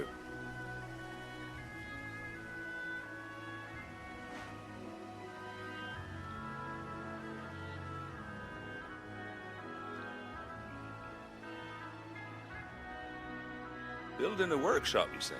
Well, that beats tacking boards to bridges, sure enough. And if Martha didn't mind me being gone a while, then neither do I. You just tell me where you want me. That's the spirit. I couldn't ask a favor, though, could I?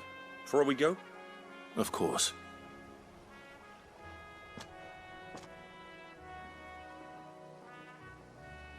Well, that there is Cressida, where I grew up.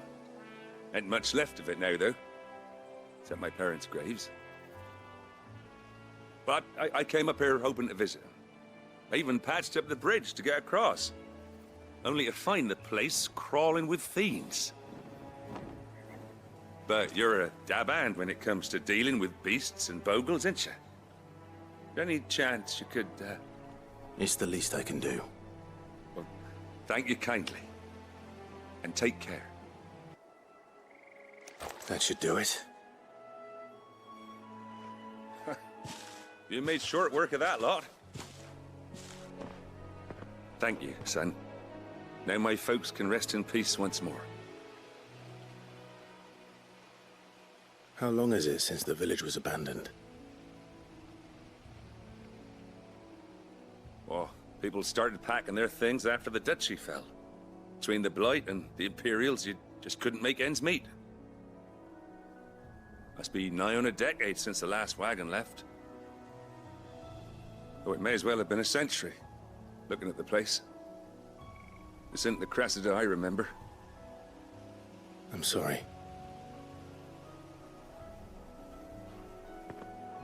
Ah, don't be. Can't live in the past, no matter how nice it might have been. Soon as I'm done saying a prayer for those that raised me, it's onto your hideaway. I'll meet you there.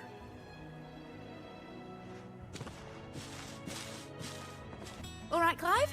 You've all done then? I am. I've placed your various orders, and a carpenter by the name of Bernard is on his way from Arthur's Rest. That's brilliant. Thanks, Clive. Is there anything else you need? Nope. Blackthorn and Lady Karen have already sent over everything I asked for, and I've got all my plans drawn up. So as soon as Bernard gets here, we can get to work. I can't wait. Ah, Clive. Talia, how's Jill? Recovering, but she still needs her rest. Of course. Take good care of her, won't you? I'll do my best. Oh, Gav was looking for you. He said he had something to show you in the shelves. The shelves? Oh, that's right. He went to ask Hippocrates about Torgor. He must have found something. Clive, where have you been? I've been wanting to ask you something about Torgal. Where did you get him, like, in the first place? My father brought him back from one of his expeditions into the Northern Territories. They were crossing a snowfield when they heard his cries, and seeing no sign of his pack, they took him in. What do you reckon, Torms? It certainly adds weight to the theory. Clive, I believe that Torgal may be no mere hound, but a rare frostwolf, an animal native to the far northern reaches of Valisthea. In one of our oldest bestiaries, I found reference to a frostwolf who served as guardian to an ancient queen of the north. Such was his mastery over ether, he could cast magics on command. His name was Fenrir. Fenrir the Frostwolf. Now, the annals do not state it explicitly, but I have reason to believe this queen was a dominant of Shiva, a girl from the Northern Territories and her faithful hound. One awakens as the dominant of Shiva, and the other... You're saying that Jill granted Torgal his powers? What? Just like Fenrir.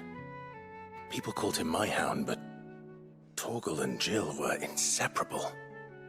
He grew up as a faithful companion to the dominant of Shiva, and years later, his powers awakened, just when his master needed him the most. You're right. If it weren't for Torgal blasting those bastards to Kingdom Come, Jill would have been for it. Quite. Though Torgal's power is his own, his latent birthright as a Frostwolf. It had only to be unlocked. Oh, get you, Torgal! You're an even finer hound than we thought. And regarding your original concern, you need not fear for Torgal's health. Why, the beast has the appetite of a behemoth. Just this very morn, I found him with his nose buried in my nuts. There you are! I've been looking everywhere for you. Bernard's here.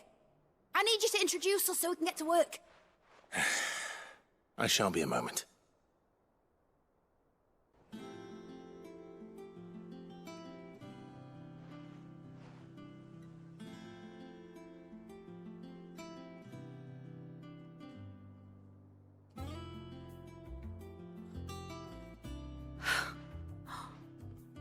it brilliant?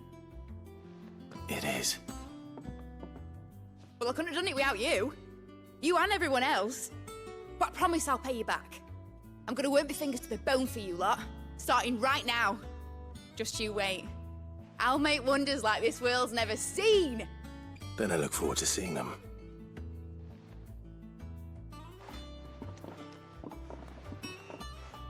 How goes the hunt for Kupka? Largely in circles. We have myriad sightings of strange soldiers in unexpected places, but nothing definitive as yet. If only we knew for certain by what route he left Rosalith.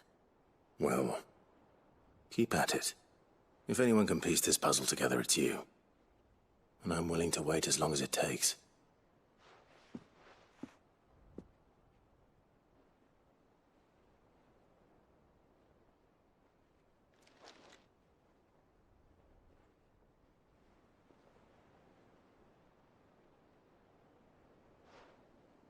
What? Here? Would that be a problem? Do you know, Clive? I believe it a mercy that you didn't inherit your father's throne. Your poor people would surely live in fear of you. You have nothing to worry about on that front. I won't be claiming his crown. That is a relief. Clive, have you got a minute? We, have a guest. A guest?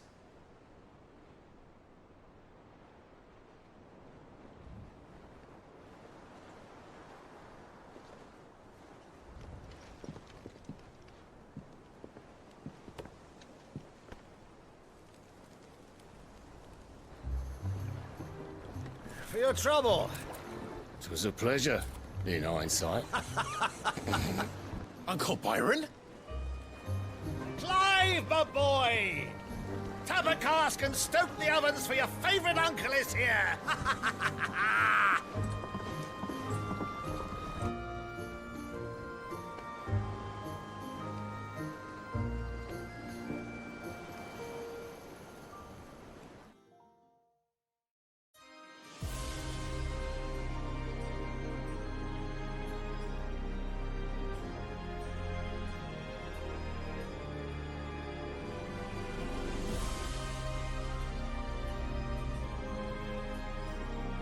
The Dalmekian government sues for peace.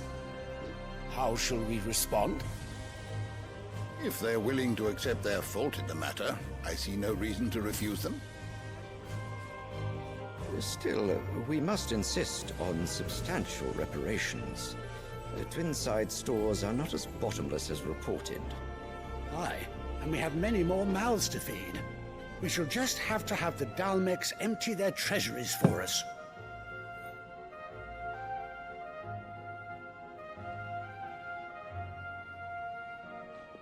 Of course, none of this would have been possible without your timely intervention, Prince Olivier.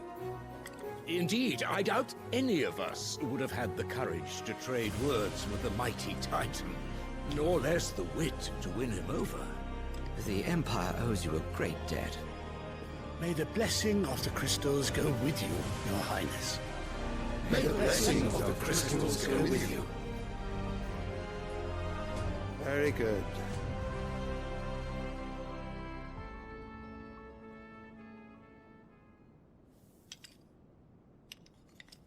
Now, let us come to the question of precisely when the Dalmecs will withdraw their troops. Dion's fire could rid us of them in mere moments.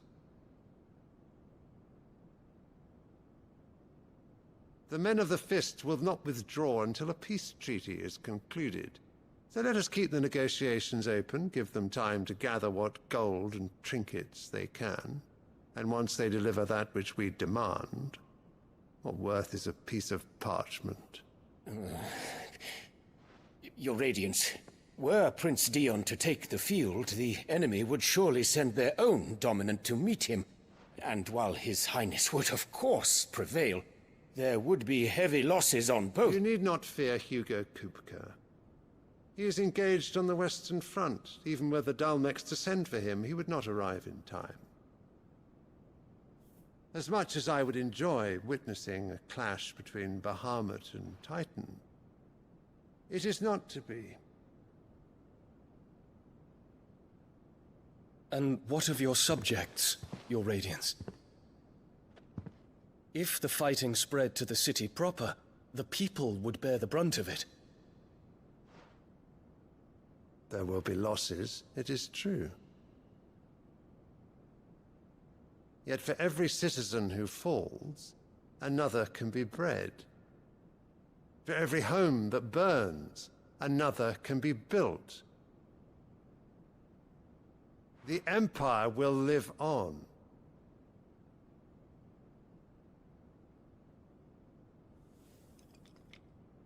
Dion? Yes, sire.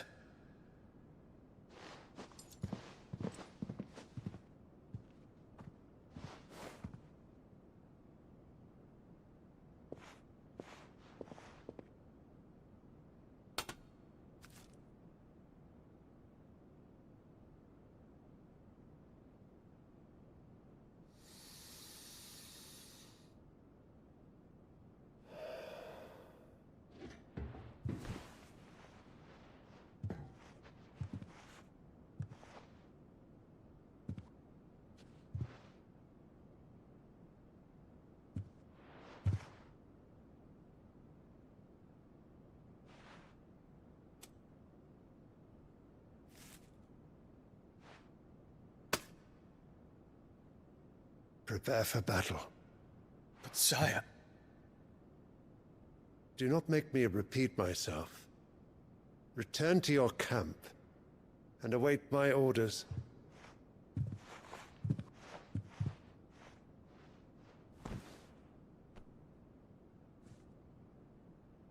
If that is your wish, your Radiance, I shall depart at once.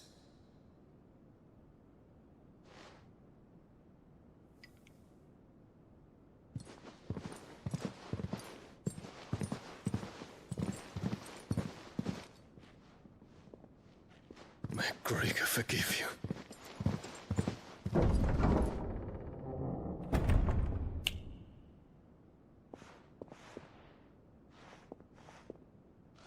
What do the astrologers augur?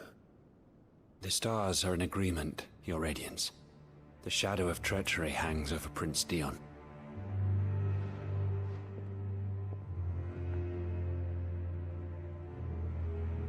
So Annabella's tales were true.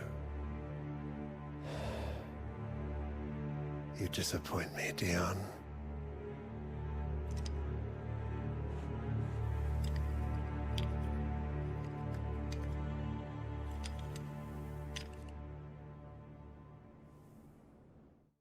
Ah, my dear nephew. How I've missed you.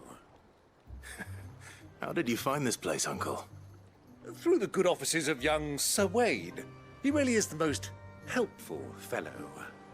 As are you, I hear.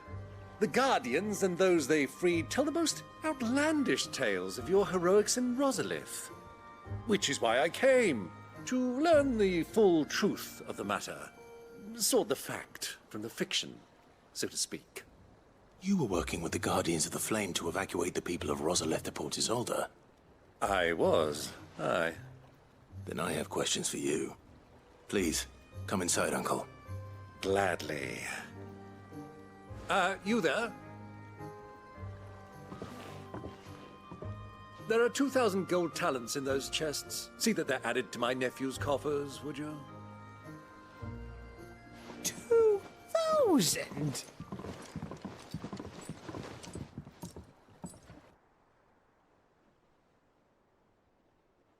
And I'm afraid that is all I know. A fleet sailing south past Port Isolde. Most intriguing. Forgive me for not being able to tell you more. I hadn't the faintest idea Kupka withdrew wounded from Rosalith. Still less that my own nephew dealt the decisive blow. What do you think, Vivian? I think, with this news of the Dhalmekian fleet and recent reports of the Royalists' movements, that the final piece of the puzzle has fallen into place. Come here and I'll show you.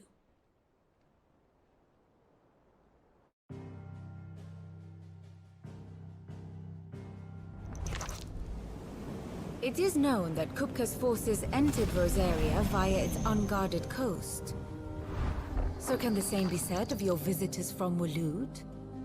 Certainly, her royal navy is famed for the efficiency with which it bears her knights from one battlefield to the next.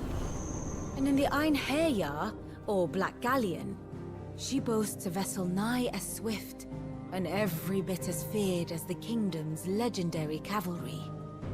A fitting flagship for a land apart, her naval presence being crucial to her ambitions beyond Ash. Yes, it seems safe to assume that the Royalists did indeed enter Rosaria from the sea. So then, had you a vested interest in Titan's survival, whither would you take him? Why, home to Drake's Fang, a place rich enough in ether to conjure the magics needed to mend his hurts. But would that not entail an arduous voyage around the southern cape? Let us say that the Royalists did put ashore with a mind to spirit Kupka away from under your very nose. Could that truly have been their plan for him? To load him aboard one of the ships flying Republican colors sighted off the coast near Port Isolde. To spend weeks at sea, being tossed hither and yon by unforgiving waves, his life hanging in the balance. No. The journey would mean Titan's death, and Kupka's faithful creatures would not allow it. So what then was the plan of our Waluda friends?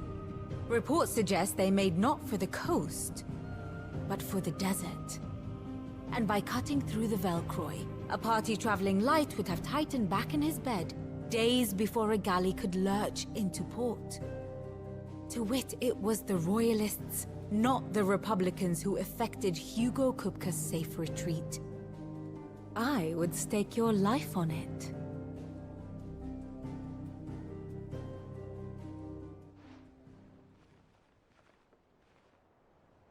So it was the Waludas who spirited the wretch away. Now I think about it, there was something a little strange about the ships I saw. The men seemed almost crestfallen, as if in mourning, as if they believed, or were made to believe, that their master was dead. You have a keen mind, Lord Rosfield. And you have your answer. To find Kupka, you have merely to follow the Royalist trail across the Velcroy. It may well have gone cold by now, but as they say in the Republic, all roads lead to Drake's Fang. Allow me to accompany you part of the way. As luck would have it, I had intended to journey Canberward on business after visiting you here. The Fang would be but a short detour. I'd be glad of the company. Give me a moment to make ready. I need to tell my friends what we've learned, and where we're going. Very well, but be quick about it, my boy. Time waits for no man. Otto, Kupka's at Drake's Fang. I'll be leaving before sunset. You're not going in there alone, are you? Don't worry. I'm not going there to destroy the Mother Crystal. All I'm after is Kupka's head. I won't risk any more than I have to. I promise. The lands around the Fang are all Kupka's personal fiefdom. You have any trouble on the way, you ask for Rosina Dalamil. Some call her the Desert Hare. Who is she? An old associate of Sid's, and only Sid's. All I know is the name, and that they used to meet at the Dalamil Inn. We've heard nothing from her since he died. But I'm thinking maybe the new Sid might be able to bring her back into the fold. Thanks. I'll keep that in mind.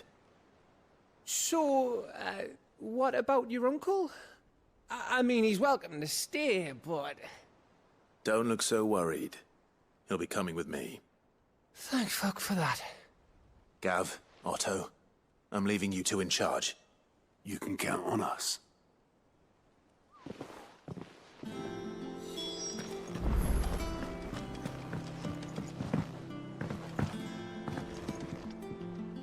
All right, Uncle. I'm ready to depart. Shall we? We shall. Come, let us away to adventure.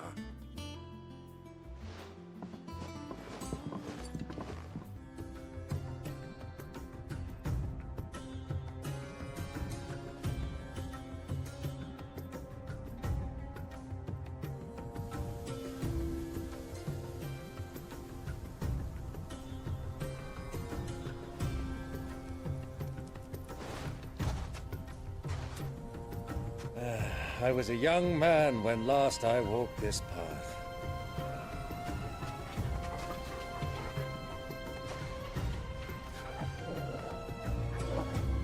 There's an old trading post not far from here. The road to Drake's Fang leads through it. The trading post it is. Many years ago, when you were just a boy, you and I rode this way together, accompanying your father on a scouting expedition to Drake's Fang. He let me come with you. I'm not surprised you don't remember. It was just before Joshua was born. You were so eager to be there when your brother arrived. You whipped your chocobo too hard on the journey home and fell from the saddle. I shall never forget how Elwyn Buster sat in the sand, bawling like a babe.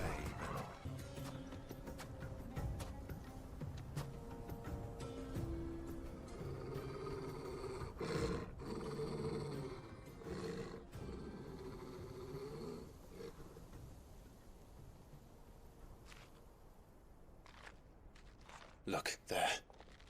Those are Ashen steeds. No doubt about it. And such a long ride from Stonehair. Our Waluda friends must be soothing their saddle sores in the inn. Shall we join them?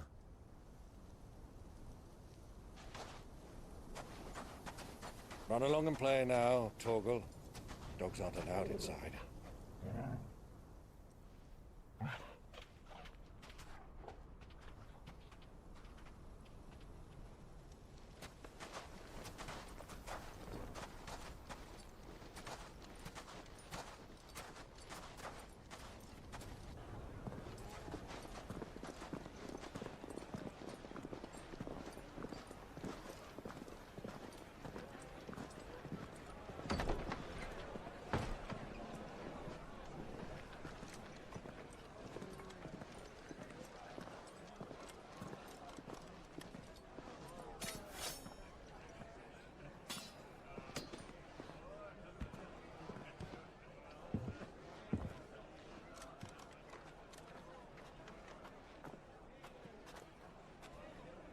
Good day to you. Eating? Sorry about my pal. He only talks when his mouth's full. What do you recommend? Well, if you're after something light, we do a fine chocobo soup with lentils and honey. 2 bowls of that, then. An ale. Right you are. Hey, girl! Coming! Your pal? Would you rather be my squire?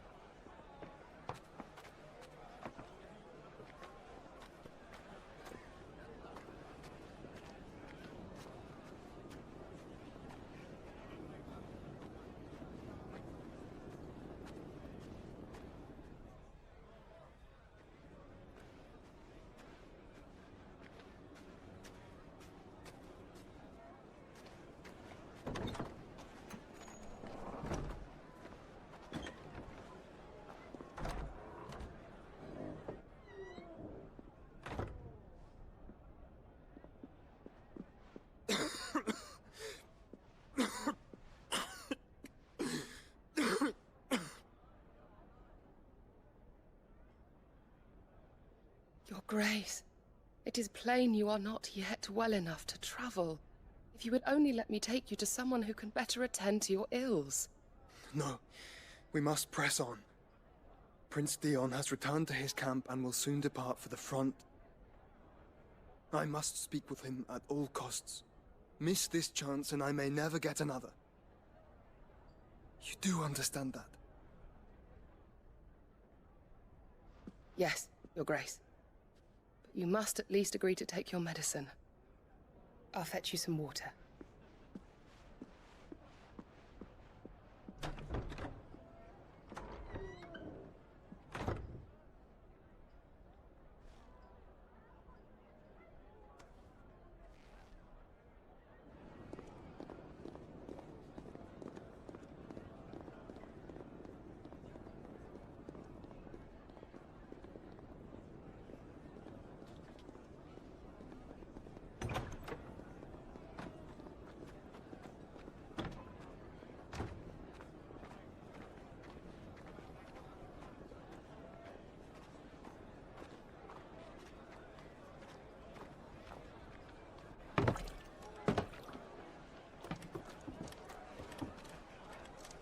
Keep watch, they tell us. But all I see is sand. I hear they got our guest back to the Fang without any trouble. We'll be leaving soon enough. Why the Lord Commander dragged us all this way just to save that blockhead skin, I'll never know. Dominant or not, he's a bloody idiot. That'll be Cooker, then. Well, let's get this down us. We've a long way to go. Hey, you!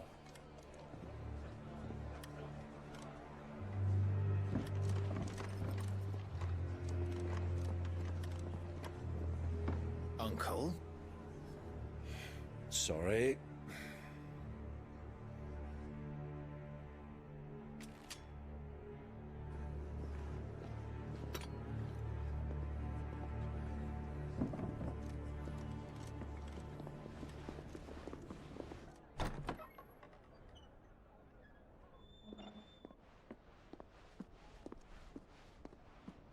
Can you walk, Your Grace? What's wrong? I fear trouble may be brewing downstairs.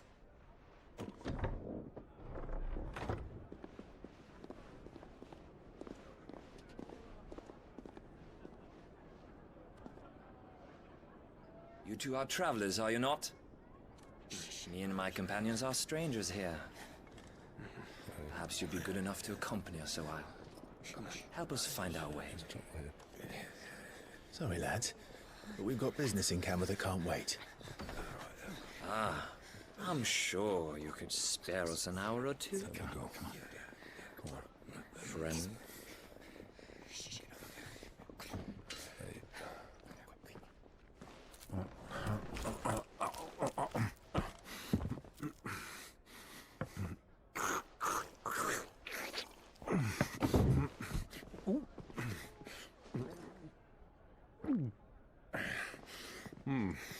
I'm afraid we don't have a moment to lose.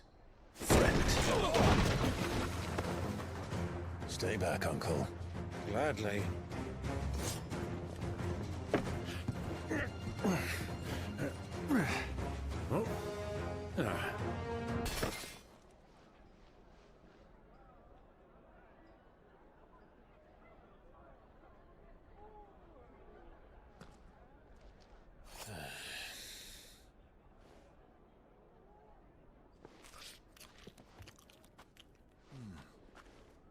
For your trouble.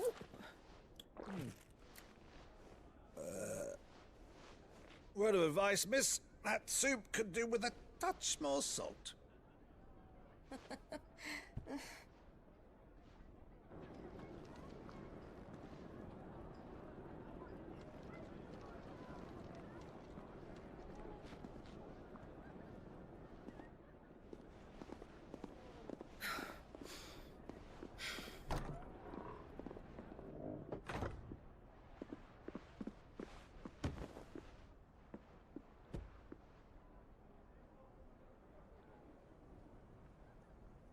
Now's our chance.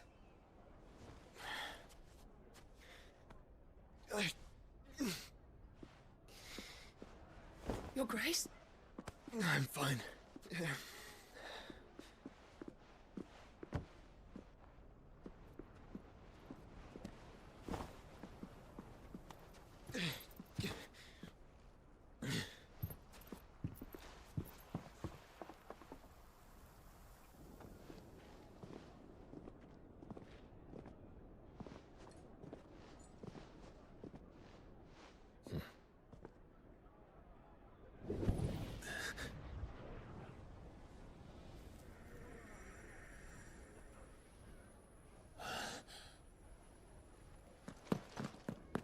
Clive?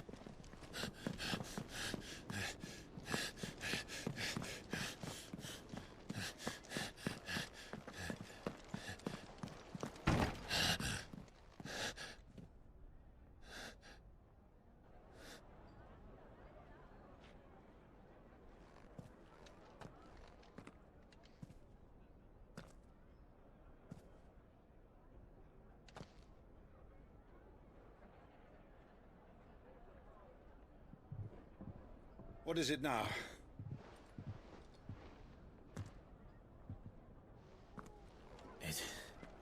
It's nothing.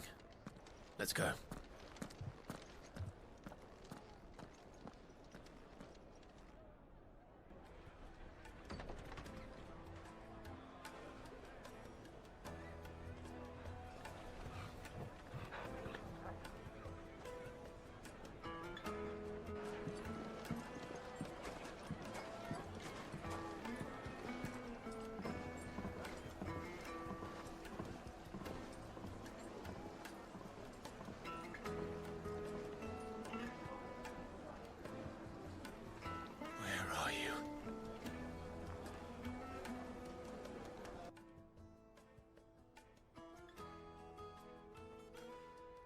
Ah, they've closed the road. And it's the only way from here to the Fang. It would seem Lord Kupka is not accepting visitors at present. We have to get through that gate. Not by force, I trust. We've attracted quite enough unwanted attention already. By guile, then. Perhaps the Desert Hare can offer us her aid. Rosina Dalamil, woman of mystery. But how will we find her? We know naught of her but her name.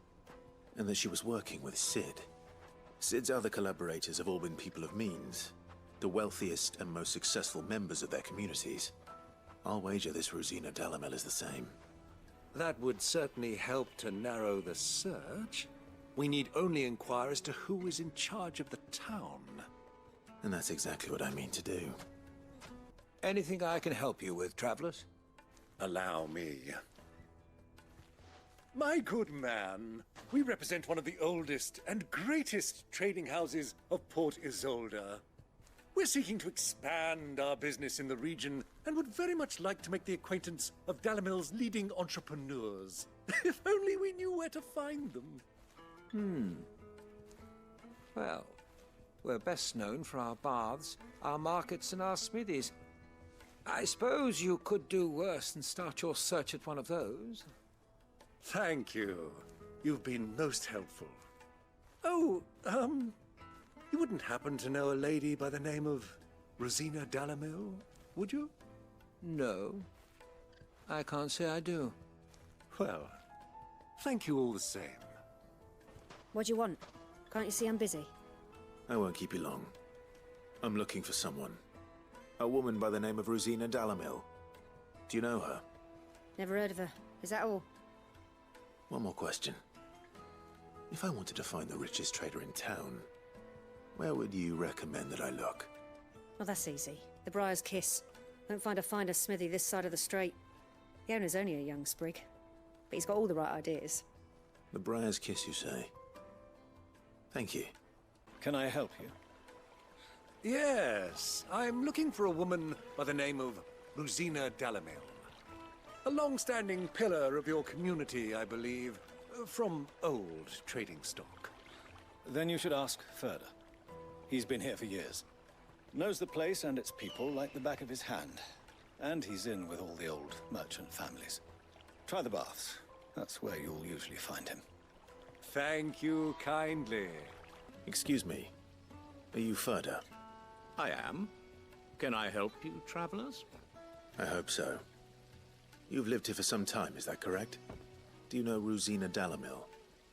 We believe she may be a trader of some renown. And what business do you have with the Desert Hare? She was a close friend of mine. I was hoping she might be able to help me. Very well. Go to the bordello. I'll arrange an introduction. So you're the ones who've been sniffing around?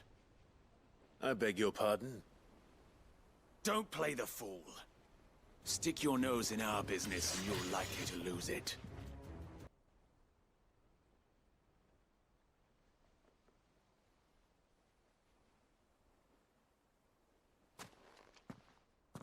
Who are you working for?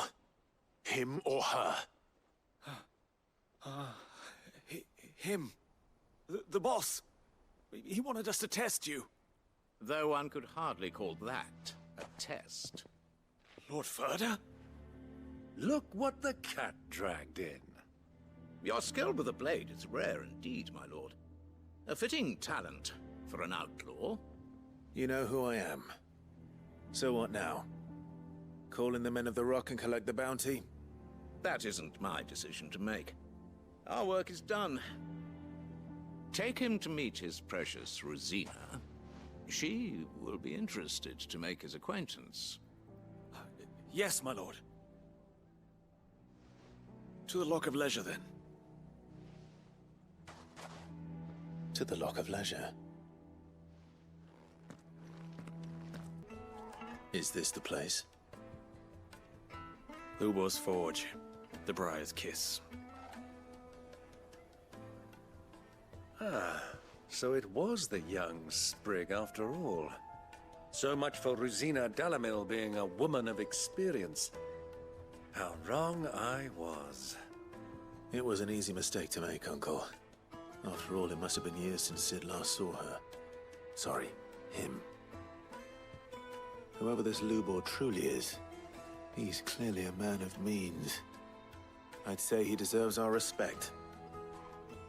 See that he gets it.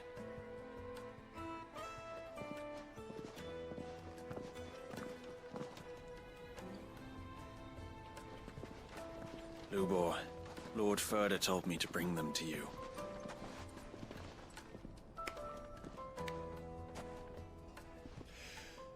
My boys tell me you're in need of assistance. Sid the Second. I won't waste your time. I need passage through the south gate.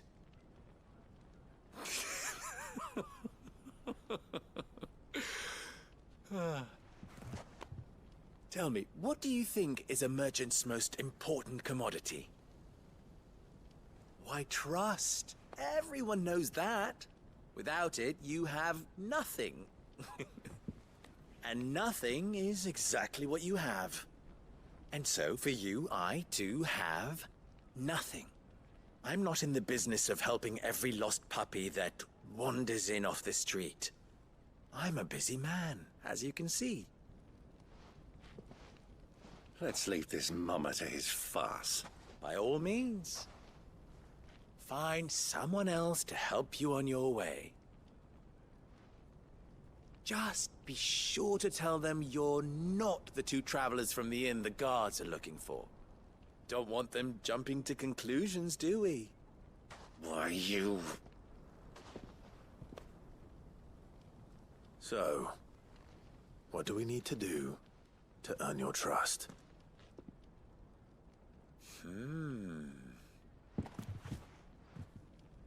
I like this one.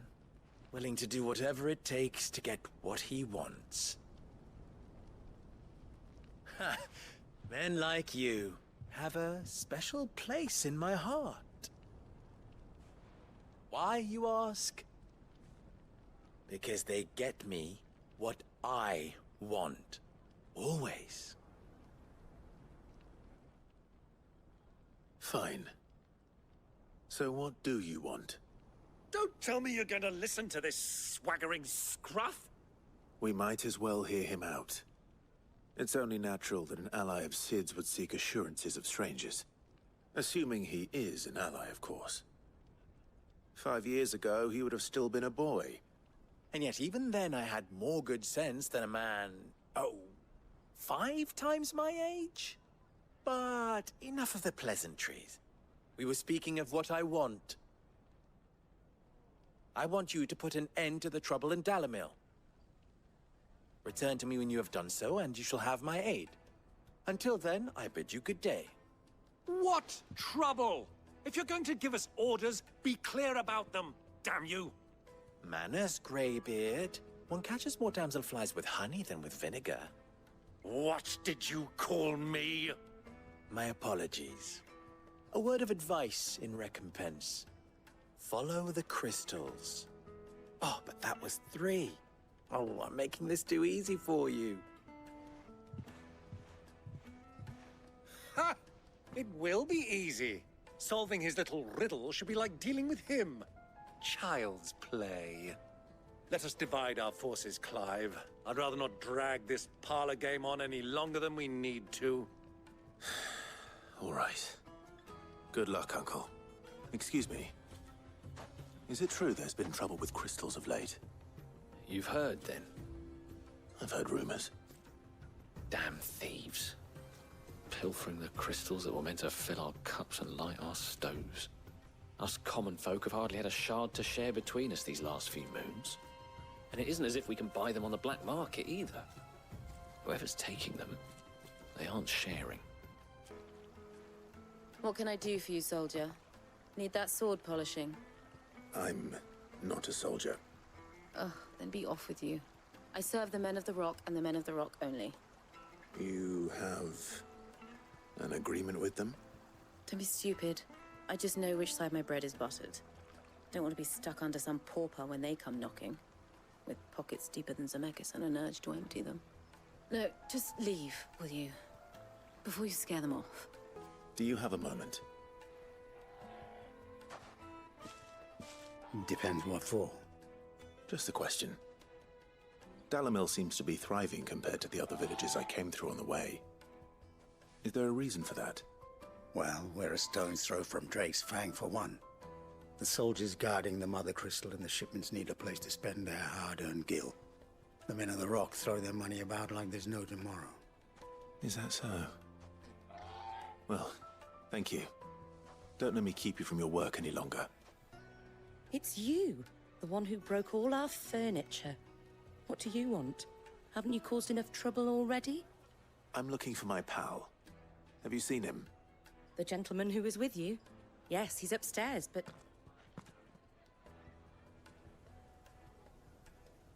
Thank you. I'll go and fetch him.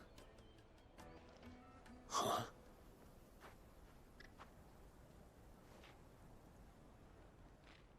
Will this suffice as a deposit?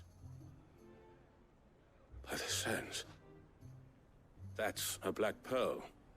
One of the many treasures in my collection that I would be only too happy to part with, should you give me reason to do so. All right. I'm sure that we can come to an agreement, but not here. What are you doing, Uncle?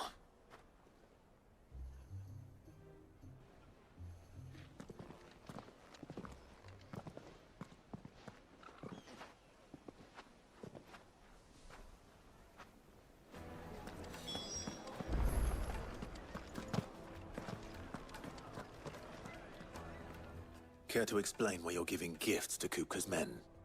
Bait, my boy. One cannot catch one's prey without it.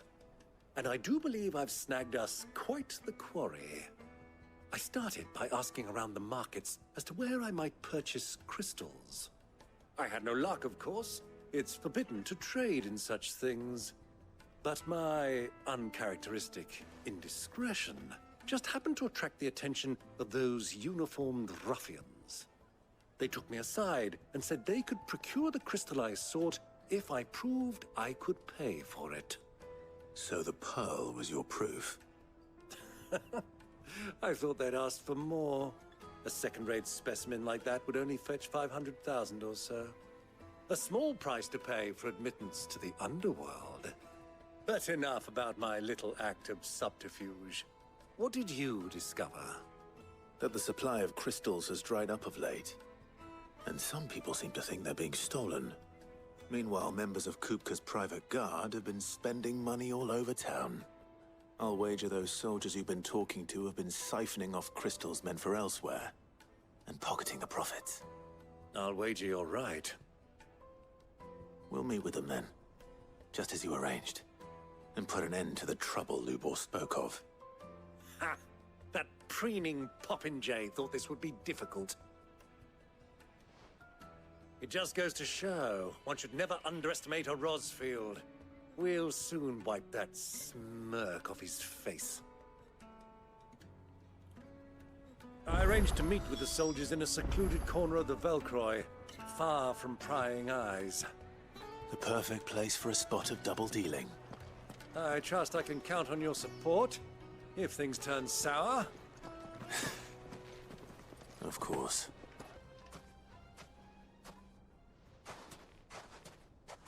I'll take it from here.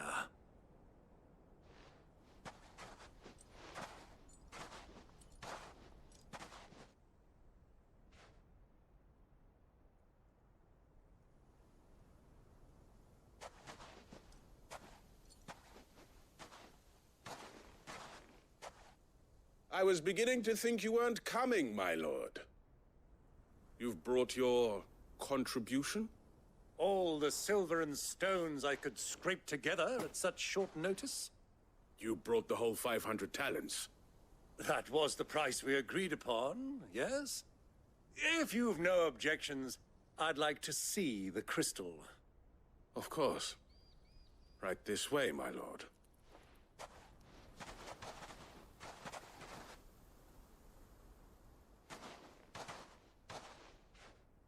Not bad at all. You weren't lying about the clarity. But what of security? If I were to be stopped on the road, what guarantee have I that it wouldn't be seized as property of the Republic? Because these crystals are no longer the property of the Republic. You're not buying from us. You're buying from them. And we have no more jurisdiction here than you, my lord. But we have ships, and will gladly deliver to a port of your choosing, now that our price has been met.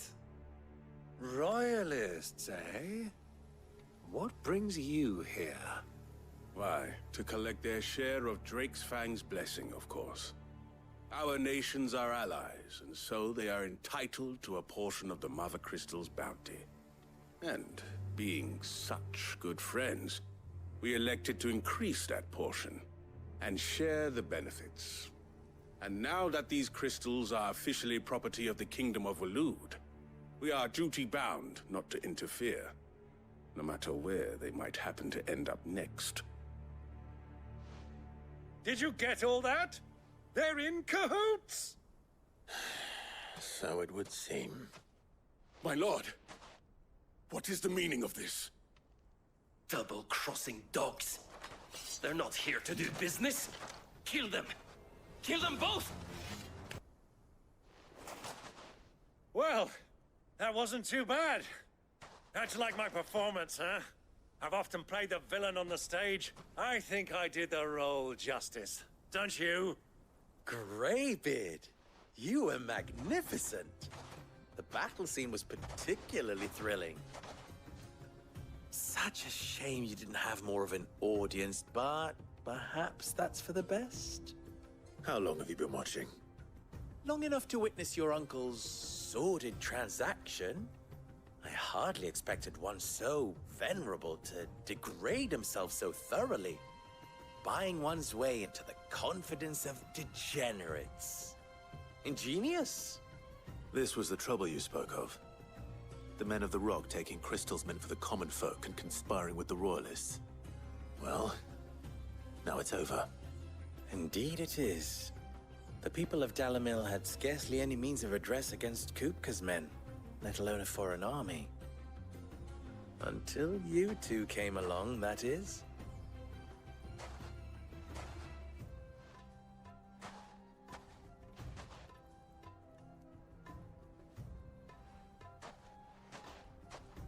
Well, we'd better get these crystals back to town. You won't mind waiting with them while I fetch a wagon.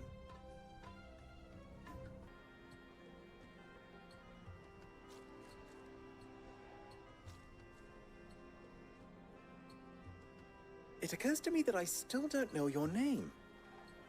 Clive. So, Sid the Second is a Clive. I suppose it could have been worse. Well, Clive, you held up your end of the bargain, so I must do the same. Passage through the South Gate, was it not? To tell the truth, you've helped a little there too. Many of the guards have already been redeployed to deal with the issue of their missing comrades. And those left behind have been encouraged to look the other way should you attempt to pass through. Thank you. And please allow me to cover your costs. You still have the purse I gave to the soldiers, I trust? I saw you pluck it from one of the bodies. Oh, dear. Was I really so obvious? And my name is not Greybeard. It is Lord Byron Rosfield, thank you very much. No, thank you very much, Greybeard. Of all the... Ugh! Here, wear this.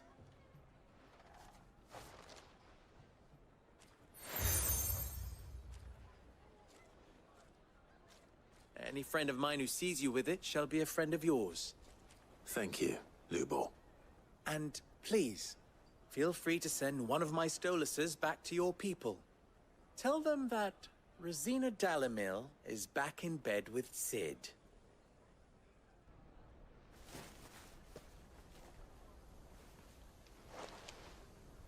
Omia Lostelan. Tu Isakelis.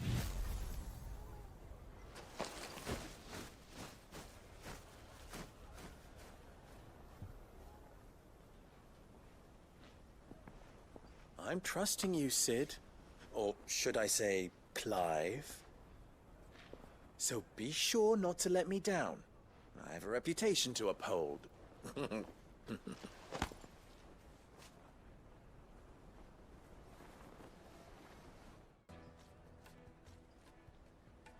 Well then, I wish you a safe journey south. Thank you. Not at all. It was my pleasure. Come on, Uncle. Let's go.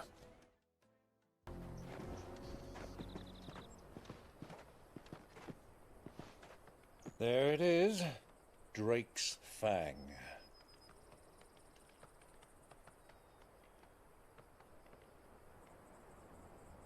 Kupka will be hiding inside. Along with goodness knows how many guards, all on highest alert. You'll need to keep your wits about you if you're to reach him. So be careful. I will, Uncle.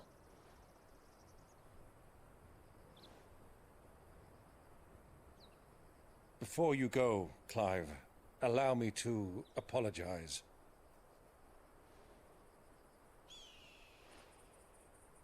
After what befell at Phoenix Gate and the crisis that followed in its wake, I fled. I retreated to my counting house and danced attendance upon the vicereine in the hope it would bring me favor. I betrayed my nation to save my skin, like the coward I am. And I'm sorry.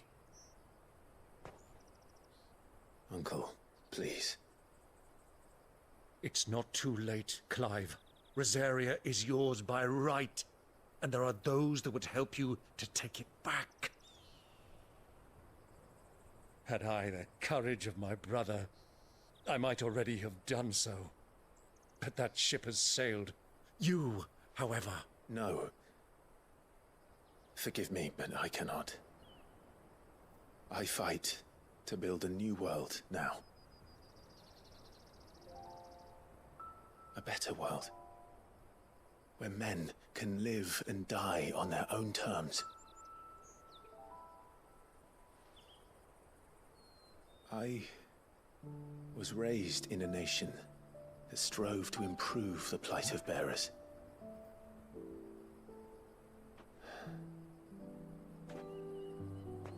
Only later did I realize that spark of freedom did not arise by chance, but was kindled by my father.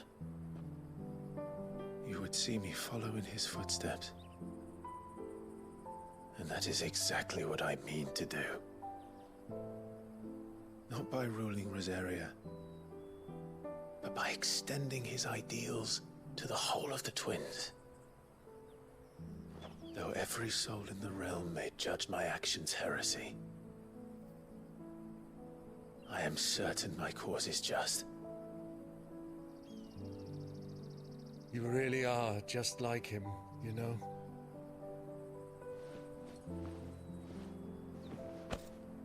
Thank you, Clive, for coming back to me. I am proud to call you nephew.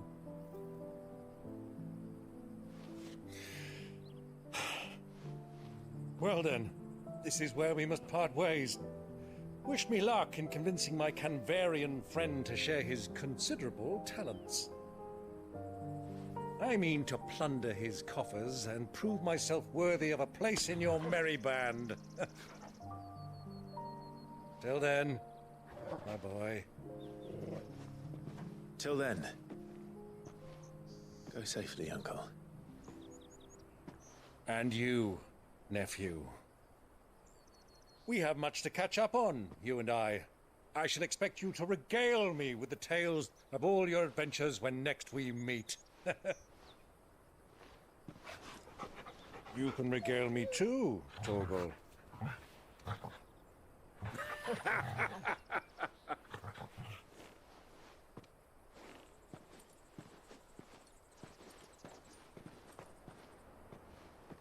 I'm coming for you, Kupka.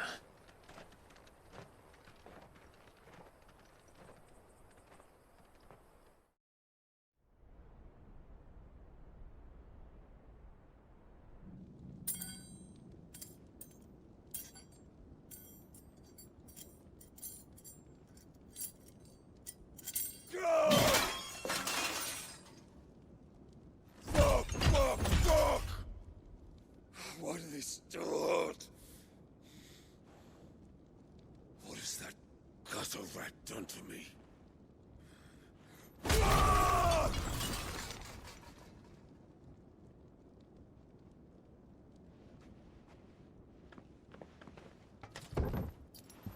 Out of my sight, witch!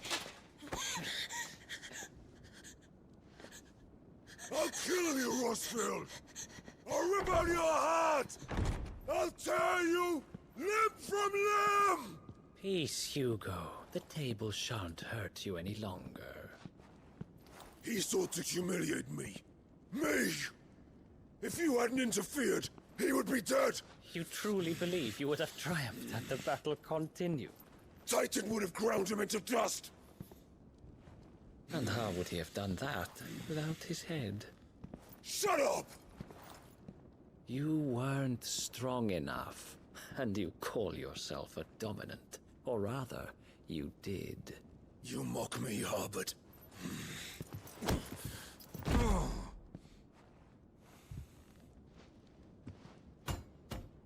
Do you see, Hugo? You are weak. Fuck! But so long as that fire burns within you, there is still hope. There may yet be a way for you to take your revenge. Tell me, what must I do? Please, I'll do anything. Just tell me.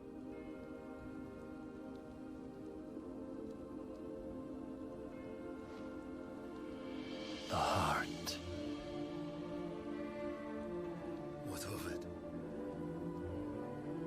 A mother crystal's heart is the most concentrated source of ether in all creation.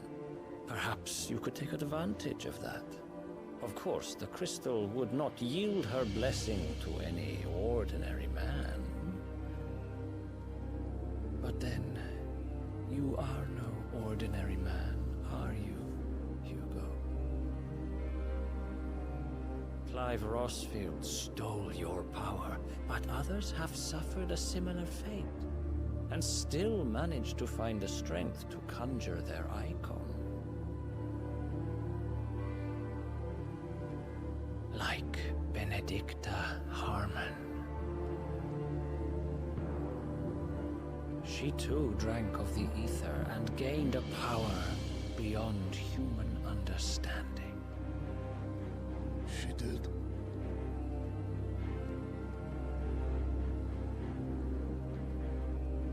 Benedicta. Benedict.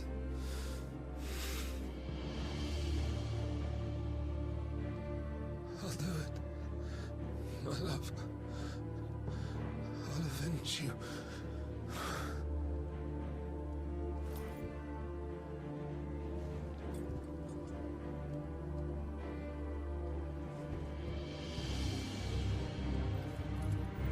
Run along now, Hugo. You need only follow the light.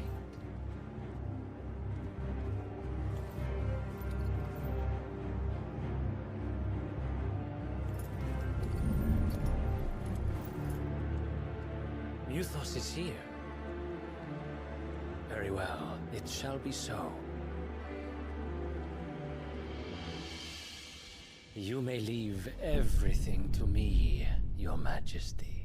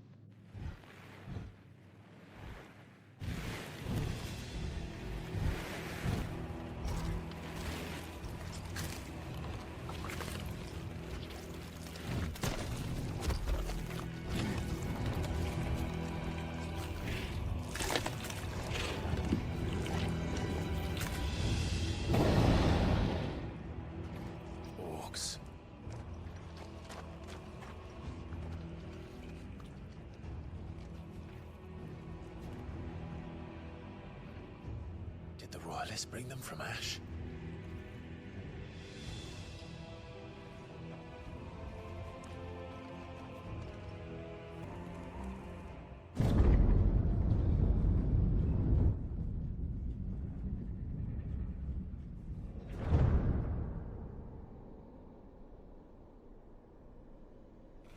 By the flames. Come on, Torgal.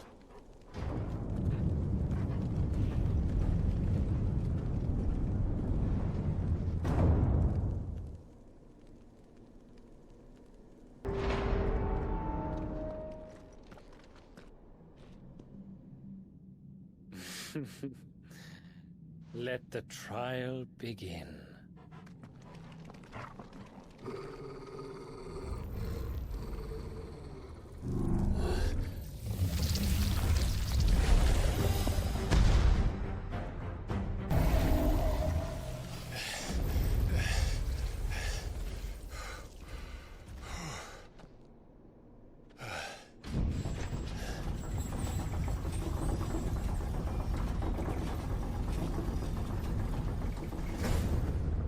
Seems we're expected.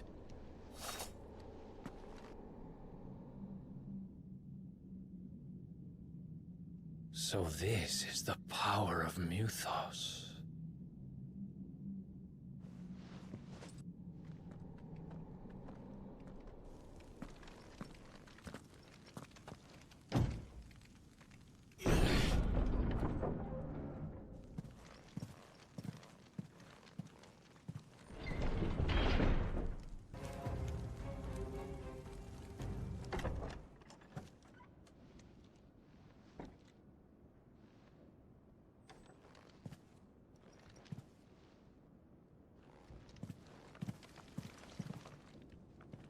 You've been busy, Kupka.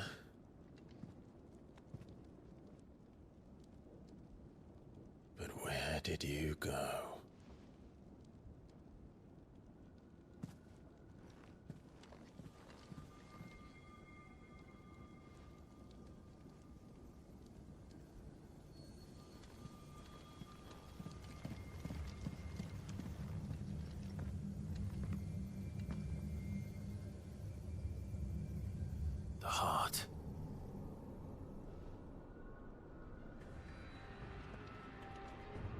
He's in the sanctuary.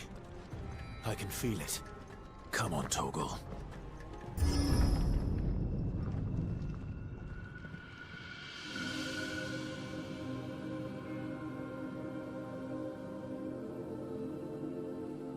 Benedicta, my everything. I've missed you so much. Kuka!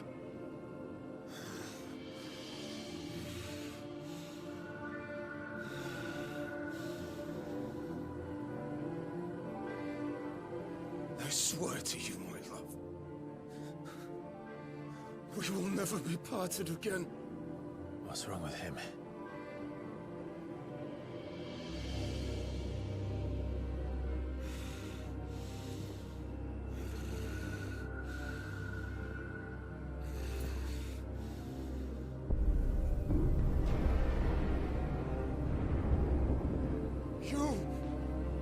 Get away from her!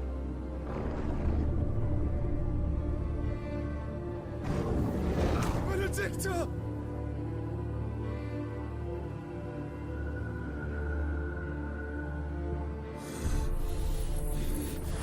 I'll kill you, Rosfield! What?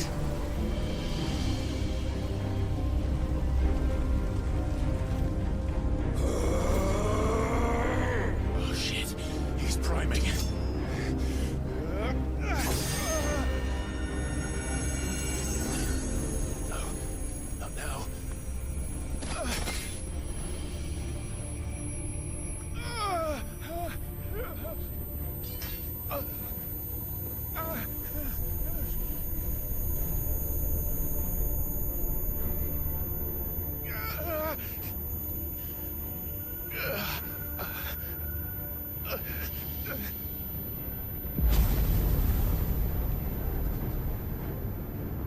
Come on.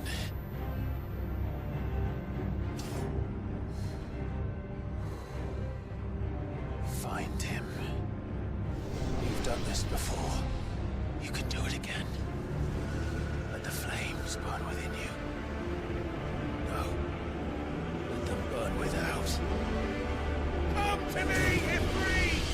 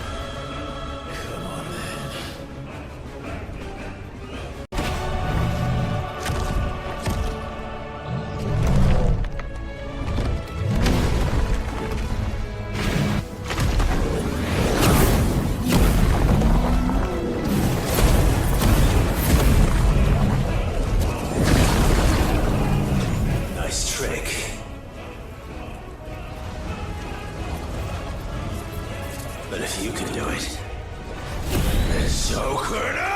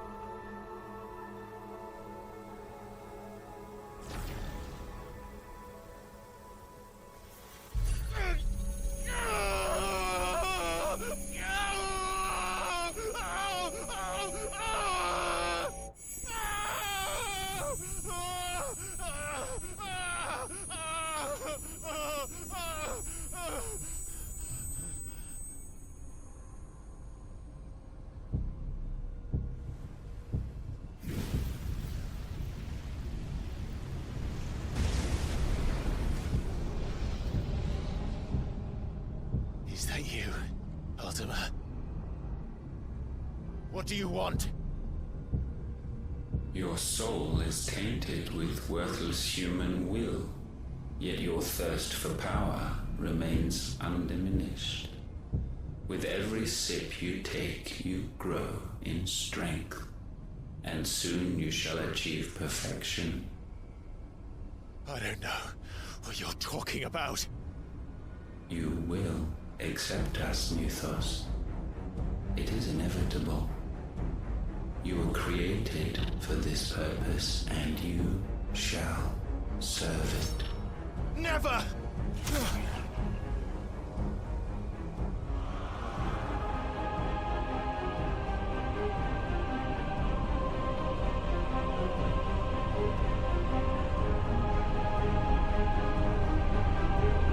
Fight it, Clive! Don't let him in! Consciousness. We see now. Human will is so insubstantial it cannot exist in isolation.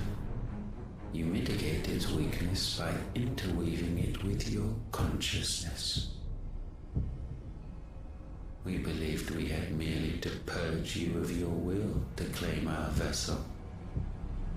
It appears we first have to sever every thread of the consciousness that supports it.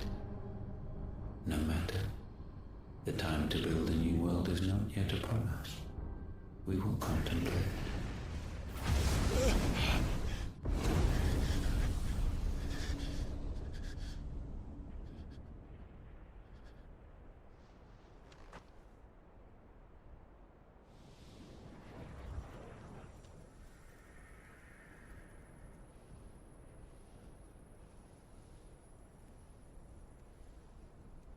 Thank you, Joshua.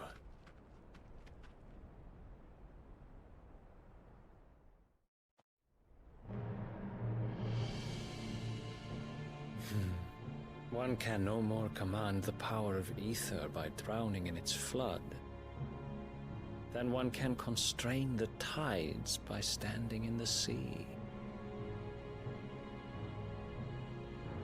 I had thought Hugo wiser than this, but it seems his head was full of rocks after all.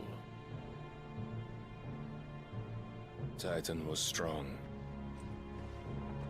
Your Majesty. But Mythos is stronger. For 5 years, that man lived only for revenge. Clinging fast to a fiction, even as it swept him into the abyss.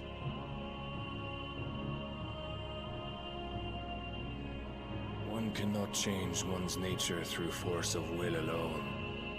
Only the Almighty can do that.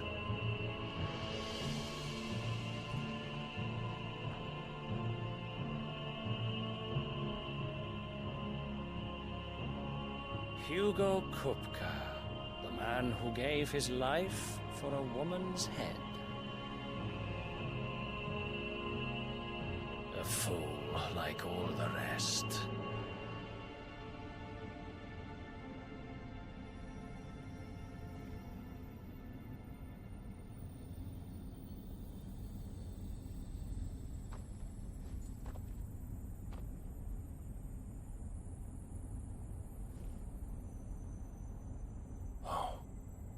That the death of a mother crystal should be so beautiful.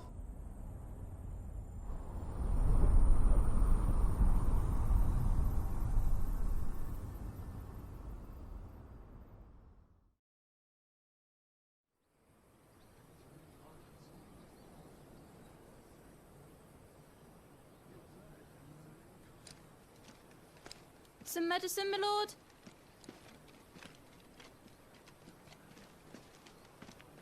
I have salves, potions, anything you need. Stop bothering me, urchin, or you'll feel the back of my hand.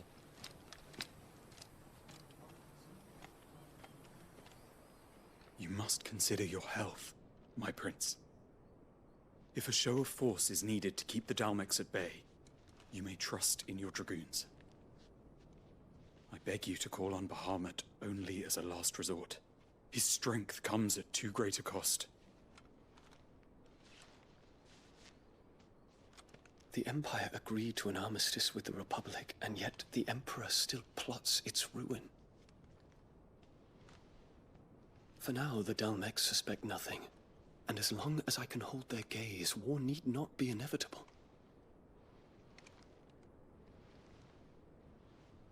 But more than that, Bahamut is the champion of the Empire.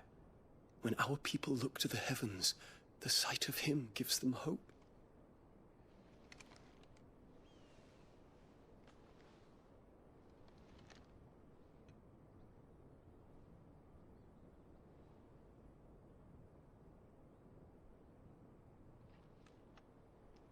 Forgive me, Terence. Would that you were my master. But alas. I will always be your loyal servant.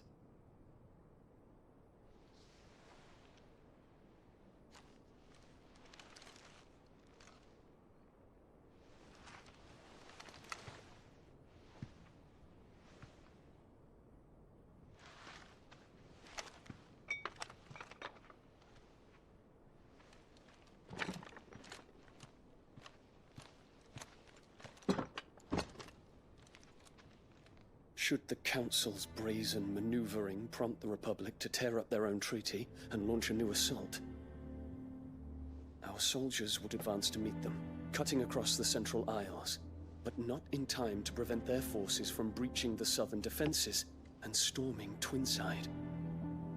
And so the capital would become a battlefield. Thousands of innocents would die. I cannot allow that to happen. There is one small mercy, at least.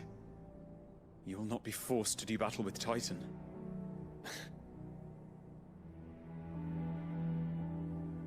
Would that I could avoid doing battle at all. 1,000 pardons, Your Highness. What is it?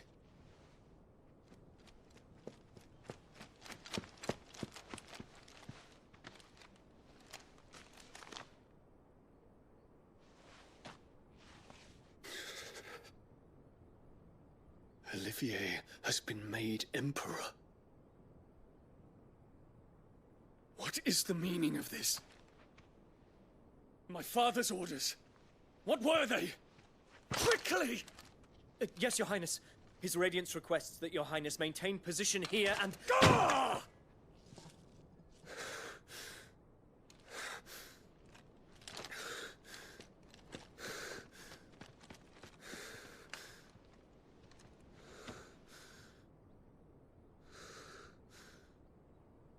Terence. Yes, my prince. I must go to the palace. I'll ready your steed.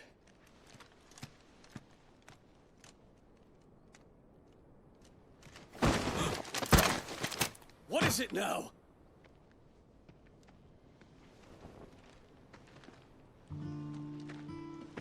Forgive the intrusion, Your Highness. I know you. At ease. We stand in the presence of the Phoenix. You wouldn't want to get your fingers burned. I hope I'm not interrupting. Not at all. Though I admit, I did not expect such a distinguished guest. How many years has it been since the Remembrance ceremony? 20? I thought you long dead. Do I address a ghost? Many have told me that I look like one. But no. I'm alive. Just. Prince Dion of the House Lesage, I have a tale to tell you.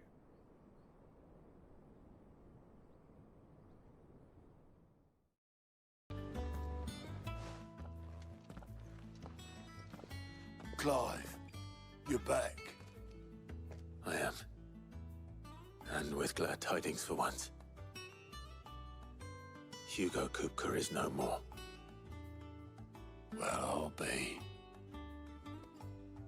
All of our comrades who lost their lives back at Sid's place be smiling down at you right now. We had a stolus from Lubor saying Drake's fang had fallen. I expect that was your doing as well, was it?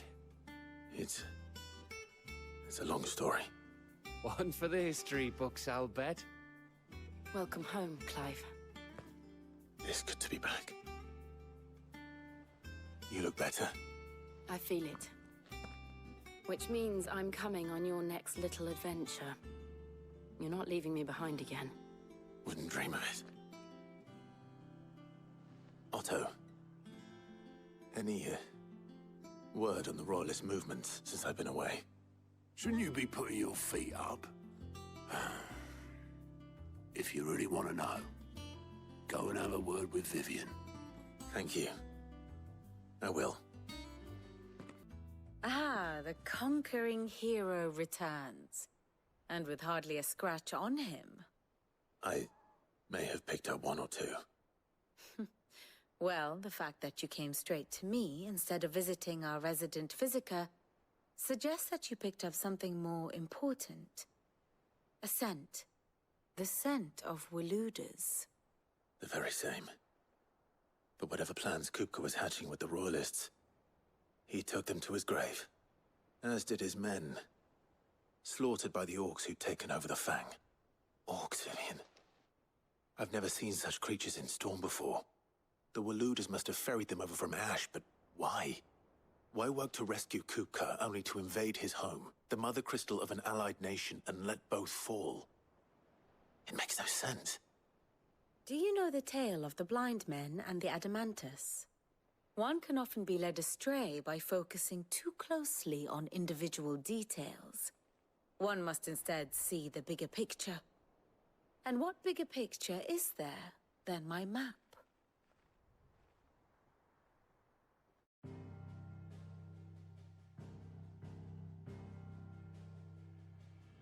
The Kingdom of Waloed claims dominion over all of Ash. It is a nation forged by the bloody conquest of Barnabas Tharm, the dominant of Odin. The Canvarian War of Independence in 849. The Battle of the Twin Realms in 865. The Battle of Belinus Tor in 873. Wheresoever his armies fought, Odin was found where the fighting was fiercest. But of late, the warrior king appears to have laid his sword to rest. Battle rages for control of the crystalline dominion. Yet Tharm sends not a single ship in support of his Dhalmekian allies.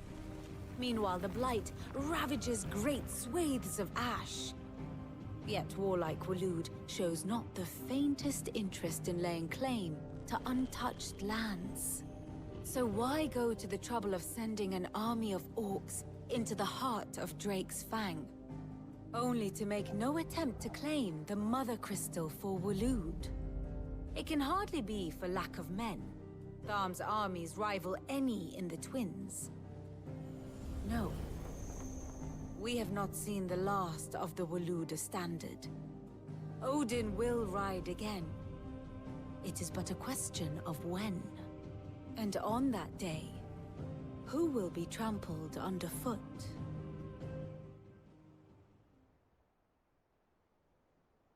In summary, I know not to what end the Royalist betrayed Kupka.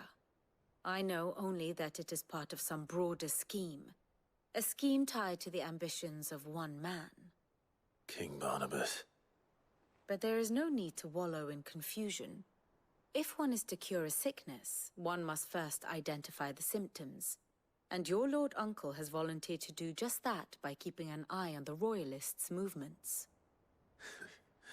He's really throwing himself into this. Indeed he is. Which means all that remains for us to do is await his reports. Well, not quite all in your case. The people of the Hideaway must hear the news. Justice has been done. Hugo Kupka is dead. The wounds he left that night are still raw, especially for those who lived with Sid the longest. Tell them that those wounds might finally begin to heal. Consider it the price of today's instruction. I've never known you to be sentimental. What can I say? I am only human. And we are, all of us, sentimental animals at heart. I suppose we are. Very well. I'll go and spread the word. Ah, Clive. Have you come seeking the gift of knowledge? No. To share mine, actually. Hugo Kupka is dead. Oh my. Can it really be true? Look, he's crying. He is. The big baby. And with good reason, children. These are tears of joy. We must offer up a prayer to your parents that the heavens might weep with us. There shall be no lessons today, only thanksgiving and merrymaking. Go, put away your things. All right. Brilliant.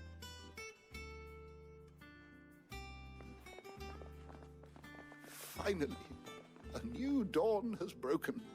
It has. Thank you, Clive. I cannot wait to share the good news. Hippocrates. After Kupka fell, Ultima came to me. I need to know what he is. Have you learned anything? Alas, no. And not for want of trying. I have scoured nigh every historical tome in our collection and found nothing. Not even the sort of conspicuous absence that might suggest a concealment of fact. One is almost tempted to conclude that such a creature never existed. But I saw him. With my own eyes. I don't doubt that you did. Alas, it seems you are the only one who has. To others, he reveals naught. We see only that which he leaves in his wake, like some terrible force of nature beyond the ken of mortal man. A bringer of death. Whether the Ultima you met with was the being itself, or merely another projection of its power, I know not. But until I do, my investigations shall continue. Thank you.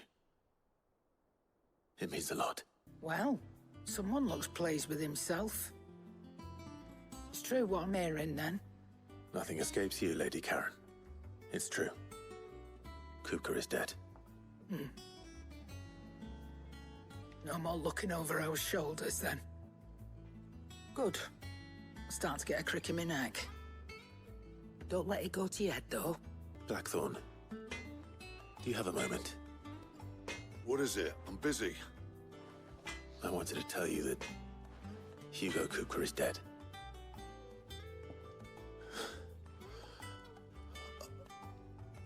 I can't tell you how long I've been waiting to hear those words. This is it then. A new beginning under a new Sid. I'll try to live up to the name. You barely sat down since you came home. Vivian got you running errands or something? Just spreading the word.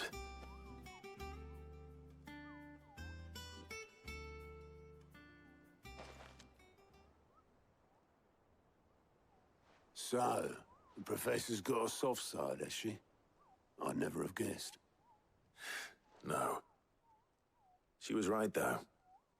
Everyone was glad to hear the news. Ah, but you ain't told everyone. I can think of plenty of friends back at the old hideaway who'd sleep more peacefully for knowing. Not least of all Sid. You should tell him. You're right. I should. And I will. Well, when you do, be sure to take Mid with you. She's been going at it hammer and tong down in that workshop of hers, trying to do her father proud. I can't remember the last time she visited the old sod's grave. Very well. I'll suggest it. All right, Clive? What do you want? I'm going to visit Sid, and I thought you might like to come with me. Sorry, I'm too busy for all that right now. I've got to get this thermal displacement stack sorted. Thermal... Displacement stack. Here. And this is for... Only the fastest, finest ship the world has ever seen. The Enterprise. Me and my dad designed it together. Where other vessels rely on the fickle winds to drive them through the water, ours is fitted with mithril engines. And those things have got more push than a behemoth in a bad mood, and more heat than all the hells put together. Which is where the stack comes in. I may have already talked some tight-lipped shipwrights into putting the hull together for me in a little dockyard in Canva. But the stack's a bit more involved, so I'm building it here. Thing is, it's so involved that I'm running behind and it's starting to hold things up over at the shipyard. I'll come and see my dad, though, when I'm done. Whenever that is. Is there anything I can do to help? Good old Clive. I were hoping you'd say that. First things first, I need some parts meching. The stack will be made up of 3 major components.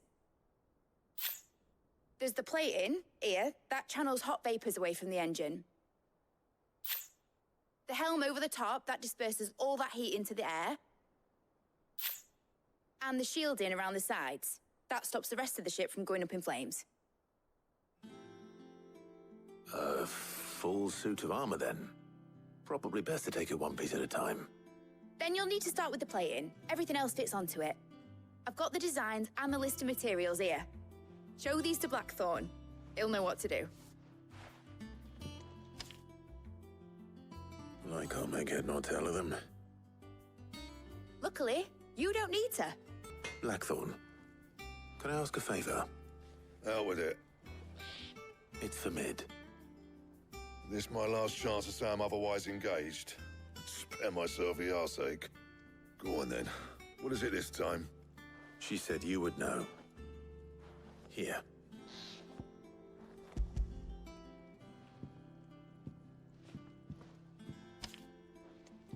Krieger's Tate. Well, I don't know what the hell you'd want this for, but I can make it. Won't be easy, though. And I'll need help. Get Gavinotto in here, will you? All right.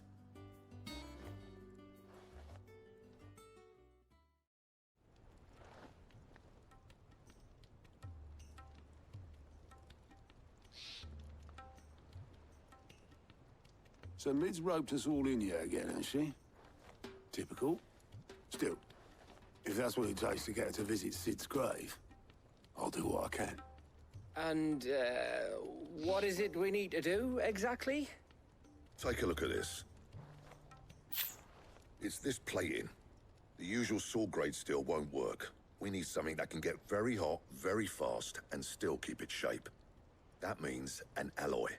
Something that won't break or buckle at the temperatures she's talking about. Which is where you lot come in. I need materials, and I've got my work cut out already. You'll have to fetch them. Now, there's a special kind of sand I'm after that you can only find out in the Velcroy. Stardust, they call it. As for the rest of the stuff, my usual supply should have it in stock. It just needs buying and bringing back here. Well, we'll get it done quicker if we split up. One of us should probably give you an hand collecting the sand. And the other can go and get the rest from this supplier. Right then. Well, make your minds up who's going where, and we can get this over with. You going after the Stardust then, are you? Which one of these 2 lucky souls is going with you?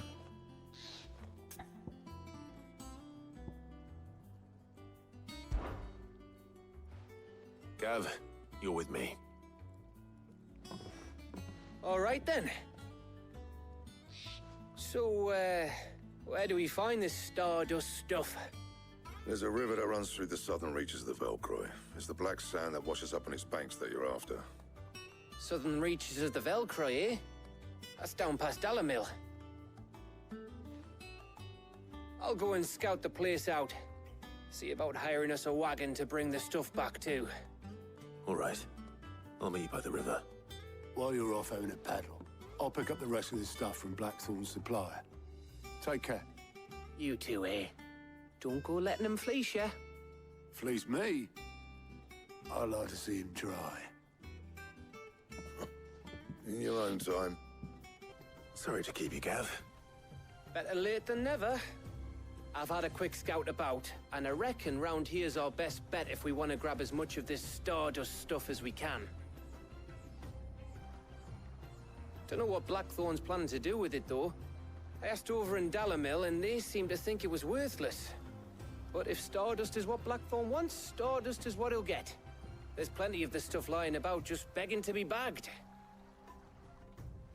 Then let's get bagging, shall we? We shall. Race ya. You finished? How much did you get? Enough. I hope.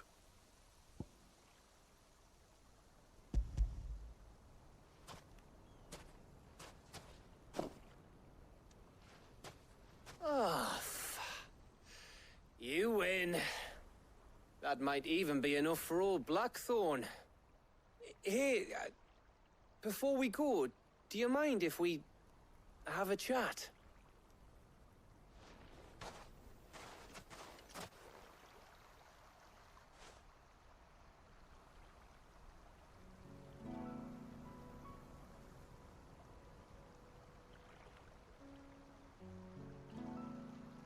Feels like ages since we had the chance to talk. You know, man to man like. It does, doesn't it? Back when you first took Sid's name, we were talking all the time. Working out what to do in that. There was a lot to work out. And there still is. Those shoulders of yours starting to feel the strain. Hardly ever see you around the hideaway nowadays.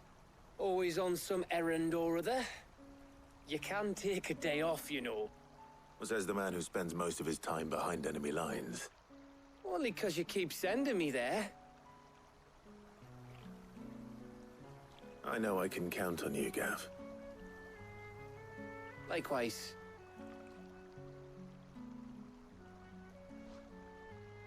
So you keep sending me wherever you need to, and I'll keep going. Safe in the knowledge that I have a home to come back to. Thanks to you.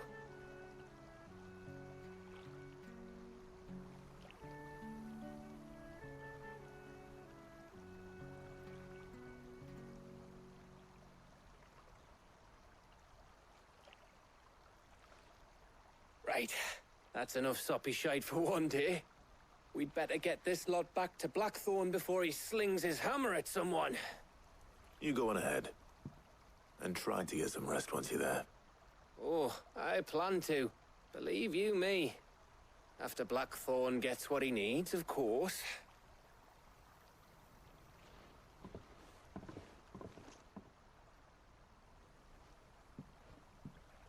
Right. Ready to go home, boy? Blackthorn. Got everything you need? Yeah. Yeah, I do. Cheers for the Stardust. Should be enough to be getting on with. We should go out on maneuvers together more often. You know, it beats sneaking around on your Todd all the time. I'll make a start on putting this thermal plating together then. It'll take some time, mind. So if you've got other things to be getting on with, I could do without you breathing down my neck. Thank you, Blackthorn. I'll let Mid know construction's underway. Suppose we'd better be getting back to work too. Give us a shout if you need anything.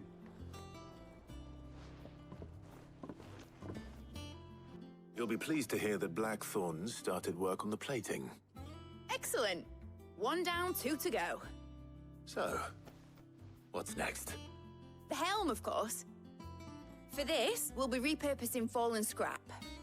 Salvage from the ruins? I thought that material was all but impossible to work. Ah, but we don't have to. I'm sorry. Just so happens there's one particular ruin that's broken into exactly the right shape and size pieces for what we need. What's the name back there? I'll give you all the details. What's her name? Right. Oh, Sid, is this about the helm? Yes. Mid said I should speak with you. I'll show you the plans then. Here you see the mithril engine, in which mithril is burned to generate heat. That heat is then harnessed to produce motive force. Excess heat is dealt with by means of the thermal displacement stack, which disperses it into the surrounding air. Now, were we to rely on thermal plating alone to achieve this effect, the rate of excess heat buildup would far exceed the displacement coefficient of the plating. In other words, the reactor would overheat and eventually explode. This is where the helm comes in.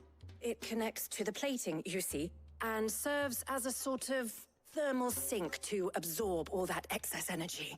Our experiments have shown that fallen ceramics are remarkably thermophilic. They can withstand and absorb levels of heat far above anything we are able to make today. And not only that, they're also waterproof and immune to rust, making them the perfect material for our protective hood. Why, if sea or rainwater were to enter the reactor proper, it would vaporize instantly. The forces produced would tear the ship from stern to... You can stop there. I understand. Mid said we might be able to use parts of a fallen ruin. Where would I find it? Ah, yes. It's in Lorbert's Pass, near Lostwing. The thing is, well, I probably should have arranged to have the pieces we need brought here sooner. You see, a certain unwanted visitor has taken up residence there. It's no longer a matter of just walking in and taking them. It's, going to be considerably more dangerous than that. I see. Then I suppose I'd better deal with this unwanted visitor for you. Would that help? Oh, very much. Thank you, Sid. I'll gather my team and head there right away. We'll meet you outside the ruins. Oh, there you are, Sid. Thanks so much for coming. The, ruins are just over there, as is the creature I told you about, I'd imagine. Would you mind? Of course. I'll be right back. Anybody home?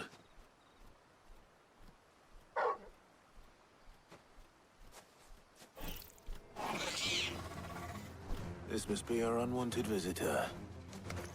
Time to go. The things I do for you, Mid. Sid! Oh, thank goodness you're safe. You shouldn't have any trouble now. Indeed. Well, don't let us keep you. We'll, see that everything is transported safely back to the hideaway. All right.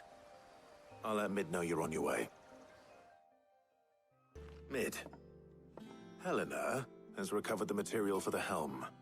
She'll be along shortly. Excellent. Another job well done. And just one remaining. Right. Right, the shielding. This one's a bit of a bugger. How so? The plating's enough to stop the engines going pop, but those things will still be spitting out enough fire to set the rest of the ship ablaze. Which is why you need proper shielding. A prism for the dragon's breath that's blazing away inside. I thought a triple thick layer of tempered steel might do it. Or more of the stuff that the Fallen use, but they'd both be too heavy. The helm and the plating are bulky enough as it is. Add any more weight and the whole ship would be at the bottom of the briny before we'd even started. I need something light. But I've racked my brains and I just can't think what would do it. Well, if I were in need of obscure knowledge, I know whose counsel I would seek. Harpocrates. Tomes? Yeah, well, I'd thought of that, obviously. I've got all the details written down here. Can you take this to him, see what he makes of it? Right away. Harpocrates, do you have the moment?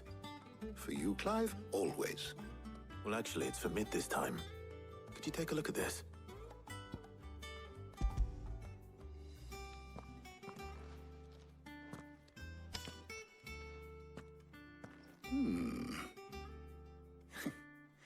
shielding for a mithril engine.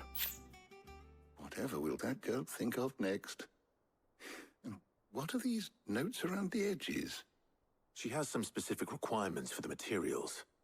The shielding needs to be able to resist extreme heat on the inside, and yet remain cool enough on the outside not to set the ship alight, while also being light enough not to sink it. As you can imagine, she's struggling to find anything that meets her needs. I see. I wondered if you might know of a solution, or if you might be able to search the records for one. Perhaps it is not a different material she requires, but a different approach. What do you mean? Consider the lake we have made our home. Its blighted waters eat away far more quickly than fresh water or even brine, at timber and steel alike. And yet, we have made a home here from those very materials nonetheless.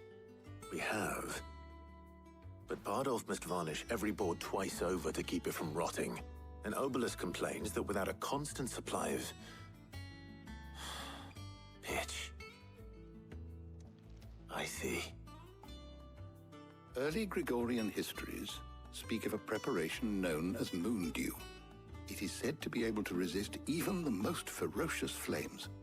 Before the dragoons tamed the worms and wyverns of the realm, nobles would daub their castle walls with it in order to guard against dragonfire. So if we could recreate it... It might be applied to some material or other in order to provide the protection Mid requires. As to how best to apply it and to what material, perhaps Bardolph and Obelisk might be of assistance. I shall speak to them and see what wisdom they might have to offer. If you would be so kind as to procure the necessary ingredients, I shall discuss the specifics of how it might be most effectively put to use with our two friends. The knowledge of the past may yet prove useful to we of the modern era. Thank you, Hippocrates. And since you're asking others to help you, perhaps I should too.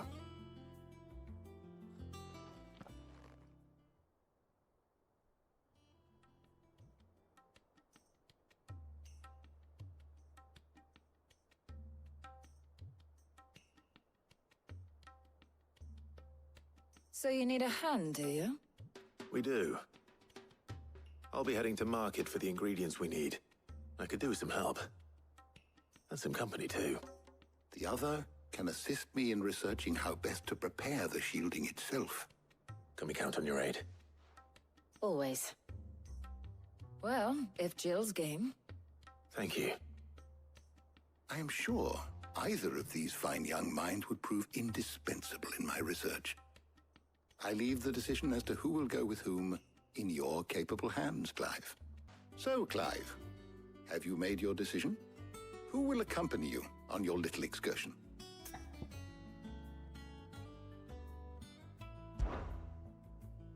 Very well. So then, what do we need to find? I have taken the liberty of preparing a list. Here.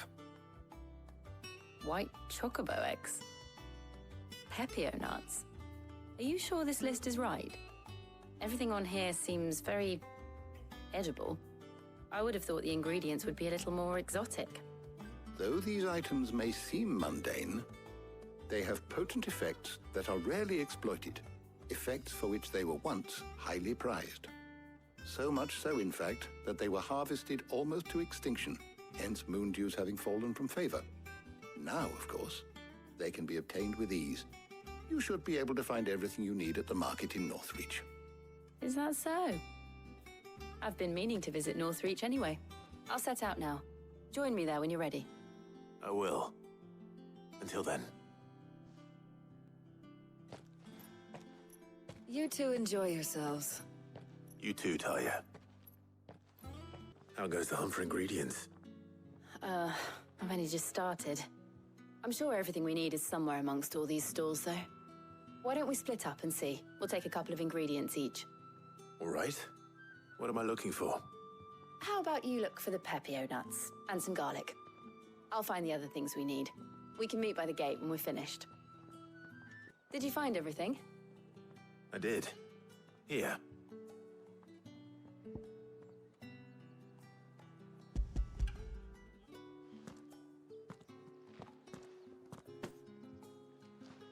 Garlic and pepio nuts. Perfect. Now all that remains is for Harpocrates to somehow turn all this into what Mid needs to keep her engine cool.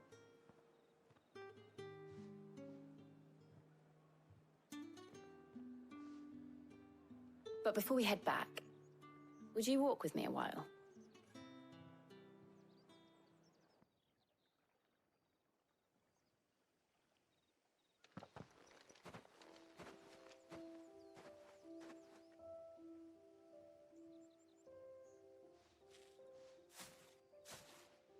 Thank you for asking me to help you today. It makes a nice change. It does. It's good to get away from all the battle and bloodshed for once. Just being here reminds me of when we were children. Do you remember? Walking down Market Street in Rosalith, taking in the sights and smells. How could I forget? What with Torgal's antics. Remember how his nose would prick up at the scent of sausages? He'd go racing away and we'd have to go running after him. We wouldn't catch you now, would we, boy? Was there anything you wanted to buy for yourself while we're here? There was, yes. Well, sort of. Molly in the kitchens told me about a place that sells particularly good pies. Thought you might like to share one with me. I would. Thank you. And I saw some bread.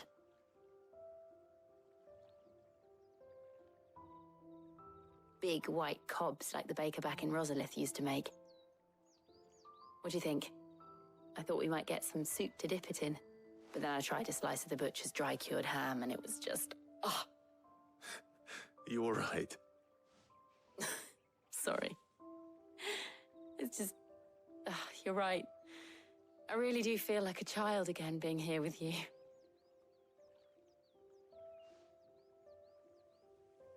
Clive. Is it wrong of me to enjoy this? No, Jill. This is how life should be. And it's how our lives will be when our work is finally done. When we can live on our own terms. I hope so. Thank you, Clive.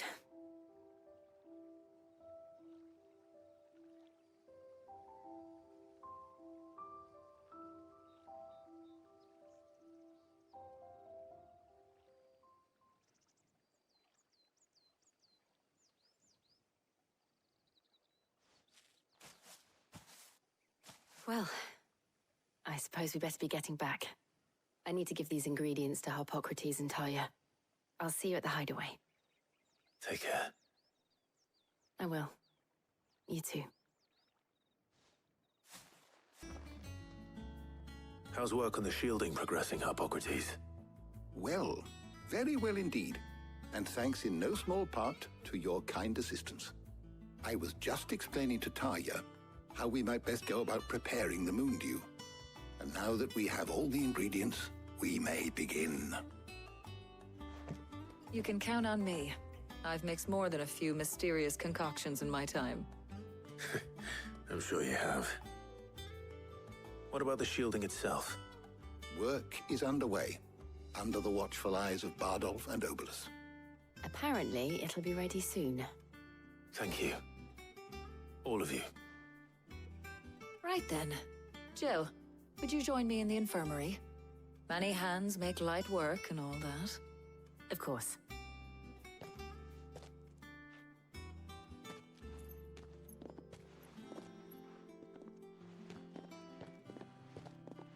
Oh, and Clive, thank you.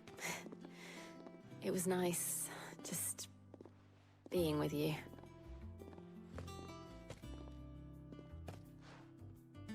It appears our work here is almost at an end.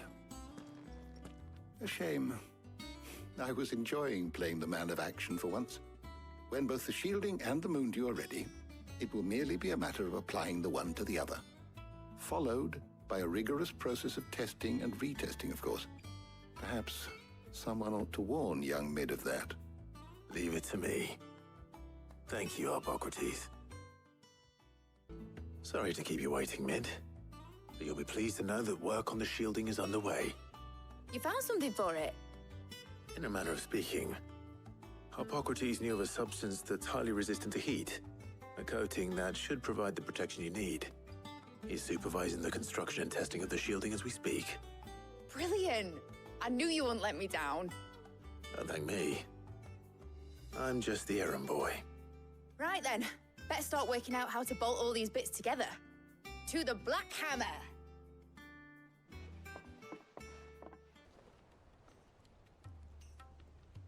You know, when I got into the smithing game, I thought I'd be making swords and shields, not thermal bleeding didgeridoo-dahs. Displacement stacks. Same difference. Whatever you call it, I ain't putting it together in here. It's cramped enough as it is. Let's take this outside. Mid, you get all the parts lined up on the deck. I'll take care of the rest. On my way! Oh, and bring me the biggest hammer you can find. This is gonna require some precision walloping.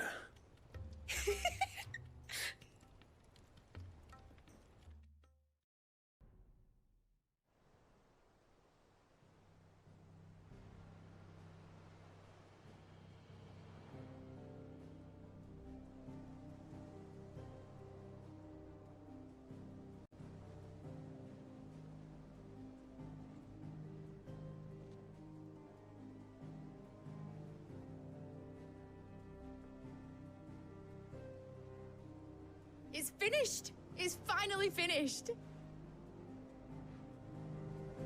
Thank fuck for that. I'll be feeling my hammer arm for weeks. Thank you, Clive, Blackthorn, everyone. That's one down and just 3 more to go. I'm sorry. Oh, didn't I tell you? The Enterprise has 4 mithril engines, and we'll be needing a displacement stack for each. You don't mean... Don't worry. Now they've got a finished one to work off, my gang in Canva can build the rest. Good luck to them, I say. Right, I'm off to get a sling for this elbow. Any other work comes in, keep it to yourselves, eh?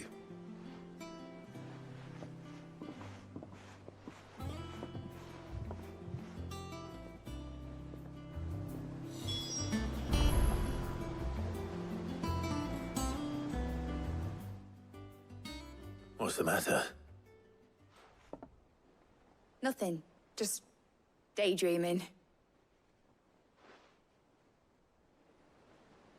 Thinking about the Enterprise sailing off over the horizon to shores unknown. Searching for a land untouched by the Blight. Just like me and my dad planned. So if the worst came to the worst and every scrap of soil in the Twins turned black, we might still have a chance. That's what she was meant to be. You see, one last chance just in case we needed it. But now she's so close to being finished, I've realized I don't want her to be that. I don't want her to be just a lifeboat for us to cling to if things get desperate. I want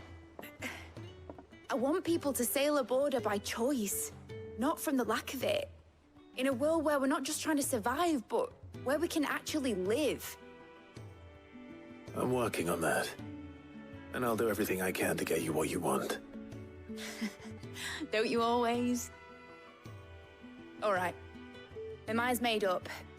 As soon as the Enterprise is fit to sail, I'm putting her under your command.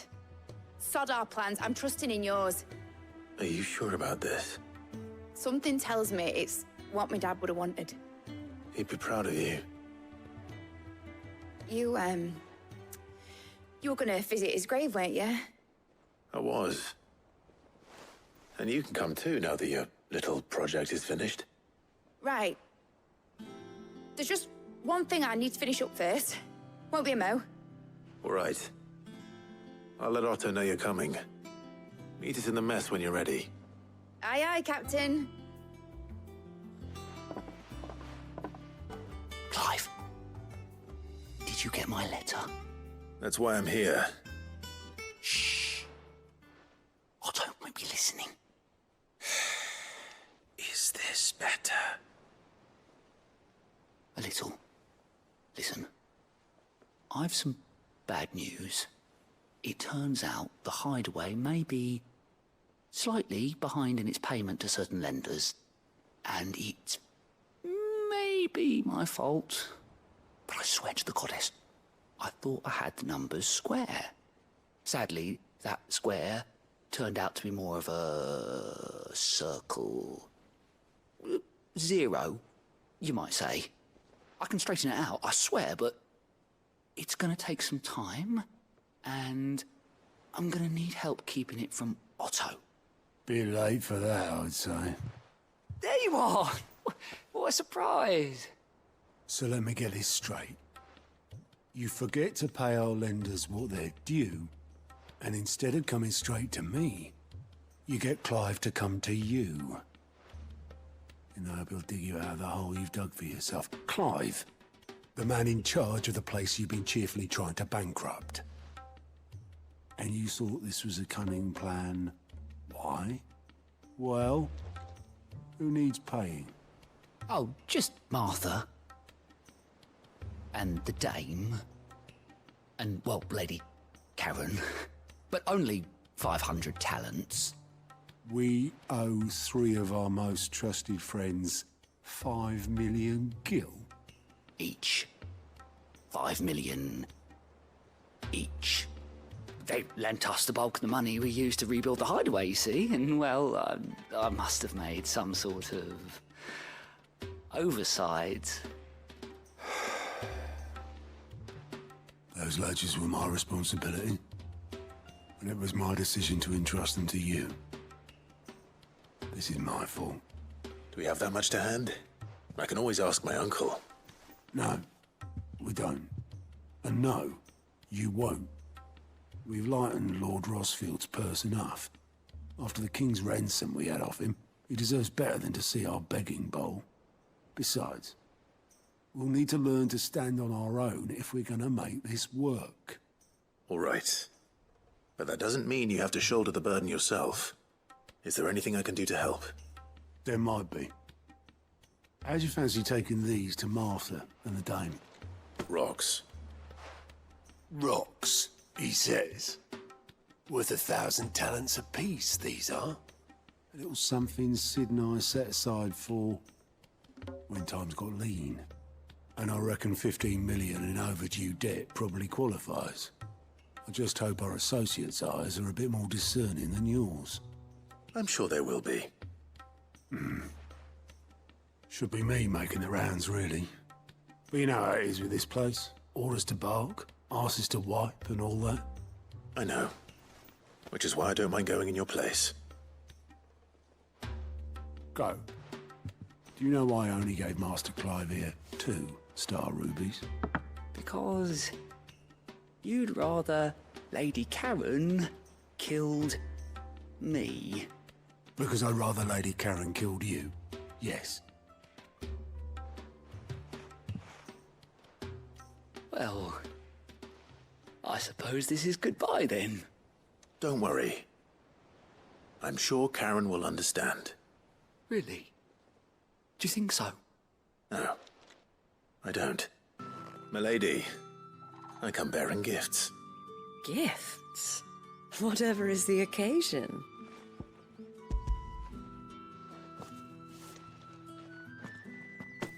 Oh my. Clive, you really have outdone yourself. Otto asked me to give it to you. To settle the hideaway's debt with the Veil. And to compensate you for the time it took us to do so. You disappoint me, Clive. I thought you might finally be warming to me. Tell Otto he can keep his baubles. I tried to tell him as much the first time around. The man owes me nothing, nor does the hideaway. My contribution to the restoration effort was made freely and willingly. It was the least I could do. You once told me Sid did you a kindness. I'd like to do the same. Please, accept it. For my sake. And for Otto's. For all of us. For all you've done. It is rather fetching, isn't it? Very well. Otto is lucky to have you, Clive. I doubt anything could ever replace his son. But you and the others at the hideaway are the closest thing he has to family. Otto had a son. Long ago, yes. Sid told me Otto lost him when he was just a boy, and blamed himself for not being able to stop it. I don't know how it happened, whether there was anything he could have done, but it was clear that it weighed heavily on him. I didn't know. How could you have? I doubt anyone did. Besides Sid, I've never met a man more keen to bear his sorrows in stoic silence. An ill habit, given that both have always been surrounded by friends desperate to help them. I'm beginning to see that. Clive, we weren't expecting you. I wasn't expecting to be here, but it seems we still owe you a considerable amount of coin for your help with our rebuilding efforts. And though I doubt it's what you were expecting, we were hoping you'd take this as payment.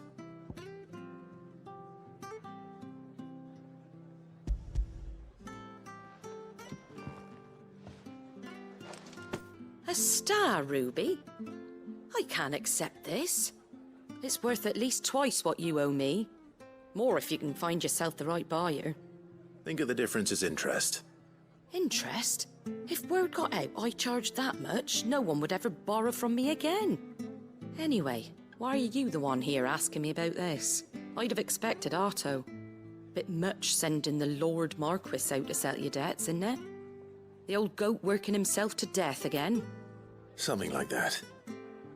Most days I think he's the only reason the hideaway's still standing. Same as always, eh? Back when the place was nothing but a twinkle in the eye of a recently retired Lord Commander, word is he was the first one Sid reached out to. Probably knew that without his strong arm and level head, the idea would never get off the ground. Sid may have been the face of the hideaway, but Otto's always been the backbone. And when Sid passed away, we were all worried that would be the end of it. That Otto would just give up. His death was hard on everyone. But it must have hit Otto hardest of all. But he didn't give up, did he? Quite the opposite, in fact.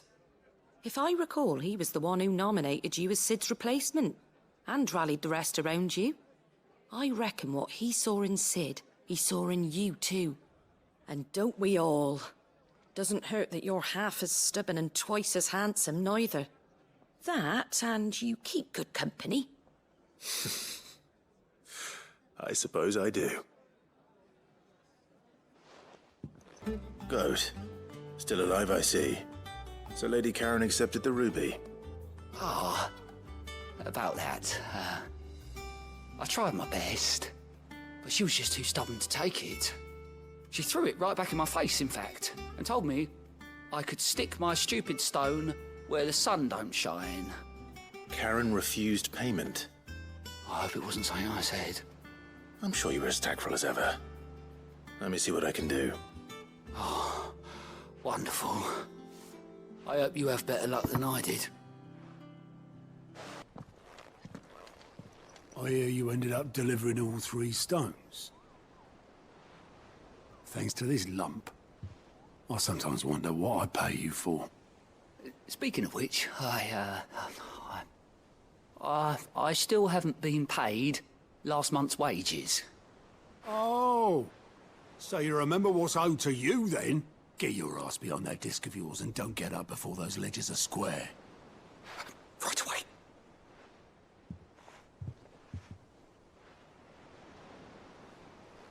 I've seen that before. Yeah. Plenty of times. It was the only goblet Sid ever used. Either out of habit, or because the filthy sod couldn't be bothered to find a clean one.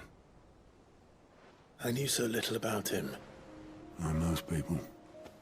Martha and the Dame both seem to have fond memories of him. I bet they do. How long did you know Sid before he... Before he died. 20 summers, give or take. Back in the day, I was a purser on a trade ship. which is where I met him. He bought passage to... I forget where. But having nothing better to do on the long nights, we sat up drinking island rum till the morning bell dragged me back to my duties. Quit my post not long after that, on account of making a fine maiden's belly fat. But me and Sid stayed close, promising we'd one day sail the seas again. That was before fate stepped in and said she was having none of it. The magic woke inside my son soon after his first name day, and there was no hiding his knack. Couldn't you and your family have? My family were the ones who summoned the constable, wanted the monster taken away. I couldn't turn my back on him, forget what I felt, and I couldn't for the life of me understand how they could. Luckily, Sid was of the same mind as me. It was him who stood beside me when all I wanted was to tear the whole world down. Him who cried for me when I had no tears left of my own. Him who swore he'd do everything he could to stop it from happening again. And he was true to his word, too. Left the Royal Army once and for all. His ranks, his ribbons, gone. Just like that. Threw away everything he had. All to right a wrong that no one else had the courage to face. I knew then I'd follow that man to the ends of the earth.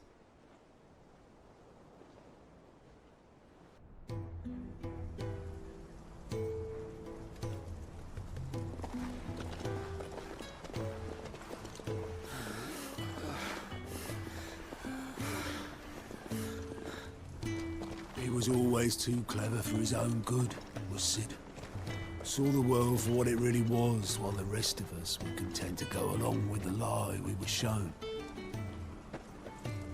And it can't have been easy, bearing that burden alone.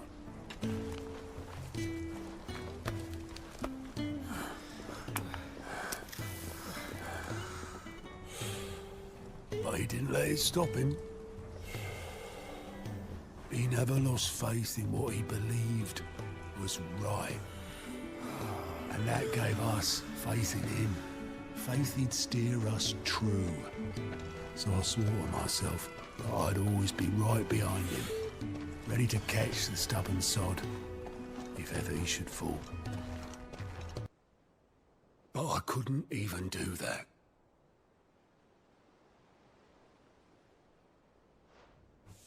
Ignore me. Just the ramblings of a tired old man. Leave that lot. I'll tidy it up in a bit.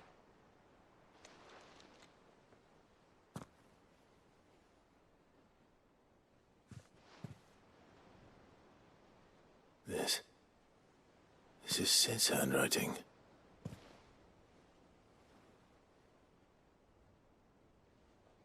Dear Otto.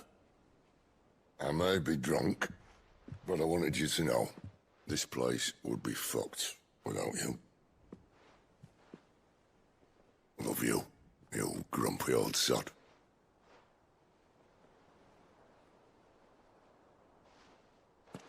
This note.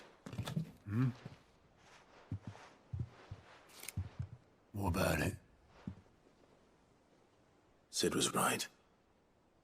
Without you, we'd all be lost.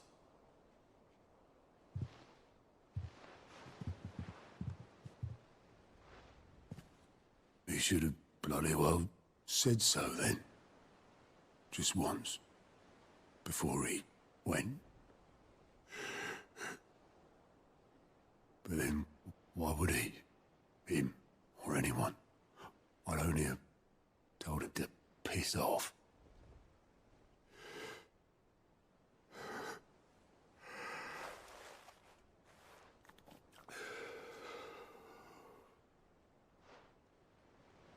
You're wrong, though. Both of you. It was never just me keeping the hideaway afloat. It was all of us. I just shove people in the right direction. I barely seem to be able to do that anymore.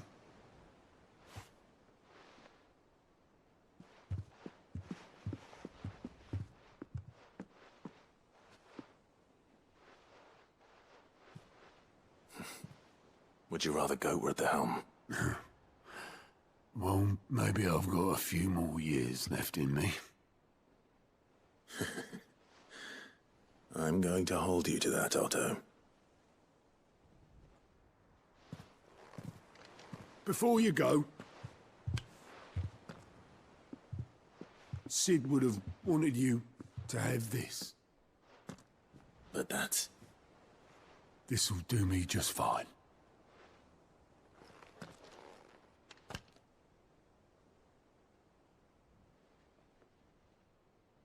Thanks for the ray of sunshine. I'll see if I can't pay you back. Already have. All right, Clive. Asterix. We'd finished sending half the hideaway traipsing across the twins, has she? I swear, that girl'd do anything to put off visiting her old dad's grave. No excuses now, though, eh? Not quite. She said there was one final thing she had to take care of. I'm sure she'll be finished soon enough. She said that? In those words? She did, yes. Clive? Were you born yesterday or something? There is no thing. She'll probably be halfway to Canva by now. Mid. I might still be able to catch her. Obelus, have you seen Mid? Yep. In a boat, going that way. Then I'm too late. You in a hurry and all, are you? Oh, I offered to take her across, but she wouldn't wait. Just paid for a dinghy and rowed off. Oars going like the clappers. Got some life in her, ain't she? But anyway, I was on my way up to see you, as it happens. Got a letter for you. Urgent, by the sound of it. One of your uncle's men said I was to hand it to you in person, post-bleeding haste. And you're here now. Thank you, Obelus. Don't mention it. What tidings, Uncle?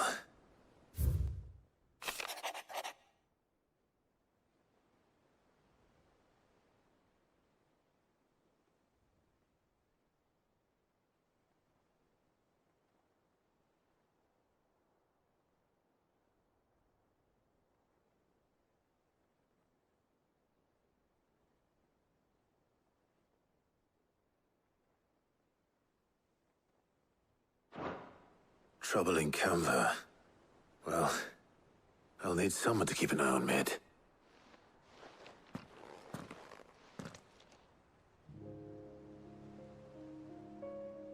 So what? Mid got us to do all the dirty work and then just sailed off into the sunset? It, seems that way. Well, nothing we can do about it now.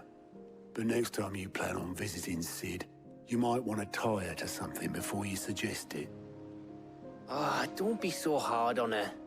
Gotta admit, the dirty work was kind of fun. Everyone pitching in, all that bollocks. Just like when we built this place.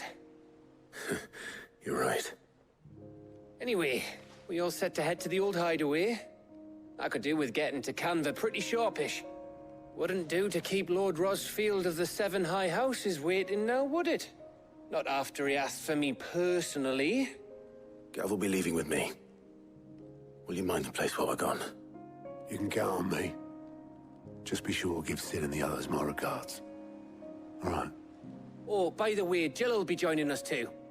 She's got some things to take care of, but she'll meet us there. I hope she's telling the truth at least.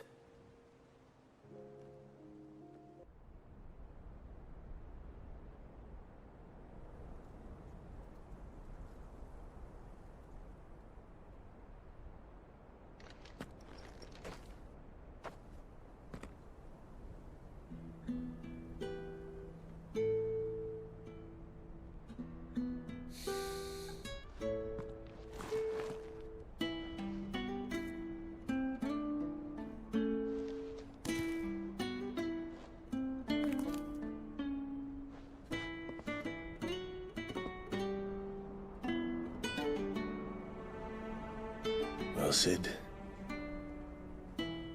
I remember what you told me. That if no one is listening to what you have to say, you may as well not say it.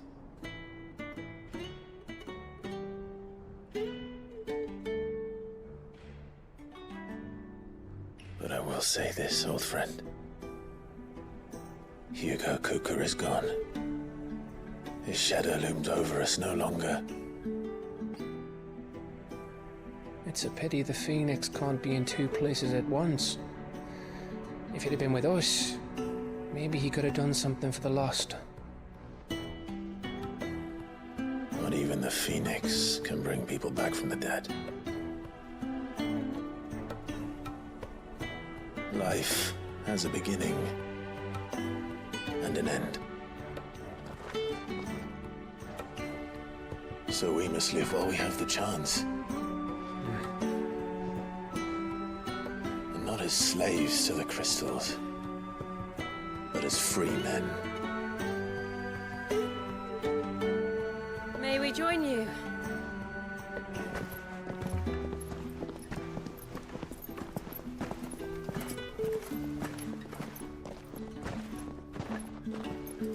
Lady Karen, what a pleasant surprise.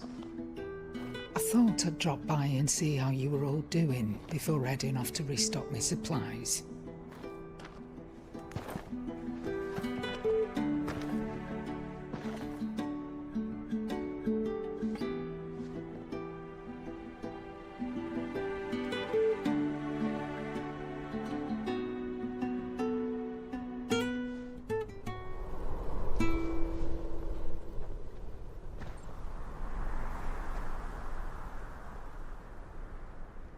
It wasn't the most scenic view back then, but it were never as bad as this. I know. The blight marches on. And soon, there will be no escaping sights like these.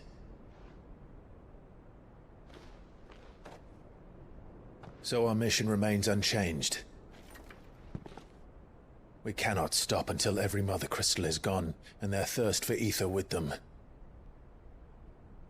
The only one that remains in Storm is Drake's Tail in the Crystalline Dominion. Our next target. We're going to Twinside. It's the capital of the Empire these days. I wouldn't like to think how tightly guarded they've got the place. Not that that'll stop you, but we do well to scout it out before you go charging in. We would indeed. If you're off to the Dominion, you can take this great lump with you. Goods. Oh, I am sorry. Have you forgotten you're the most wanted man in the Twins? I thought you might like to disguise yourselves as the attendants of a travelling trader, assuming you've no better ideas. You wanted to buy yourself some tools, didn't you? Well, now's your chance. You're letting me go? With them? Oh, thanks, Nan!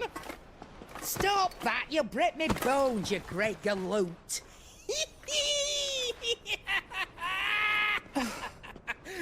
There's a caravan that runs back and forth between the Dominion and the Bocklad markets. It's managed by the Merchants Guild. Just show them Goots' traders pass and you'll be on your way. It'll be a damn sight less risky than footing it the length of the Crystal Road. That's for sure. Thank you, Karen. And glad to have you with us, Goots. Okay then.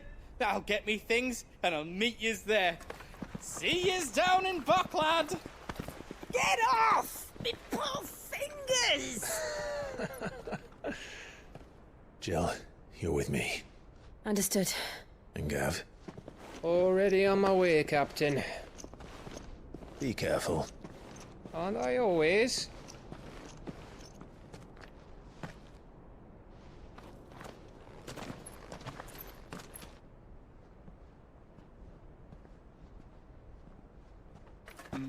Do you see that, Sid?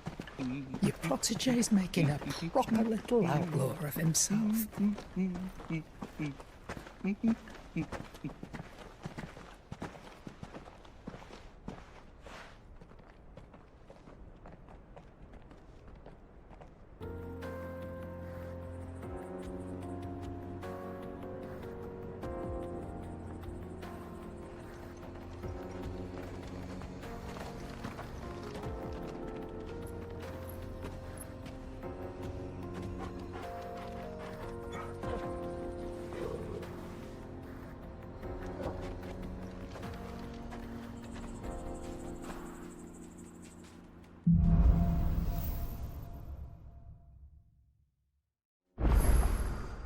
How are you feeling?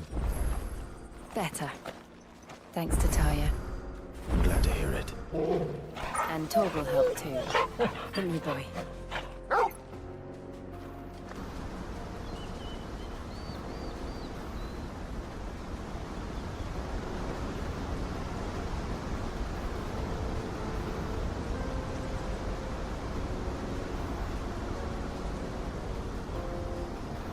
So this is Zemeckis.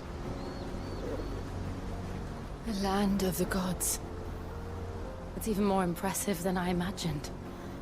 I remember being captivated by the story as a child. Long, long ago, man was overcome by avarice and challenged the gods in a bid to win their power. The final battle took place here, at these falls. Or so the legend goes.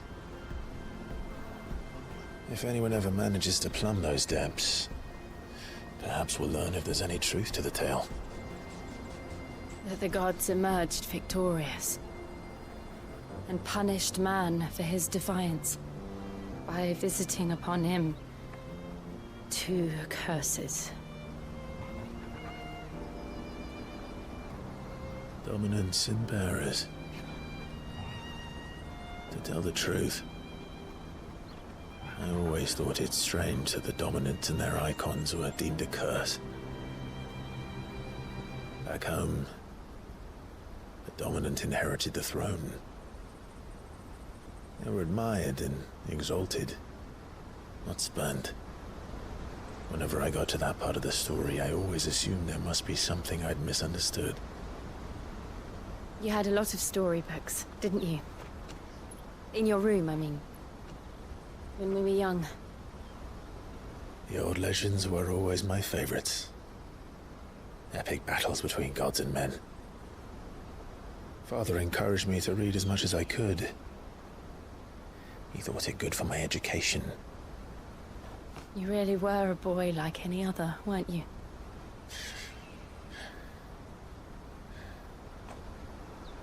Just look at this place. It's enough to make you believe the legends are true. I know.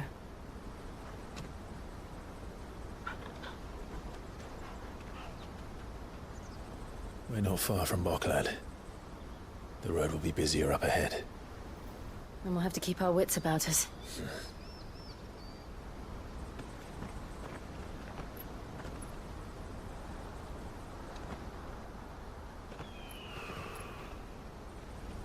Clive? Something wrong? Nothing. It's nothing.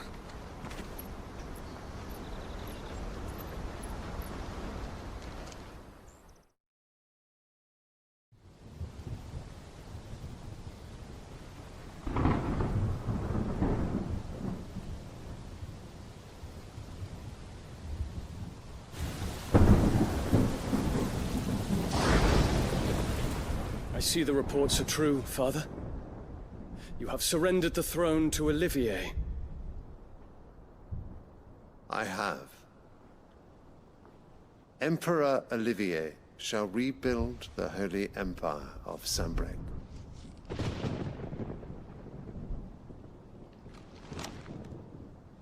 How is he to rule an empire? He is but a boy. I shall advise him until he comes of age. Father, please. Or for as long as I am able. The empire we seek to build needs young blood to rule it, and I can think of none better suited to the task.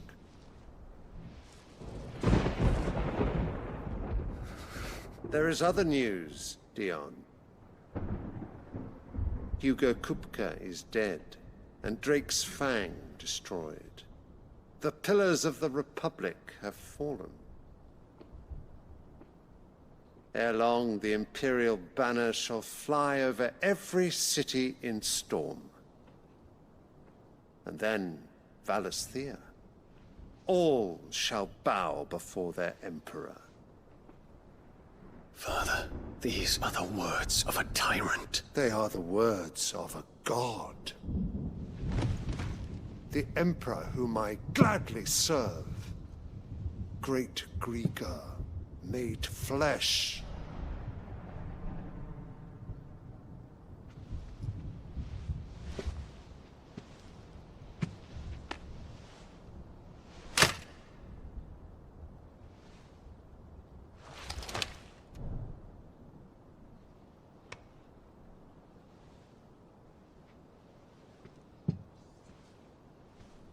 Return to your camp, Dion, and ready your forces.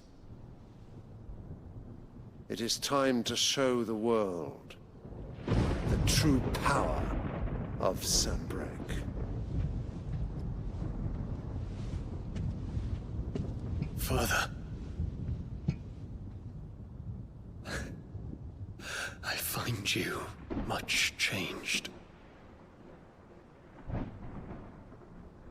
Is this truly the path you wish to tread? Or are these the ambitions of another? Of Ultima, perhaps? What nonsense is this? I speak my mind, and my mind only. Though I do owe Annabella thanks for reminding me of certain truths regarding the nature of nations, of rulers, and of the divine. You would trust the words of this traitress? She betrayed her country! She slew her husband! You have ever been an invaluable servant to Sanbreque, Prince Dion. I trust you will continue to serve your Emperor in the wars to come. The canker! Silence! Insolent wretch! You will bend the knee. All else is heresy. Sire, forgive me. This audience is over. Come, your Radiance. The Rowena Syndicate awaits your pleasure. Oh, not another meeting with silly old men. They're so boring.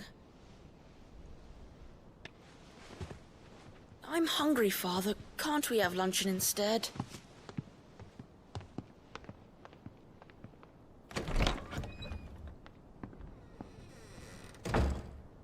Does it pain you that you will not inherit your father's throne?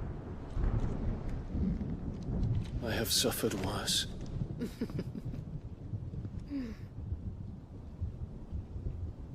Count your blessings, Dion. For a base-born child to be chosen by Bahamut is miracle enough. You have risen high on his wings, but you shall rise no higher, lest your impure blood stain the throne. What do you know of my blood?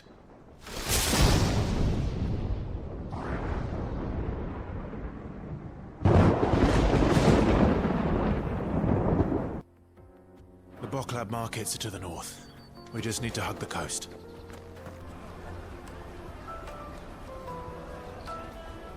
Wonders from across the water. Come one, come all. Feast your eyes. Good sir, can I interest you in...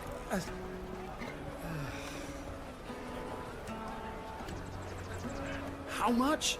For a measly crust of bread? You won't find any cheaper. Not nowadays. But you're more than welcome to look.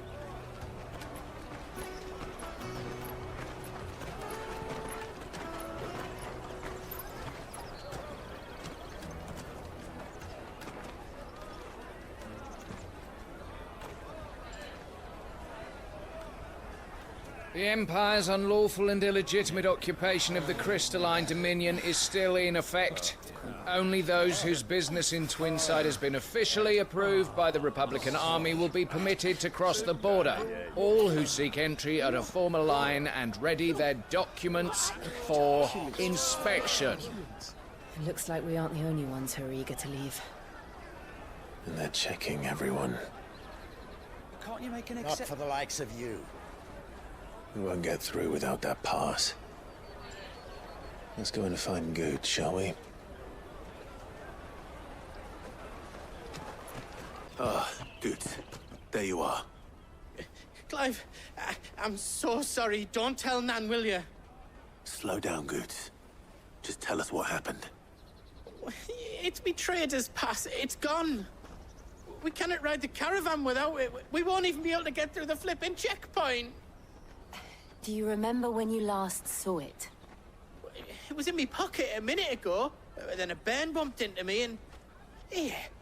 You don't think that they might have nicked it, do you? It wouldn't surprise me. A busy market like this is prime territory for pickpockets. So, to get the pass back, we need to find this child. Where would we even start?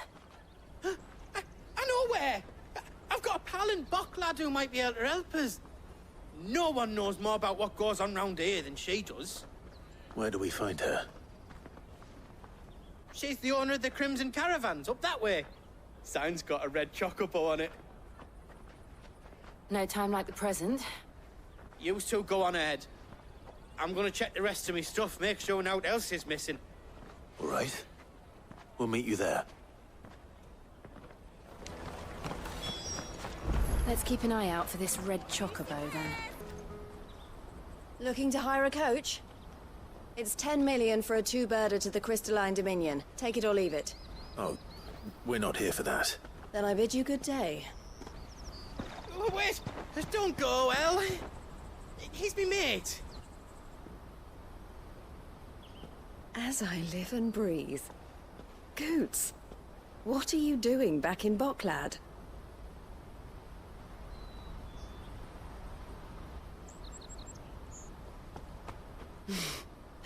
I gather Lady Karen didn't send you.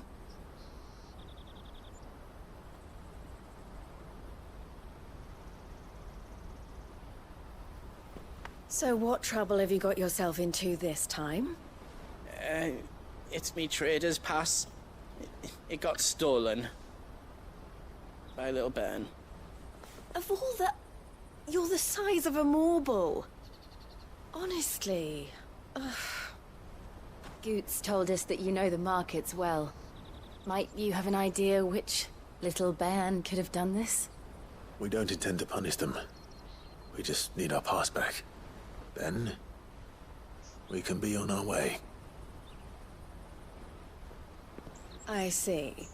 So neither of you has a trader's pass either.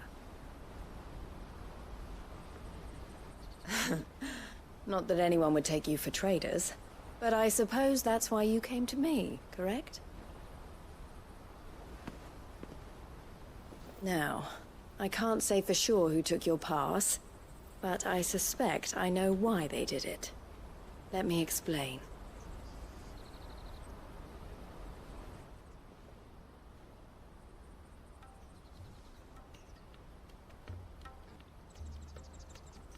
Ever since the Fist marched on the Dominion, the Republic has been clamping down on any commerce that might aid the Empire more than it does us.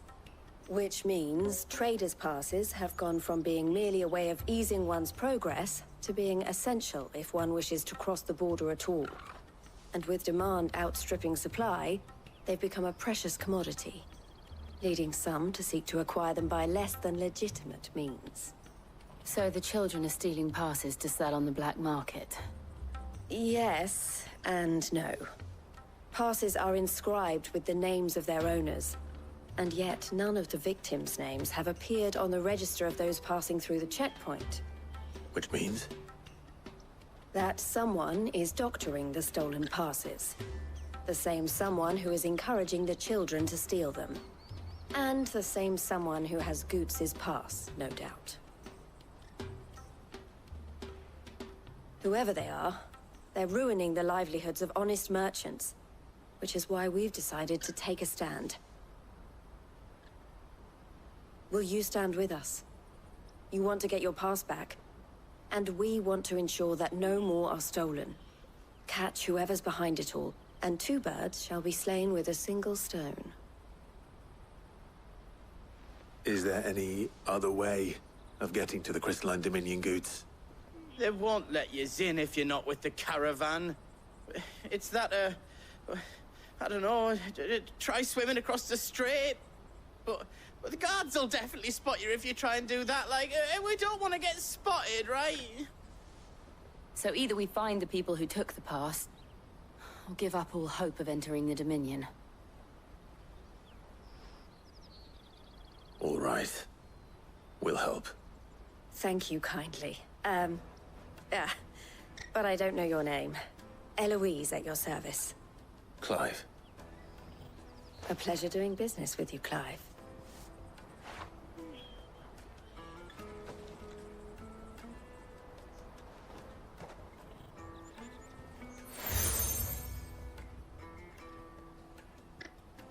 The proprietor of the furniture makers by the coach stop is spearheading the search. Wear that, and he will know you for a friend. I suggest that you speak with him first. The furniture makers. Understood. Are you the furniture maker? Looking for something in particular? Ah, Eloise collared you too, eh? Then I expect you want to know more. She told me you were leading the hunt for the pickpockets. What have you learned? For one, that they're targeting the traders carrying the biggest packs. Harder to watch your back, see? And less chance of the mark giving chase if they're spotted. Not that they'd be likely to catch them. Those imps know every inch of this warren like the backs of their hands. Their eyes must have lit up when they saw Goots. The fishmonger round by the gate's been trying to track down the children involved. You should go and have a word with her. Thank you. We will. Can I interest you? Ah, sorry. Message from Eloise, is it? She's asked me to help her. To help you find the pickpockets. Is that so? Suppose I better tell you what I know, then. For one, this isn't a family operation. All the traders say the children who stole their passes were dirty, dressed in rags. Street urchins, by the sound of it. We get a lot around here. Orphans from the wars. A few, perhaps. You saw the refugees gathered by the entranceway? They're all looking for a new start in the Dominion and beyond. Some of them take it as an opportunity to rid themselves of unwanted baggage. The shame of it. Whoever's behind this would have to have made themselves known to the children at some point. And so should we. You should start with the children around here, then. I doubt they're the ones involved, but they might have heard something. It's worth a try.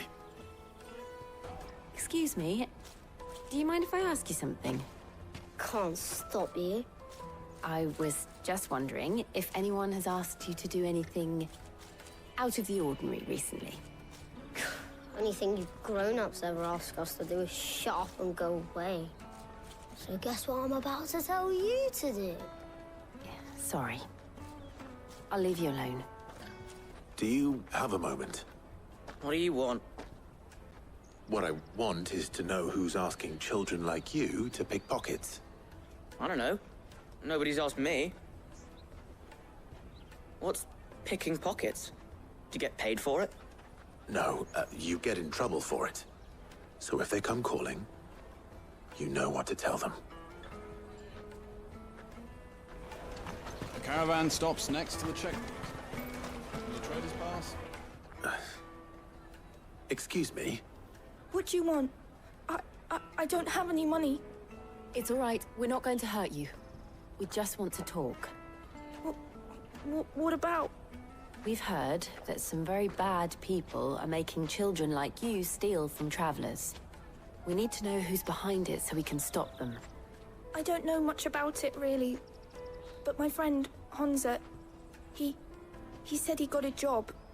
Doing something dangerous. Sounds promising. We need to find him and ask. Do you know where your friend might be? He's usually by the tents outside town. Thank you. You've been very helpful. That big fat donkey was easy pickings. He wouldn't have noticed if we robbed his boots off him. Yeah. Wish we hadn't handed over the pass, though.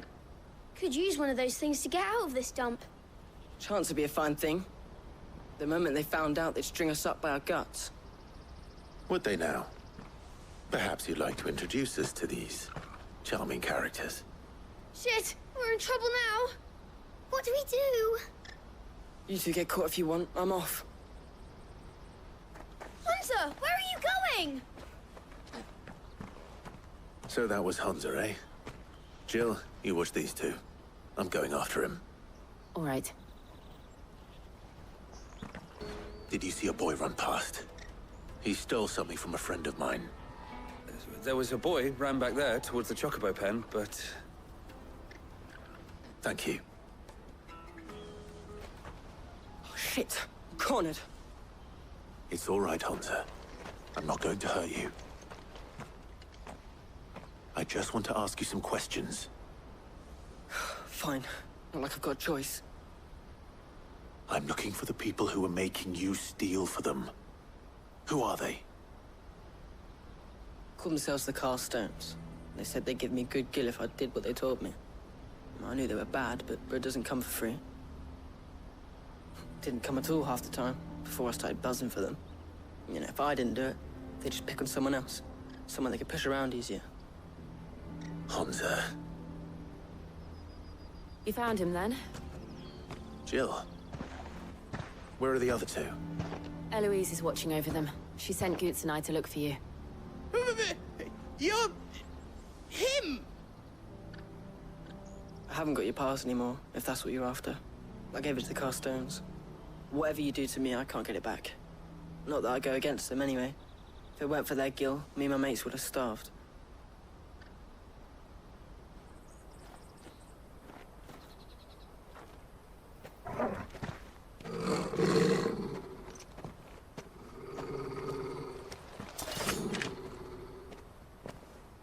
Cowards. You will not force another child to do your bidding. Wait, we're not... Don't hurt him.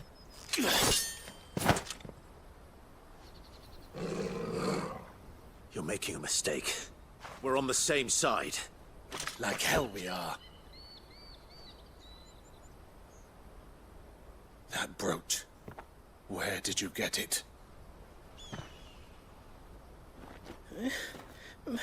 Master Theo? Goots. What are you doing with these people? Unless you're the ones my sister was talking about. Your sister?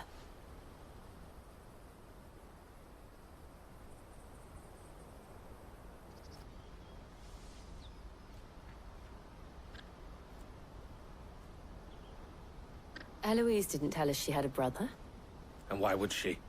I'm just her back and a blade.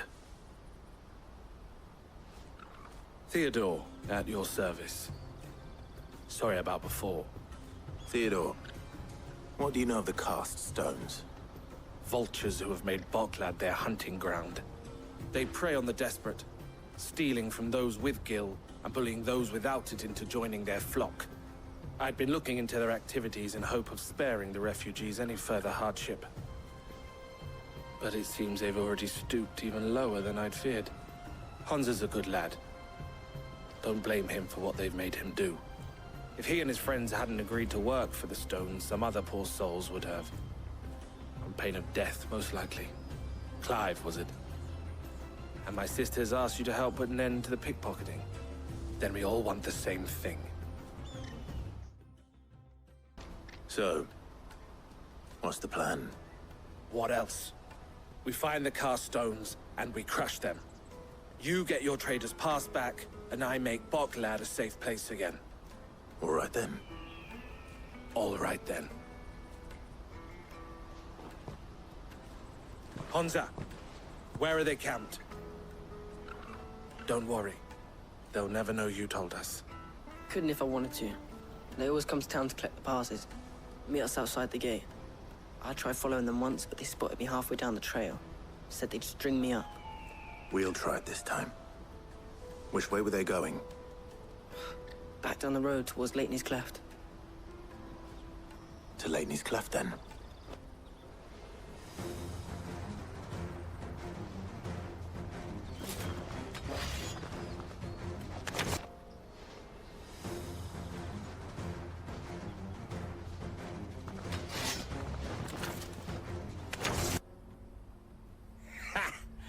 Not a bad haul today, eh? Aye.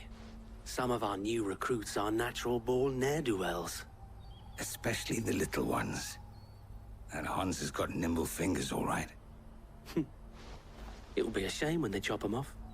But till then, let's make the most of it. Scum.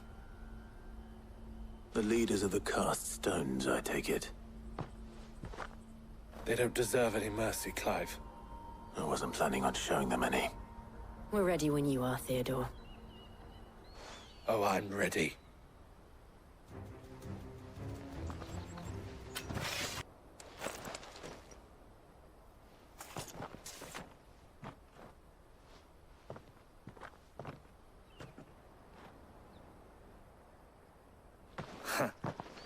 And they say crime doesn't pay.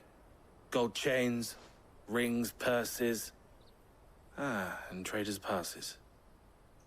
Dozens of them. Have the names been changed? Not yet. I recognize some of them. No doubt Goots's is somewhere among them. Now I just need to sort through it all and return everything to the people it was taken from. We should go and give Eloise the good news. Can we leave things here in your hands, Theodore? Of course. Oh, and, be sure to tell her of the part I played, won't you? We'll be glad to. Ah, Clive. How goes the hunt? My brother isn't getting in your way, I trust? Quite the opposite.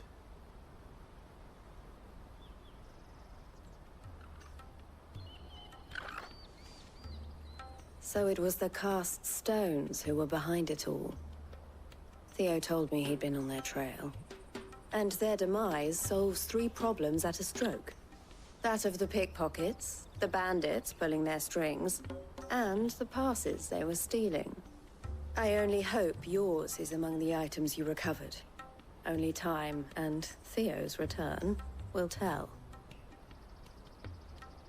Speaking of whom, welcome home, dear brother. You are too kind, Eloise. Here, Clive. Goods's pass. Ask him to keep a closer eye on it from now on, would you? I will. Thank you. El, I've asked our boys to carry the rest of the goods back. Can I count on your help in sorting through it all? Of course. I'll make some space in the storeroom. I expect you'll soon be on your way then. But it wouldn't do to leave without introducing yourself properly. Would it now? Sid. Don't look so shocked. We're on the same side. I don't understand. As you now know all too well, we at the Crimson Caravans are always happy to help those in need. For a small fee, we will move anything that needs moving. Be that goods to market, or bearers away from it. I was the first my sister helped escape. If it wasn't for her, I'd have been branded as a boy. I had no idea. It just so happens that we are seeking to expand our operation. And who better to join forces with than the leader in the field? Wouldn't you agree, Theo? I would. It seems our purpose is the same in more ways than one. So what would you say to working together again? It would be our pleasure. And our honor. The honor is ours. Here, Clive. This is for you.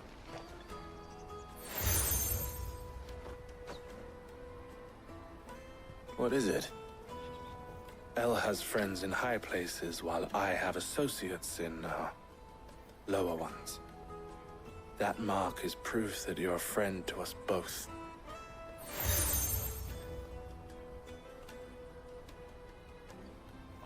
I shall bear it with pride. Well, all that remains is to wish you a safe onward journey. Goots's pass should secure you a place on the caravan, but if you encounter any difficulties, we would be delighted to provide you with a coach of our own. For a discounted price, of course. Say, 9 million? We'll try the caravan. Here you are, Goots. Try not to lose it again. Me pass! You found it! Oh, thank you so much. Nan would have killed me if I'd come back without it. I'll have to say thanks to Elle and Theo, too. So should you, Hansa. You and your friends don't have to steal anymore. If anyone threatens you again, you know who to turn to. We do. And we already have. Miss Elle's given us a job shifting the chocobo shit out the stables. It's hard work, and the pay isn't half what we got from the stones. But if we stick at it, we'll keep ourselves fit. You stick at it, then. And Goots, I'm sorry for stealing your pass. That's all right. I've got it back now. And all's well that ends well, eh? You said you're trained to be a blacksmith, right? Well, I'm gonna be your first customer. I'm gonna save up all my gil and get you to make me a massive sword. I'll do me best. Till then, eh?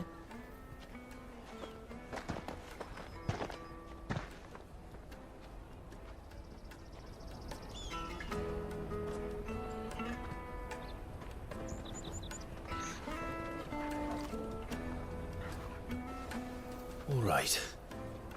We have a place on the wagon.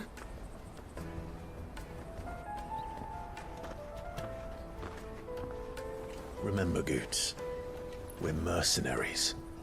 You hired us to protect you. Mercenaries. And you remember the plan? You're to ride all the way to Twinside. Jill and I will go with you as far as the outskirts, then find our own way in. I'll buy that stuff I need. Right. And we'll scout out the Imperial's defenses. There's a square with a big bell tower right in the middle of town. If you get lost, or out goes wrong, we can meet up there. Right. Let's go.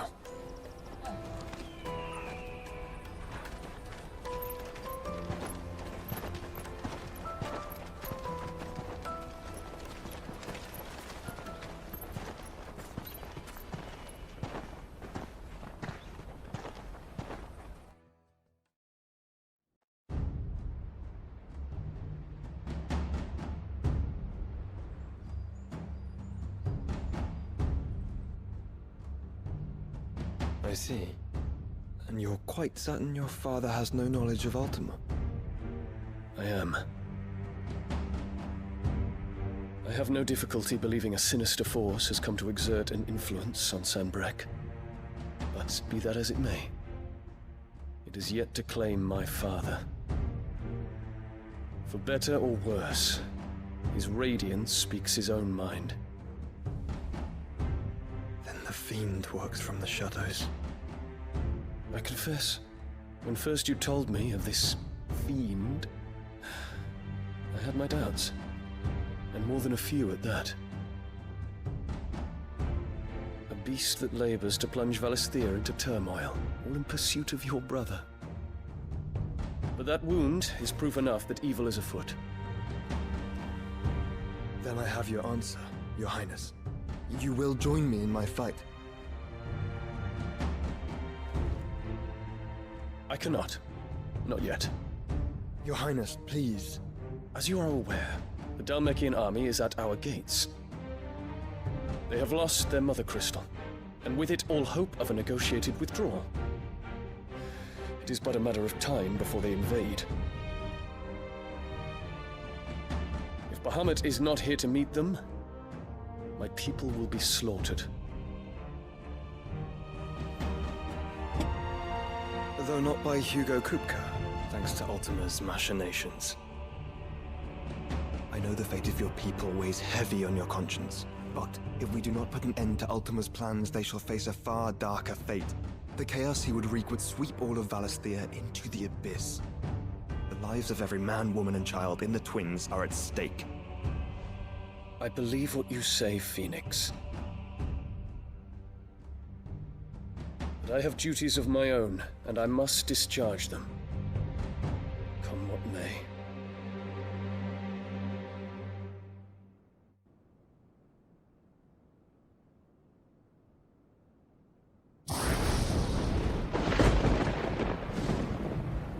What do you know of my blood?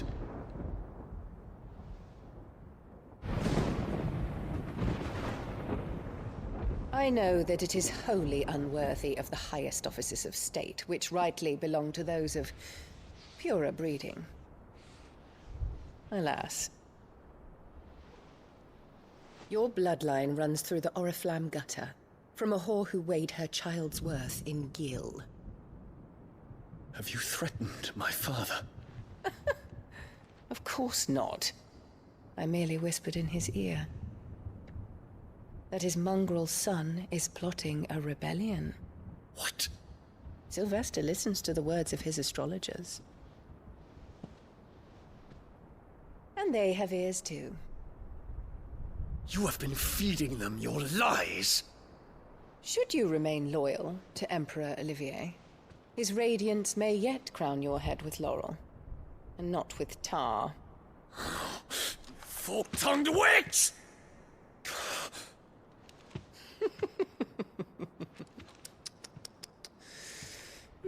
In consideration of your long years of service to the Empire, I shall forgive this uncharacteristic rudeness.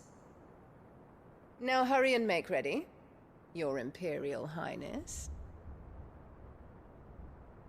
Emperor Olivier expects much of you, Dion. Or should I say, of Bahamut. May your fire reduce his enemies to ash, till all of Valisthea bows to its rightful ruler.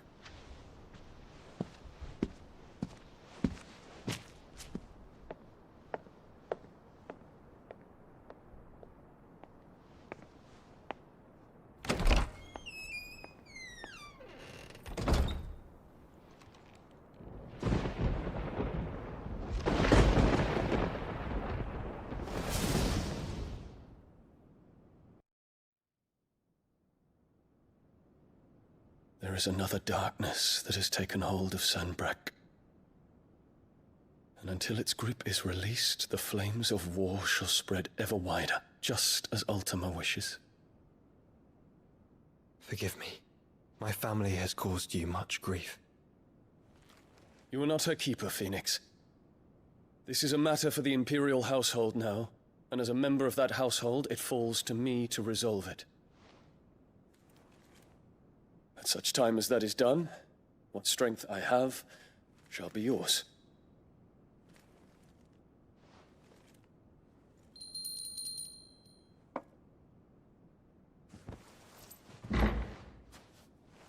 Thank you, Your Highness. Let us take to the skies together, and bring a new dawn to Valisthea. I should like nothing more.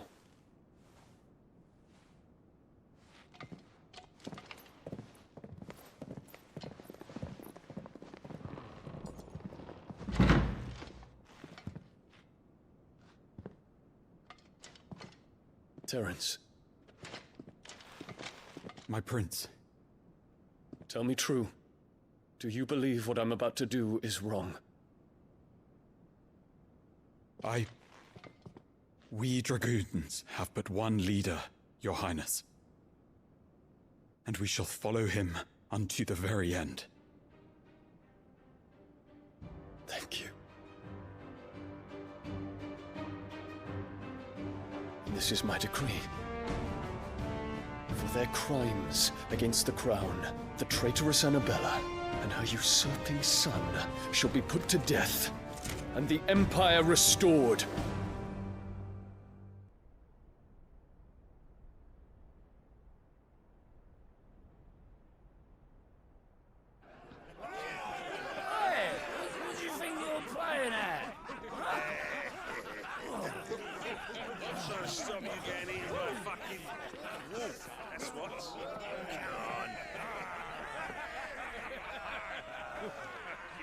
One would never guess that these people stood on the brink of war. They're afraid. They turn to drink to forget their fears. Anything you want to forget?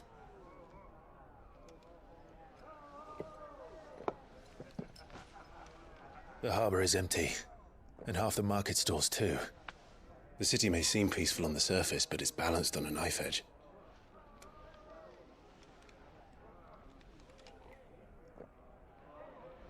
Were we to give it a nudge, it might be just the distraction we need to reach the Mother Crystal. I thought you might say that. We should send for Gav. We'll need someone to keep the fires we start from going out. And we can busy ourselves scheming until he gets here. I'll send a Stolas then.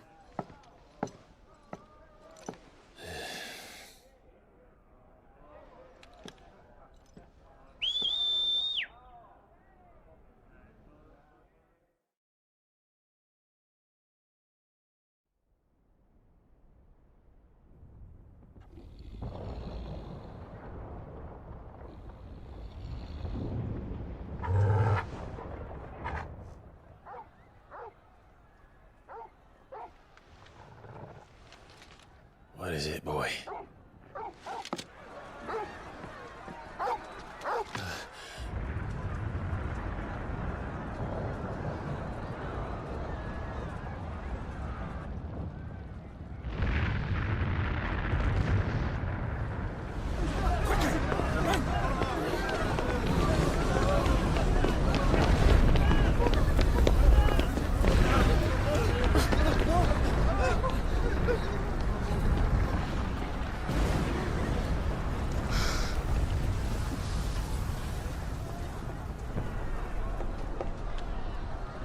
What's happening? I don't know. Torgal!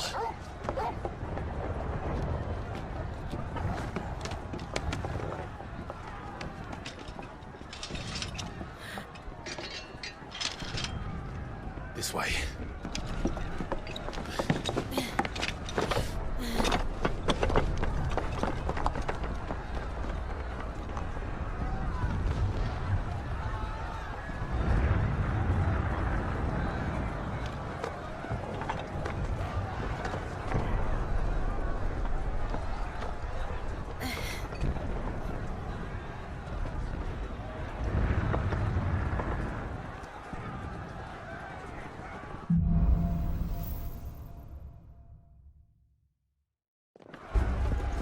The city's on fire. I'm sure Goots is fine. He'll be making for the square. The one with the bell tower. In the middle of town, right?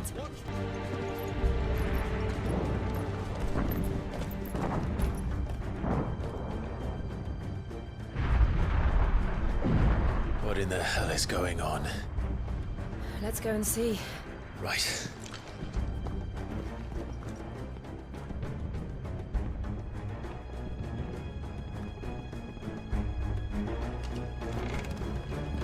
But first we find Goots. Ah, a goods lift.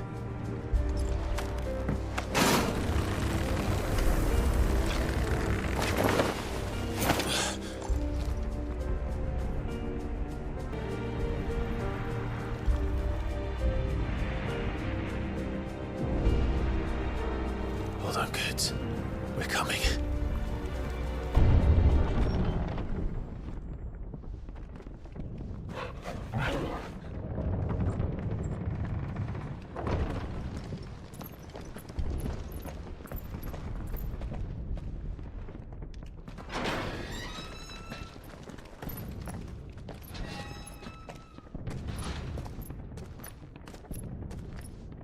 Can you see him anywhere?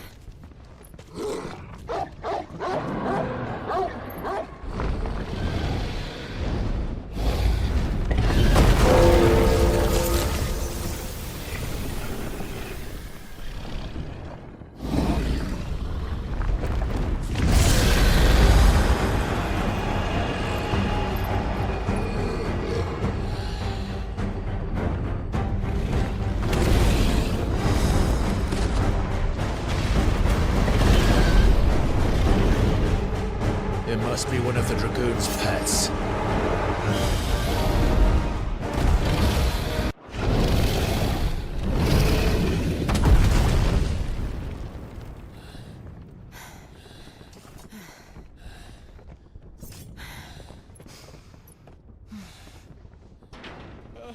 Over here, Clive! Are you all right? Goots, there you are. I didn't know there'd be a dragon. All right. Let's get out of here. Oh! What now? Is that Mother Crystal's heart? What the hell is it doing up there?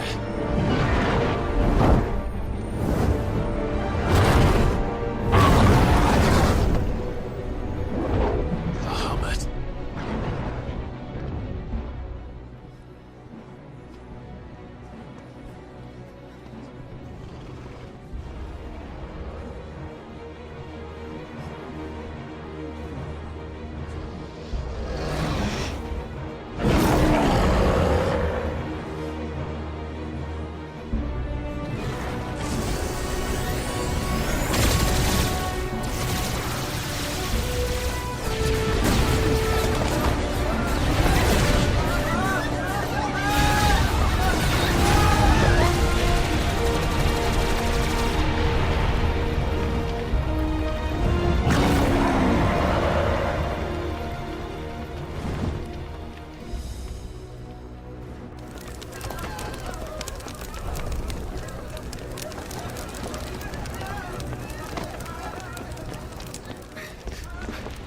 Your Highness, don't do this. We must leave. Now, Your Grace. I beg of you. This is not what he wanted. Something's happened. Forgive me, Yud, but I must put a stop to this. Your Grace!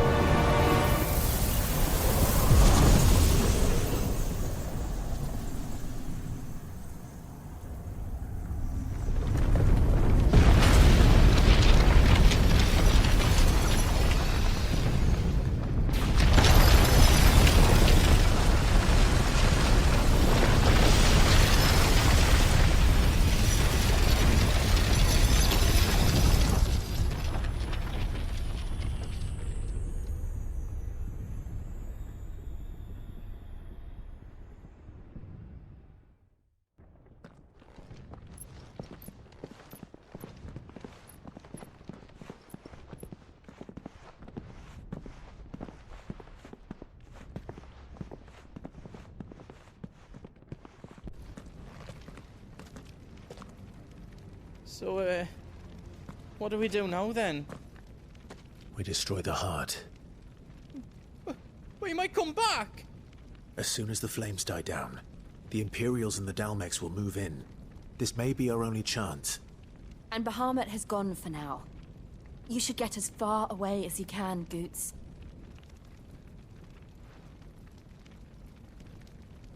What? And leave you lot in the lurch? I can't do that. If you're staying, then so am I. I packed everything up before I made a run for it, so if there's out yous need, just ask. But I won't be giving it away for free. Nan'd never forgive us if I did. Thank you, Goots.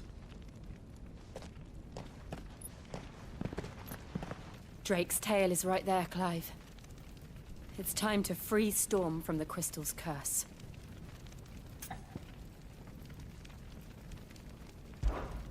Oh, it's past time.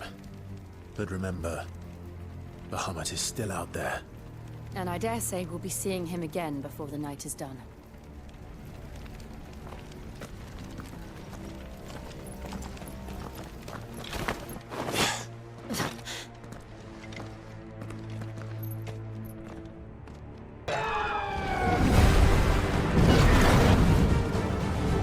Is that the Phoenix? Joshua! What is he doing? Keeping Bahamut occupied.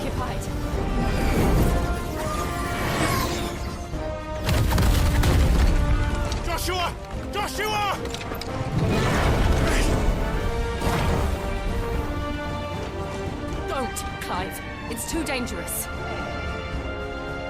Fuck. Hold on, Joshua! I'm coming!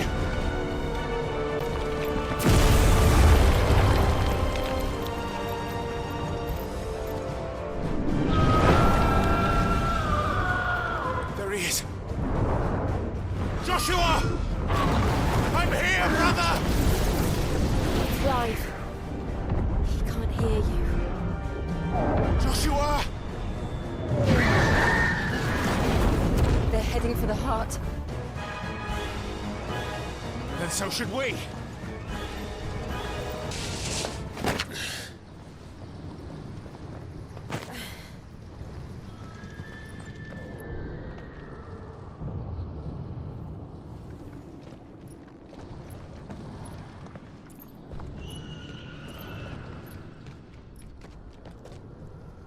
He'll be all right, Clive.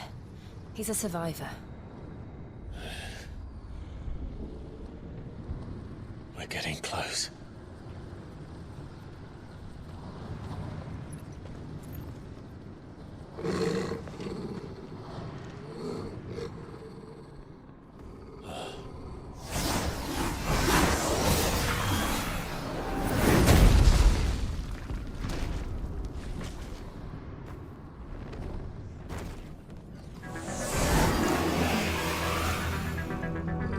Looks like somebody doesn't want us getting any closer. I don't care what it wants.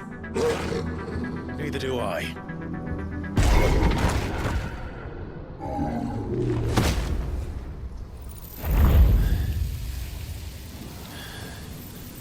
These beasts... they're getting stronger. We can think about them later. Right now, there's only one thing we need to focus on. The heart.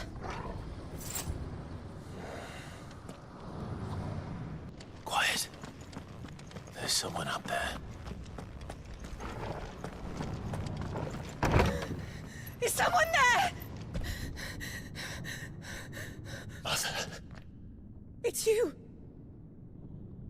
What happened here? He tried to take him from me! Oh, my boy. My darling boy. Is this the child you made with the Emperor? Why, Mother? Why did you betray us all? You have no right!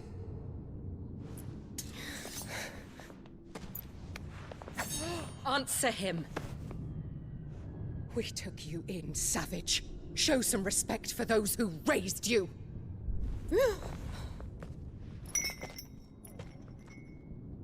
Honorable Elwyn, always thinking of his precious homeland. But what worth is a homeland in a world beset by the Blight? Father did not seek to protect his country. He sought to protect his people. A leader's duty is not to protect his people. It is to protect the source of his sovereignty. The noble blood that runs in his family's veins. So long as this bloodline remains unbroken, what does it matter if a nation falls? One can always found another. Unlike him, I did my duty. I preserved my line. I bore a son of the noblest blood, to whom the whole world might kneel. That is why I gave Rosaria to Sambrek, that I might join my line with the Lesages and birth a savior of this benighted land, blessed by both Bahamut and the Phoenix! You sold your country for a child. Why did he need another? You had Joshua. I had nothing. You were always your father's son, so very strong and bold and daring, and yet you failed to awaken. Would that Joshua had been granted 1/10 of your strength? Oh! How the nobles laughed that Elwyn's firstborn was surely the son of a concubine, and my own, not long for this world. The shame of it! The shame of being slandered by one's inferiors! How could you ever know how that feels? It should have been you! Why didn't the Phoenix choose you? Joshua's every waking moment was spent trying to shoulder the burden that you and the Phoenix and the Duchy foisted on him. That's why I became his shield. To help bear the weight. But what did you do? You betrayed your own blood and surrendered your son to his fate! Joshua, my darling boy, I never meant to hurt him. The soldiers' orders were clear. He was to be spared. Why did you survive, when the only one I truly cared for died? What? Have you not looked out of the window? Joshua is here! The Phoenix lives on! He's battling Bahamut as we speak!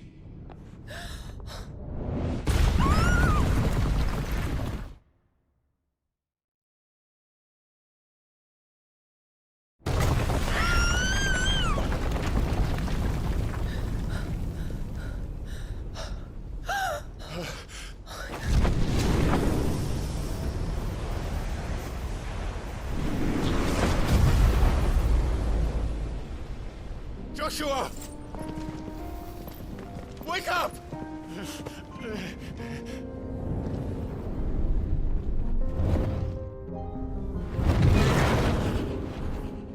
I am a Shield of Rosaria.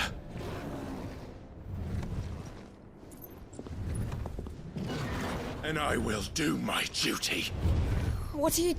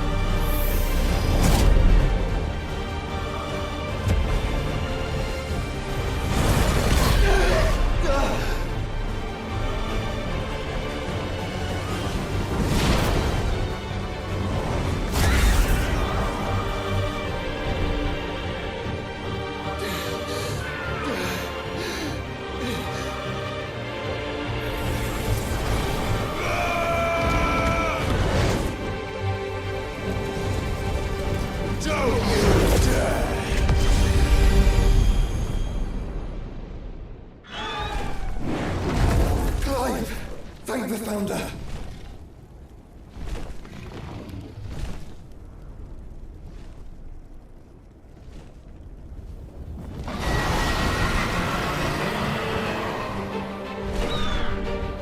It's now or never, Joshua. Clive, get behind me! You're sure?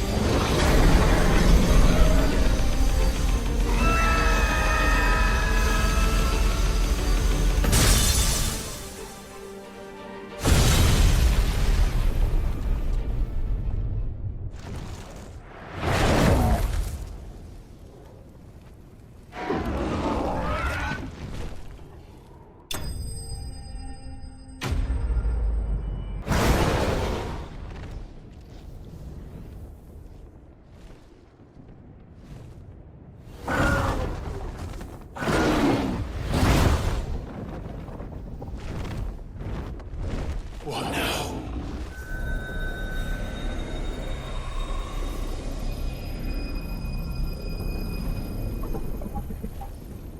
This is drinking the ether. We have to stop him.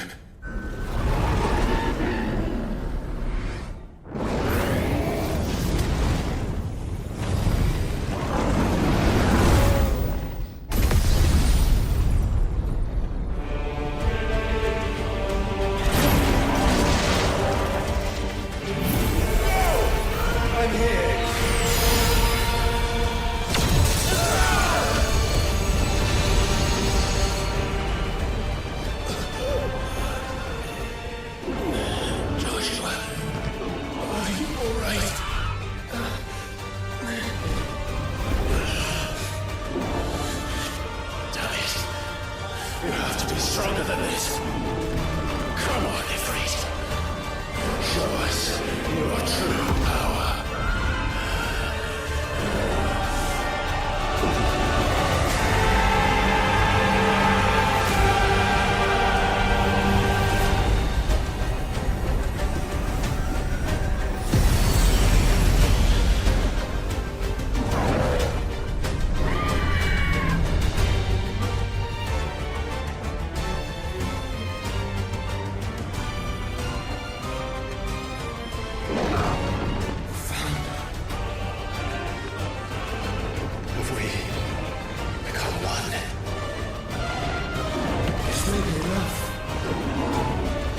Do it, Clive. We can. And we will. Together.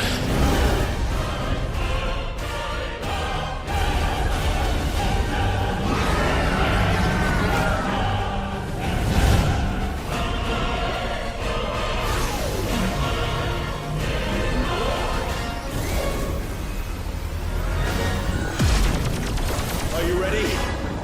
Ready!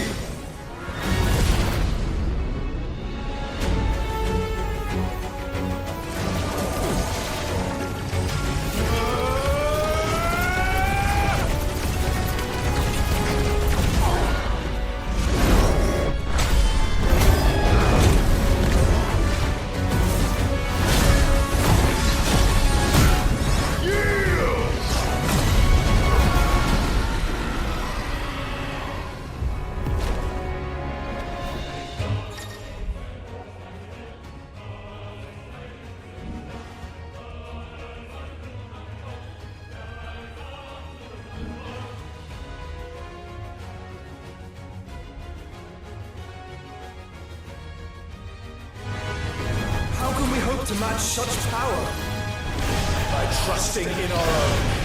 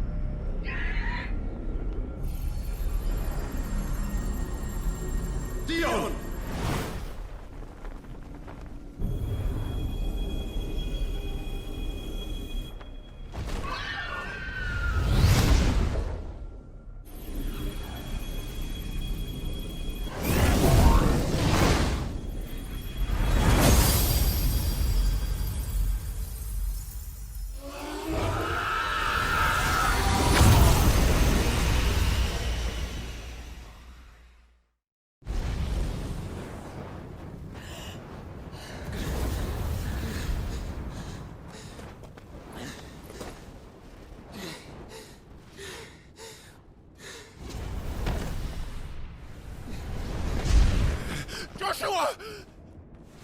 Clive!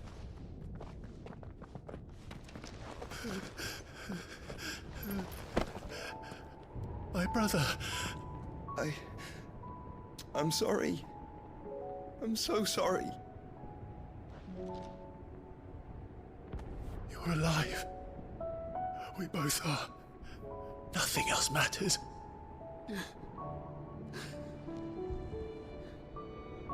I never dared hope that I would see this day.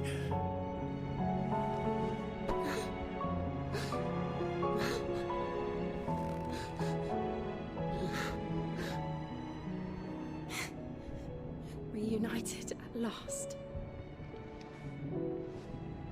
Jill.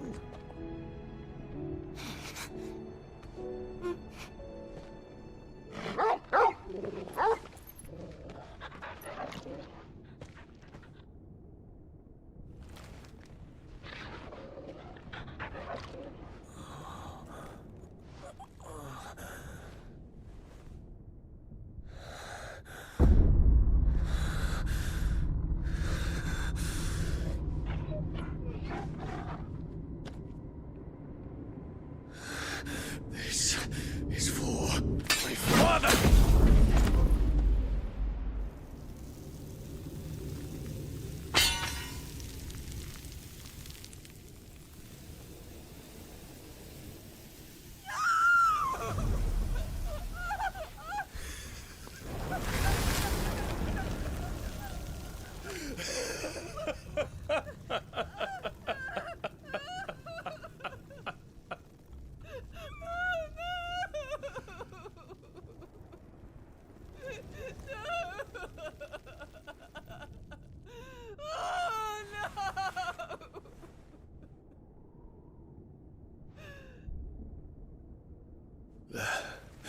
It is done. The demon that would tear our house apart is no more. Father.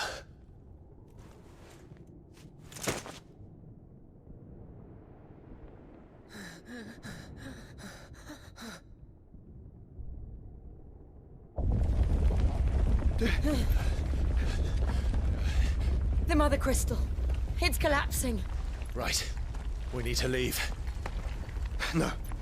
Wait.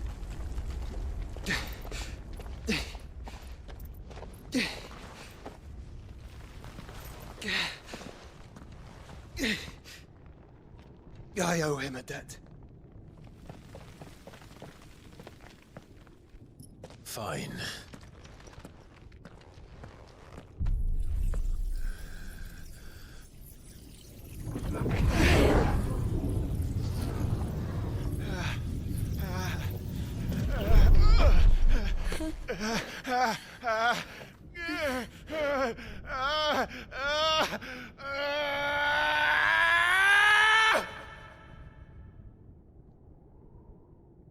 You there.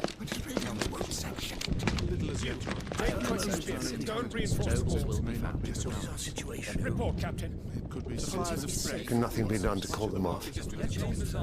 I regret not, Your Radiance. The Dragoons answer to none but His Imperial Highness. The Council is powerless to intervene. We're hearing reports of rebel Madness is this, Dion. throughout the neighboring districts. Focus all efforts on extinguishing the fires around the capital. The city can wait. Don't dally, man, go! Your Radiance. And I want you to find out Make sure the doors are locked. next move. By the light! Dion, have you taken leave of your senses? Call off the Dragoons at once! Fear not. The populace will come to no harm at their hands.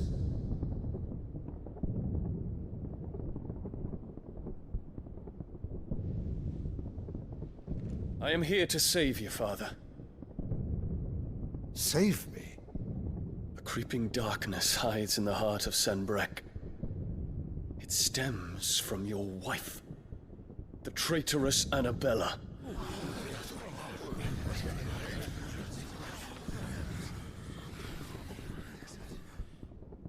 Not another word, Dion. Father, though you may not see it, the darkness has taken hold of you. It has made you forget yourself. But I bid you remember, there was a time when you ruled not with cruelty, but with compassion. Why now do you turn your back on your people? Why now do you seek to stoke the fires of war? You too have borne witness to this change, Your Eminences. And you know, as well as I, who is responsible for it. A puppet now sits upon the throne, but cut his strings, and the master loses the power! What? Dion, you bear steel before your emperor? Guards! Take him!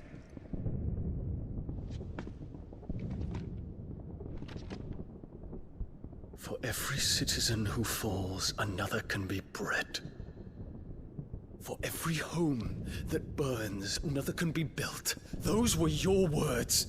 But when the last of your citizens has fallen, and all of their homes have been reduced to ash, what will become of your empire, of its rulers, of your god? As the mother crystals crumble one by one, and the blight sweeps in to claim all that we hold dear, our people look to their emperor for protection. Yet he labors not to secure their futures, but to seize what is left of the twins for himself! Even if it should come at the cost of everything his loyal citizens have labored to build! Dion, you must understand. A small price to pay, is it not? You've been blessed with great power, Dion. Enough to win me the world. So go, claim Valisthea for me, brother.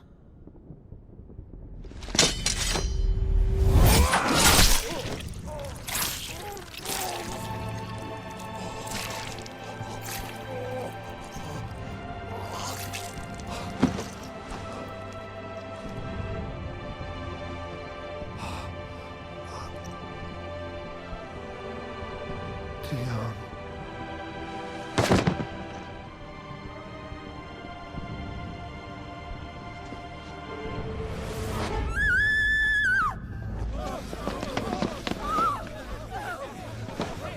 Gods!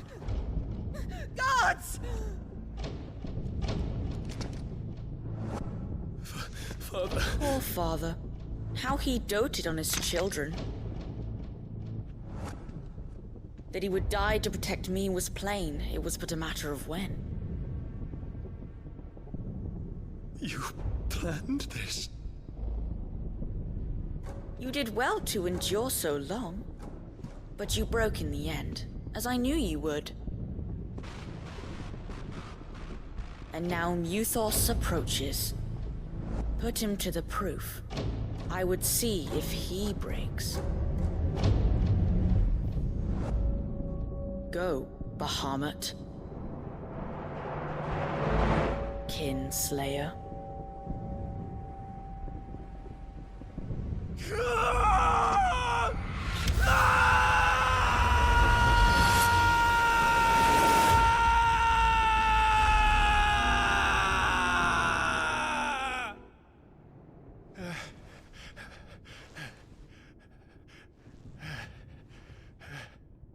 Not again. Brother? It's a long story.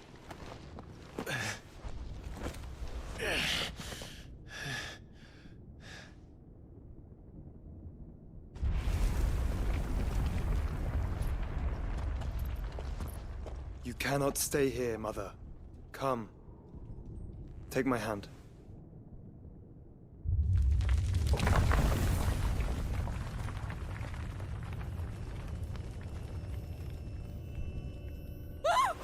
Get away from me!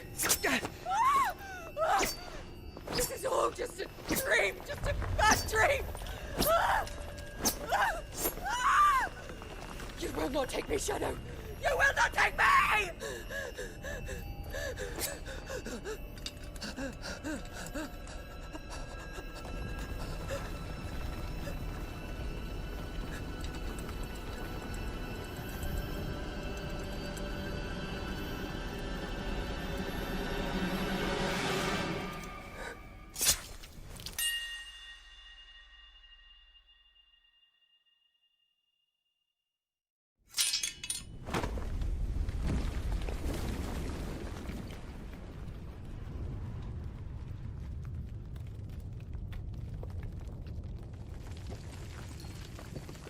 Mother.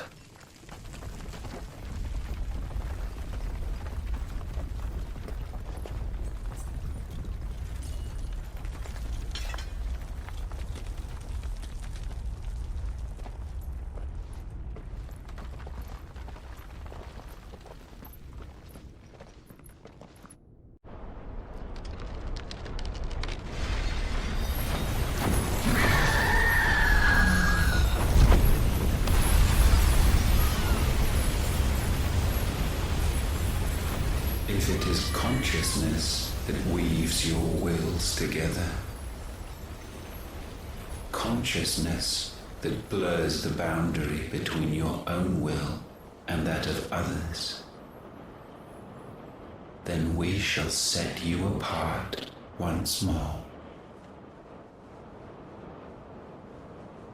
The ties that bind you shall be severed, and humanity return to its proper place.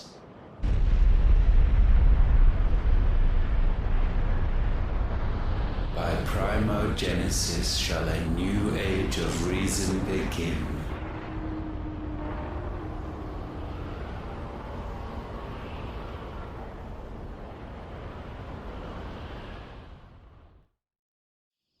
Relax, Your Majesty.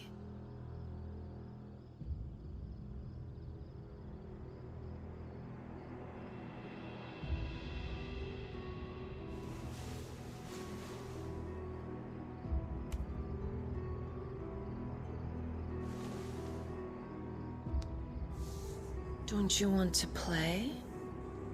It's been a long time. If that is your wish. Men, you are as meek as all the others.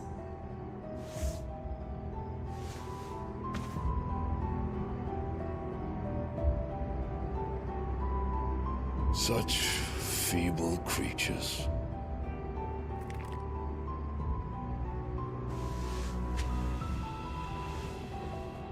Gifted the power of Eikons, yet slaves to fickle emotions which usher you to your doom.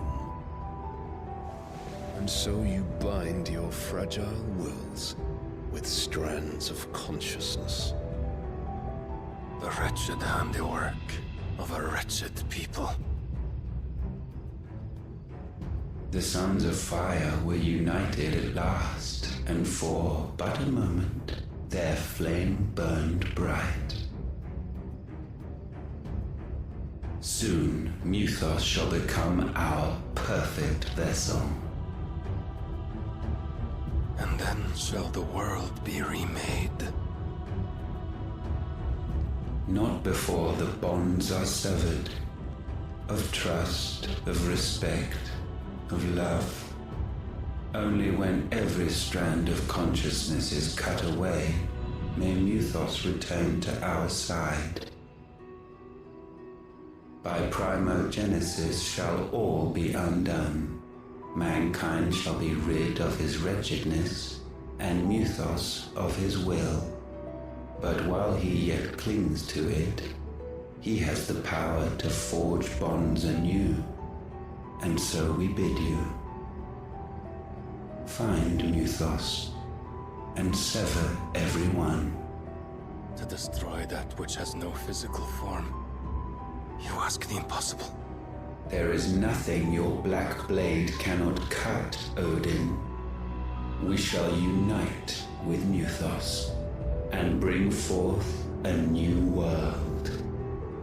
So long as our vessel remains unclaimed by humanity.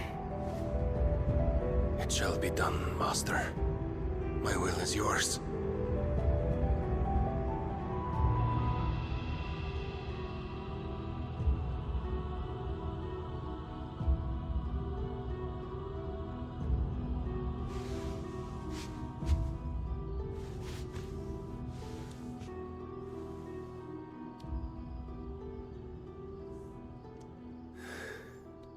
Mother.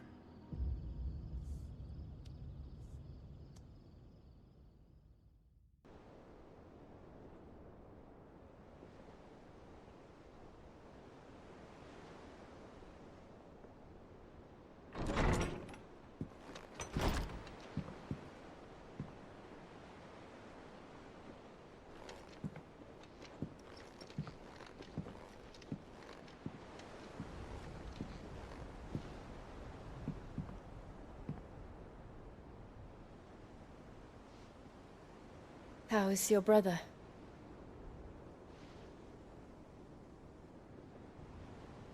Asleep since I returned from the Dominion. Taya says he should be back on his feet soon enough. For a while, at least. She discovered something on his chest. A swelling, circled in stone. The curse.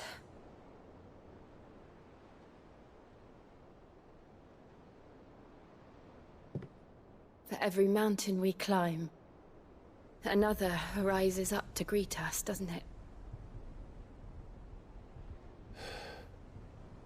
It's never ending.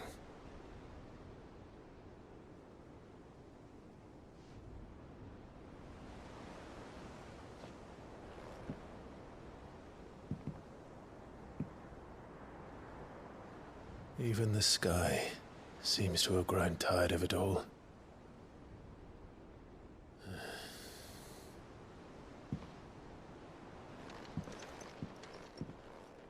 Tony won't be happy if I disturb Joshua. While he rests, I might as well see what Otto has to say. Otto, how fares the realm? The realm? Oh, she's just fine. As long as you look past the fat storms out of mother crystals and her skies are a roiling cesspit.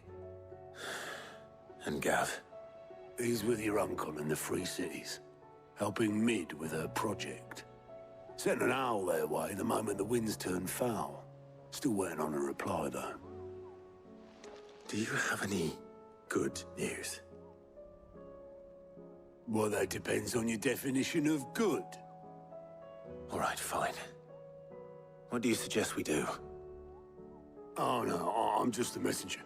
I leave the scheming to those more suited to the task. Could be that Lady Vivian and Old Tomes have their own thoughts on the current state of things. Could be that they don't. It certainly can't hurt to ask. I suppose not. Let me guess. You're here about the skies. Is there anything you don't know, Lawsman? It doesn't take a court astrologer to augur the obvious. As for what has disturbed the heavens, that, I believe, is a question the Fallen might be better placed to answer than I. And on the 6th day, did the gods tear the sun from the firmament, visiting darkness upon their prideful sons and daughters. But I dare say you remember your childhood lessons on the sins of Zemeckis only too well. You think they're connected? That Ultima was one of the gods responsible? Well, he has certainly exhibited powers that we mortals would associate with the divine. There is nothing divine about him. But he wouldn't be the first god of whom that could be said, now would he? Yet for all the fairy tales that tell of the sins, there is almost nothing in the way of actual historical accounts. Had I the Journal of Moss the Chronicler, I may have been able to tell you more, but alas, I fear all remaining copies have been lost to time. You will forgive me, I hope? Certainly not. Because there is nothing to forgive. Even without this journal, you've provided us ample wisdom. And we will always be grateful for it. How is it that every one of your little excursions presages some inexplicable catastrophe? Not that you are to blame for the Dominion's fate. No one could have predicted the actions of the Crown Prince. I'm sorry I couldn't save your home. My countrymen are stronger than you think. A few toppled clock towers won't break their spirits. They'll be back on their feet in no time. I hope so. Look at us. Bluer than a pair of bog crabs. Tempting though it may be, sulking will not help us find a solution to this mess. You believe there's one to be found? I don't know. But I am certain we're more likely to find it if we first examine the facts.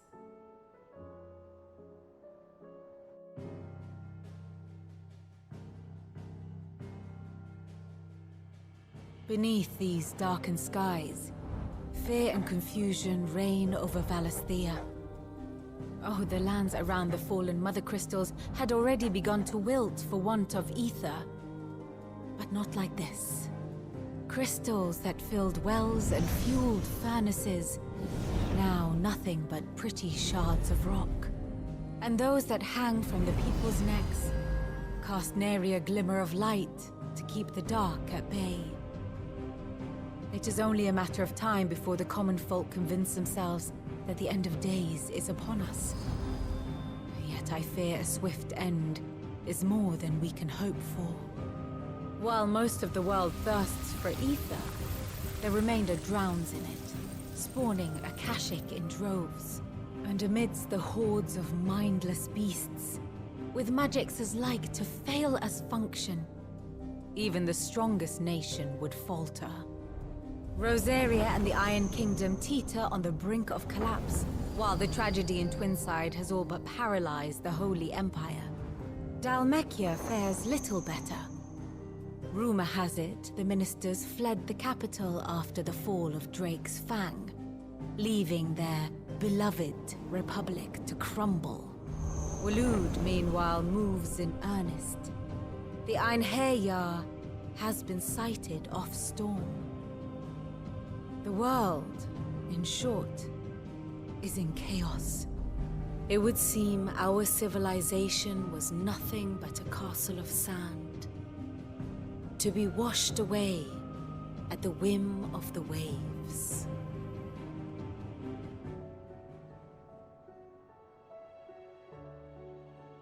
A castle of sand.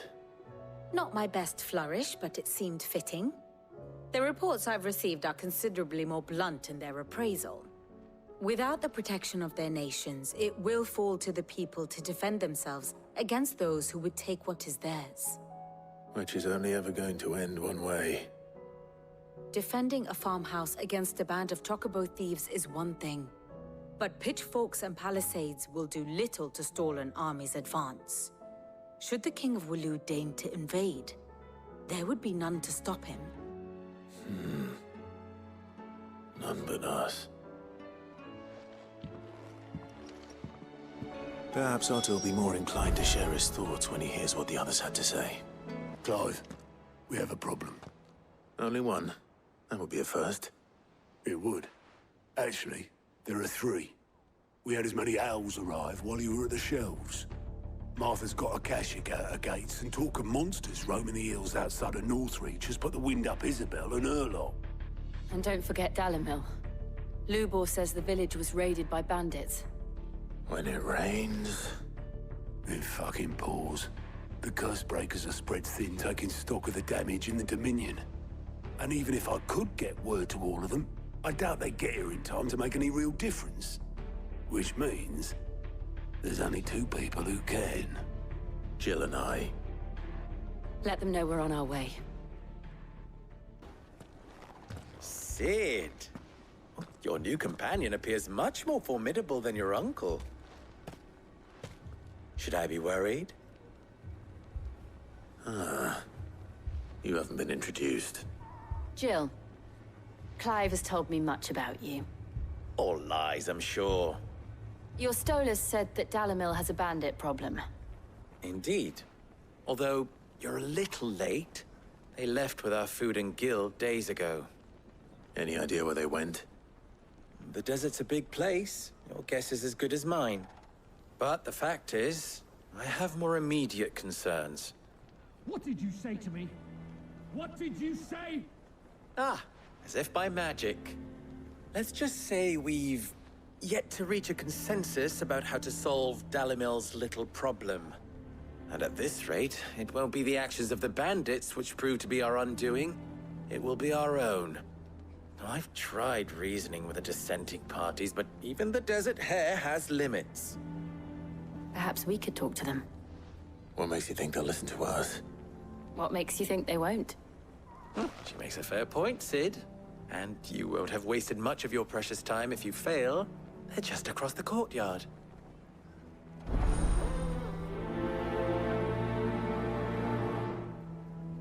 Suppose we just follow the shouting.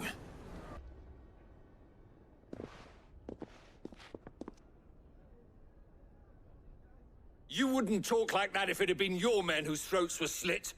Blood for blood, it's the only way. We hire mercenaries and have them mount the bandits' heads on our walls as a lesson to the rest. And what happens when those mercenaries are slaughtered like your men? Are you going to hire more? We're better off using that coin to buy food and supplies. If we hire mercenaries, the only thing we're buying is the bandits' ire. And you cannot fill empty bellies with that. Do you hear me? But what happens when they come back? Maybe it'll be your throat that's slit. That's enough. Both of you. Any more of this and I'll throw you out myself.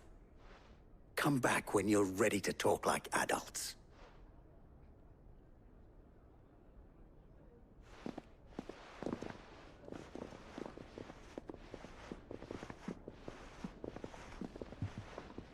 Victor. Sid. And Lady Jill. What brings you here? I was about to ask you the same thing. Costness is in chaos, and the markets have all but ceased to operate. The Briar's Kiss here in Dalamil is the only place I can reliably obtain supplies. I was here to do just that when Master Lubor told me of his troubles. He thought I might be able to talk some sense into these fools. But if you're here, I suppose his patience must be waning. Who are those people? Those were the thorns in Lubor's side. And the reason this place might be headed the same way as Costness. It's these accursed skies. The darkness is enough to drive a man to madness. Or an entire city, for that matter. We're still working on the skies. But in the meantime, perhaps we can find a solution to Dalamil's problems. I hope so. For all our sakes.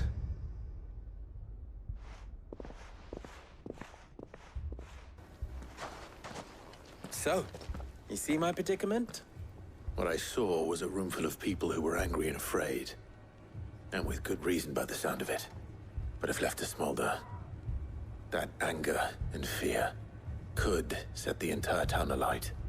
My thoughts exactly. What to do? Both sides wish to protect their homes and livelihoods, if only they could agree on how. But as long as they are divided, we are vulnerable. And if there's one thing bandits like, it's an easy target. What would Sid the Outlaw suggest? Well, if it were my namesake, he'd let them choose for themselves, and be on hand to pick up the pieces when it all went wrong. That sounds like a recipe for disaster.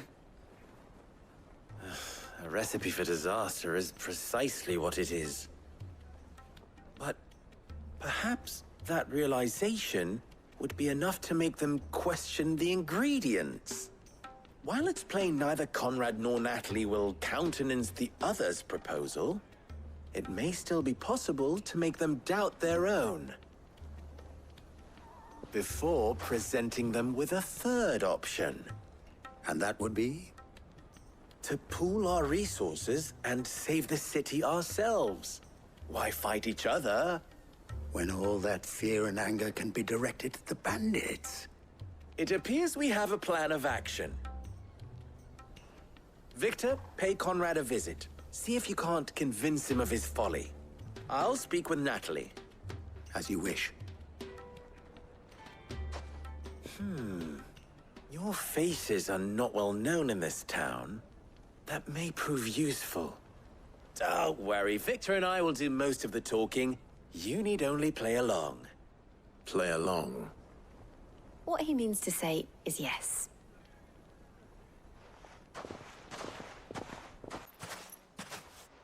Ah, here she is. The Lady of the Spear herself. Conrad. May I introduce you to Jane, commander of the Red Wings, the oldest mercenary guild in the Free Cities. A pleasure, my lady. The pleasure is all mine. As I told you, I summoned the commander here from Canver to inquire about a contract. Victor says you told him no. That there aren't any men left to hire. Is that true? True as the crystals cracked. Nobles came and claimed every last one worth his salt. And not just from us Red Wings. You know of the 7 high houses.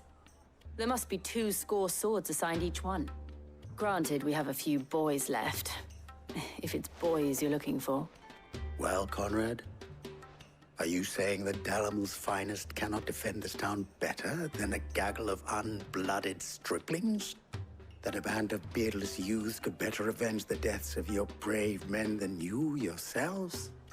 Absolutely not. We'll show those bastards who they're dealing with.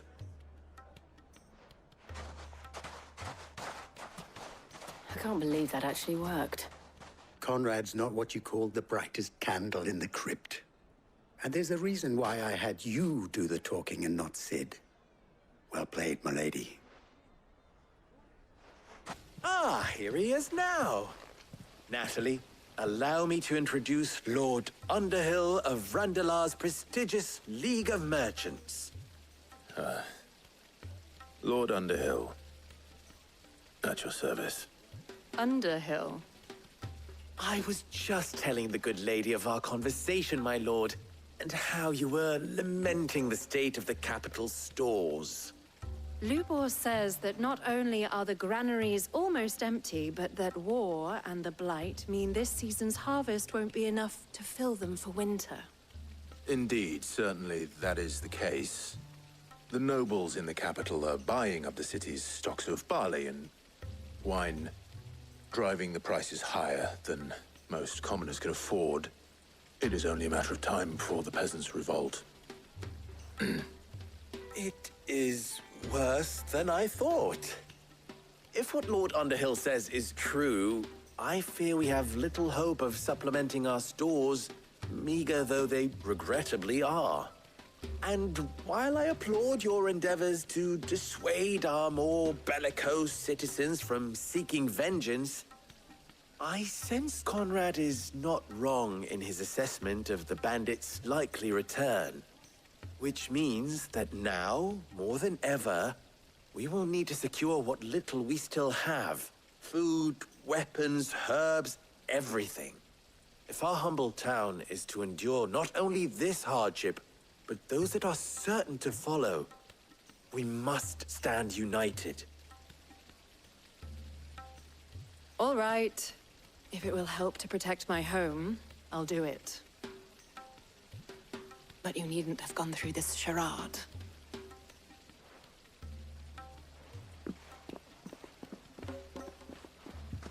Thank you, Clive. Your performance was nothing if not workmanlike. She saw right through it. I didn't say it was good, merely that it produced the desired effect. Now, my scouts should be returning shortly. Meet me back at the Briar's Kiss, and we shall see what we face. Both Conrad and Natalie have somewhat gracefully accepted their new roles. With time, they may even learn to. Time no longer appears to be the luxury it was before lunch. I take it your scouts found the bandits. Technically, it would be the bandits who found my scouts. It appears they march for Dalamil as we speak. All of them. You're not serious. They don't just want food, they want the whole damn town.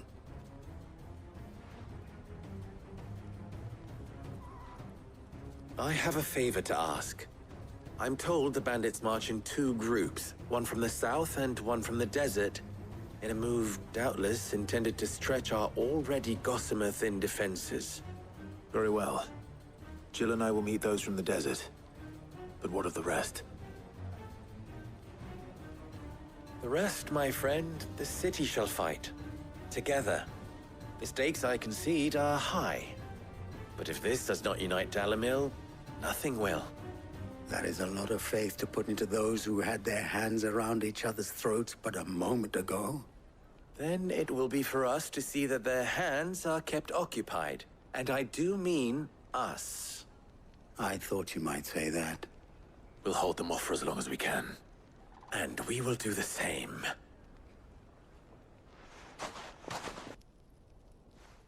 The townspeople. Could they have held out? I don't hear any fighting. What do you think? That we should hurry.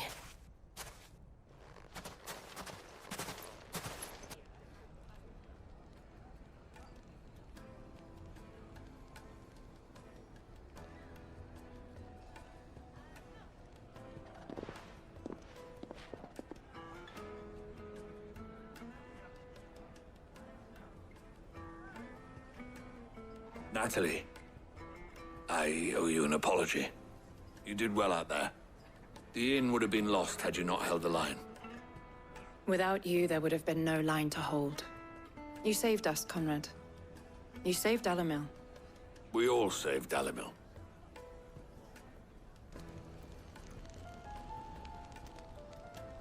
Conrad seems to have had a change of heart. I'd say they both have. I take it from your presence that our visitors from the desert won't be joining us either. Pity. The plan worked, Sid. Granted, it only took an army of bloodthirsty bandits at our gate. Calm now, Victor. Why quibble over the details? We are united, and that is all that matters. As for you, Sid, you fight considerably better than you act. I'll take that as a compliment. My lord, milady. We received the dame's message. There have been sightings of strange creatures, I understand. With the blue eyes. Yes. Like a Kashik, but different. They've taken so many. I've lost count. Akashic, but different. Ultima's thralls. And what of your mistress? Is she here? Oh, no. She went to the garrison to ask what they were planning on doing about all this. Then we'll look for her there. Madame, please! Half the garrison's been slaughtered by those things. We lost the captain this very morning. We've tried requesting reinforcements, but there's been no word from the capital or the Dominion in days! What more would you have us do? I would have you do your duty. Those at the Vale look to me for protection. And protect them I shall, because they are my charges, and that is my duty. In case you have forgotten, the people of this town are your charges. But more than that, they are your people. Your sisters, your brothers, your lovers. So you have a choice. Lay down your sword and watch as they are slaughtered, or take it up and do what is right. She speaks the truth, you know. This here, it's all we have. It's all that's left. What we have left is our lives! Do you really want us to lose them as well? Not if we don't have to. Look, there's a cask under the captain's bunk. Let's talk about this over a drink, eh? I'm listening. I'll have a word with him.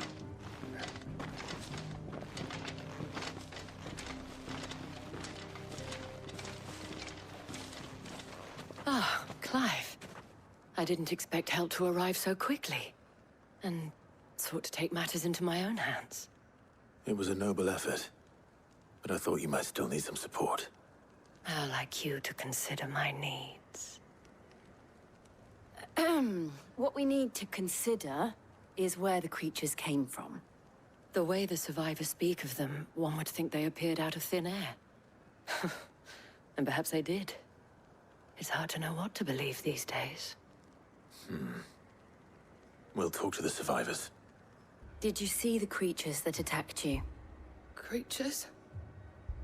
Yeah, They came out of nowhere. They went for Joseph first, then me, and then they were just gone. Do you remember where you were? On the road from Oriflamme. We just passed Moor when... Where's my Joseph? It's all right. Just rest now. You're a pikeman, yes? What happened? I've got family in Moor. I heard the flood was spreading, so I went to see if they were all right. And a pack of them glowing things found me in the meadow. I ran for my life. I never did get to the village. Leave that to us. At least we have an idea of where the thralls might be now. We should head for more. Do you think there are more? There are always more. But I'd say we've done what we can for the time being. Then we should let Isabel know.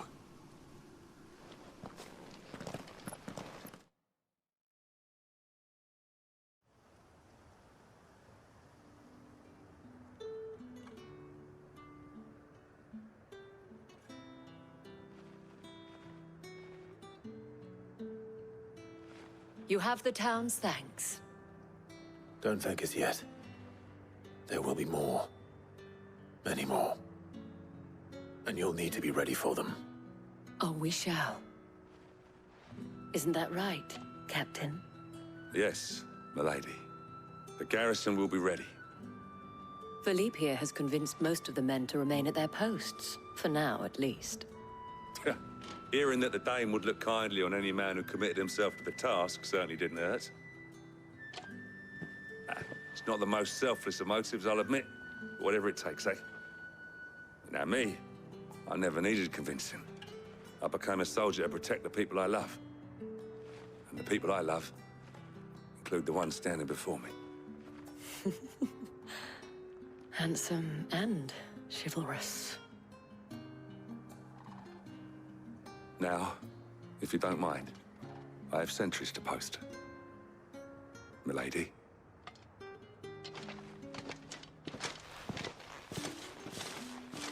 Lest you wonder, I'm not foolish enough to believe that this has solved all of my problems. But it has solved one, and that's one fewer than I had this morning. Thank you again, Clive.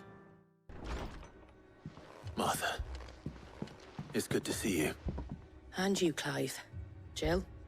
Otto said you'd been attacked by a Kashik. What exactly happened here? Those skies are what happened. Not long after they fell dark, we had our first visit. There were hundreds of them. Tried to storm the hill. Only a handful made it up here, but that was more than enough. The rest are still down there now. And while we have a few willing fighters holding them back, they're sorely outnumbered. What do you think, Clive? That we join the fight? I thought you'd never offer. Now, where I need you is the Fallen Gate. That's where the fighting is fiercest. Let the men know you've come to help. Something tells me they'll be pleased to see you. We're on our way.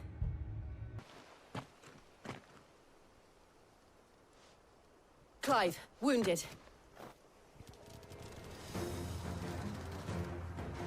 We deal with the Akashic first.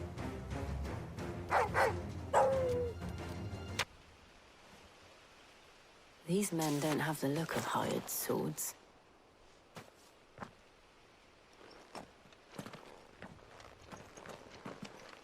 If you've come to rob this place... You are mistaken, my Lord Rosfield. We're here by Madame Martha's leave. How do you know my name? Forgive me, my lord. There wasn't time for introductions. We're with the Guardians of the Flame. Wade's men? But how did you come to be here? Where is your commander? Sir Wade left earlier with a scouting party to find out where the Akashic were coming from. Did he? Take your wounded back to the inn. Martha will see you're looked after. We'll join you anon.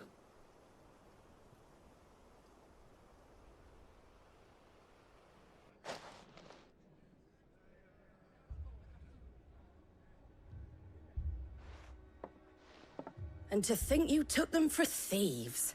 A fine reward for holding off the horde, that is. When did Wade and his men arrive? Not long after Rosalith fell. The Guardians asked me to shelter some of them that had lost their homes. They were making ready to leave just as the skies turned, and we agreed it was best we stuck together. Martha! Trouble! The scouting party's almost at the lift, but they got a pack of Akashic snapping at their heels! And they've got wounded with them! They're not gonna make it! Damn it all. We'll worry about them, Martha. You look after everyone here. If any can still fight, send them to the lift. I will. You two be safe now.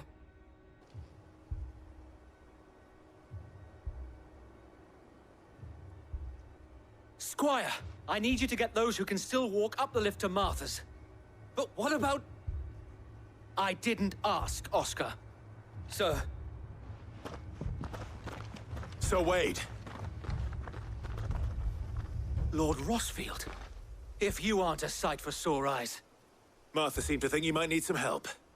And by the looks of it... We thought we could sneak by them. But we didn't know there would be so many. How could we have? Behind you!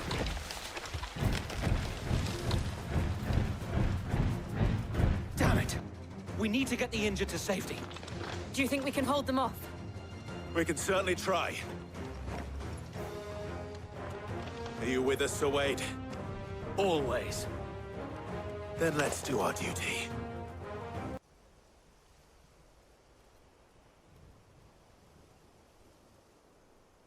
Is anyone hurt? I don't think so. And yet again, you've pulled me from the flames. It's just a pity I keep walking into them. You've never been one to shy away from danger, Sir Wade. Like any shield worthy of the name. I see you're all in one piece. Martha! Is something wrong? The lookout saw smoke coming from down Eastpool way. Too thick to be a hearth. A second horde. Feel like finishing the job? Always. Jill and I will make for Eastpool. You'll need to move the injured without us. Don't you worry about them. The moment my men are safe, I'll follow. Good luck.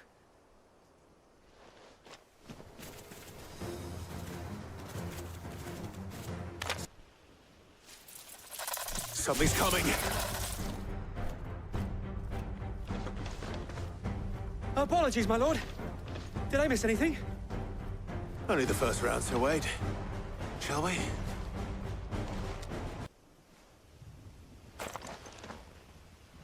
Do you see any more? No. I think that was the last of them. But it won't be long before the next lot arrive. Then we make for Martha's while we can.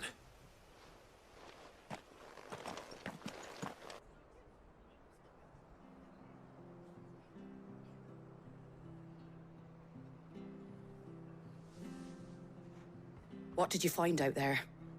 The same as Sir Wade. Scores of Akashic. Well, wherever they came from, they're gone now. Our lookouts say the lowlands are clear. Hopefully we'll have enough time to lick our wounds. How many of your men were injured? A damn sight less than if you hadn't turned up. Thank you. It was a hard-fought victory. But as long as the skies remain dark, I fear the Akashic's numbers are only going to rise. It's not a matter of if the Horde will be back, but when. And whether that's sooner or later, we'll need to be ready. The inn here affords a good view of the land, and is easily defendable. I'd like to make this one of our outposts. What do you say, Martha? You'd have more men to guard the rest. Well, when you put it like that, of course they can stay.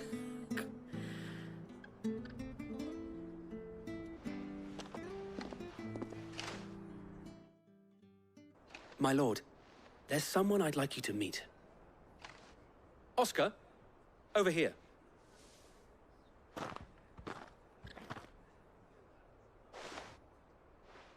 It is an honor to make your acquaintance, Lord Rosfield. I am Oscar. Oscar of House Murdoch. Murdoch? I wasn't aware the Lord Commander had children. Oh, he didn't. But his brother, my father, did. I am Sir Rodney's nephew. Well, go on, then. It's not for me to ask him. Yes, Sir Wade.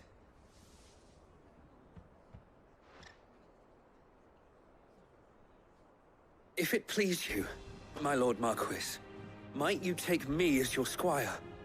I would learn the duties of a shield from the finest. I'm sorry to disappoint you, Oscar. But I am a shield no longer.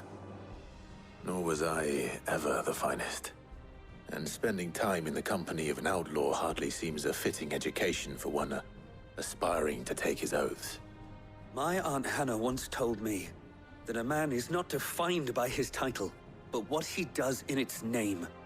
You have accomplished much since taking on the mantle of Cid, winning no little honor in so doing. And I would sooner serve under an honorable outlaw than an unworthy shield. Not that Sir Wade and the other Guardians are... I mean to say that, they're... It's all right. We know what you mean. There is only so much the boy can learn from me, my lord. But a squire... Would that really be so bad? You were a squire once. And I'm certain Sir Rodney would approve.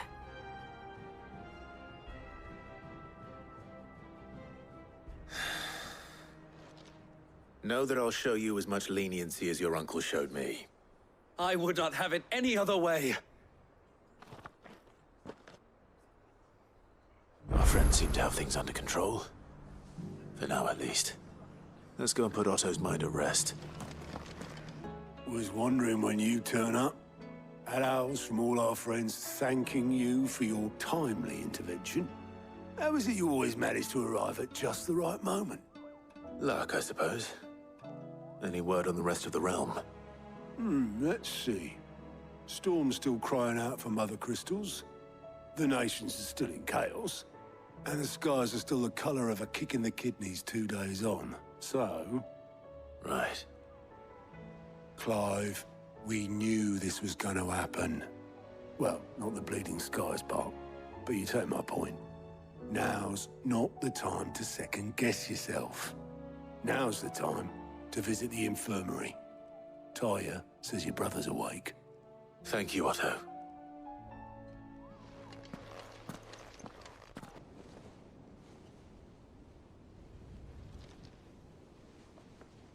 So it was not Sylvester, but Olivier who served as Ultima's puppet. And when Dion learned of this, he sought to slay the fiend.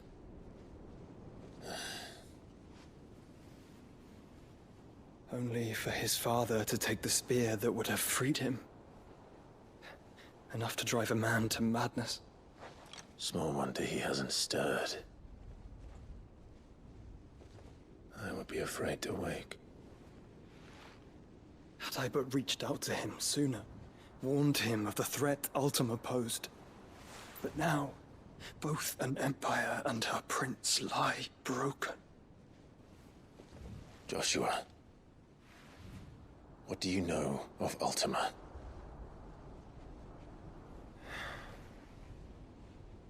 Very little, I'm afraid. Despite my best efforts. 18 years ago, as I lay buried beneath the rubble of Phoenix Gate, it was not death who came for me, but another. And it was while in my rescuer's care, I first heard of Ultima. I've been chasing his shadow ever since. Ultima is driven by some deep, dark purpose, and for whatever reason, it would seem you are crucial to his designs. He will stop at nothing to have you, even if that means toppling an empire.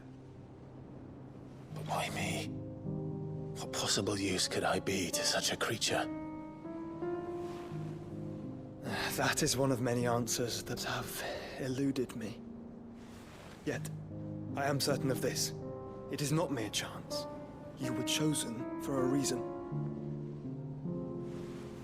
All dominants carry within them the might of an Eikon. Nigh limitless power that is at once acutely limited. I wield fire, and only fire. And I only ice. 8 wardens for 8 elements. But you, Clive. You are different. You're special. Your abilities begin with the flames of Ifrit. But they do not end there. The fact Ifrit can even exist goes against everything we thought we knew of dominance. Perhaps Ultima has been waiting for one such as you, whose potential is truly limitless. I've encountered that thing several times now. If it or he, as you say, needs me, why hasn't he claimed me as he did the boy? Were I to hazard a guess, I'd say the two of you are somehow incompatible. His mind not properly attuned to your body. His mind? Mind, awareness, spirit, call it what you wish.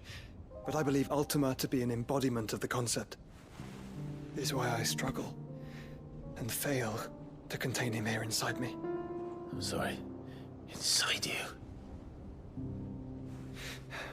With every setting sun, I feel my strength wane. And though the Phoenix's flames mend the prison I have made for Ultima, they do so at a cost.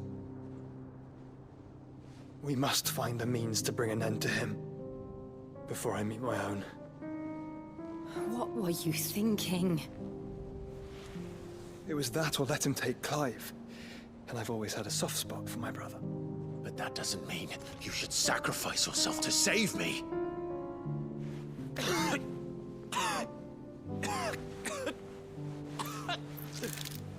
Joshua! Clive! It's Gav! There's an army of Akashic at the gates of Canver.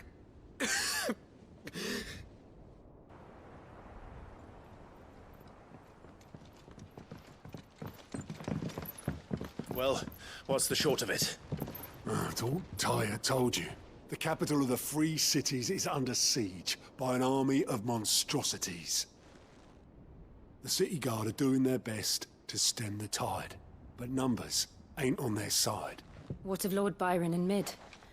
Were they able to escape? No, but they're all right for now. They're hiding with Gav at midship.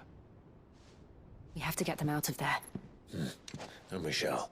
Otto, prepare a Stolas. Tell Gav to stay exactly where he is. Understood. Vivian, what's the swiftest route to the Free Cities? That sounds like a question for the map. Look here. This road, through Tabor, should provide the least trouble. Good. What a coincidence. Tabor is exactly where I'm bound. Joshua, bed is where you should be bound.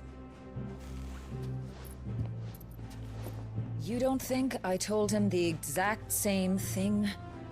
Were Tyre not such a talented healer, I would surely have been inclined to agree. But, thanks to her ministrations, I feel I may safely rejoin my attendant, who was to wait for me in Tabor if we became separated. All right, we travel together. Clive! If he stays close to me, he'll be fine. Thank you, brother. I'll look after him.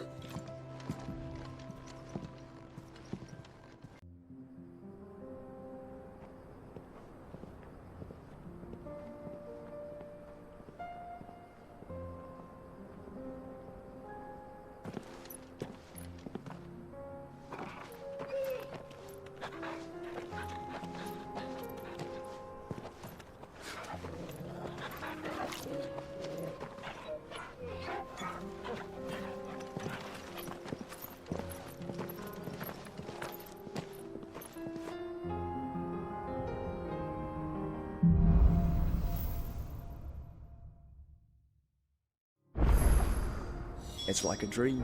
The four of us out walking like we used to. Enjoying this, are you? Gav and the others could be in danger as we speak. You're right. I'm sorry. Yote is a fine scout. If Canver was attacked, she will already have begun gathering information. Tabor isn't far. We should pick up the pace.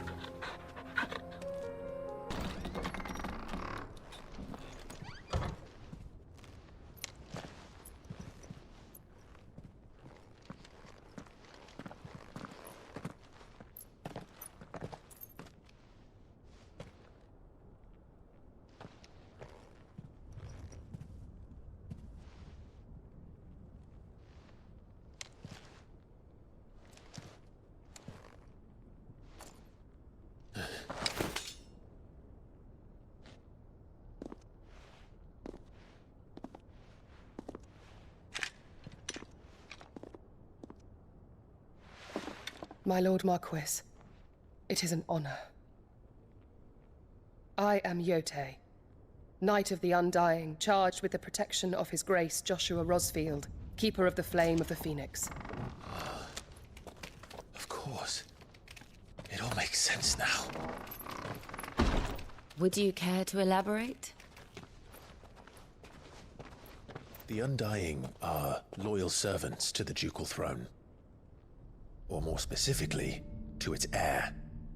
They have served our family for generations, albeit from the shadows.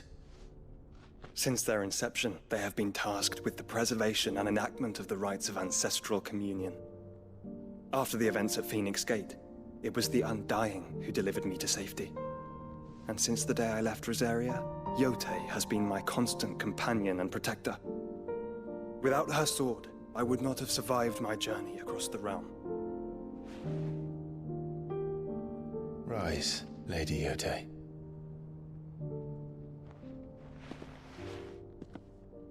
You saved my brother. I owe you a debt I can never repay. I but did my duty. Come now. Tell us what you've discovered. Your Grace. It is as you feared. The vessel we spied off the coast of the Crystalline Dominion on the night of her fall. It was the Einherjar. Beyond any doubt. The Black Galleon. Joshua, the Einherjar is the Royalists' flagship. What business would they have in the Dominion? Upon learning of Waloed's involvement in recent events at Drake's Fang, I sensed the malign influence of Ultima, and bid Yote and the Undying look into the matter. We have reason to believe that the Black Galleon weighed anchor shortly after the fighting began, and set a course due south. For Canva. Then it is Waloed knights who besiege the cities. What is left of them? Yes. And the Black Galleon sails at but one man's behest. Barnabas Tharm.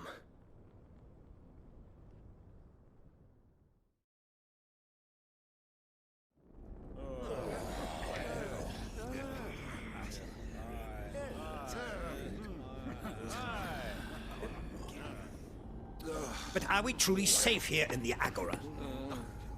The city guard have been paid, if that's what you're implying. All the more reason for them to run. Well, you are free to leave, Lord Minister. Markets abandoned, warehouses aflame, blackened hulls choking every port in the capital. Canva is ruined. The realm teeters on the brink of chaos, and all you can think about is commerce! Forgive us! We were not aware Dhalmekia now subsisted on charity! Quite. How dare you!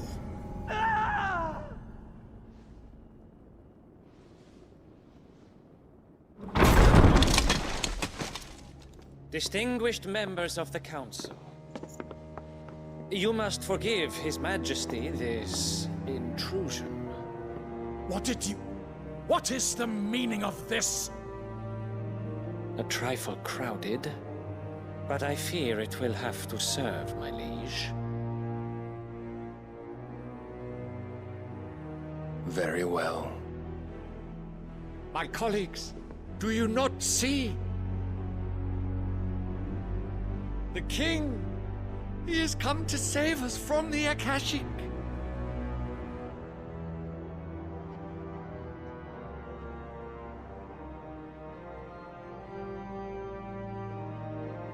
He is a gift from the heavens, divine intervention, our very salvation. And of course, if it is compensation he requires, we would be most willing to negotiate a fair price for services rendered. Fools. Your ignorance unbecomes you. Your Majesty, correct me if I'm wrong, but I would swear that the fiends washing the cobbles of Canva with the blood of her citizens wear the colors of Waloed. Ha! So you do not deny it. Guards, fetter them, and see our guests to the dungeons!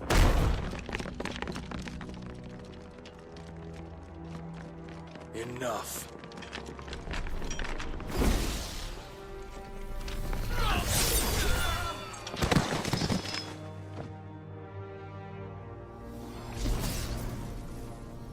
Pathetic creatures.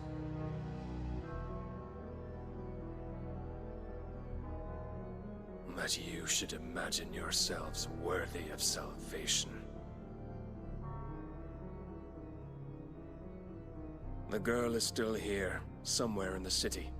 Her consciousness fair dripping with her late father's hubris. A consciousness to which Mythos is inextricably bound and inexorably drawn. See that he is made welcome. Yes, Your Majesty. Come, Mythos. Surely the prince's light cannot have sated you.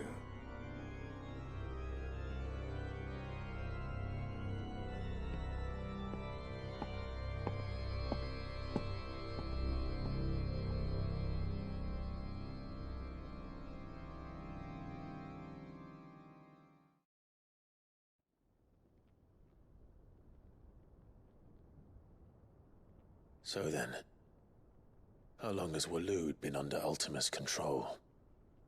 How long indeed? Based on what we know of Barnabas's actions, I would guess some few years, mayhap more. But to what end? What does Ultima want? The tapestry. Show them.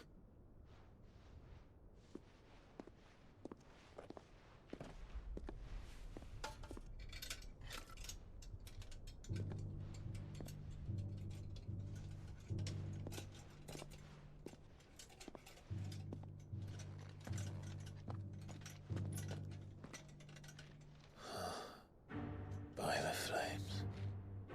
Phoenix Gate, Drake's Breath, and now here. But what is it? It is old, ancient, even. Naught remains of the faith it represents, save what can be gleaned from the image itself. None could tell me what the one in the apothecary meant, even the Undying. But I believe it may be the key to discerning Ultima's purpose. That figure in the center, the one beneath whom the Eikons congregate, that I believe to be Ultima. He is a god, or at least godlike, his very existence beyond our ken. The Eikons, and by extension their dominants, are meant to be his subjects, and while some, like Barnabas, have accepted this role, others have rejected it, like you, Clive, which is rather inconvenient, as it appears he needs you most of all. And gods don't like to be disobeyed. No, I don't suppose they do. Clive, may I tell Yote of the lake? By all means.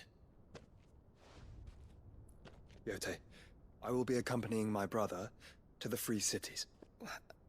Whilst we are afield, I would have you watch over those Clive has made his wards. Umielos delan tuisag ilith. Though well concealed, the hideaway lacks trained fighters to defend its occupants should they be discovered. But it is my duty to... As it has ever been my brother's duty, remember. If that is your wish, Your Grace. But please be safe. If aught were to befall you, You have my word.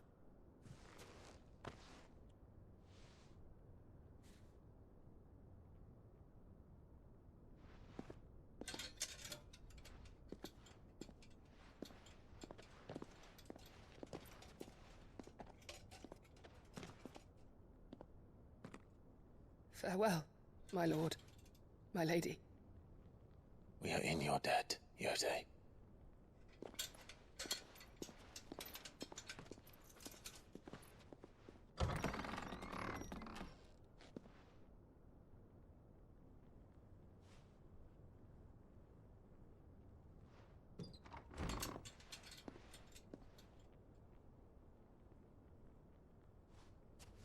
Let's find our friends.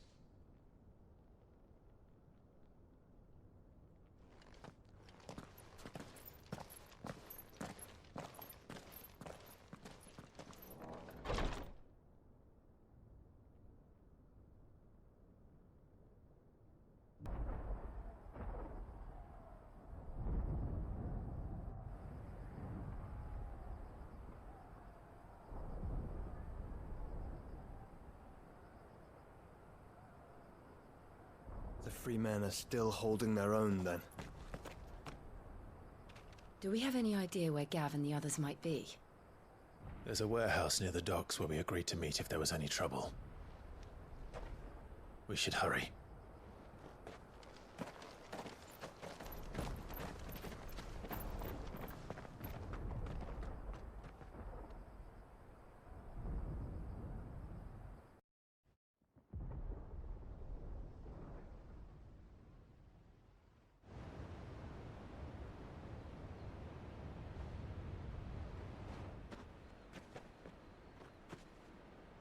Sounds like thunder.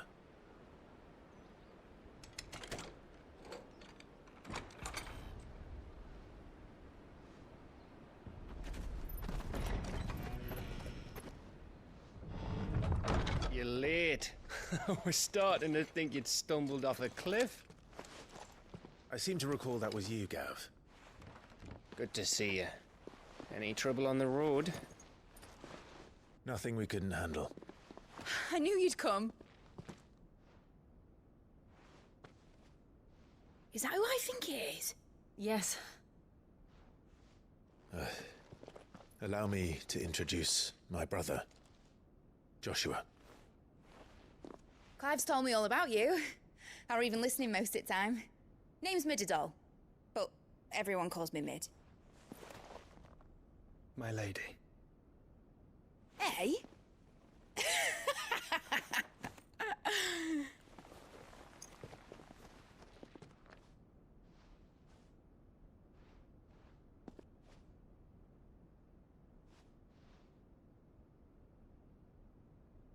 My boy. Uncle Byron. It's really you. I never thought I'd see the day.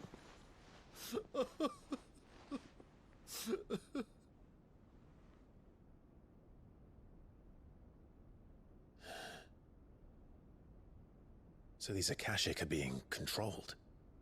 That's what it looked like. Empty eyes, eerie blue glow. No doubt they were turned, but silent as monks, every last one of them. Your man here speaks true, Clive.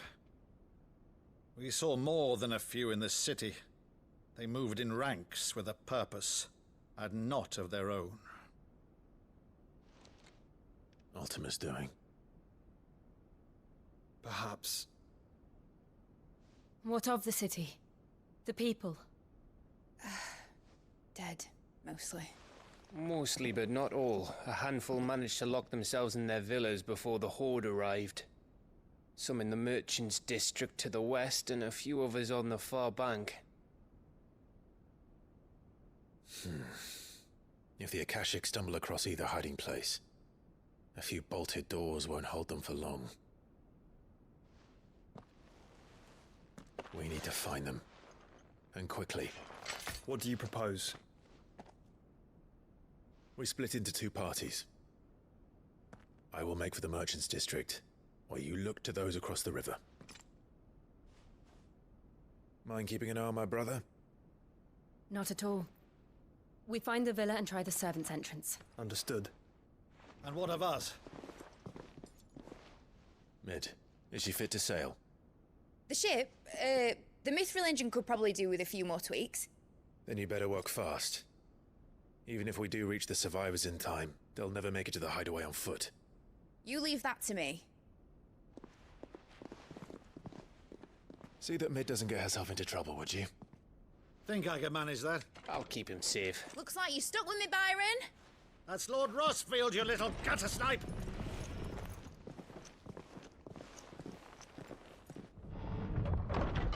Shall we then? And you keep Clive safe. Be careful. Both of you. You too.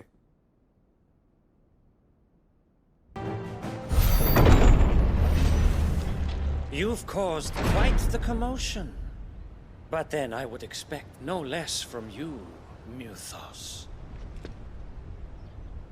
You again. I don't believe we've been introduced. You were in my family's crypt, and now you're here, with an army of Akashic thralls. Manners, Lord Rosfield? They are men, like you and me. Albeit ones unburdened by the wills that drive our kind to madness. They are pure. They are divine. What? And they are all that remains in this once raucous city. You'll pay for what you've done. As you wish. I confess I have been very much looking forward to this. Pardon me this indulgence, Your Majesty. The vessel shall not be spoiled.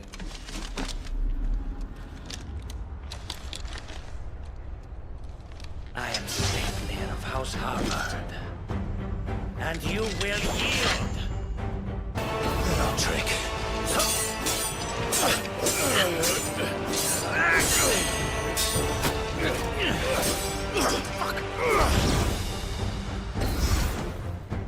You will forgive me if my performance seems uninspired.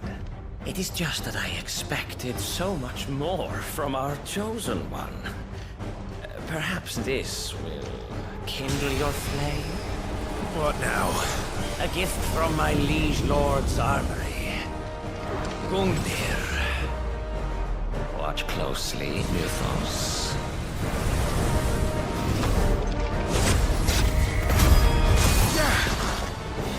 Yes! Yes!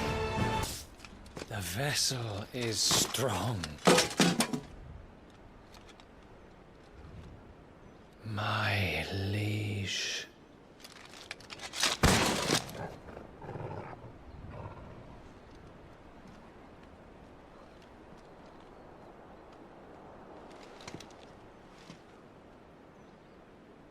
Clive! You're all right. As are you, I see. We are, yes. I'm sorry, but we couldn't save them. It was over before we arrived. Well, you did what you could. I fear we were all too late. What's wrong? Nothing. I hope.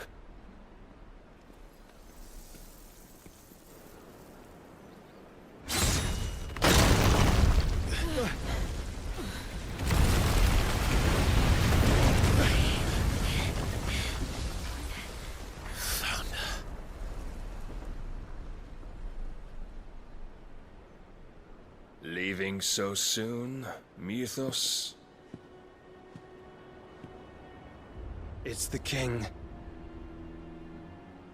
Indeed. You may kneel before Barnabas Tharm, Warden of Ash and King of Waloed.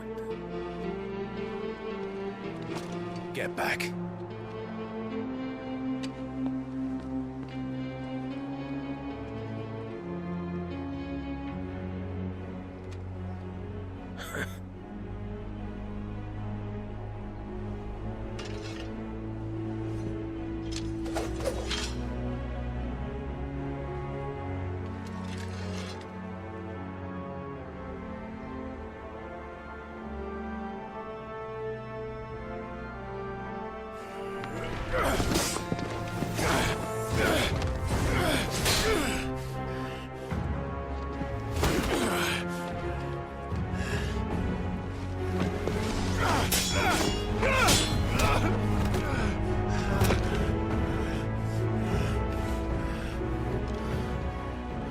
Wild and impetuous.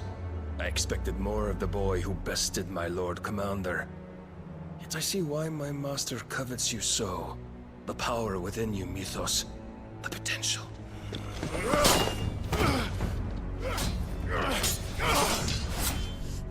Stop calling me Mythos. But Mythos is everything. The cornerstone of all creation. The Lord's vessel. Your purpose. My purpose? To surrender my mind and body to that thing.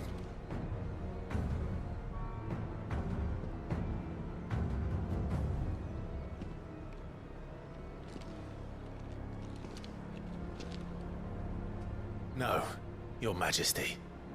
My purpose is my own.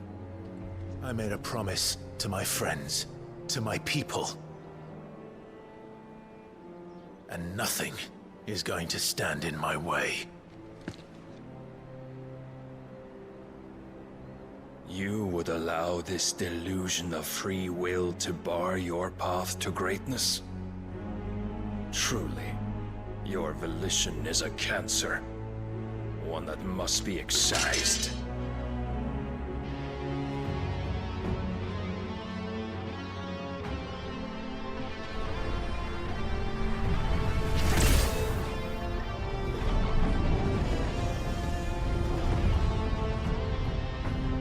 Try it.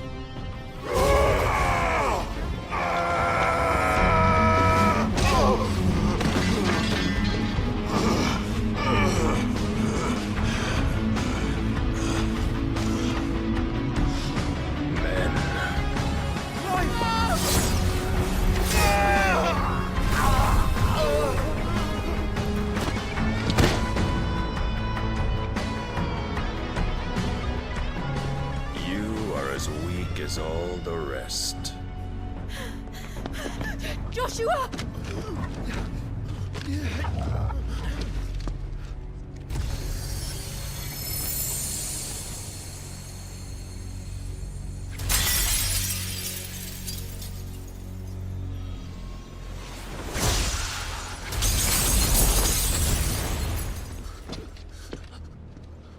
Oi! Oi! This way! Hurry!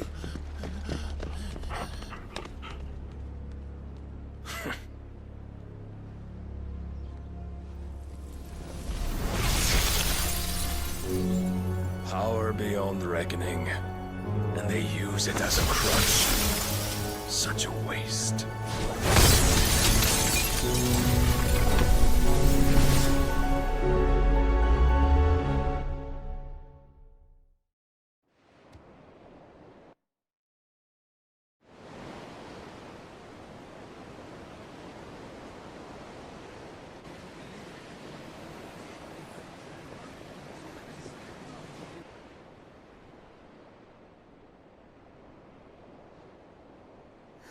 Will he be all right?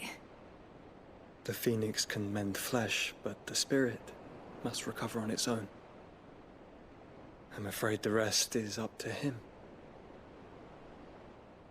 This place is remarkable. Outfitting it must have been no small feat. But why go to such trouble? That beauty's belly's filled with wonders the world ain't ready for. If the guilds caught wind of what we were up to, they'd all want a piece. All right? And how is he? Do not blame yourself. He was barely breathing when you brought him here. We would have lost him if it were not for you. No. Barnabas may have severed nigh every sinew in my brother's body.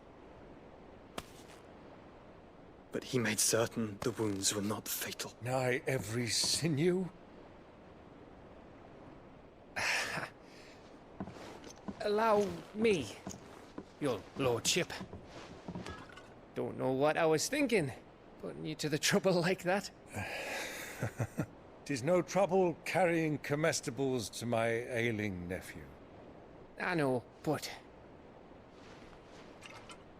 you've already done so much for us. Pouring your gale into the hideaway and now the ship. I don't want to take the piss. You risked your life. And for what? Some girl you hardly know. Why'd you do it? You not mad or something? I wouldn't go that far. Clive! You're awake, my boy. Oh. All I want to do is help. And the world won't save itself. It was Sid. Your father, who taught me that. Sounds like him. Don't you dare do that again. What of the Royalists? Fucked off, the lot of them, along with the galleon. With the king on board, no doubt. Behind here, I wouldn't sail without him. Clive. Jill didn't come back. What do you mean? She kept the king busy while the others dragged you out. It's all right, Mid. Jill is fine. The ether of her Eikon endures. And as long as it does, we can be certain she is alive.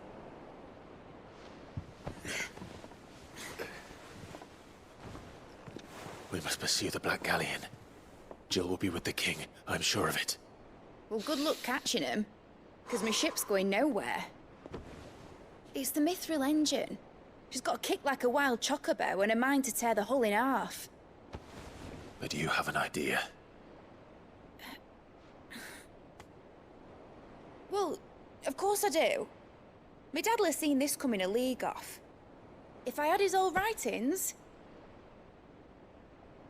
If you had his old writings, you'd be sitting under a fuckload of rubble. The ones Otto didn't save anyway. I suppose he might still have a few pages in his stores. We'll have to hope it's enough. Do what you can to ready the ship. I'll speak with Otto. In your condition, you really are mad. Perhaps. But the world really won't save itself. Clive? But if you're here, where the hell is everyone else? Don't tell me.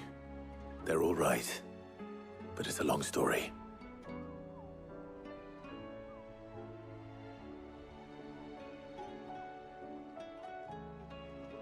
You lot don't do things by halves, do you? Well, at least everyone's still breathing. Now, as for these writings, I'm sorry to say, Clive, but if you had those, you'd be... Sitting under a pile of rubble, I know. But we were able to save a few bits and pieces from the ruins, most of which ended up being used to build this place. The more personal items we gave to the next of kin.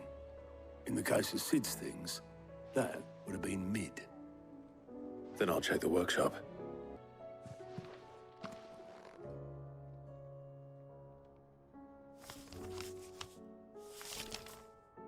This looks like it's from Sid's old diary.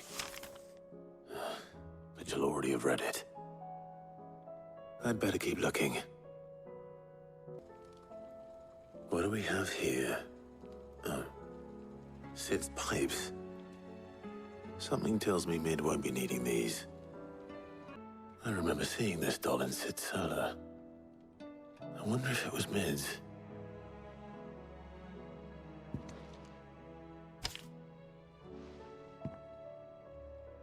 Huh. What's this tucked inside it?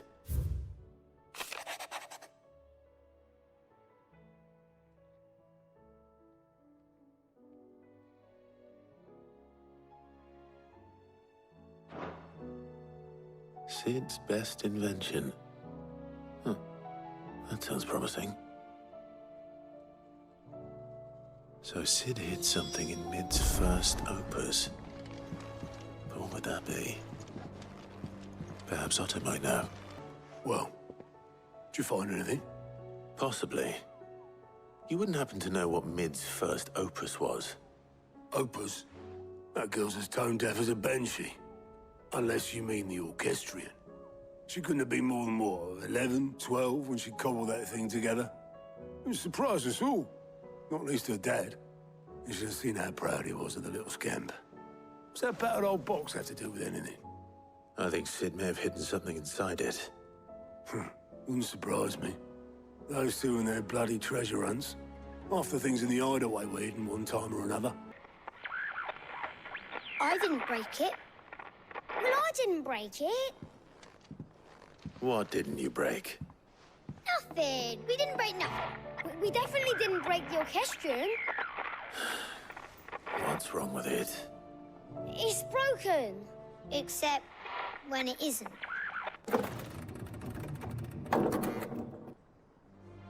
See? And you had nothing to do with this? Nope. Nothing. We just wanted to listen to all the songs at once. So we pressed all the buttons. Like this.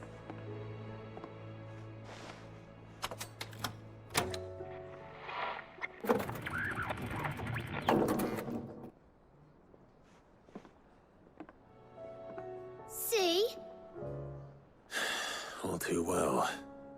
All right, out of the way.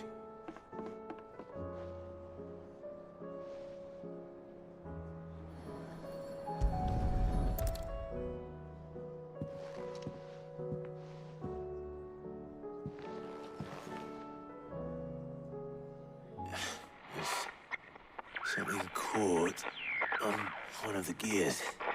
Did you break it? Can you fix it? No, I mean, yeah, yes. There. How about now? You fixed it! Sid fixed it! He more than fixed it! Yeah, new music! Huh. Never heard this one before. They started playing when I removed this. Whatever it is.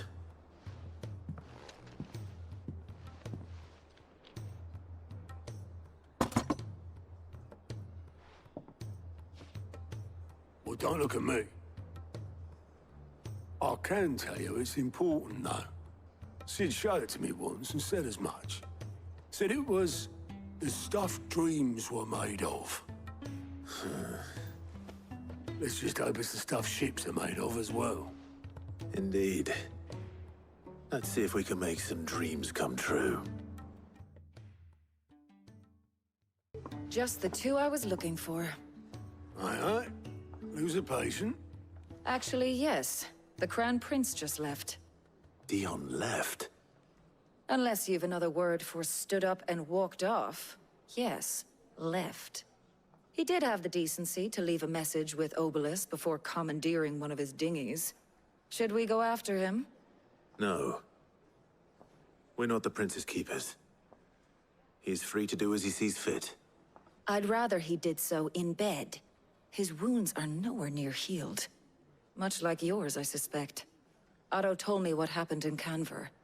What is it with this realm's princes and their aversion to rest? Ask me when I get back. Though I may be sometime. Then at least try to stay safe. And if that fails, try to stay alive, eh?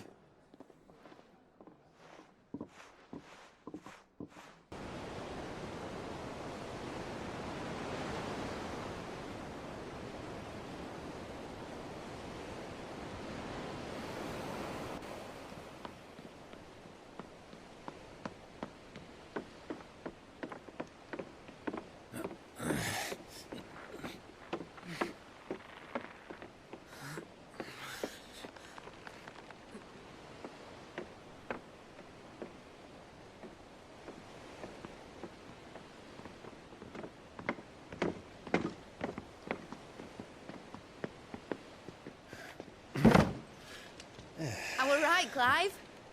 My dad had it all worked out. He'd be proud of you, Mid. His writings may have helped, but this achievement is all yours. Can we catch them?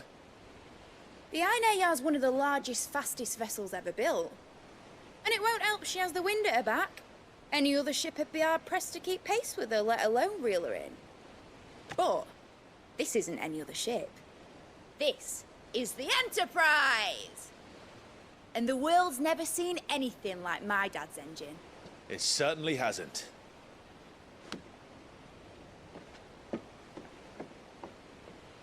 Clive, what do you know of Barnabas Tharm? Only what the bards sing. That he sailed to Ash from southern lands. That it was his mastery of the blade which won him the throne.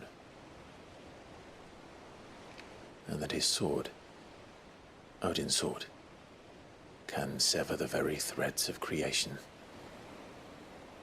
But don't lose any sleep over a last tilt. We'll do what we must to survive. What we must. The light! I thought this cove was meant to be hidden.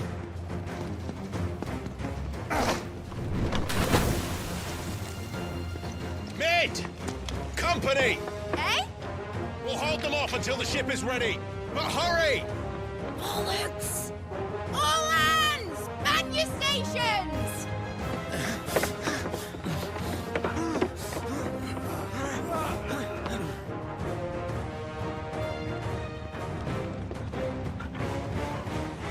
Everyone with me?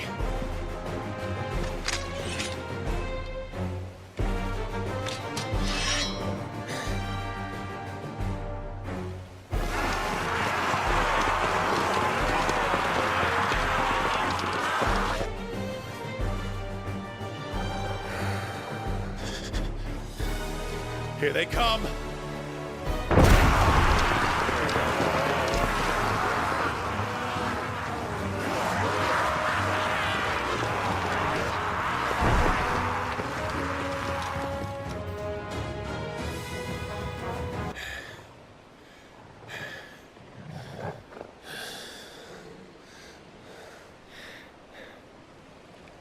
That was easy enough. All right, you lousy lot. Get your asses on board. She's ready to sail. You heard the captain?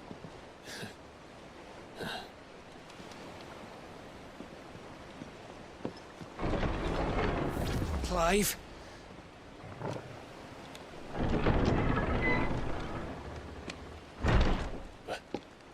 But I thought he was...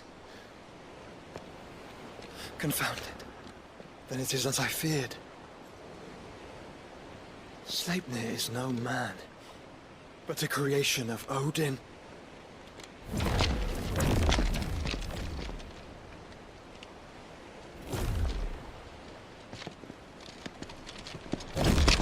Phoenix's fiery fundament.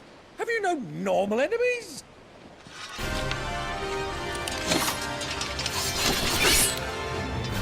Up for another round? Of course we are.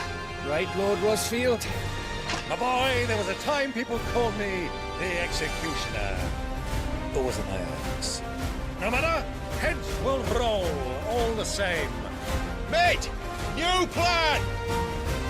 You leave! We follow! Follow? Swimming, are you? Oh, bugger me! Weigh anchor! Engine's dead slow ahead!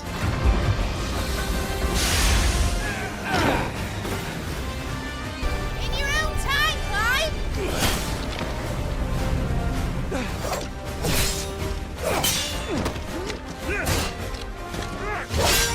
Right, run for it!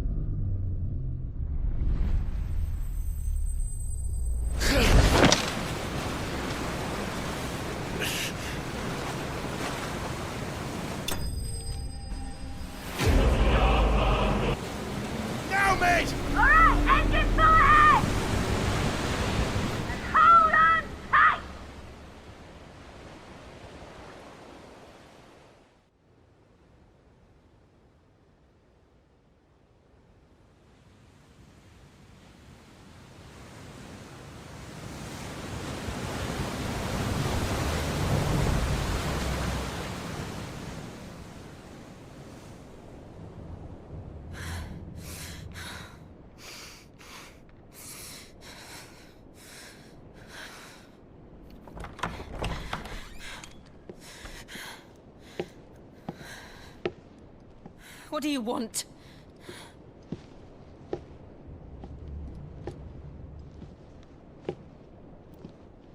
That's quite a mess you've made. And wholly unnecessary. You are my offering to Mythos. I would not see you damaged.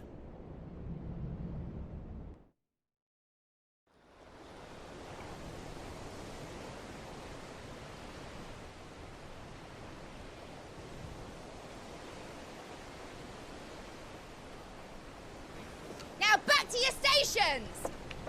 Every bell spent treading water puts another league between us and the galleon.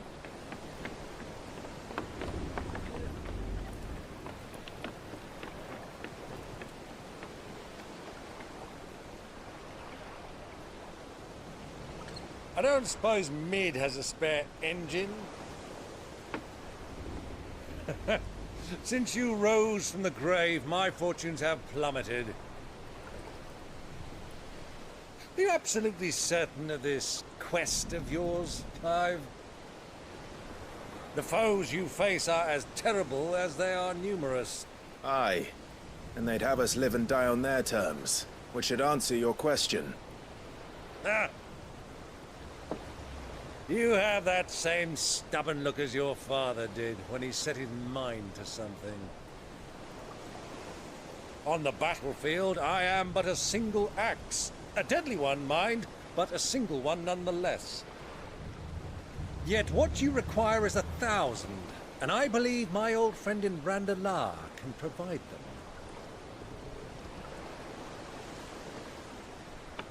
Take care, Clive. I have many more tales of your father's exploits to share. And I cannot very well do that if you're dead. Again. Good luck, Uncle. And may fair winds attend you. As for you, Joshua, take care. I shall do my best, Uncle. Farewell, my nephews. When next you see me, it shall be with an army at my back.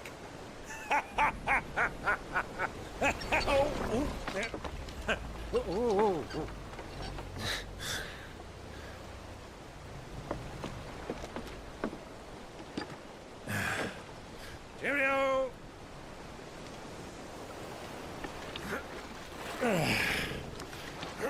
Oh, yeah. Do keep up, my boy.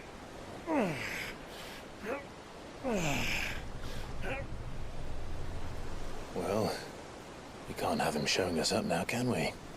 We would never hear the end of it.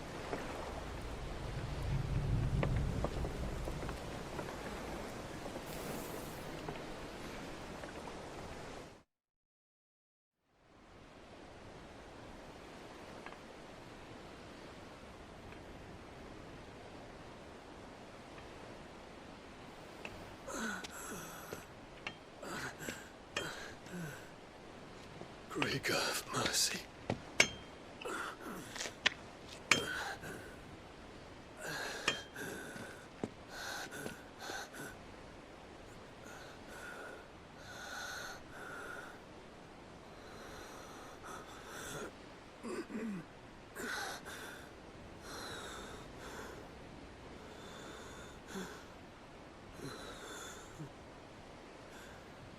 All this.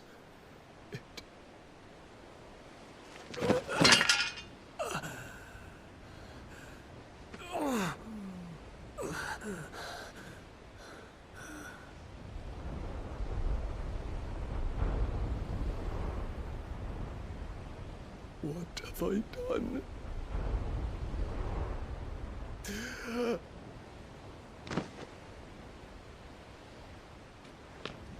My lord.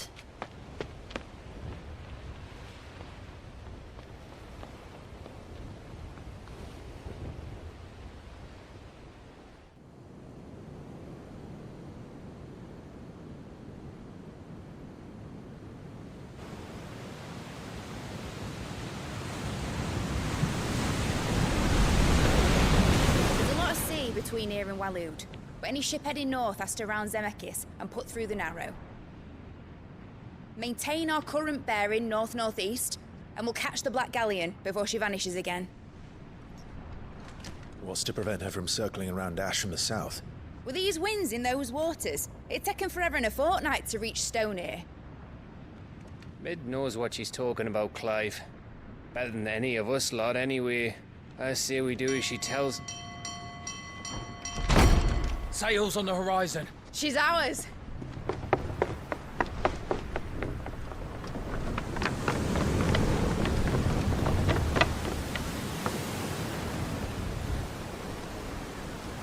Look alive, boys! Full ahead!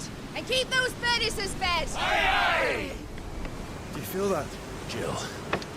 All hands! Battle stations!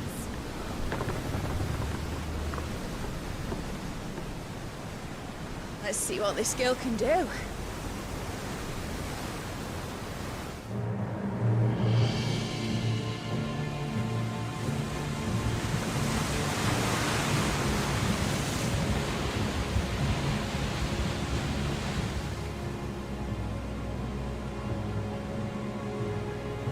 Where one leads, so does the other follow. The bond of consciousness which joins them condemning both to the same fate. Yet my every attempt to strike it from their hearts serves only to tighten its hold.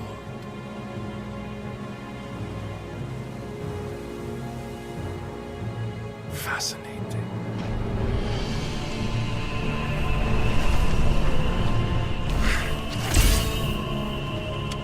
But then, there is naught my blade cannot sever.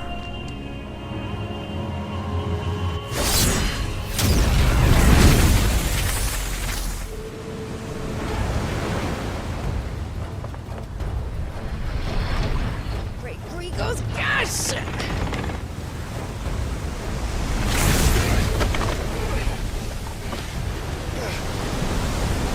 One of us. You brutes! And brace for impact!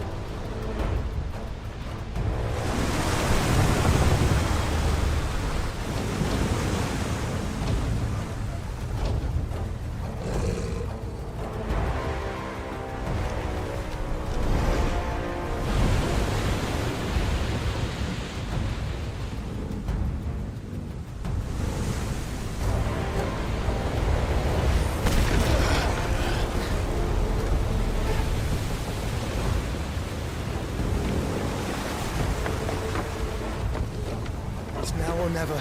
I'll find her.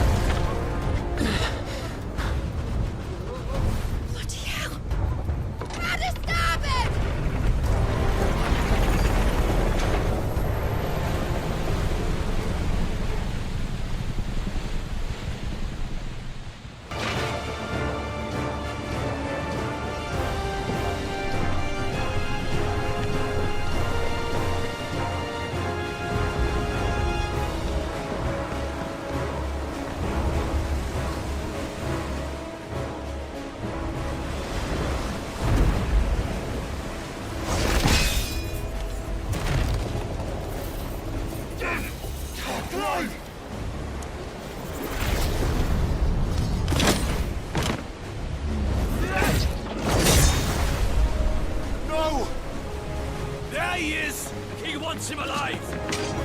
Hold on. I'm coming. For both of you. Jill! You came. Get back!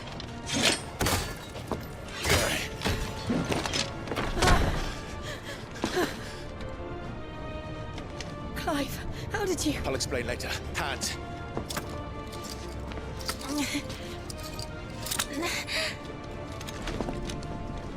Can you walk? Out of here I can.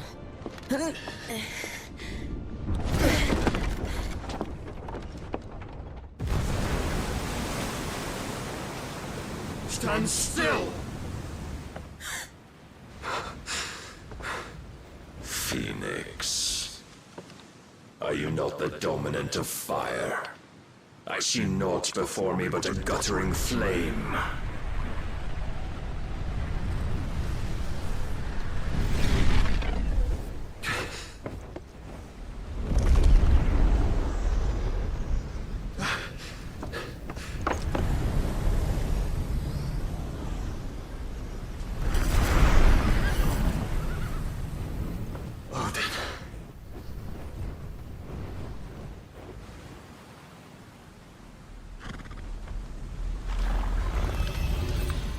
in earnest then.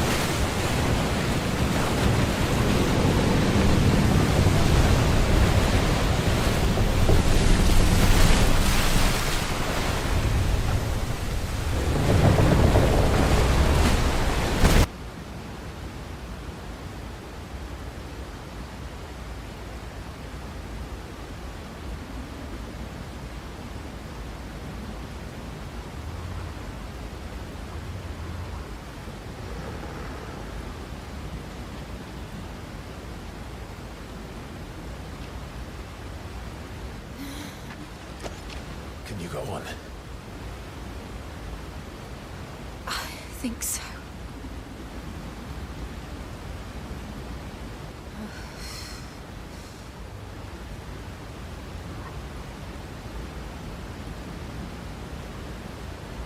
But to where?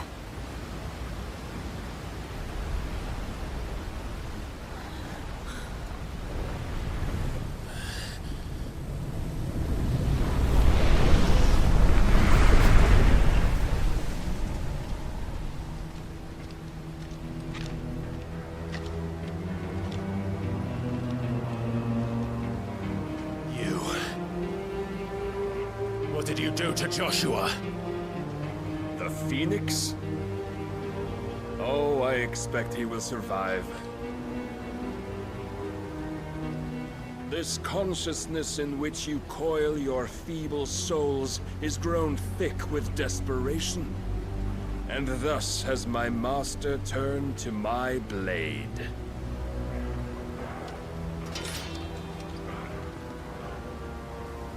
The world will soon be painted in black. And all that live shall gather in death's autumn wake. Not if we remove the cause of this misery. Not if we destroy the last of the Mother Crystals and restore balance to the world. Come. Do you truly think it's so simple?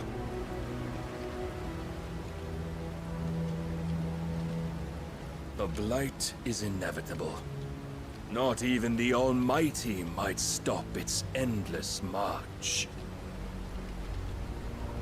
Your efforts will avail us naught. Naught, that is, but suffering. You must embrace the truth, Mythos. Accept your place with the Lord. Keep it. As long as there's a chance, there's a choice. Ever led astray by your blind resolve.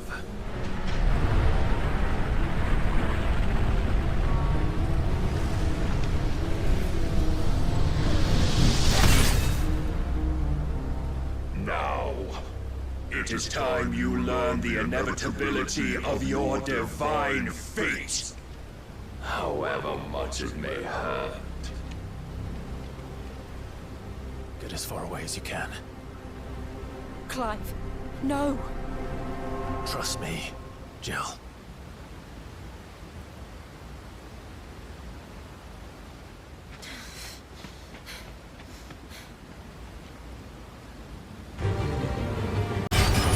You will assume the mantle you've been given. And thus is the light of hope severed.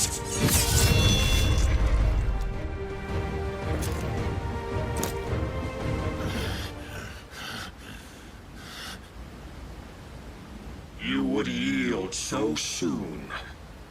Never. Clive!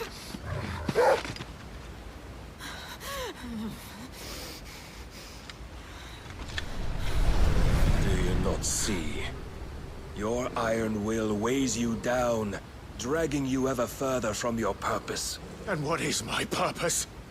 Mythos. Who are we? What are the dominants? The breath of the Creator still warm on our lips. We carry his light that we might guide the masses in his name. We are but mighty acts of God. We are more than that. You would be nothing without what he has granted you. The power we wield is his, and yet every time we draw upon it, it wears away at our very being. It breaks us. It unmakes us, that its immaculate aspect might reveal itself. The Eikon. It is too much for even his chosen few. Apart from you, Mythos. You wield the might of many, yet your body does not answer for its avarice. What are you saying? What I am saying is that we dominants are a means to an end. We were created for you, that you might drink deep of our strength and thereby fulfill your divine purpose. Which is? To feed. As you would know, could you only look beyond the walls of your prison of self-regard. As long as you choose to ignore this, you shall never penetrate my defenses. Still, you may take solace in the fact that you are not alone in your plight. The chains of volition shackle all of mankind, but there is yet cause to rejoice. For the Lord, in his mercy, has taken pity on his flawed creations, and shall see them restored to their proper forms. And what exactly would that be? Why, loyal servants to God. No. Manners, Lord Rosfield? They are men, like you and me. Albeit ones unburdened by the wills that drive our kind to madness. They are pure. They are divine. You mean to turn everyone Akashic? Not turn, Mythos. Turn back. For too long has mankind been led astray by their clamorous wills. It is time they return to a world of quiet equality, where they might once more know salvation. Salvation! And abandon everything we hold dear! We don't need your salvation. We'll save ourselves, and we'll do it on our own terms. Not yours, and not your gods! With every defiant expression of your will, the tighter the chains of consciousness become. But perhaps that fact may be put to use.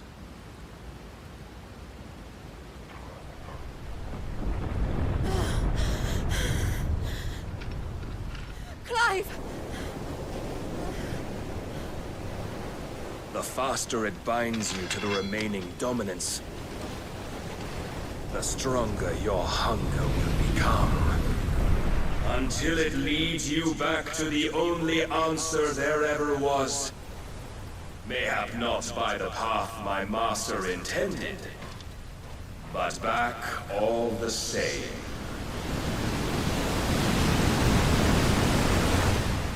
Ash is not far. I could freeze a path.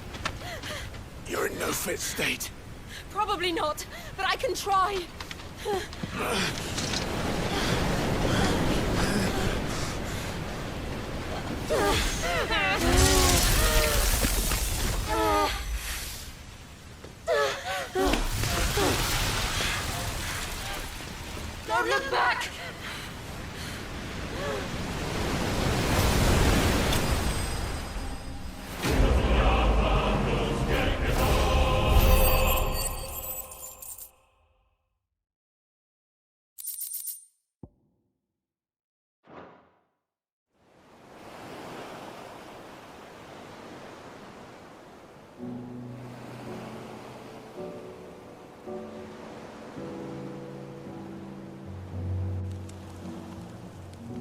I hope the others are safe.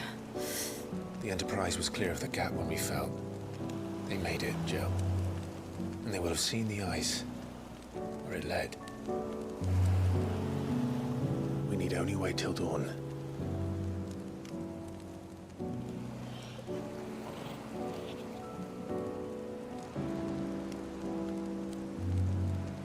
This is the second time Barnabas has bested me.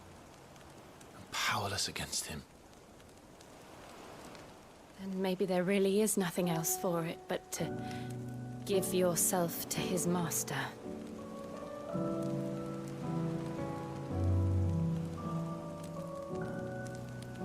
Only you won't do that.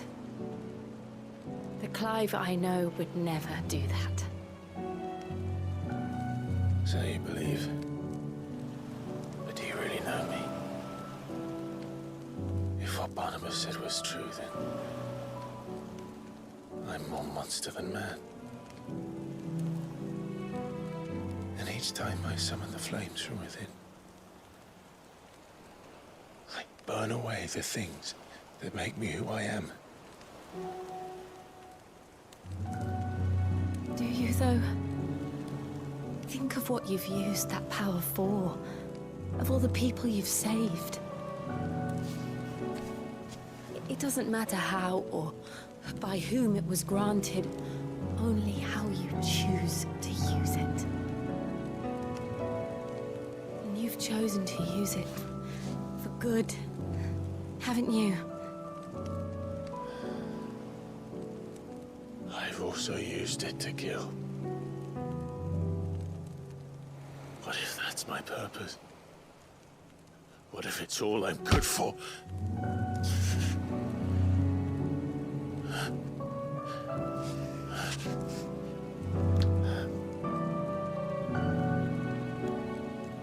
You're still that same boy I grew up with. Always so eager to save everyone around you, and yet always so alone. Because you failed to realize the one thing that needed saving most of all. You, Clive. You. You never once took the time to save yourself.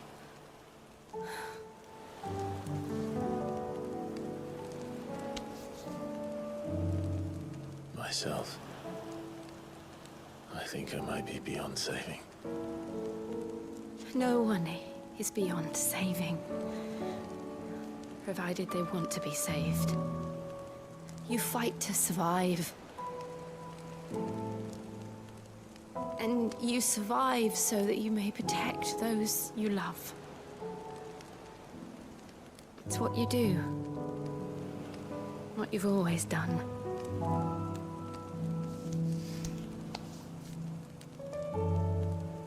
And I know you're not about to change. So I'm going to help you. To give you what you need to protect us all.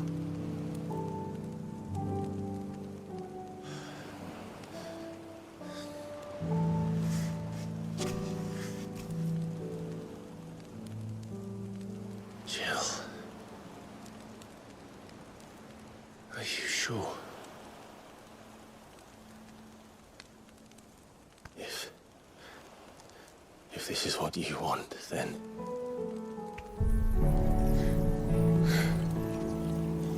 Don't worry, Clive. It is.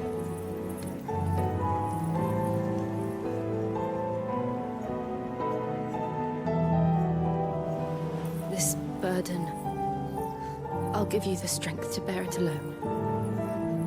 But I'm not alone. These burdens I carry. My sins, my pain, my sorrow. I see now that they are all a part of me.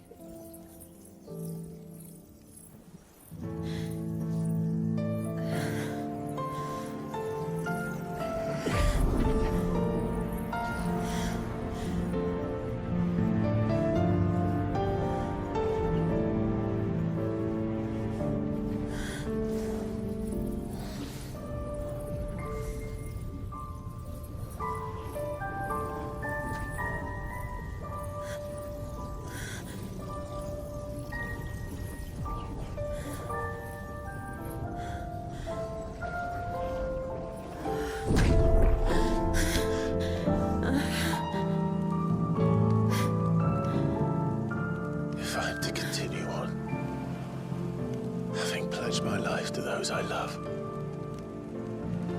then I will gladly bear your burdens too, until my last breath. Clive.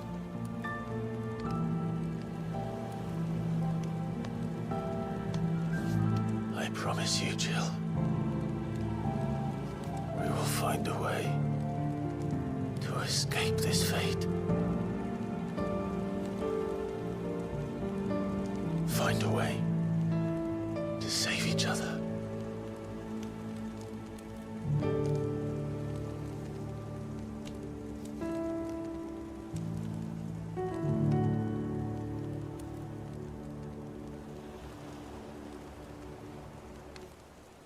That we might one day look upon the moon again, together.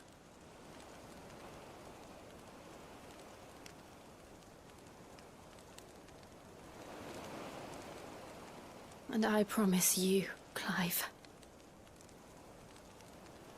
that I will be there, no matter what you must become. I know.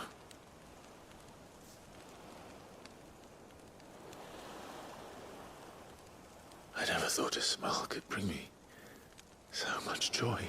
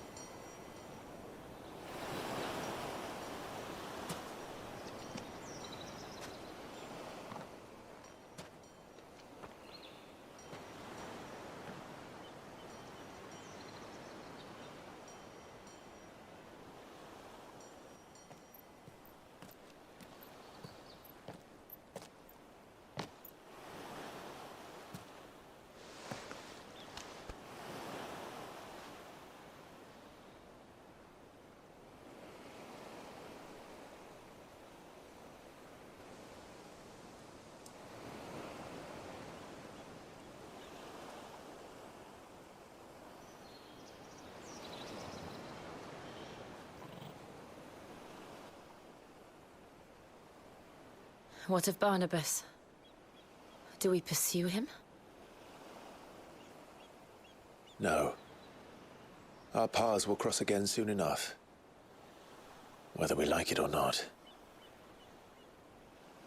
Besides, there is something we must do first.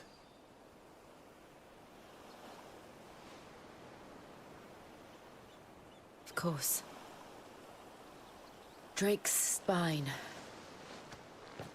The last Mother Crystal. The Einherjar is at the bottom of the sea. Waloed won't dare move on Storm without her. But they know we're coming now. We'll need a plan. And a damn good one at that. Then let's go home and find one. Ash will have to wait.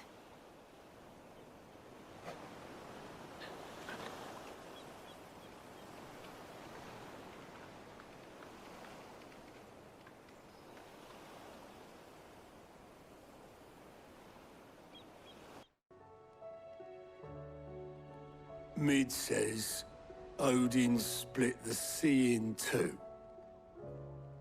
She's always been partial to a tall tale. But there's tall, and then there's tall. I struggle to believe it myself. I see your uncle isn't with you. He stayed with the Enterprise. After our brush with the Einherja, she was in urgent need of repair. And my uncle knows a shipwright in Randalar. We're to join him there when we're ready to sail for Ash. You sure that's wise? Last I heard, the place was still overrun with Akashic. Show me a city where that isn't true. Ultima's plague is spreading. We're running out of time, aren't we? We've done our best to shore up that hideaway. I doubt a few planks will stop what's coming. Still, we'll keep at it.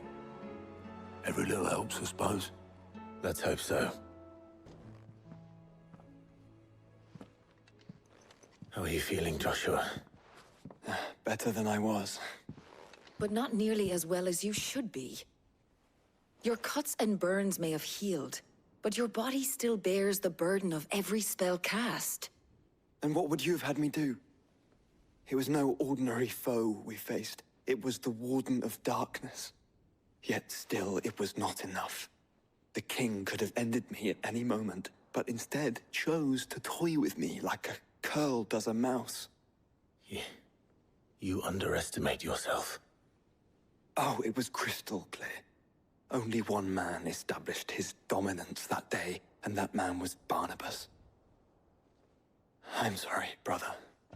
That was ill-spoken. It's just, I have never felt so powerless. And when so many are looking to us for strength, perhaps the prince feels the same.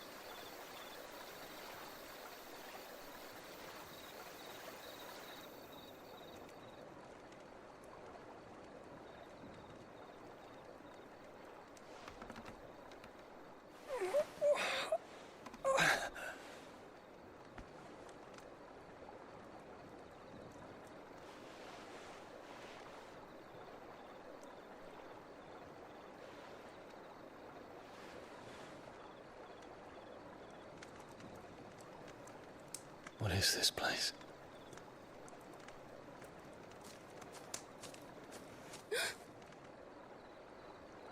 Don't move.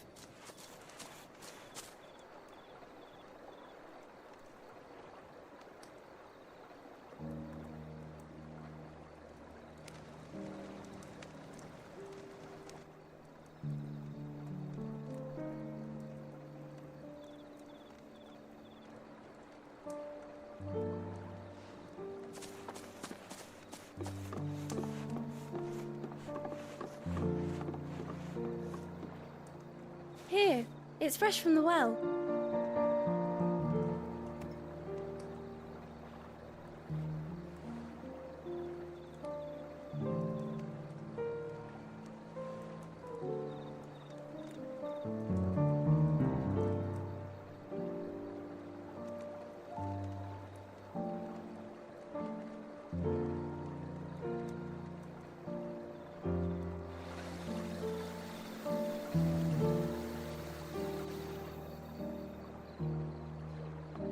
Grandmother told me spirits sometimes get lost, and that the lanterns guide them to their proper place.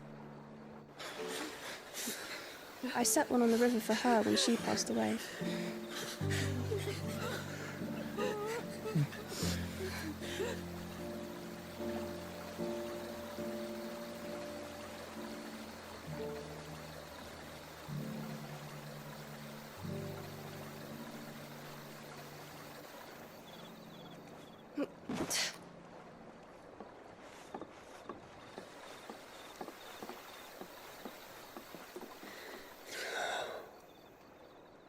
The fiend works from the shadows.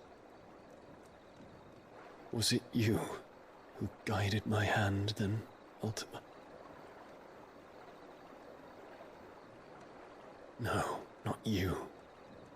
This is my doing, my fault, my sin to bear. And for it, I must atone. Your hurts are healing nicely. It was my poultices that saw you well. You make them? And sell them, or try to. Earns me enough for bread, most days. Forgive me. I have nothing to... I know, but I couldn't just leave you lying there.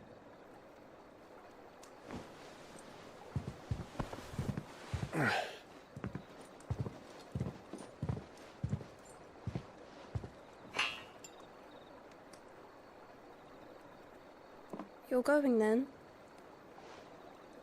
Of course. I'm healed. Thanks to you and your poultices. Will you promise to come back and visit?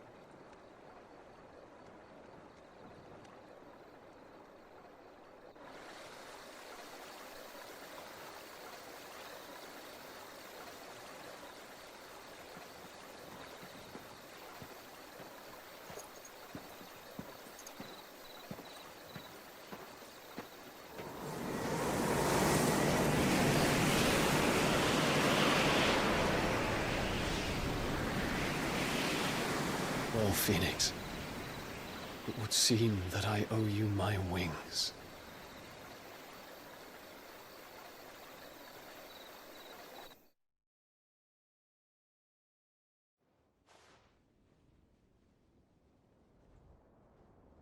Perhaps he can find an answer. You will be returning to Waloed soon, I gather. I see no reason to wait. Then neither do I. I can think of a few, but I doubt they'll stop you. You will take your medicine. Of course, Lady Daya. Set on leaving already, are ya? How long will it take us to get back to Ash? Dunno, about the same amount of time it took us to get here. Maybe less, if your uncle can find someone trustworthy to patch up the Enterprise. All depends on where we're putting into port, mind. Yes. It's not as if we can put ashore wherever we choose. We have to assume that the whole of Ash is hostile, and that we'll be attacked on sight. Then we must find a place they won't think to look. And I have an idea who might know of one. The Professor! I'll go and tell you come in.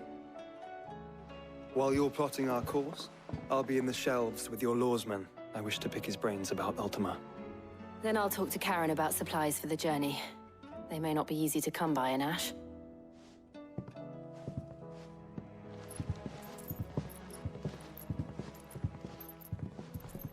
Your brother's body won't take much more of this recklessness. You know that, don't you? I do. Ah, Clive. I was wondering when you'd arrive. Please tell me you've come to take our young prodigy here off my hands. I'm not here for Mid. I need information on Ash. Then why not ask Molly if you can look in one of her ovens? Go on. As soon as the Enterprise is ready, we'll be setting out for Drake's Spine. And we're going to need a safe place to land. Preferably one that won't see my ship blown to shit and splinters. If it were that easy, do you think Waloed would have resisted invasion for so long? Very little is known of Ash, and the information we do have is spotty and outdated. We have the good King Barnabas to thank for that. Waloed's borders have been closed to outsiders since the day he seized the throne. If there is anywhere safe to land, you won't find it on my map. Then tell us what we will find. I'm sure you know better than we do. But no splinters. All right, if it will get you out of my hair. But interrupt me, and it's over. Understood?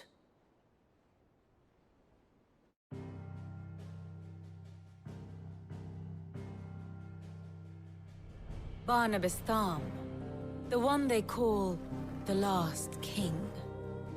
Understand him, and you will understand the kingdom of Waloed. Barnabas was only a boy when he arrived from beyond the southern seas, and barely a man before he united the ragged tribes of Ash. And having unleashed them upon the formidable Veldemark, he set his throne upon the ancient kingdom's ruins.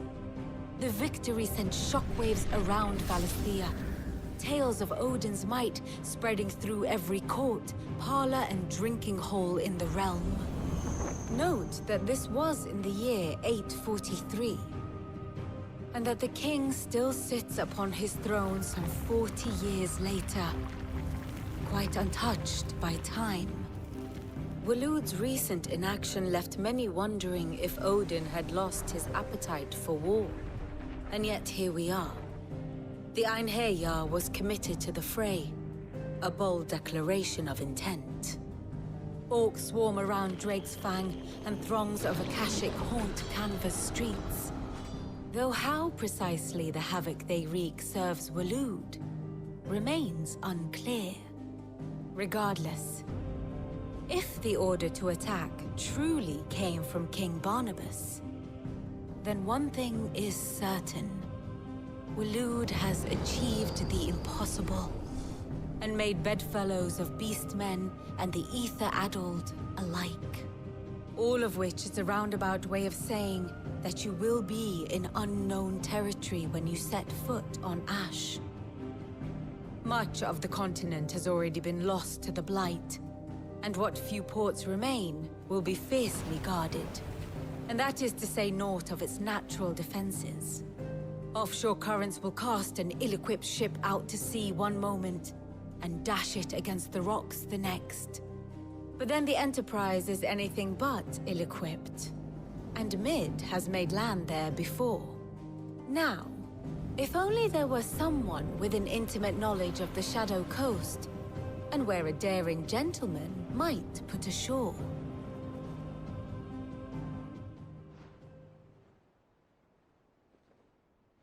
You see, Clive, you had the answer all along. Do you think you can get us back to that beach, Mid? Picked you up from it, didn't I? Not that it were easy. The currents were a right bastard. But then, if it wasn't hard, it wouldn't be worth doing, would it? Well said. Thank you, Lady Vivian. If a few morsels of common knowledge and a sprinkling of tavern talk are worthy of your thanks, I wonder what genuine intelligence might earn me. Probably more visits. Mid, I need everyone in the ale hall now. I'll fetch Joshua from the shelves. Aye, aye, Captain. Clive, you must listen to this. Lawsman, tell him. Do you recall when we spoke before on the divinity of Ultima? Well, it inspired me to delve deeper into the subject. And what I discovered appears to agree with the findings of His Grace. You will recall that my quest to uncover Ultima's origins began with the mural at Phoenix Gate. But while I've always known it to be important, its secrets have heretofore eluded me. Now, however, I believe I know where to find the more complete example, one that will reveal all we seek. Master Clive, have you ever in your travels chanced to hear of the Circle of Malleus? I would think not, if you have. But there was once a time when the faith flourished, the oldest known religion in the Twins, and though its popularity eventually waned on Storm, hints of its dogma remain embedded in more modern faiths such as the Crystalline Orthodox. Wait, you said it waned on Storm. What of Ash? Religious monuments are often torn down or repurposed when new faiths rise to prominence. But if no new faith arose, then perhaps the ancient temples might still stand. And so, you see now why I must accompany you to Waloed. It would appear the past still has much to teach us, though in this case, it would not have been possible without the musings of Moss. To think that you carried a copy of my old mentor's chronicles all along. I am relieved to discover it in good hands. I shall guard it with my life. Joshua, if you're finished here, join me in the ale hall. I need to speak to everyone before we leave. Right away.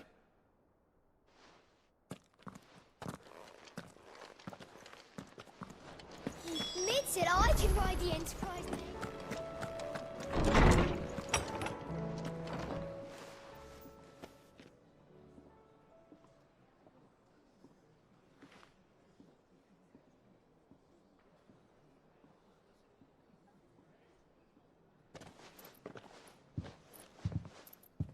My apologies. By now you've all heard where we're going and why. So I won't bother you with the boring details, only the important ones.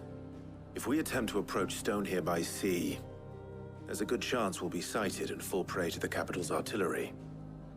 So instead, we'll disembark on the southwest coast and make for Drake's Spine on foot. I say we, but it's highly likely the entirety of Ash is under the rule of Ultima. A large party would only attract unwanted attention, as well as slow our march and require supplies which may be difficult to obtain. Only Joshua and I will be going. And a scout. Preferably a good one. Gav, do you know of any? You bet your ass I do. Might still borrow some of Lady Vivian's maps, though. Just in case, like. Once you've dropped us off at the Shadow Coast, you need to retreat into neutral waters, fly merchant colors, and stay inconspicuous. If you sense any danger at all, you leave us behind and return to Storm. Inconspicuous is my middle name. But like hell am I leaving anyone behind. The ship ain't going nowhere till your scurvy mugs are smiling on deck. Jill, the Enterprise will appear a tempting target for royalists and pirates alike. You're to stop anyone boarding. Don't worry. I'll keep the ship and her crew safe. You'll be needing passage home, after all. But... very well. If there are no questions, I'll see you all at the docks.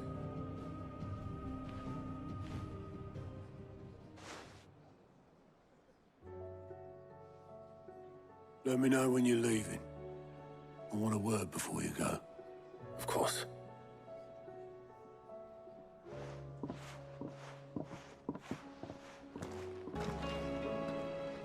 Is something wrong? Not at all.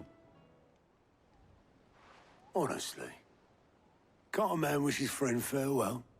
Just wanted to let you know that I'll keep things in order while you're off saving the world. I'll hold you to that.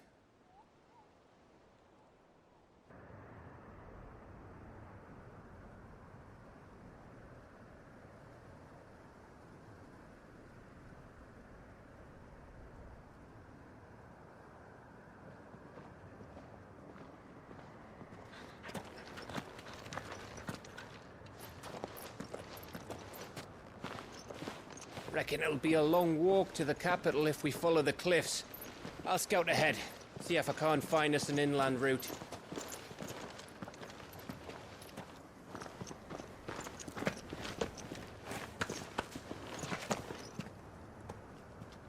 Clive.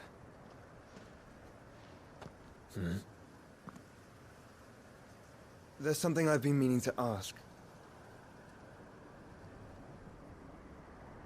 You took her Eikon, didn't you? Yes, I did. She understood.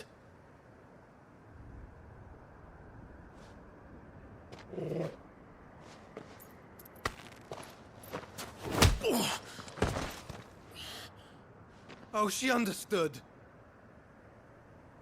Understood that you decided to save the world all on your own, and that you'd die without her power. How dare you make her choose? You knew damn well she'd never refuse you. But I will. You can't keep pushing us away, Clive. The world is ours to save, not yours.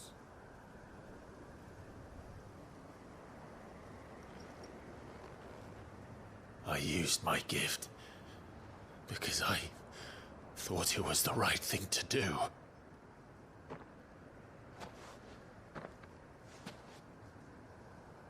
And you truly believe this will save you? Will save us all? I do.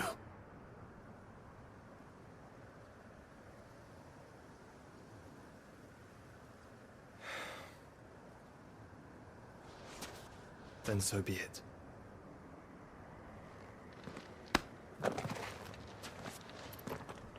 Just don't forget, you're not alone.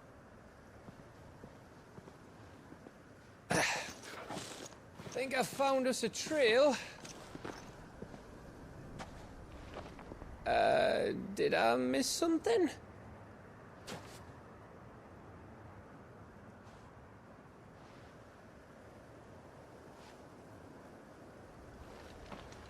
Only that Joshua didn't. I don't get it.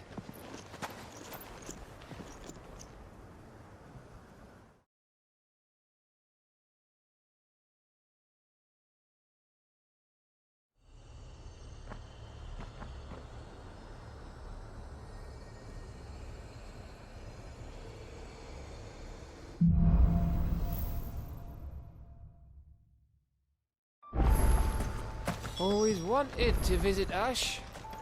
We're in Waluda territory now. Don't expect a warm welcome. Oh, I don't know, Clive.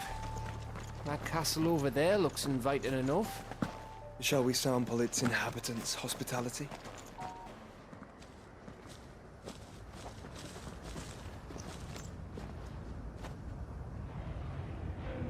Aye, aye.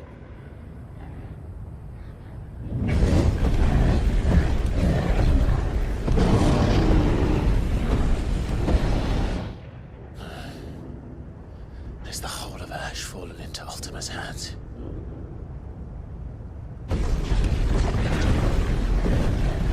That's no peace delegation. We should send a warning to the others. No. My uncle will have an eye on the coast. I trust he'll find a way to entertain any uninvited guests. Our mark is Drake's Spine, and there's a lot of road between us and it. We press on to Stone here. Aye, you never know. It might not be a nest of slabbering monsters.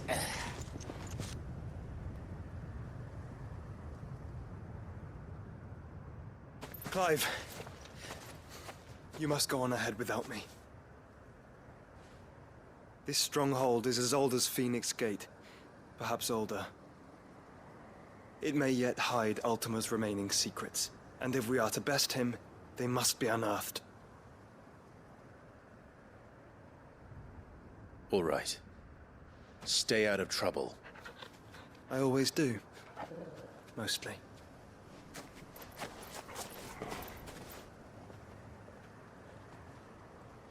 You sure about this? About leaving my brother on his own. Of course. Mostly.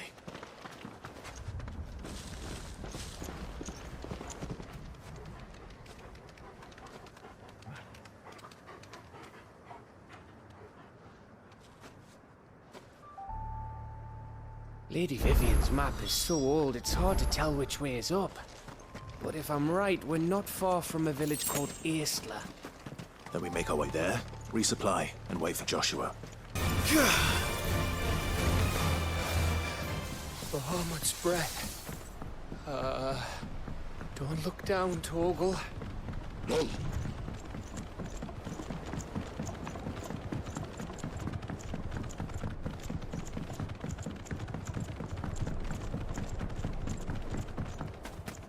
That must be Aistla.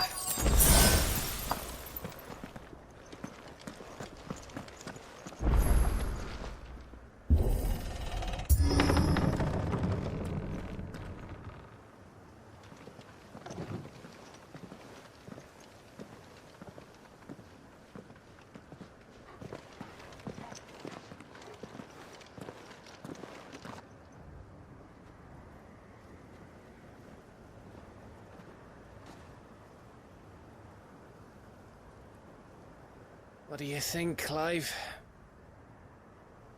Then we're too late.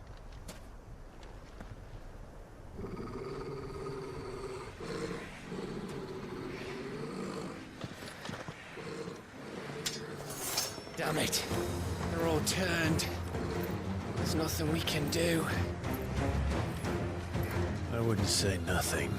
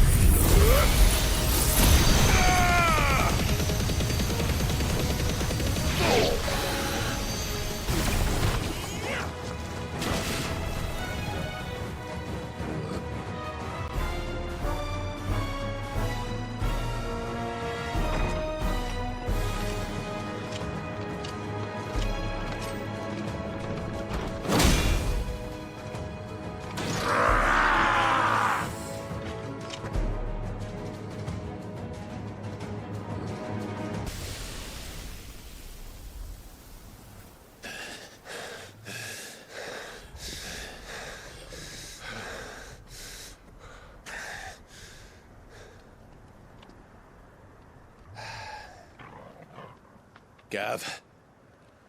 Gav! Don't tell me there's more of the bastards. Oh, fuck.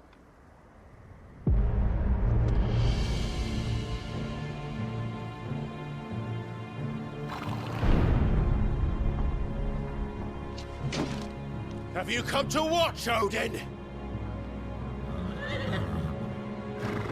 Bound for Stonehill. Good. My master awaits you in the capital, though I cannot allow you to attend him in your present state. And how are you going to stop us? Why, with this!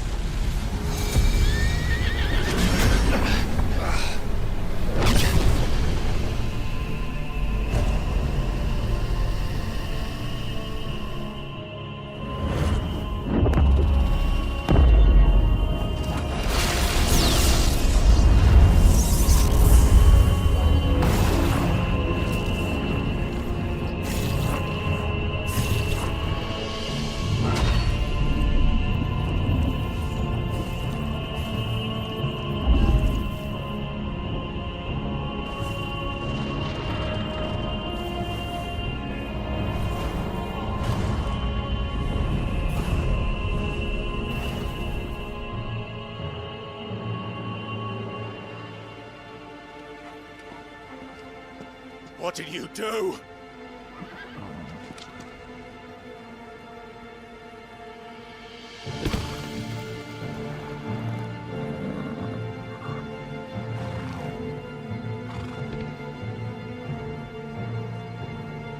If the vessel would see the path opened, it has but to ask.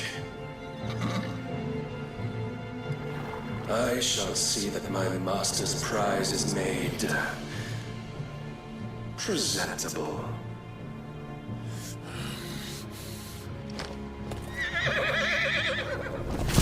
Shit! No!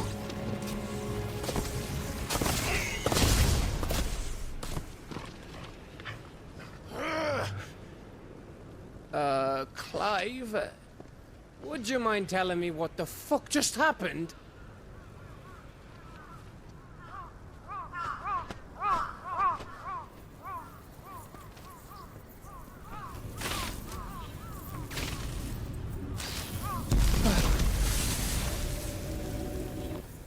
Oh, you've got to be. How are we supposed to get through that? We seek an audience with the king. If His Majesty wants me to come and ask him, then that is exactly what I'll do. Before you go practicing your petition, we don't even know where the fucker went. How about we cool our heads and think this through, eh?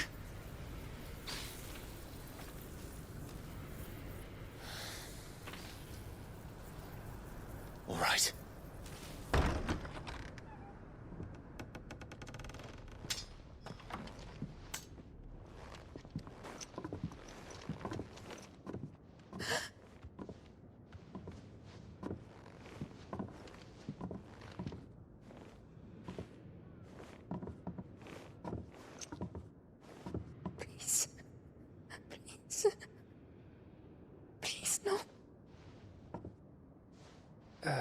Miss.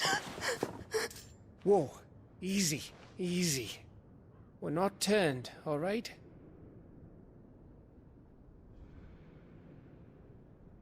Who?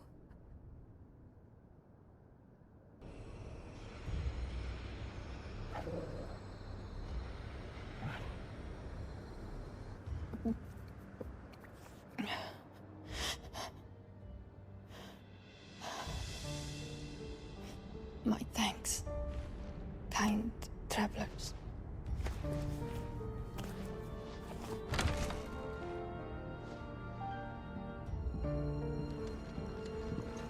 Edda, forgive me for asking, but what went on here?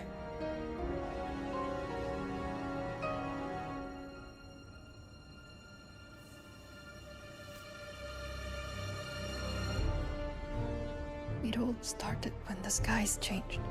The elders said it was the Archduke. One by one, people went mad. Minds taken by the ether. Till only I remained. By then, I was too far along to run. And then the nights came. And I didn't know what to do.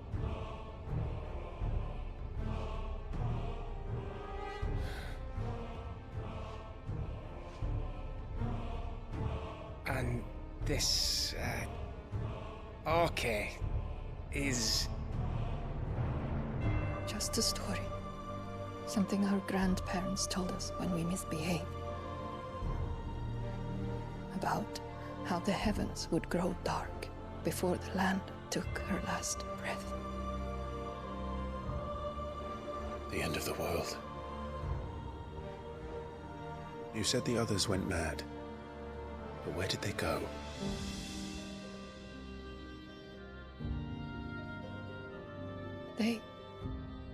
They all left. Drawn east to the tower, to reverie. The elders, the healer, the blacksmith, my husband.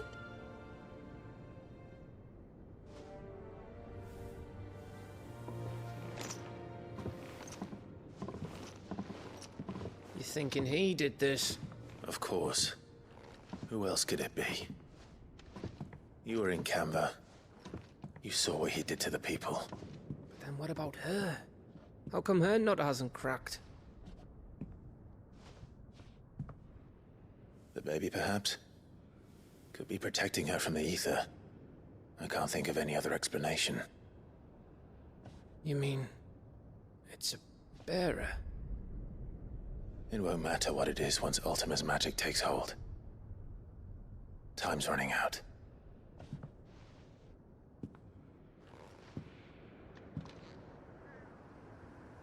This tower.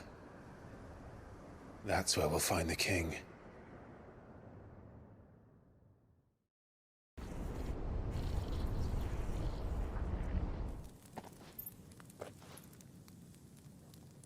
I knew it. It's the same as Phoenix Gate.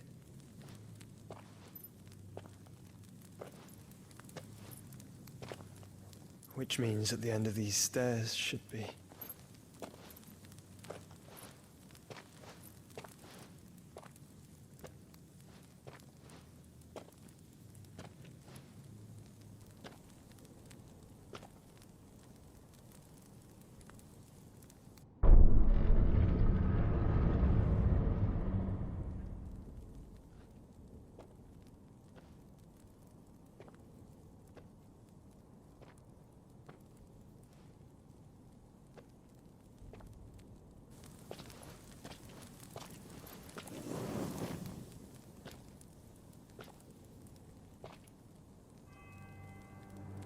The mural is complete.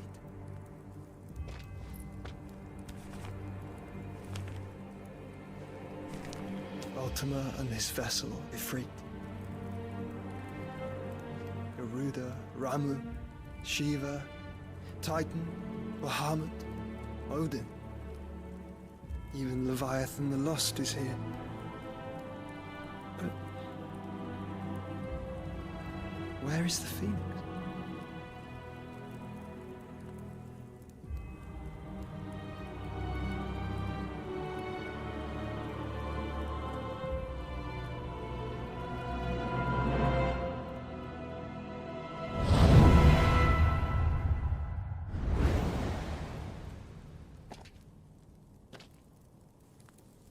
By the Founder.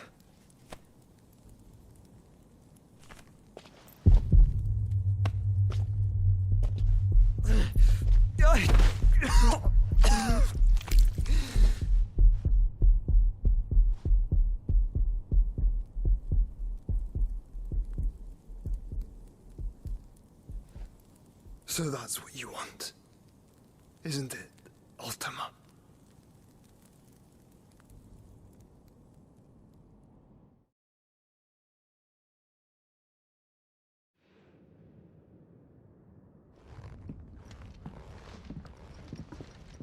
So that's how it's gonna be then? I'm not asking, Gav. I need you to stay with Edda. What? I must do this alone. If I don't return, you're to find Joshua and make for the Enterprise. Understood? Aye.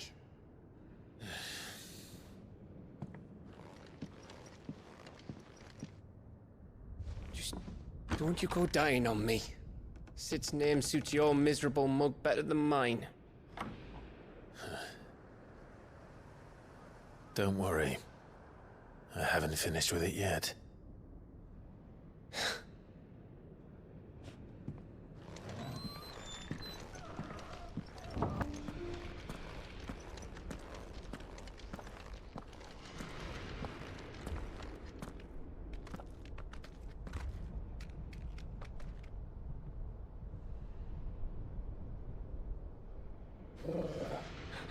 This is it, boy.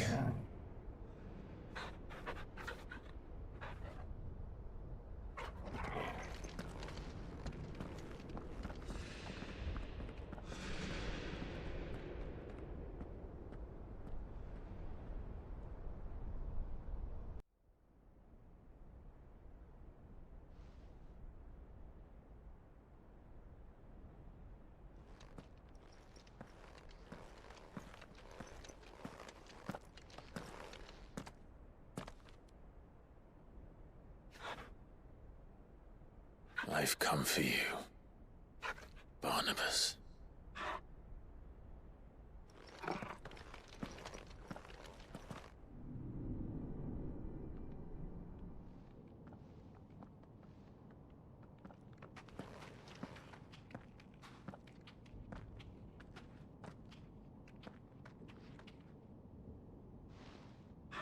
Stay close, Torgal.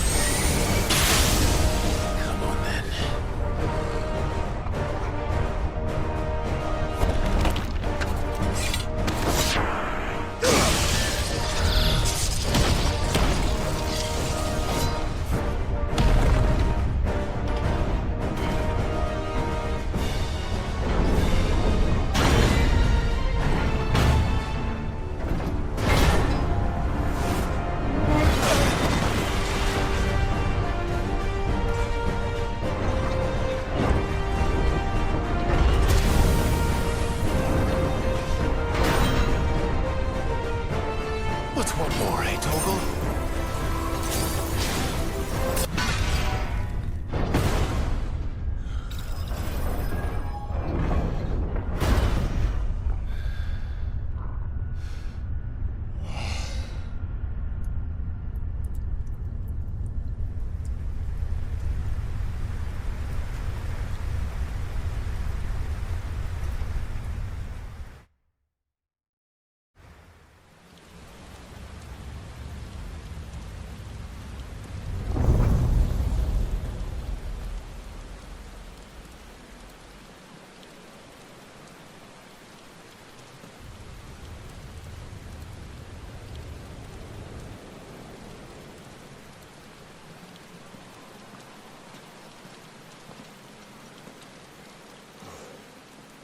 Almost there.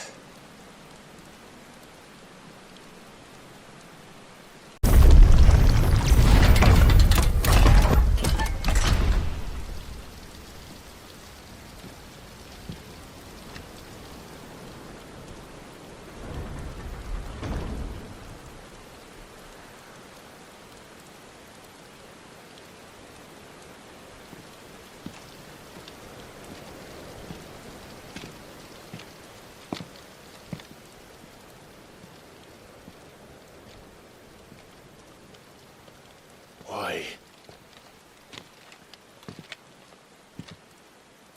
The blade must ever feed if her edge is to remain keen. Butcher. What care you for these worthless creatures? They are nothing. Weak from the moment of their conception, ever longing for power not theirs to command, they turn unfailingly upon themselves. Like sheep, they roam in filthy flocks, eager to trample those few gifted a fleece of gold. Or that they might feel contentment with their pitiful existence. Prejudice and persecution, severance and strife, every earthly wrong springs from the malice in men's hearts. Malice born of the pain and suffering that is free will. Its corruption is gnawed at your being from the very moment of your birth. You're wrong. It is no corruption. It is who I am. Every choice I make, right or wrong, gives me reason to carry on. And carry on I shall. Not as a puppet, but as a man. Which are you? There was a time I too thought those the only choices. What? Long ago, God granted man the gift of magic. And with that gift did he build great civilizations. Yet over time, man lost sight of the gift's true meaning, stepping from the path of shared prosperity to one of avarice. He abandoned his creator for sword and flame, and through his folly, beckoned the blight. Yet, there were those few who refused to turn their eyes from the heavens, and they prayed to God that he might lead them back to righteousness. And the Lord, he did answer. Before the worthy shall the gates of paradise open. And so did I spread my arms to the ether, and cast my soul upon its gentle waters. I gave myself unto him.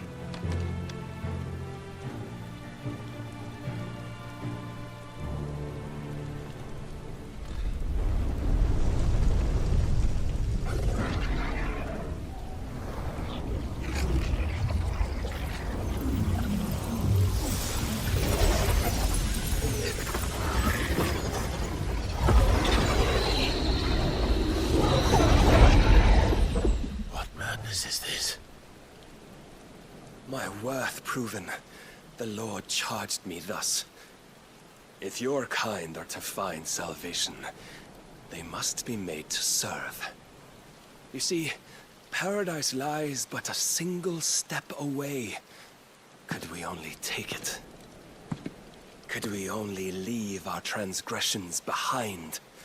For none save the pure of heart and mind may set foot in the new world. I will save us.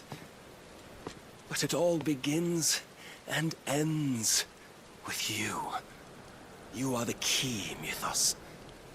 And with this humble offering, shall I prove my faith once more. So you forsook your kingdom. You forsook yourself to serve. Tell me, how is that living?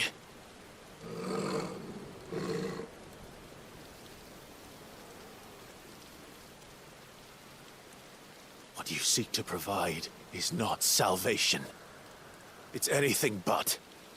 Life is about always having a choice.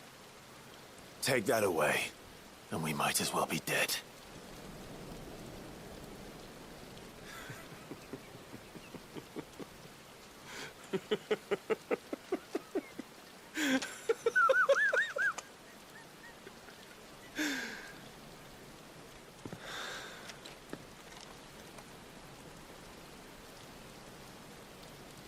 Very well. Come then. Show us the strength of your will. It's not the strength of my will that should worry you, but the weakness of yours.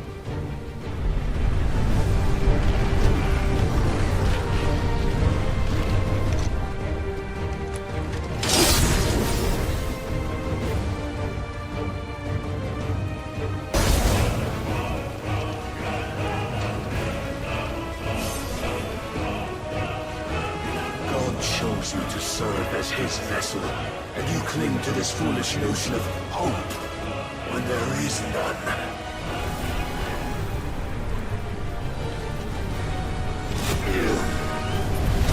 Fuck!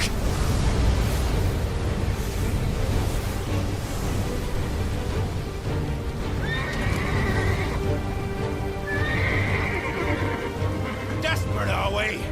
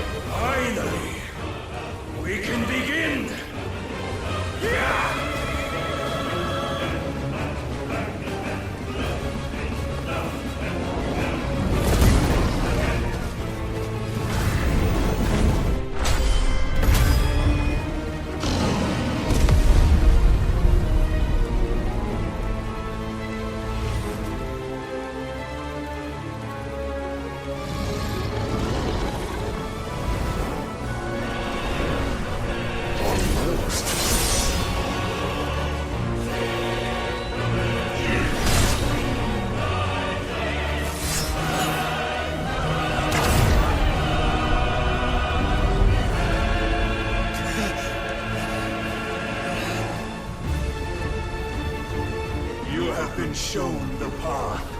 Now you must follow it. Free yourself, Mythos. You will not defeat me otherwise. We'll see. But I cannot be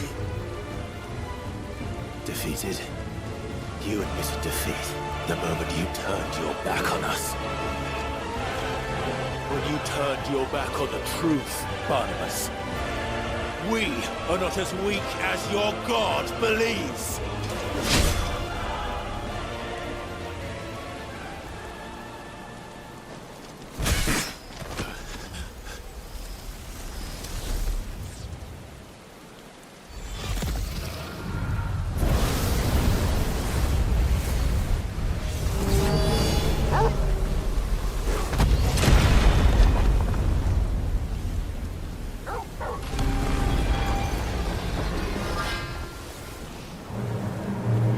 damn it.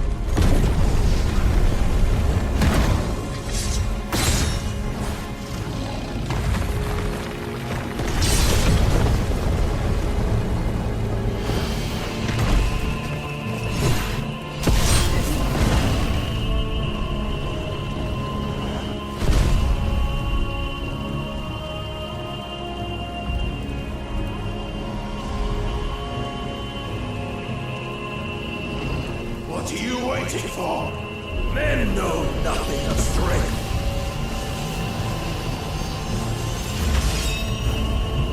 But you will.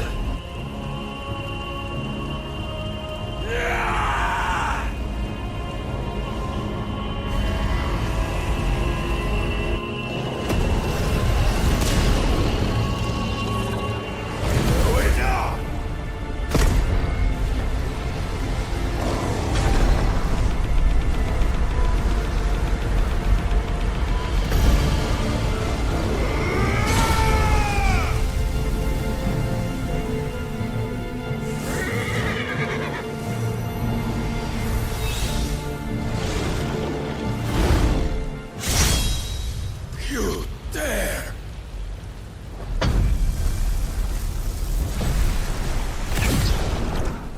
Could it be you have made a weapon of your weakness? My apologies.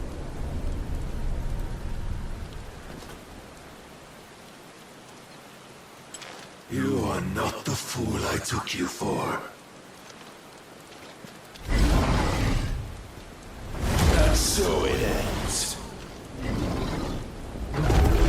No!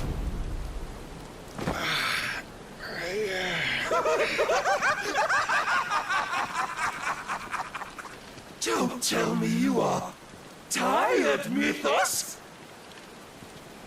Your stubborn defiance has stirred my long-becalmed heart, filling it with a joy that I have not known for generations! I had thought the tantalizing kiss of self-indulgence a dream forever out of reach. And now that its sweet ruin courses through my veins, I shall not be quick to relinquish it. Show me your work, Mythos, that I might revel in it!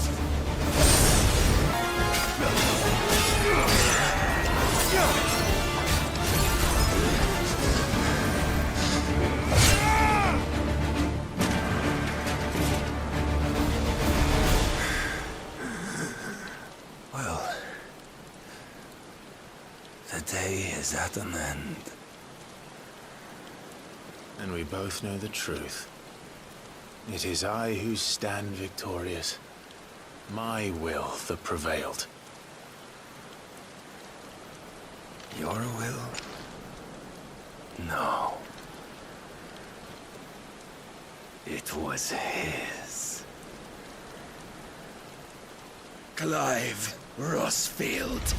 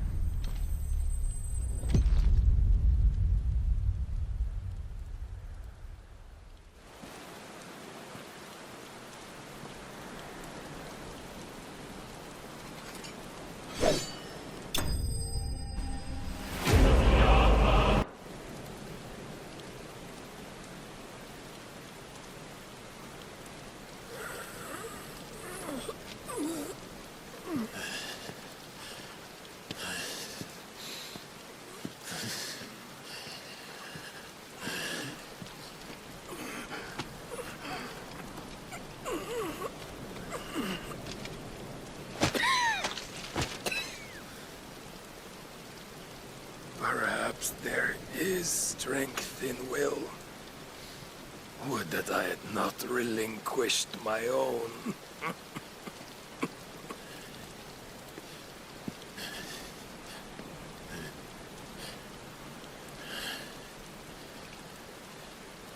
You relinquished nothing.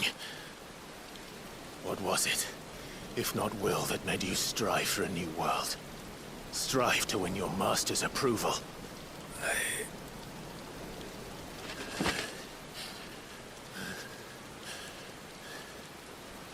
You were shown a fantasy, and you chose to believe it.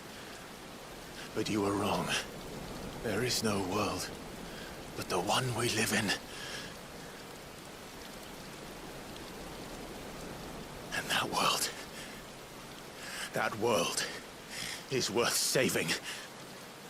Even if it means killing a god.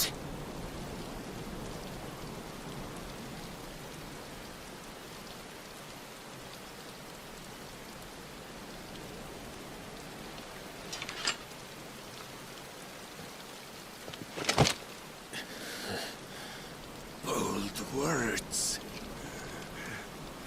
From one who has served the Lord so well. This is pointless.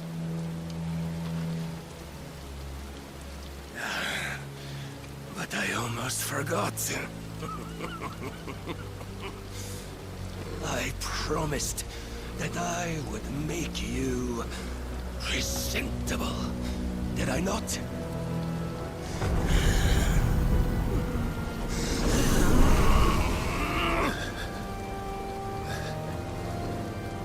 We shall fulfill our destinies. Just as the Lord's Mother Crystals have fulfilled theirs. Come, Clive Rosfield. Take what is rightfully yours. Become one with God.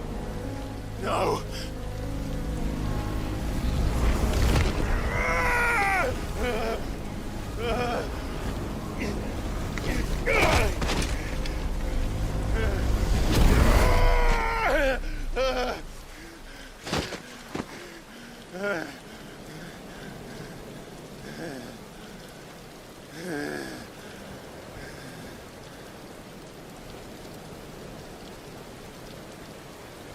At long last, salvation. I'm coming home. Mother.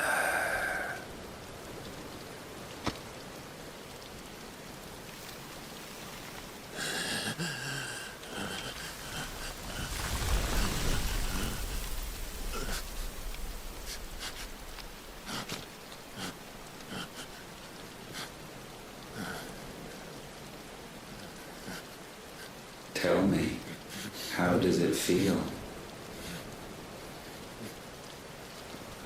Show yourself! Face me!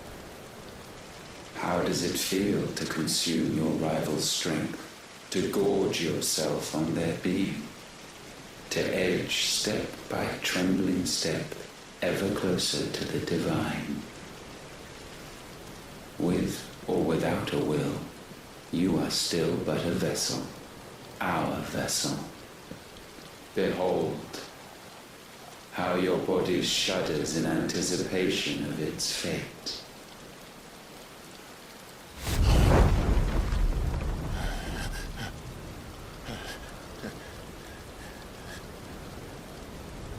Oh, it's not yours yet. No. Come then, O wayward child. We shall await you upon the back of the first worm. There all shall end and begin again.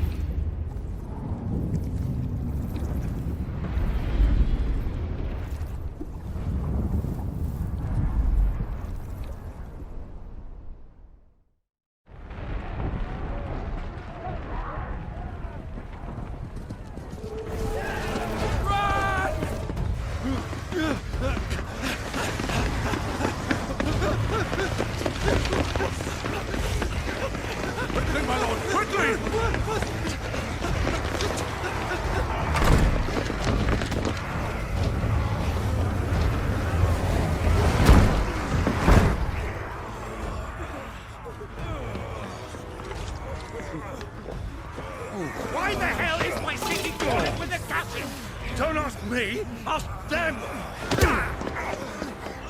Since when was Eikon one to hide when there was a fight to be had? Since they stripped me of my rank and banished me from the battlefield.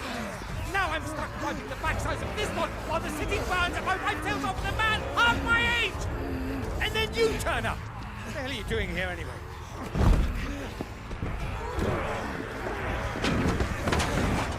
What indeed? The enemy numbers 200,000 or more, counting yours. There are simply not enough soldiers garrisoned in the capital to repel an army of that size.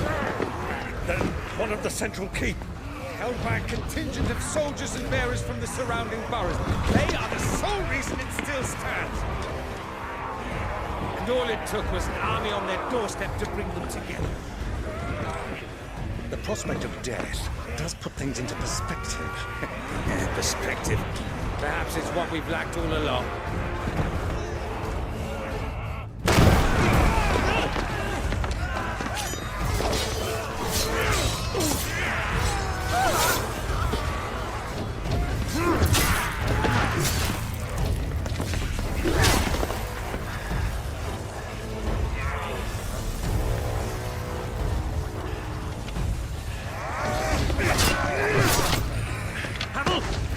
Lend me some of your best men, preferably all of them.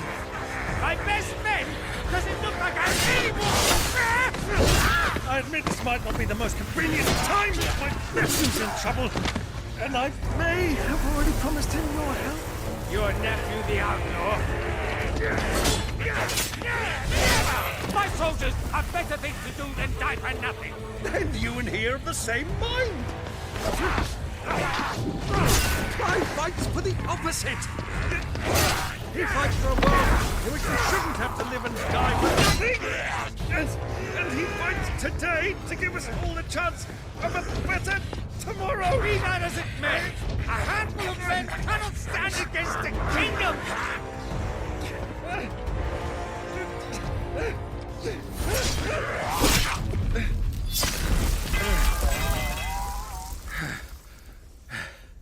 Then mayhap they are the wrong men.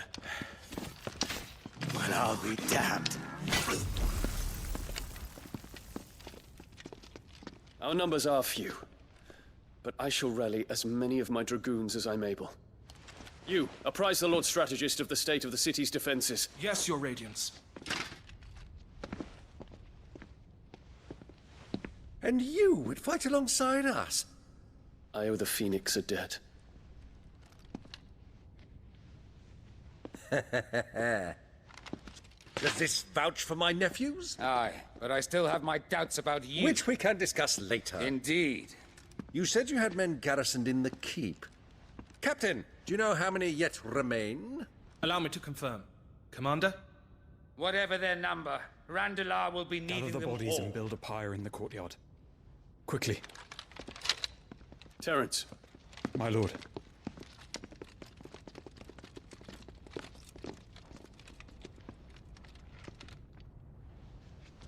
You will find a girl there. A girl? We are in the middle of a war. I owe her my life, and I always pay my debts. You are to see that she is provided for. Dion, I cannot leave. But you shall. If I'm ever to be worthy of the forgiveness of our people, then I must earn it. And I must earn it by my hand, and my hand alone. Know that I do not ask this lightly. And know that I will do it.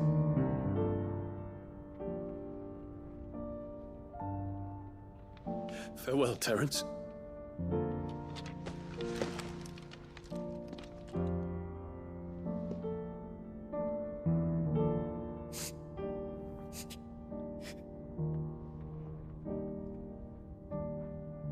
Farewell, my prince.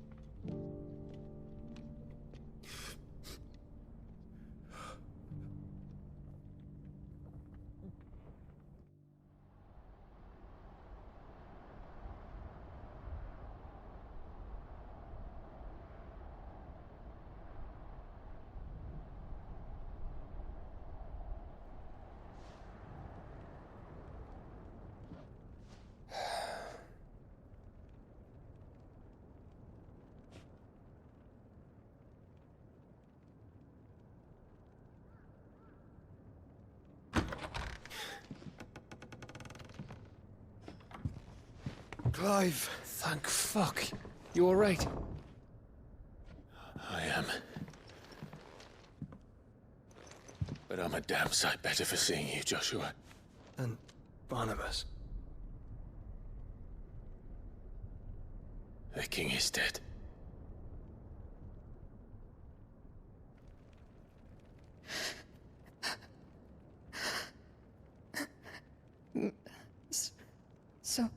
So they're all...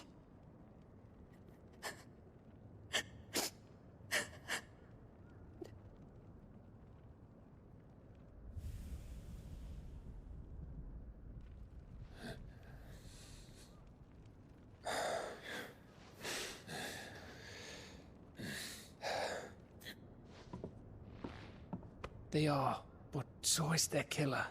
He can't hurt anyone anymore. You're safe.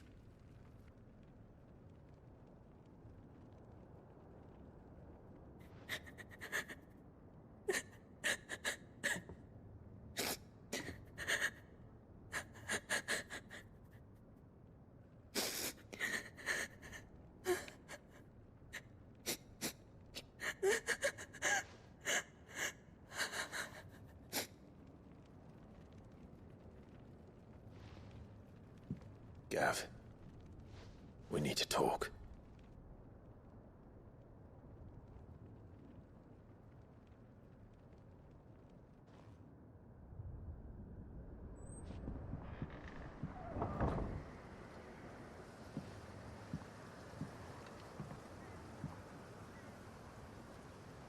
I'm sorry, Clive. You know I want nothing more than to go with you. I do. But I'm glad you're heading back to the Enterprise nonetheless. And not just for Edda's sake. Our people need to know what happened here. You can count on me. As can she, I hope. Thank you, me lords.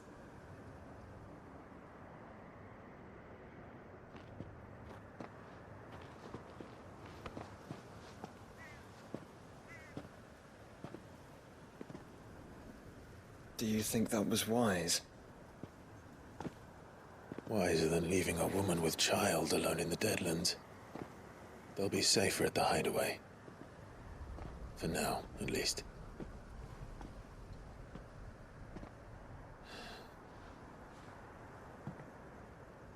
This land is overrun with Akashic. The king himself was long turned, albeit by choice.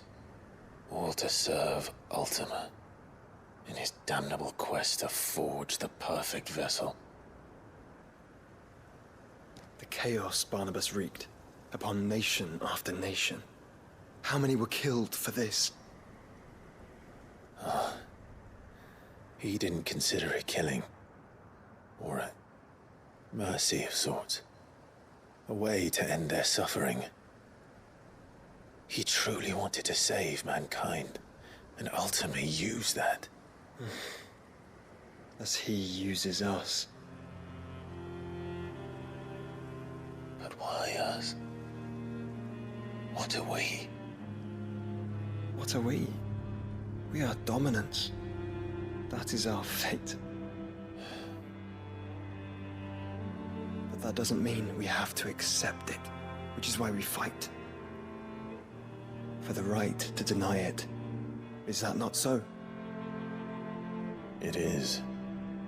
For our sins.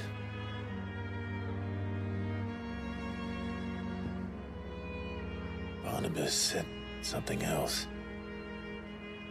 That the Mother Crystals were Ultimas. Ultimas? Are you certain? We know that the Mother Crystals have been leading the land of Ether. And we also know that it's this which hastens the spread of the Blight. But what I cannot fathom is what Ultima stands to gain from that. What did you find at the Stronghold? The truth about Ultima's prize. For so long, I believed it to be you, and you alone. Yet, it is not merely Ifrit that he desires, but Ifrit and Phoenix both. That which we became in the skies over Twinside.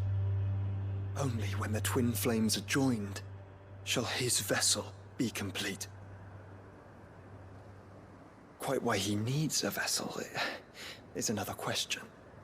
Unless there is something he cannot achieve without one. Something his immaterial form precludes.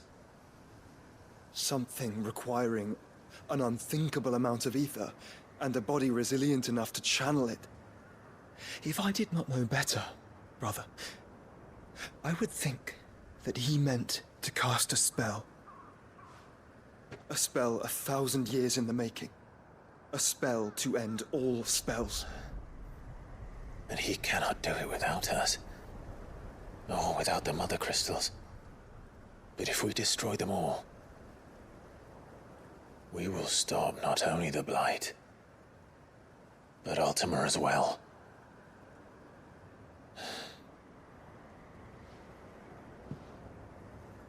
We stick to the plan then. Only this time, we face him together. Well, it's a long walk to Stone here. Let's not keep Ultima waiting.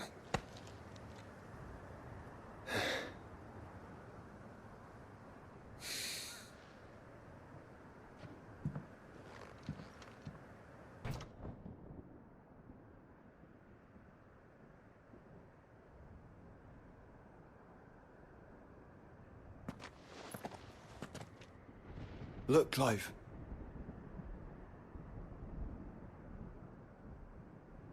By the Founder, the place is a fortress.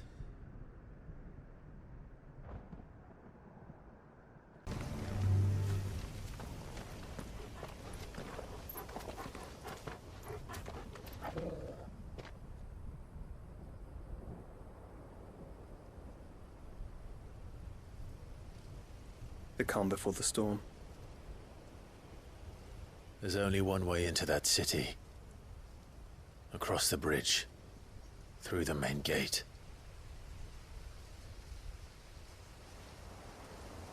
Right into the midst of whatever is left of the late King's army.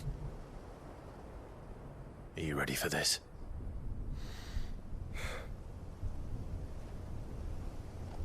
As ready as I'll ever be.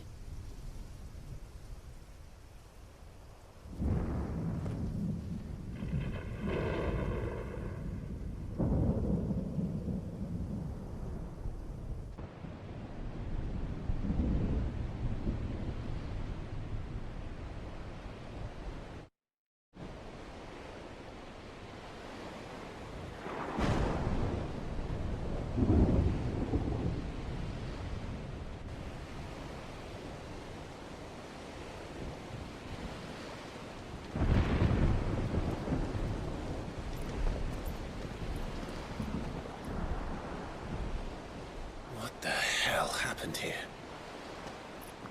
I dare not think. Stroke of good fortune, perhaps?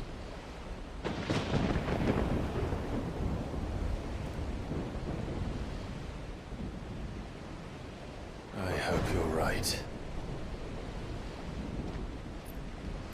So do I.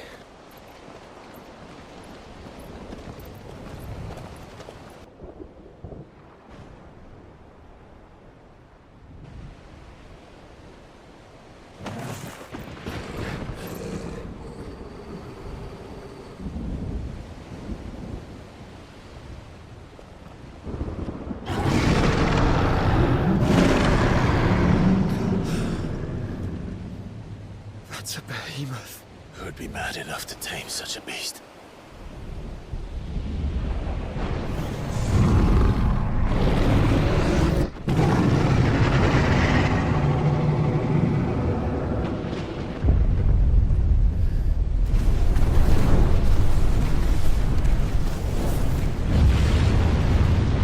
Stand back.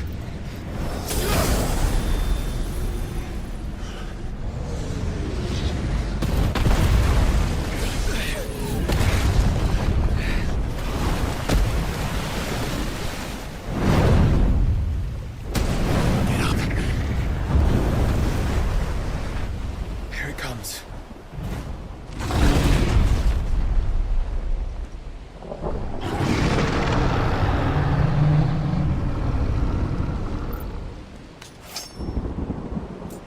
Well, what are we waiting for?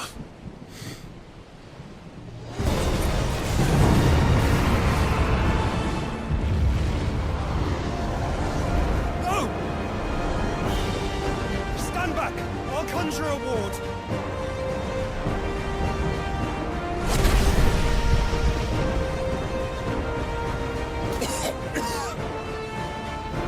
Joshua!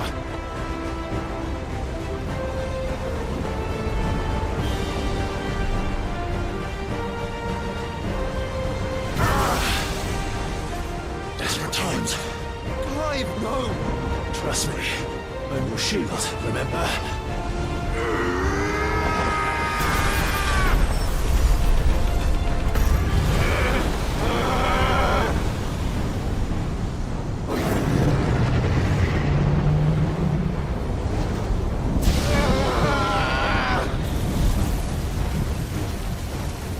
I think this might be a job for Ifrit! And why would you turn to him, brother?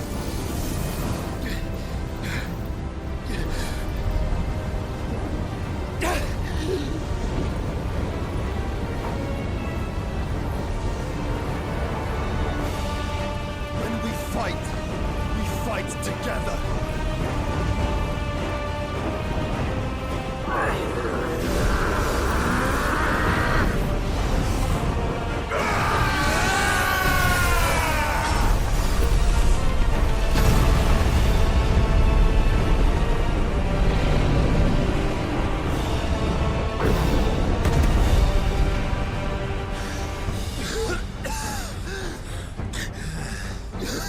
That wasn't too bad.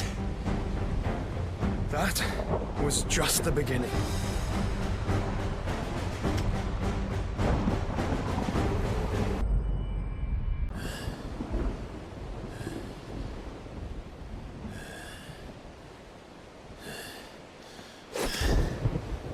Quickly, before we're cut off for good.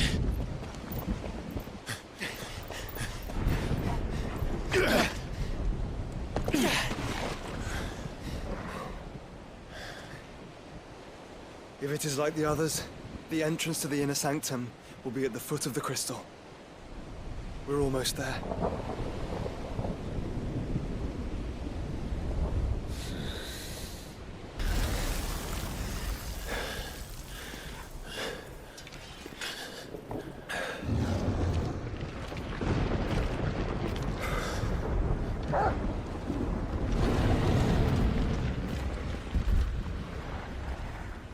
There's no end to them.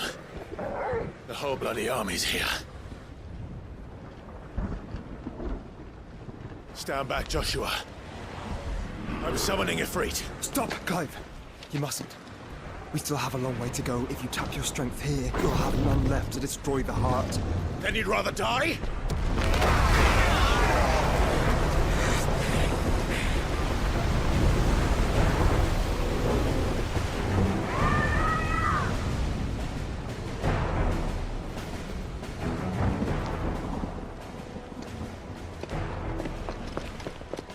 Jill!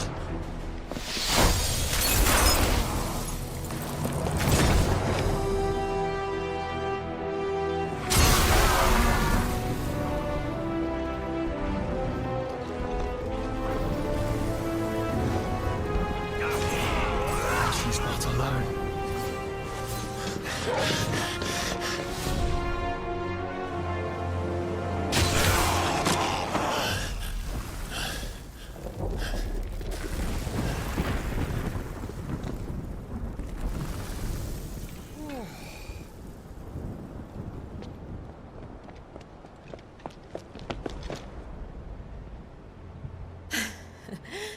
Surprised to see us.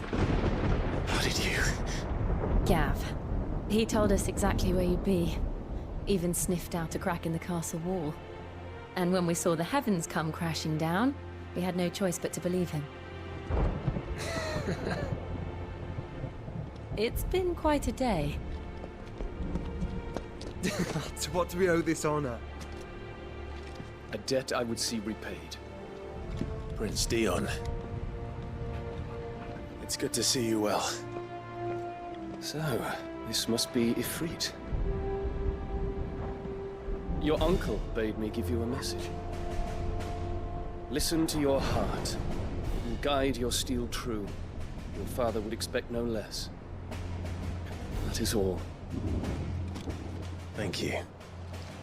For everything, Your Highness. Dion, please. You do realize the only thing we've freed so far is this wall from its foundations, right? Now, if your lord and ladyship's quite finished... Well said, Gav. We have work to do.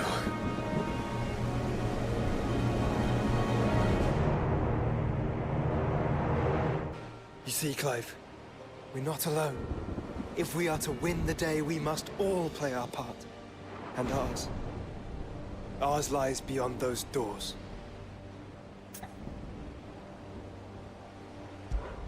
We fought long and hard for this moment. Sid's dream, our dream, is within our grasp. We need only endure this final trial, and we shall. Together.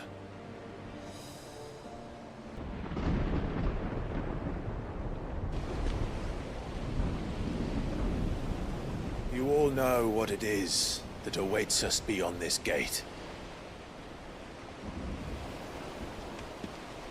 And we shall face it together. Aye.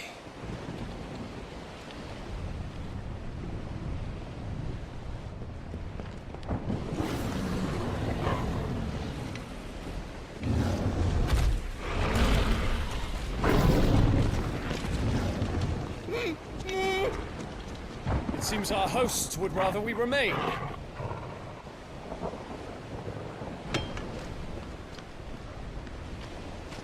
I will stay them. We will stay them. Go! Just don't keep us waiting. Thank you.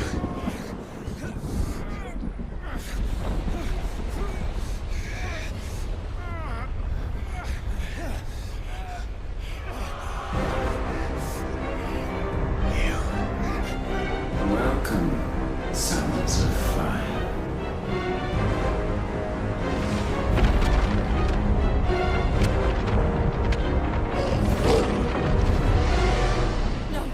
No!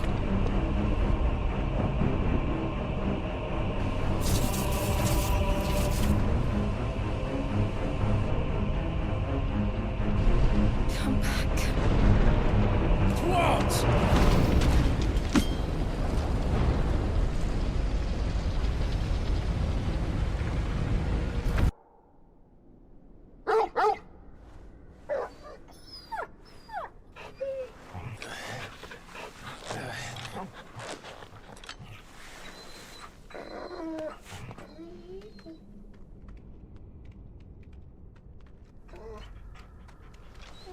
Joshua! Joshua! Wake up! Clive, is that you?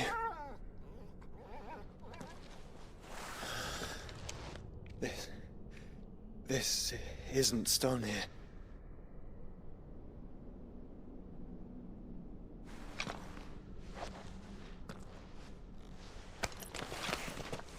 Welcome to our darkness. A rift between worlds wherein your kind might reflect. Show yourself! Grave and many are the sins of man. And we would have you know them. All of them. As fate has seen fit to deliver you home, consider this our welcoming gift.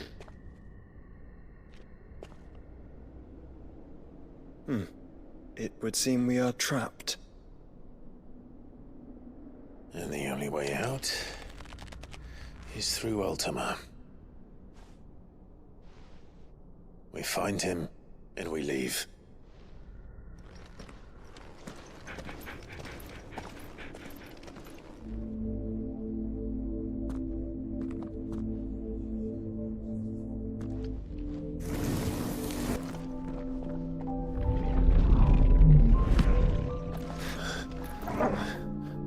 If you are to comprehend the full extent of your transgressions, we must go back to the beginning. When the world was still young, we visited upon it a miracle, magic, and in its light did all life flourish.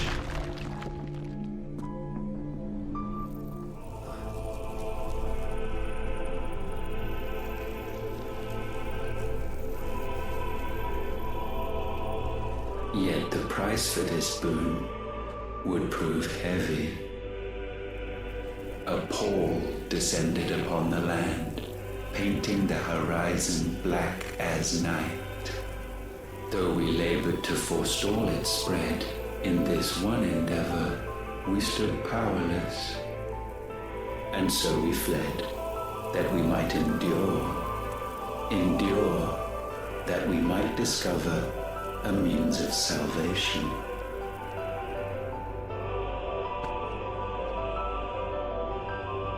What if it was magic that caused the blight?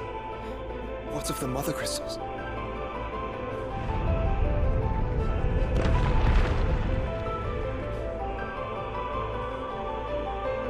I expect he'll tell us soon enough.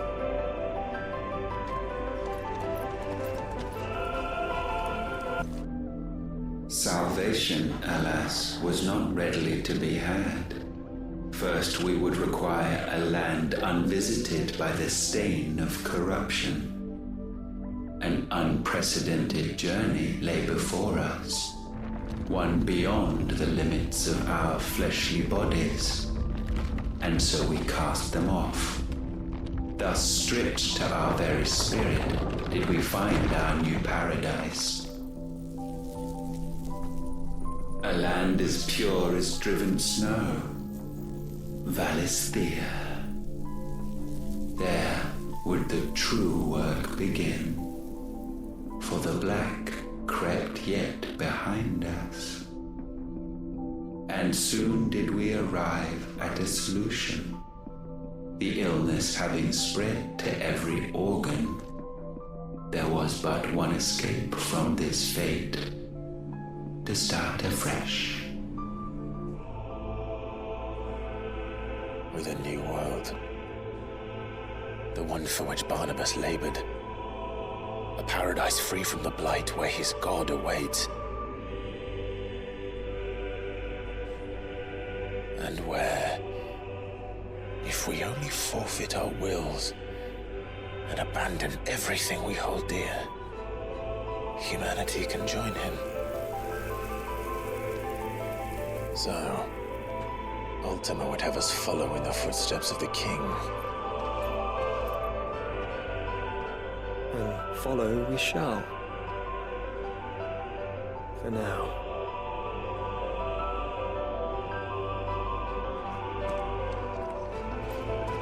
To forge a new world would require not only power, but a constitution strong enough to wield it. Acquiring the first would be simple. Untouched by the blight, Valisthea was replete with ether, and we had only to place jewels in her crown to claim it. Acquiring the second, however, demanded creativity. And so I cast forth the seeds of humanity. You created us. Is that not what gods do? We sowed the seeds for you, Muthos, all that you might one day blossom. And our future thus secured, we thought to slumber, though that would prove a grave mistake. For it was as we slept that man committed his greatest sin. He awoke. Alone in a world bereft of his god's radiance, he stumbled blindly, desperate for guidance. Finding no light, he sought to kindle his own. And from that single errant impulse was his will born. Having discovered himself at last, man turned his eyes inward and found he desired evermore that which only magic might afford. So wars were waged and brothers slain for custody over that dwindling resource, and the land, she wept tears of black.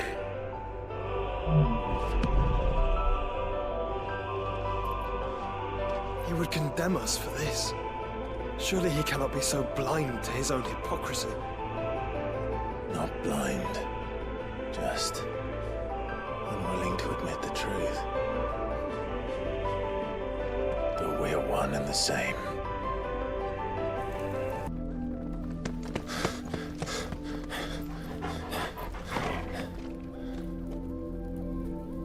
Is that Ifrit, or what's left of him? Long have our ashes lain cold for want of a spark. Cast your eyes upon them and see what you must become.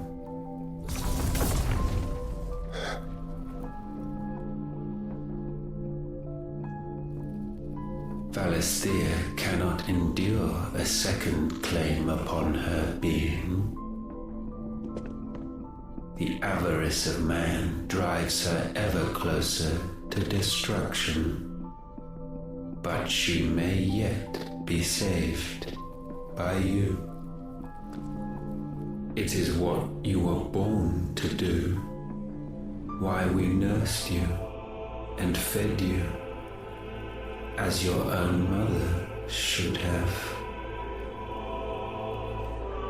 And now that you are fully grown, our Muthos, it is time at last for you to serve your purpose. To right your wrongs. If our sin is wanting to survive, then you are as marked by it as we are. The fault is yours. Our wills were born because you abandoned us. And now, you would have us forfeit them. All for a place in your new paradise. Do you imagine yourselves worthy of one? Mankind has no place in our world. Is this truly so difficult to comprehend? We only ever require you, Muthos, when the time comes to bid this wretched realm farewell. None shall follow, none shall remain. What do you mean, none? This is our world. Once the land's rebirth is complete, humanity will have served its purpose. Why would we continue to suffer that which has caused us so much vexation? Because the land doesn't belong to you. It belongs to us all!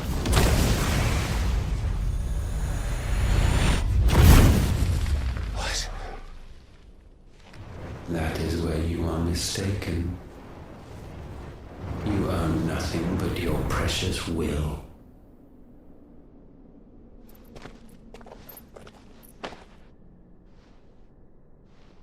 Brother.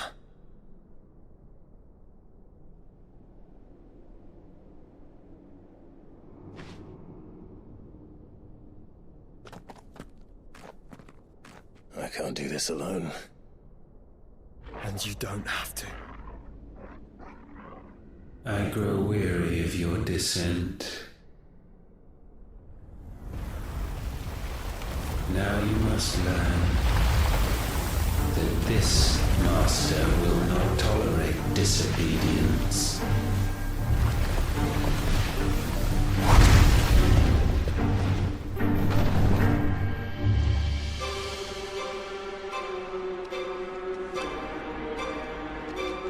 My friends, my family.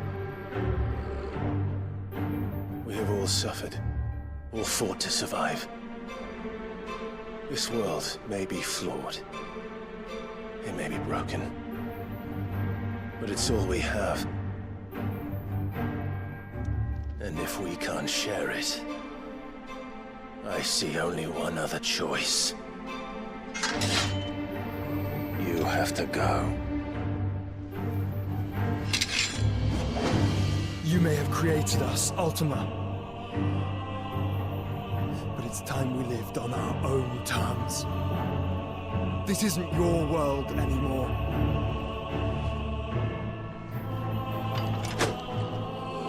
It's ours.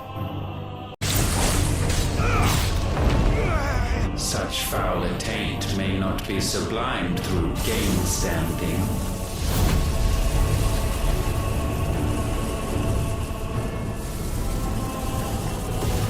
Only with heads hung low is penance paid.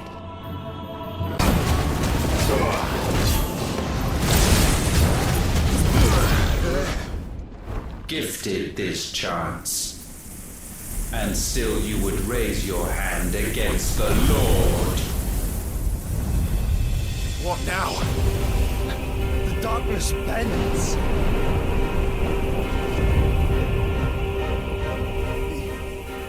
He means to end us. It wouldn't be the first time. But let's make it his last.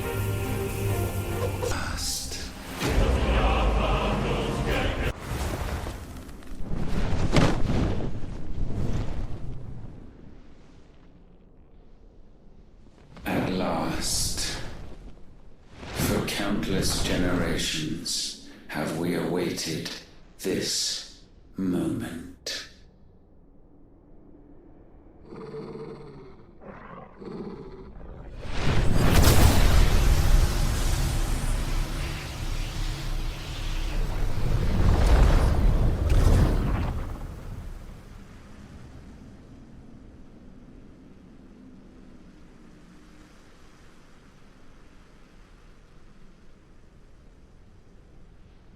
Your struggles have made you strong, yet your soul remains heavy with sin.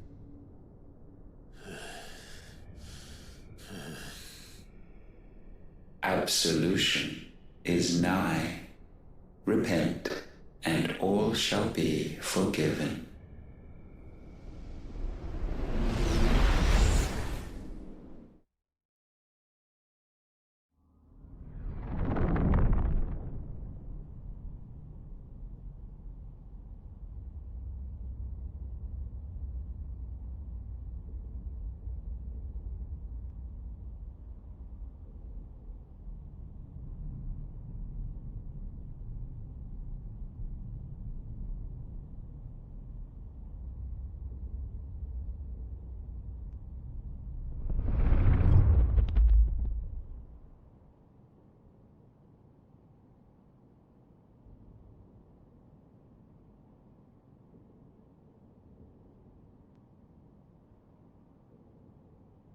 Tell me, Clive, how many lives have you saved since taking my name?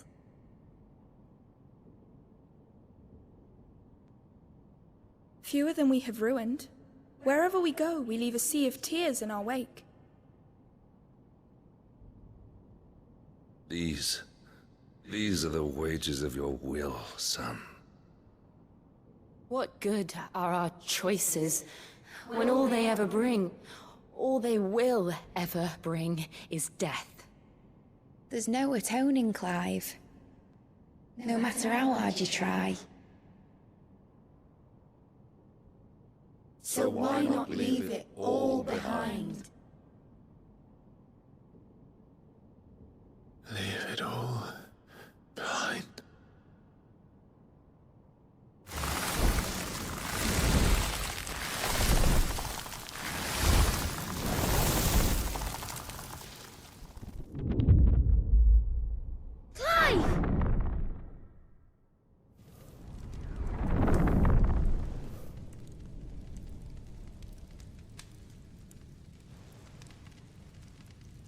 Please, won't somebody save me?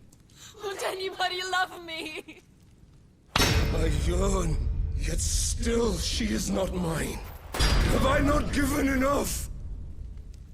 From will is born desire, and it is this which consumes you, rendering you incomplete. Do you not see how the world bends and warps under the weight of your hungering hearts?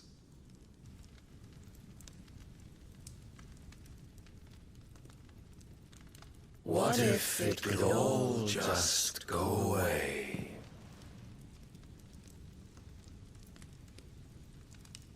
Just go away.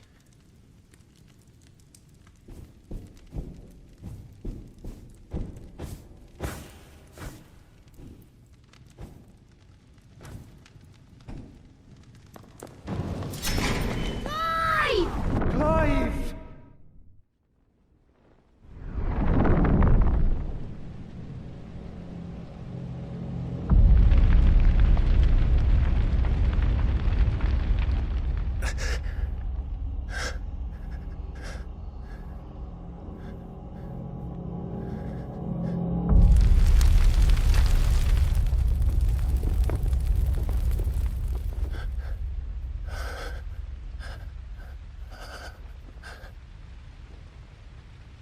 None of this is real.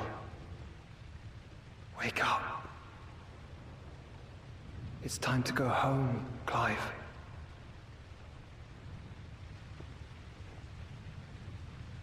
Clive.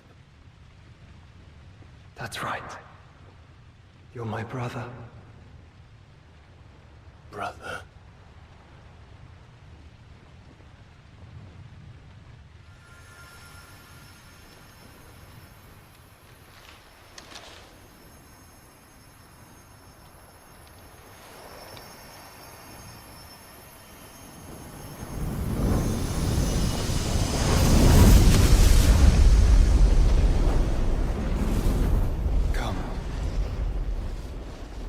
Remember who you are. Clive.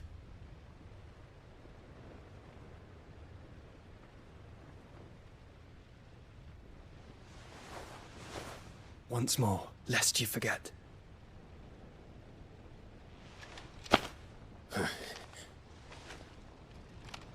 My name is Clive. Clive Rosfield. Look, Ultima.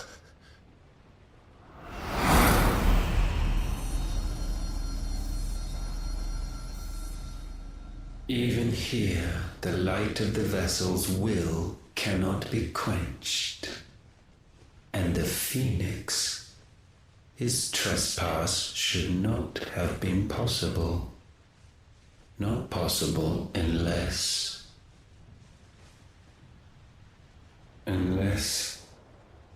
he has been with Mythos all along.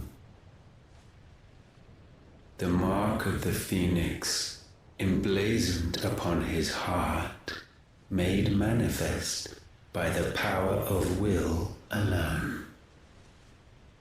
The power of creation. Can it be? Are their wills truly so potent? Are you still talking?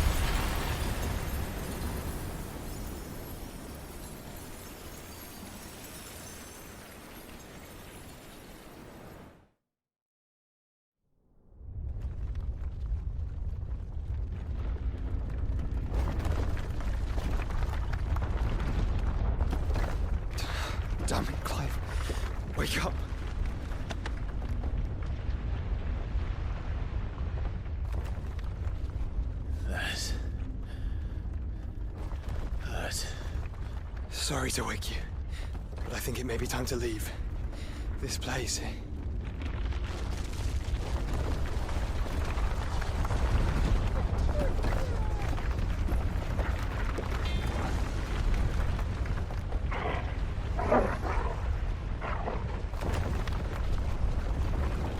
And once again does my creation stray from the path laid before it.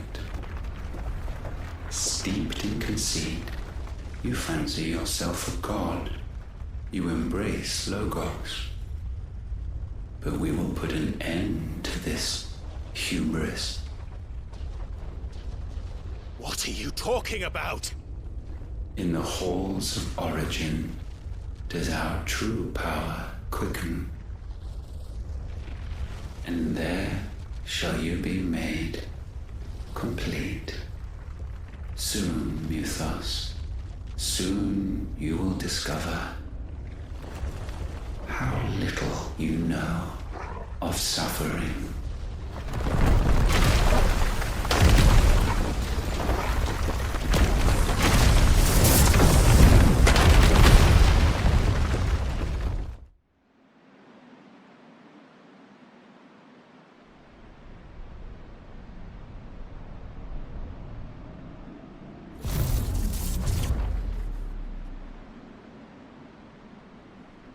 And so the crystals are no more. Yet in their silence, a new song rings. Its chorus building, a crescendo as it enters its final movement, stirring those long aslumber to waking. And back to their origin.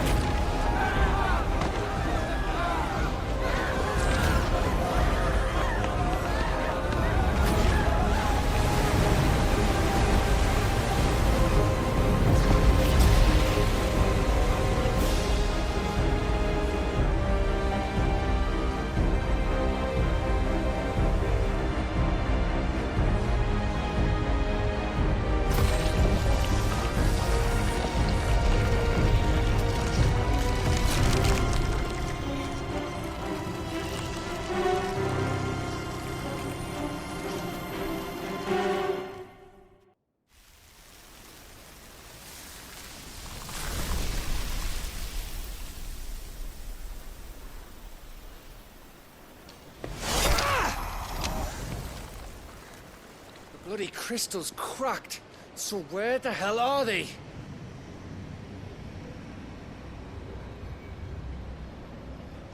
Oh, fuck me.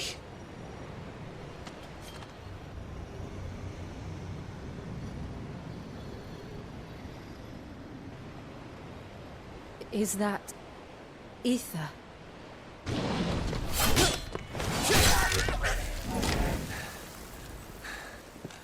What in good Grieger's name is going on?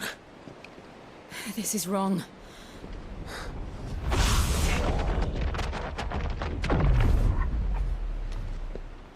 Are we back? Clive! Joshua! Jill!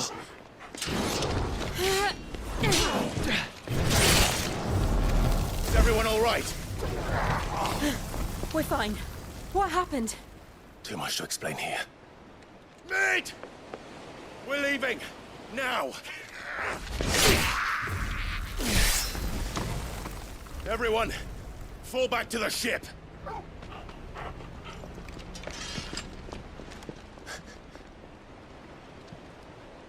I will be with you anon. Thank you.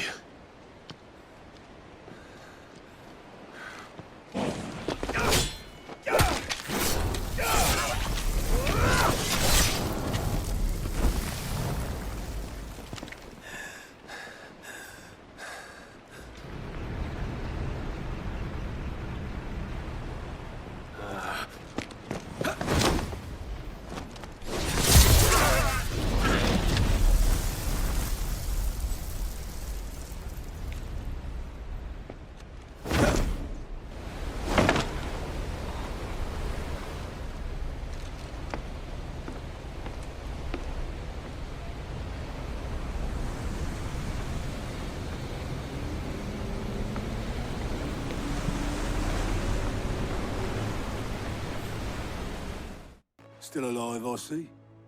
Something tells me that eyesore on the horizon is your doing.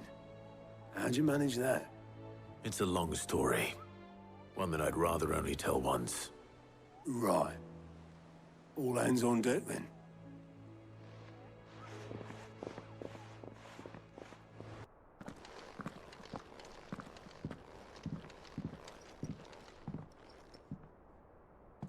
Is this everyone?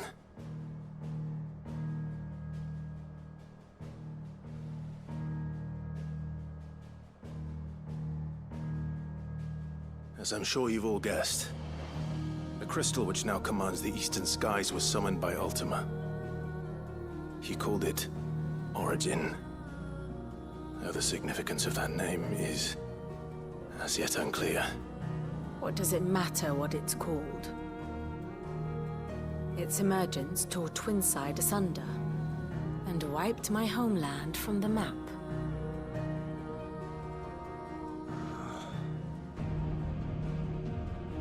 Mention of the Dominion spires can be found in the oldest of Valisthean records.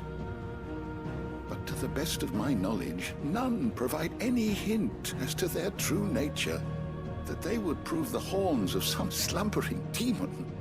Well... The Dominion's demise was at least quick. Elsewhere, the Republican army cannot hope to contain the chaos engulfing Randalar. Canberra is in flames, and the Empire... Our allies are crying out for answers. I've sent the Cursebreakers to give them what assurances we can, but right now that amounts to fuck all. They wouldn't be able to stop what the skies have started in any case. People here and across the realm grow sicker with every passing day. Could it be that this new Mother Crystal is like the others? That it draws upon the land's ether? It certainly looked that way from stone here. If that were true, it would explain the hastening spread of the Blight since the crystal's appearance. Would it not? And as the land's ether slowly rises to the surface, it pools, corrupting all who cannot channel its energies. Archay above, ether floods below, and in the middle, here we languish, hopelessly entrapped.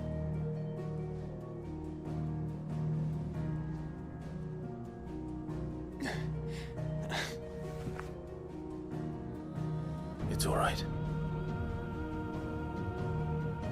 When we faced him at Stone here, Ultima told us his true power quickens in the halls of Origin. Needless to say, we cannot allow that to continue. If we are to stop him, we will have to find a way into the crystal. How are we gonna manage that then? It's up in the sky.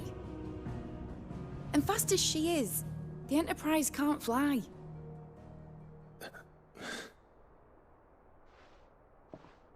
It's a lot to take in, and I reckon we'd all benefit from some time to clear our heads. The answer will come to us. Don't you worry. Ain't that right, Clive? Right. That's right. Well, go on then. Bugger off.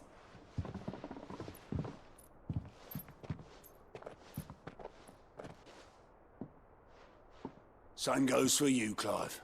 You won't solve anything like this. Trust me. Go and get some fresh air, eh? Thank you.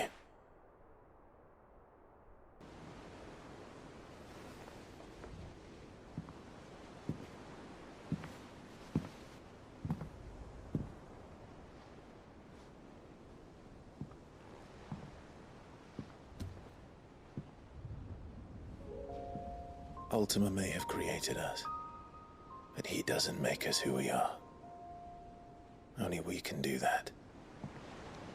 And if he would have us fight for our survival, so be it. It's what we've been doing all along. Much like Ultima himself, it would seem. His new world being naught but a means to survive. And so, we must contend to decide which of us shall inherit the land. Should Ultima prevail, it will mean death for us all. Of that, we can be certain. But even should he fail, what world awaits us? A withered, godless place, where our newfound freedom will most like prove a chain in itself.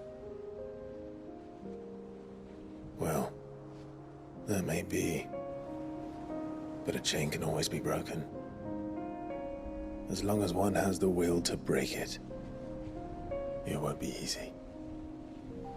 It may take generations, centuries of suffering. And that is, if everyone plays their part. But it will happen. And when it does, it will be on our terms. That is the world that awaits us. Indeed. And what better world could one wish for?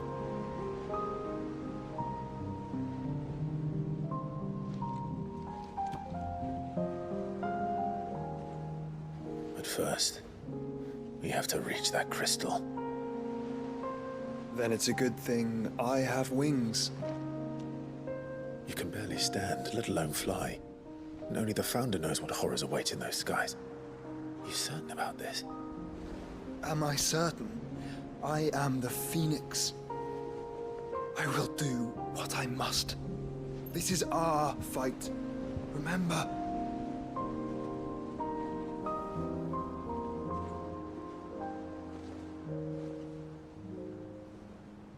All right. I yield. But only what you must, yes? I'm still your sworn shield. That you are. And what of my wings? Lest you forget, you go to stand against a god. I would not have you succumb to fatigue before the fight begins. Ifrit, your brother mentioned that some few of the dominants who had lost their power to you were still able to prime. Is that true? It is. But their Eikons no longer submitted to their will. Then mine will have to be stronger. That you both might save your strength for the battle to come. You don't have to do this. If you do, there's a chance you might lose all you have left. And what have I but regret? My life ended in the Dominion. I fear death no more. Besides, I would have words with Ultima. He has much to answer for.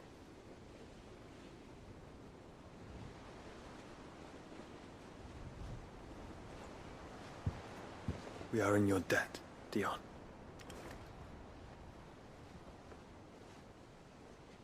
We can speak of debts when this is over.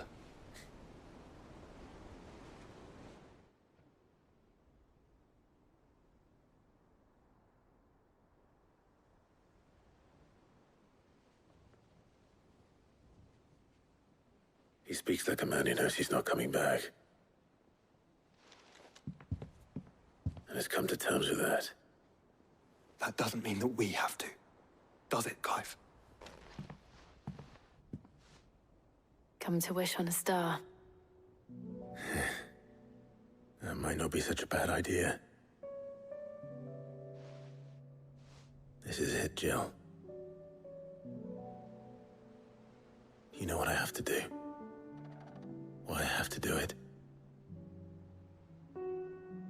There's no turning back now.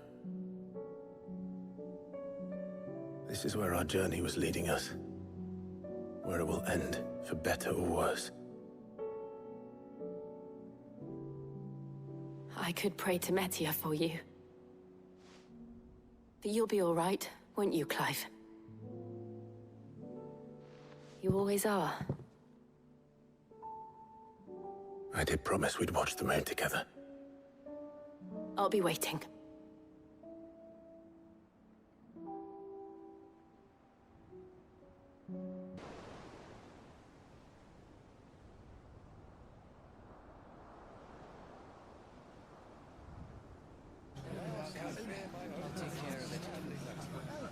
Make sure you do this time.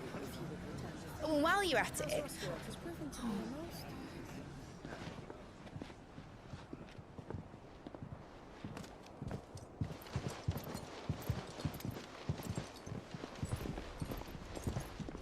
Clive, if you see me dad up there, tell him we were right to leave his legacy with you. Tell him he'll be in the front row. There's no way he'd miss this. Well, behave yourself, Mitt. We'll see.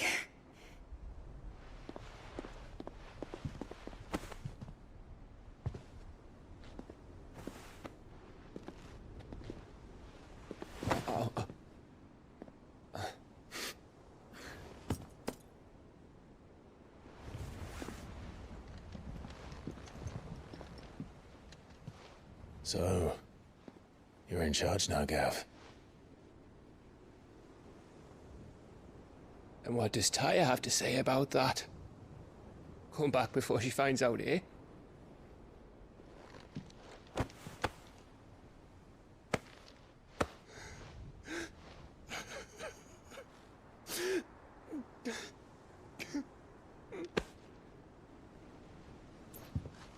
Thank you, Yote. I'm sorry. Your Grace, I shall pray for your safe return. That's kind of you. But you should pray he took his medicine. I didn't spend all night grinding herbs for his lordship to leave them on his nightstand. Again. You needn't fear, Lady Tyre. And thank you. See that your brother comes back in one piece. Or, at most, two. Any more and you can heal him yourself. I'll keep that in mind.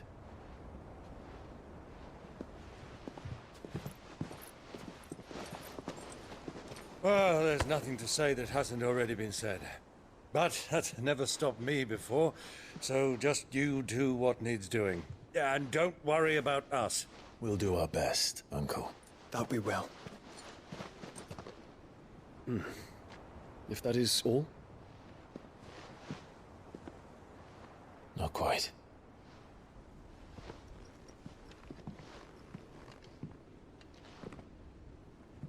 Jill.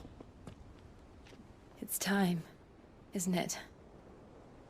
It is. Take care of him. And you. You take care of her too, boy.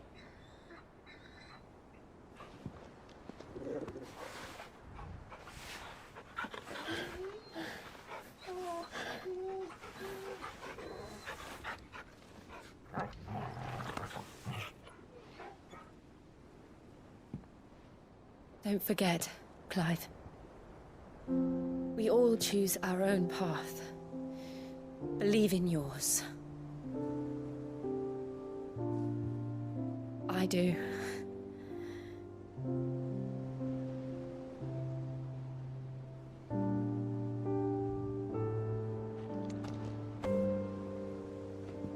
I'll be back. I promise. I love you, Jill.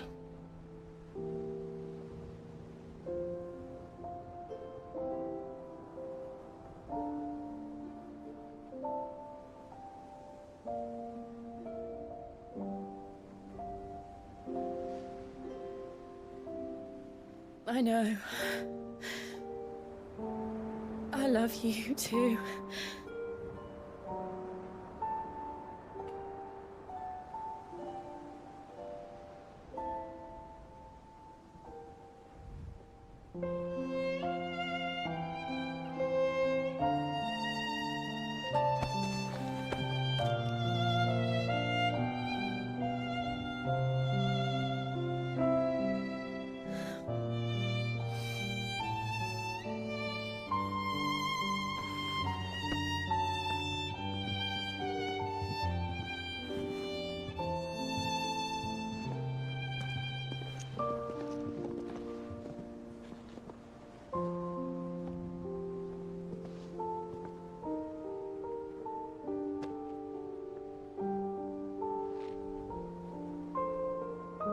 Now, we have a god to kill.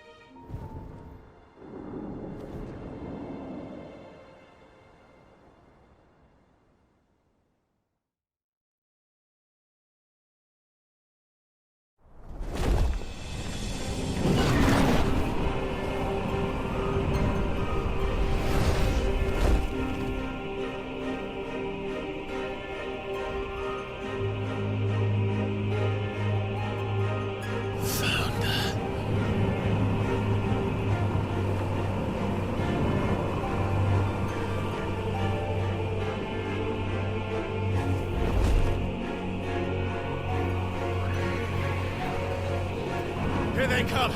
Hold on, Joshua! Already am!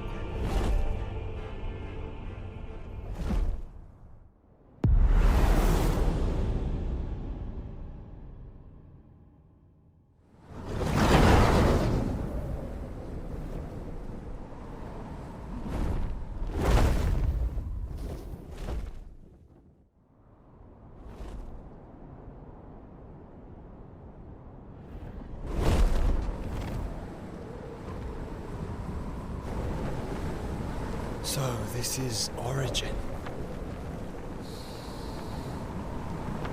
A far cry from heaven.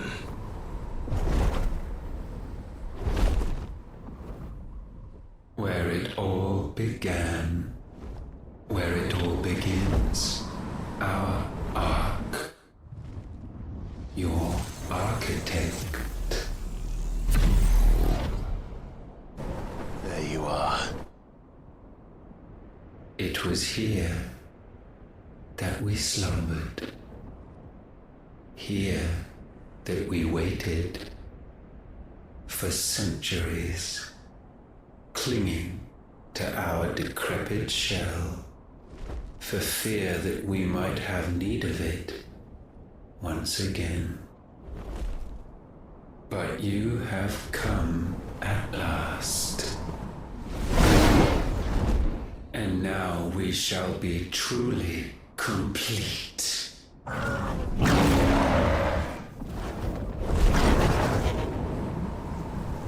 Well? There's 3 of us, and 1 of him. Let's make it count.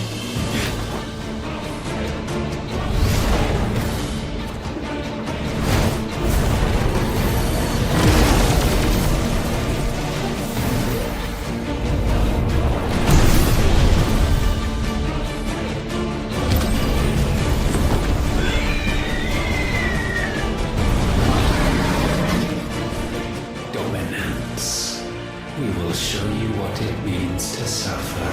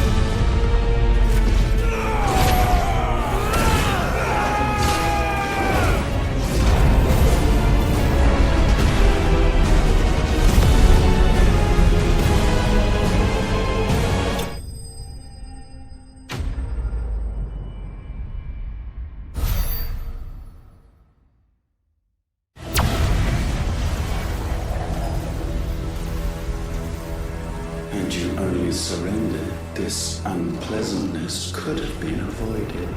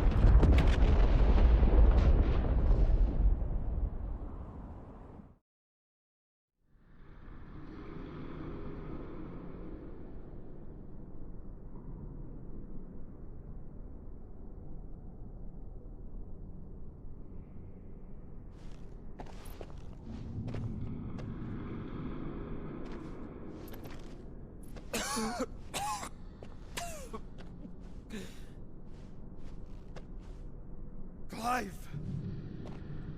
Clive!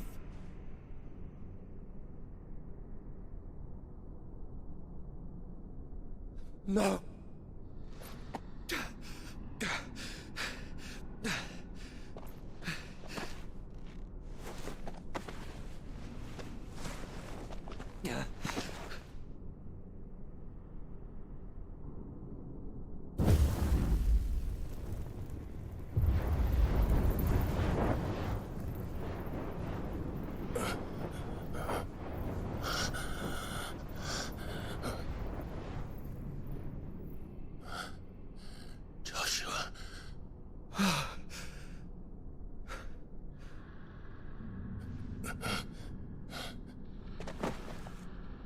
Thank the Founder.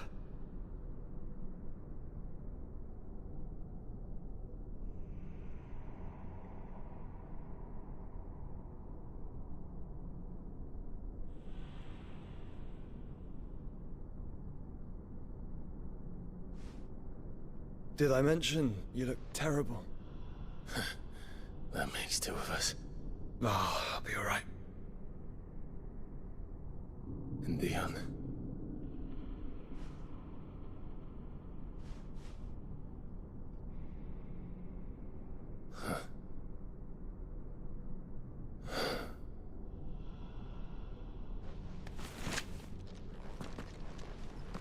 Take my hand. I told you, I'll be...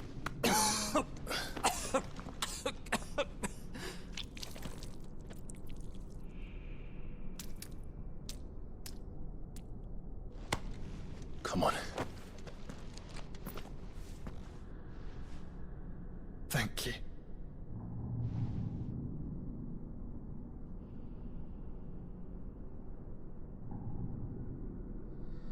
Press on. Always.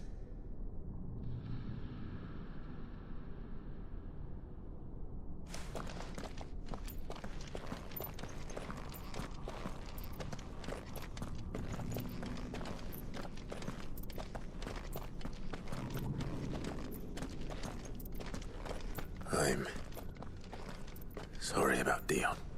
Don't be. Please. He did what he had to do. And it's time we did the same.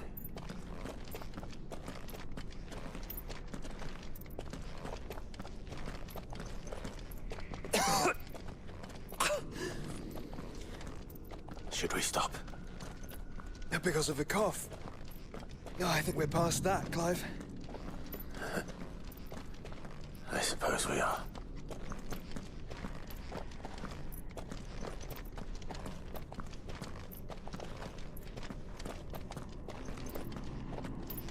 That light, so cold, so empty.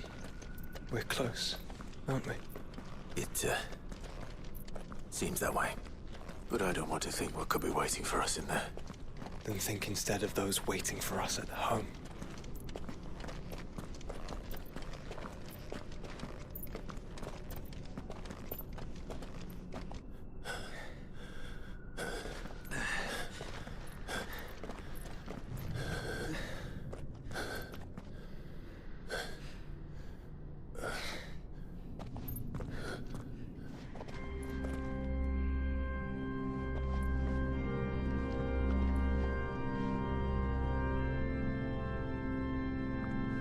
Clive.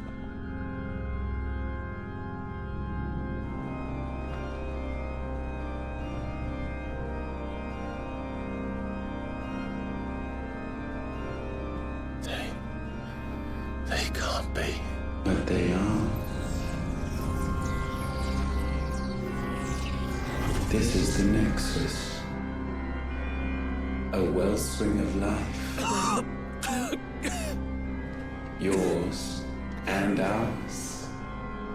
As we watch the world stumble slowly to its dark end, it was here we pledged a new beginning. And now, with the ether we have harvested, I shall raise my kin from their eternal slumber. That together we may usher in a new age of reason. This was never about creation. Only self-preservation. You condemned an entire world so that you alone might escape death. Alone. Him. Alone. Clive. I think I understand. He...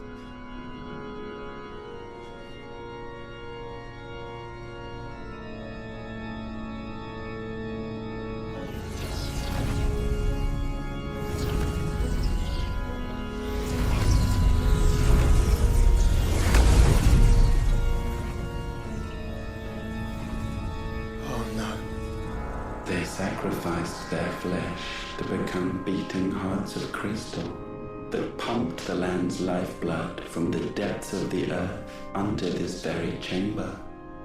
And thus would they labor still, long after their work was done, had you not set them free. You meant for us to destroy the Mother Crystals. It's what you wanted all along. You have our gratitude, Mythos.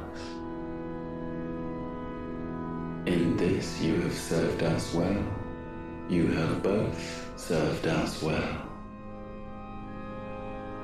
Welcome home, brother.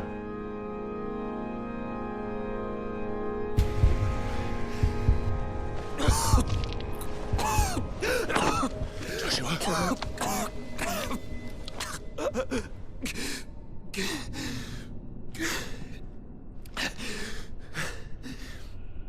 I thought it was me, but if it wasn't my grasp that grew weaker.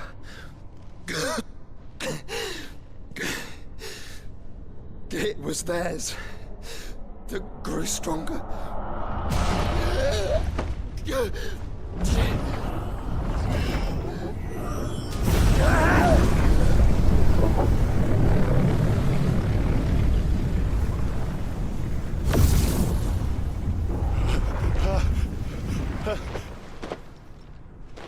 Joshua! No!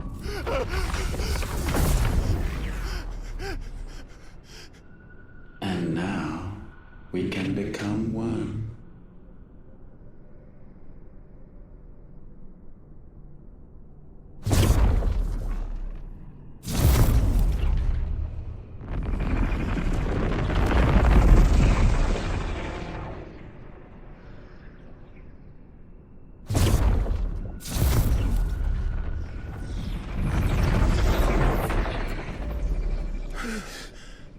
Clive. Don't speak. Shh. The one possessed of the destructive flames of Ifrit. And the healing flames of the Phoenix. This, I once believed, would be Ultima's true form. But I was wrong. I see it now. Why you will never become Ultima's vessel. I don't care. Just hold on. Listen to me, Clive. You remember the murals? People once knew that Ultima was their god. That he created them.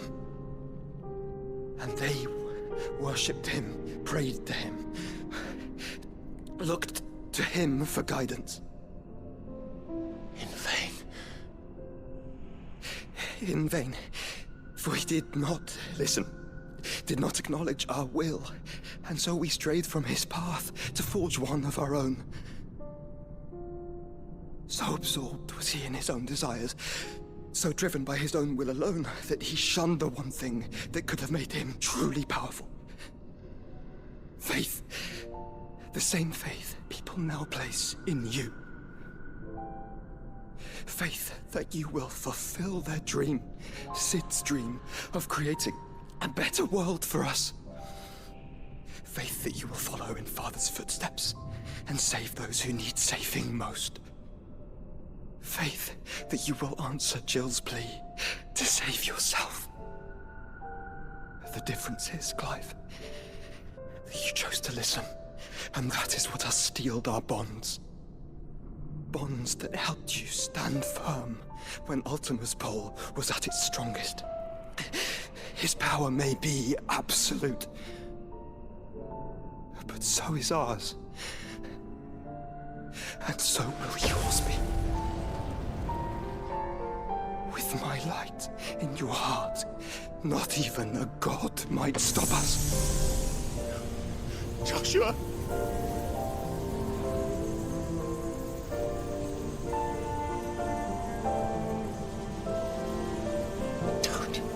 Don't do it, you'll...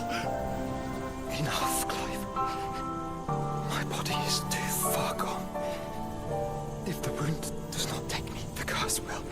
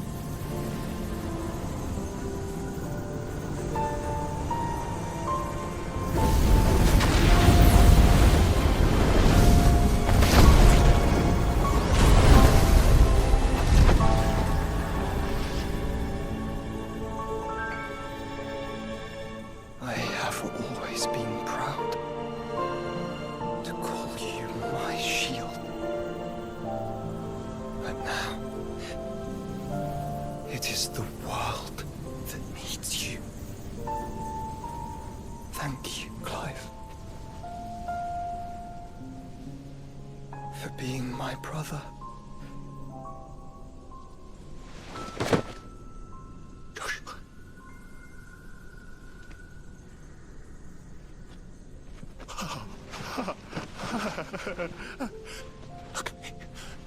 Look at me, Joshua.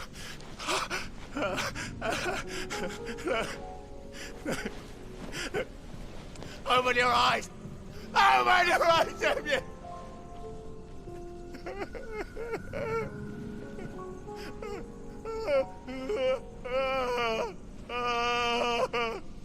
Why?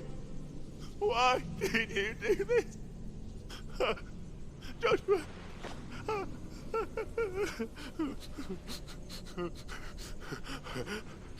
Joshua!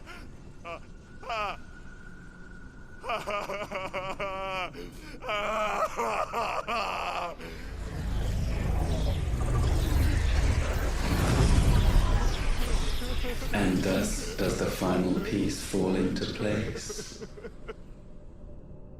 The incantation primed, but one task remains. To empty the vessel.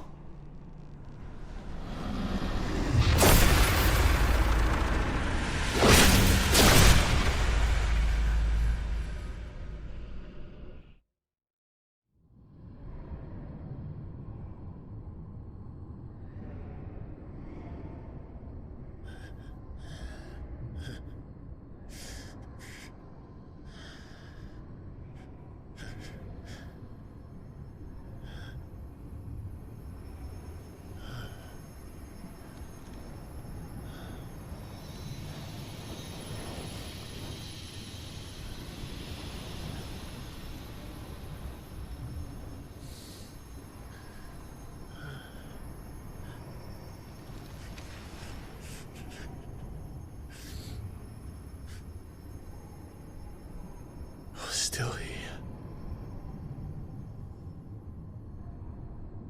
With me to the end. Even now, you would deny the inevitable.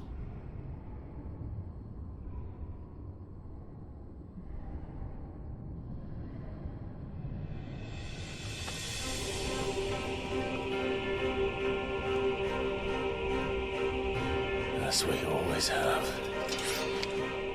And always will.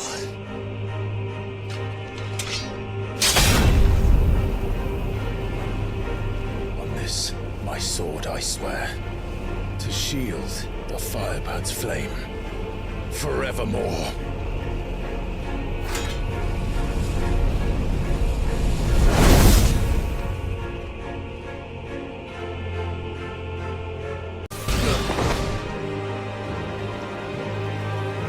Centuries have I waited for this moment in which I might revel in my creation, only to find it profaned and so it must be cleansed.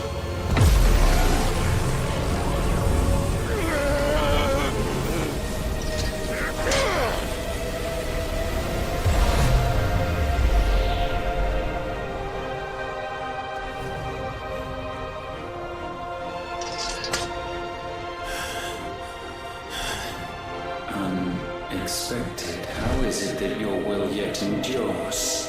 Because it's not so easily broken. But it can be broken. And I shall see it so. For such is my will.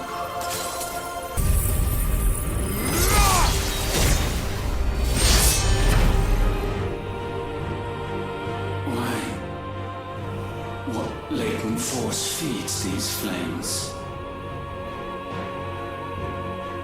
I sense more here than mere will. Is this Logos? Have you truly become free? No, I forbid it. You are not a god. You are but flesh and bone. You are not one of us.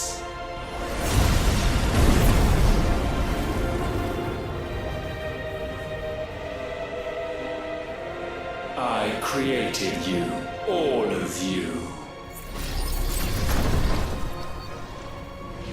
And what is mine is mine to destroy. Once, perhaps. But we are no longer yours. Our flames are our own, and they burn as one!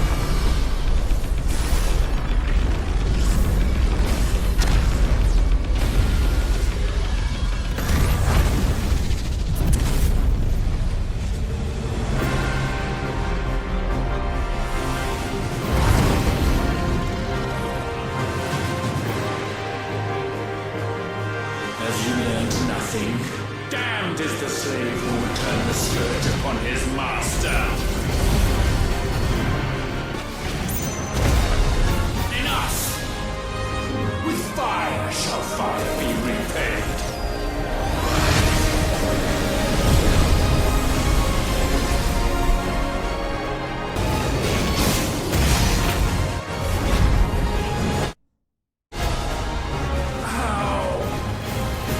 How is this possible?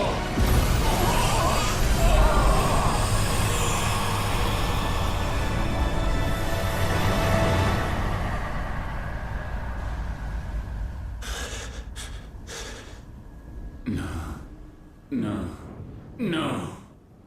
My will is inviolable. Something is wrong. You're afraid. You always have been. From the moment the Blight exposed what you were, weak, you conceived us to prove otherwise. But the results shook you to the core. For in us you saw yourself, and realized we had the potential to be more than you could ever be, and so you turned your back on your creation. Your back on the world, like the coward you are. You think you know me? You know nothing, Logos. Nothing.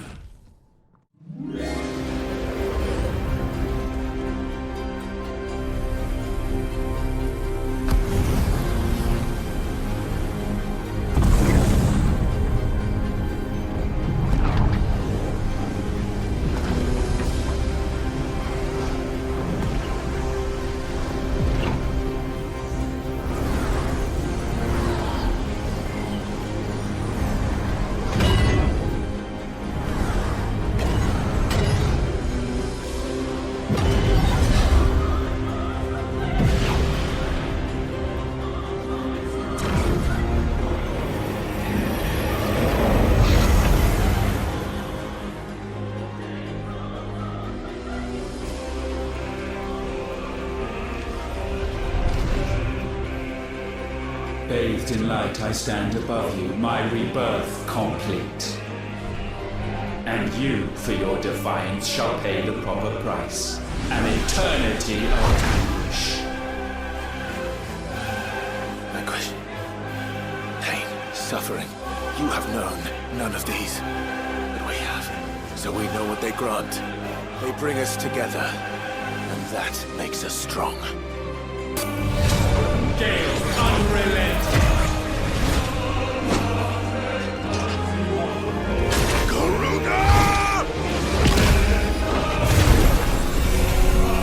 How weird, Clive!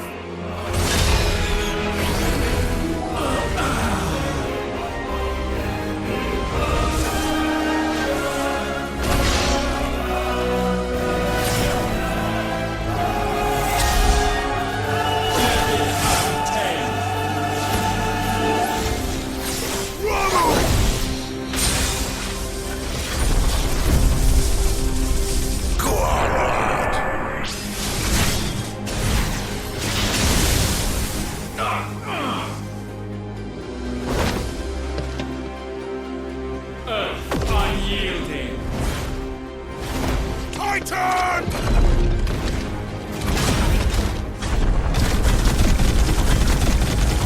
Give him hell, Clive!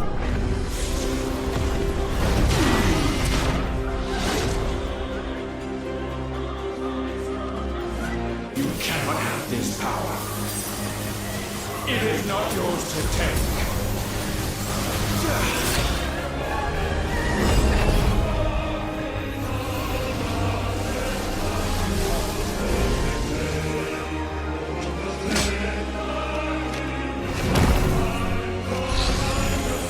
Light undying! Robert! Yes, my boy!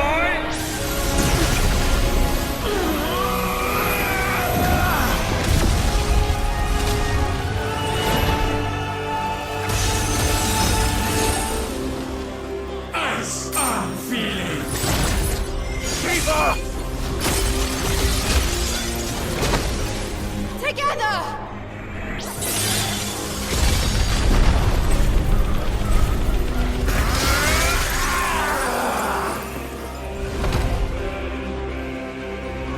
Darkness, unending.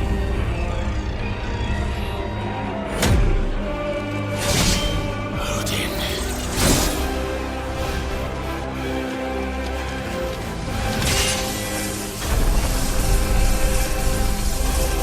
Onward, my son!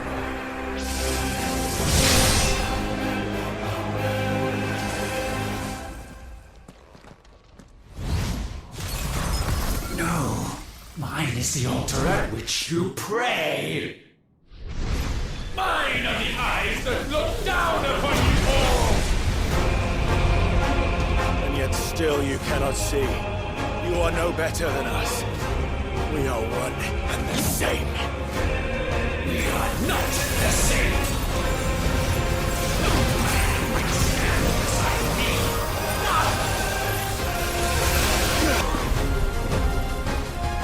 So sure of your place atop the world, you refuse to acknowledge those below. You chose to remain alone. And so you shunned the one thing that could have made you stronger. Pushed away the hands that could have raised you higher. I do not need you, or anyone. And that is where we are different. I could not have made it here on my own. I carry with me the hopes and dreams of my brothers, my sisters. And it is they who will give me the strength to end your reign. I cannot end.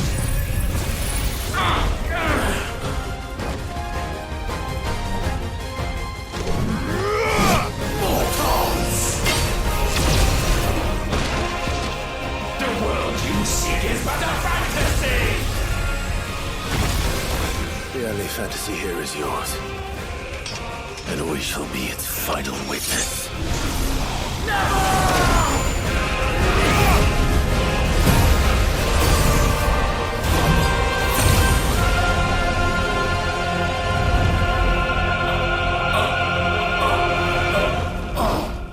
I said, it's over!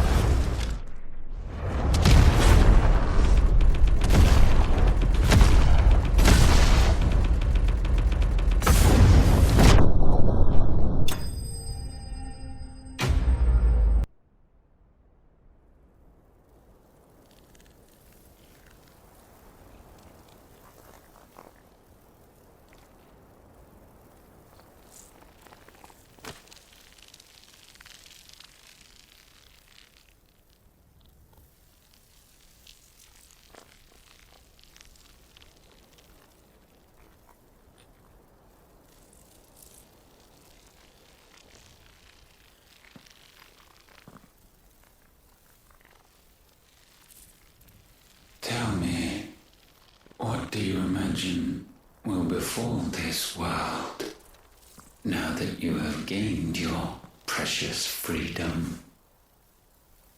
I honestly don't know. But I doubt it will be pretty. A sorry tale of sin and suffering, hardship and pain. And it was for this that you fought so fiercely? Why? It's who we are. We fight. We survive. We endure. We don't need a reason. We are imperfect creatures. When we stumble, we reach for a shoulder to lean on. When we fall, we stand back up.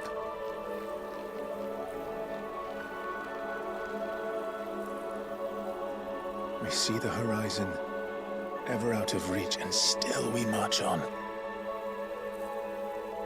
Certain the answers lie just beyond it. Because that is our way.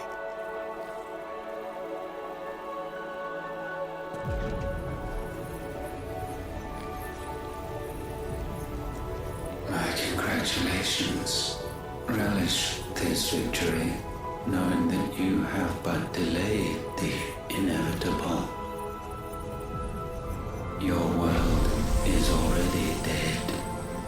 May you enjoy an eternity on its blackened husk.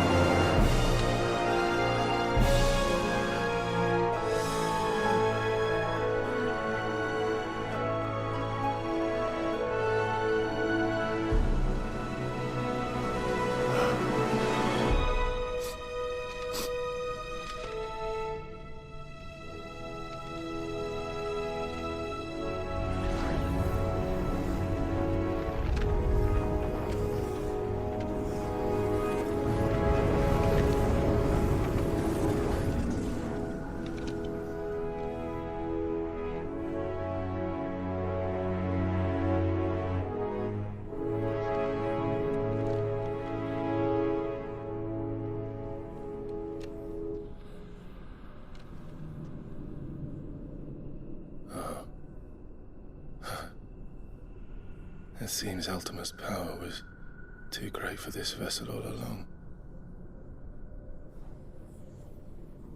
But while I have it, perhaps I can use it to set things right. And see Ultima's legacy. Bearers, dominance, crystals, magic, consigned to the flames.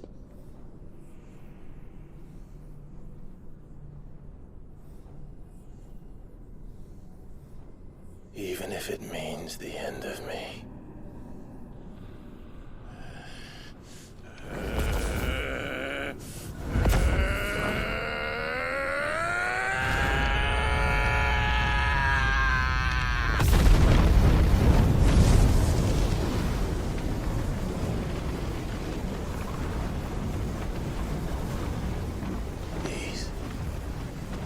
These are our terms.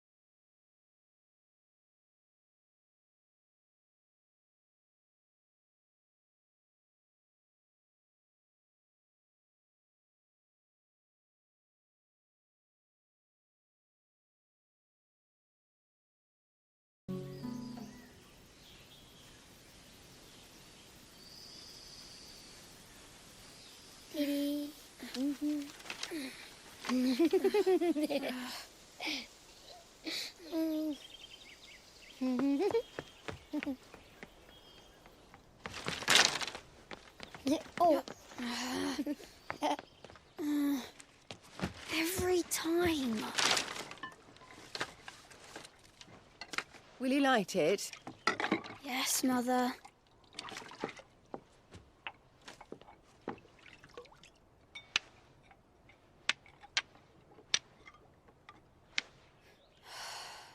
Come on. If only I had the flames for an Eikon. Eikon? Have you been reading that silly story again? Magic belongs in fairy tales, and fairy tales don't boil kettles. You see? Well done. Now, be a good lad, and play with your brother until supper. Come on, hurry! Hurry! All right.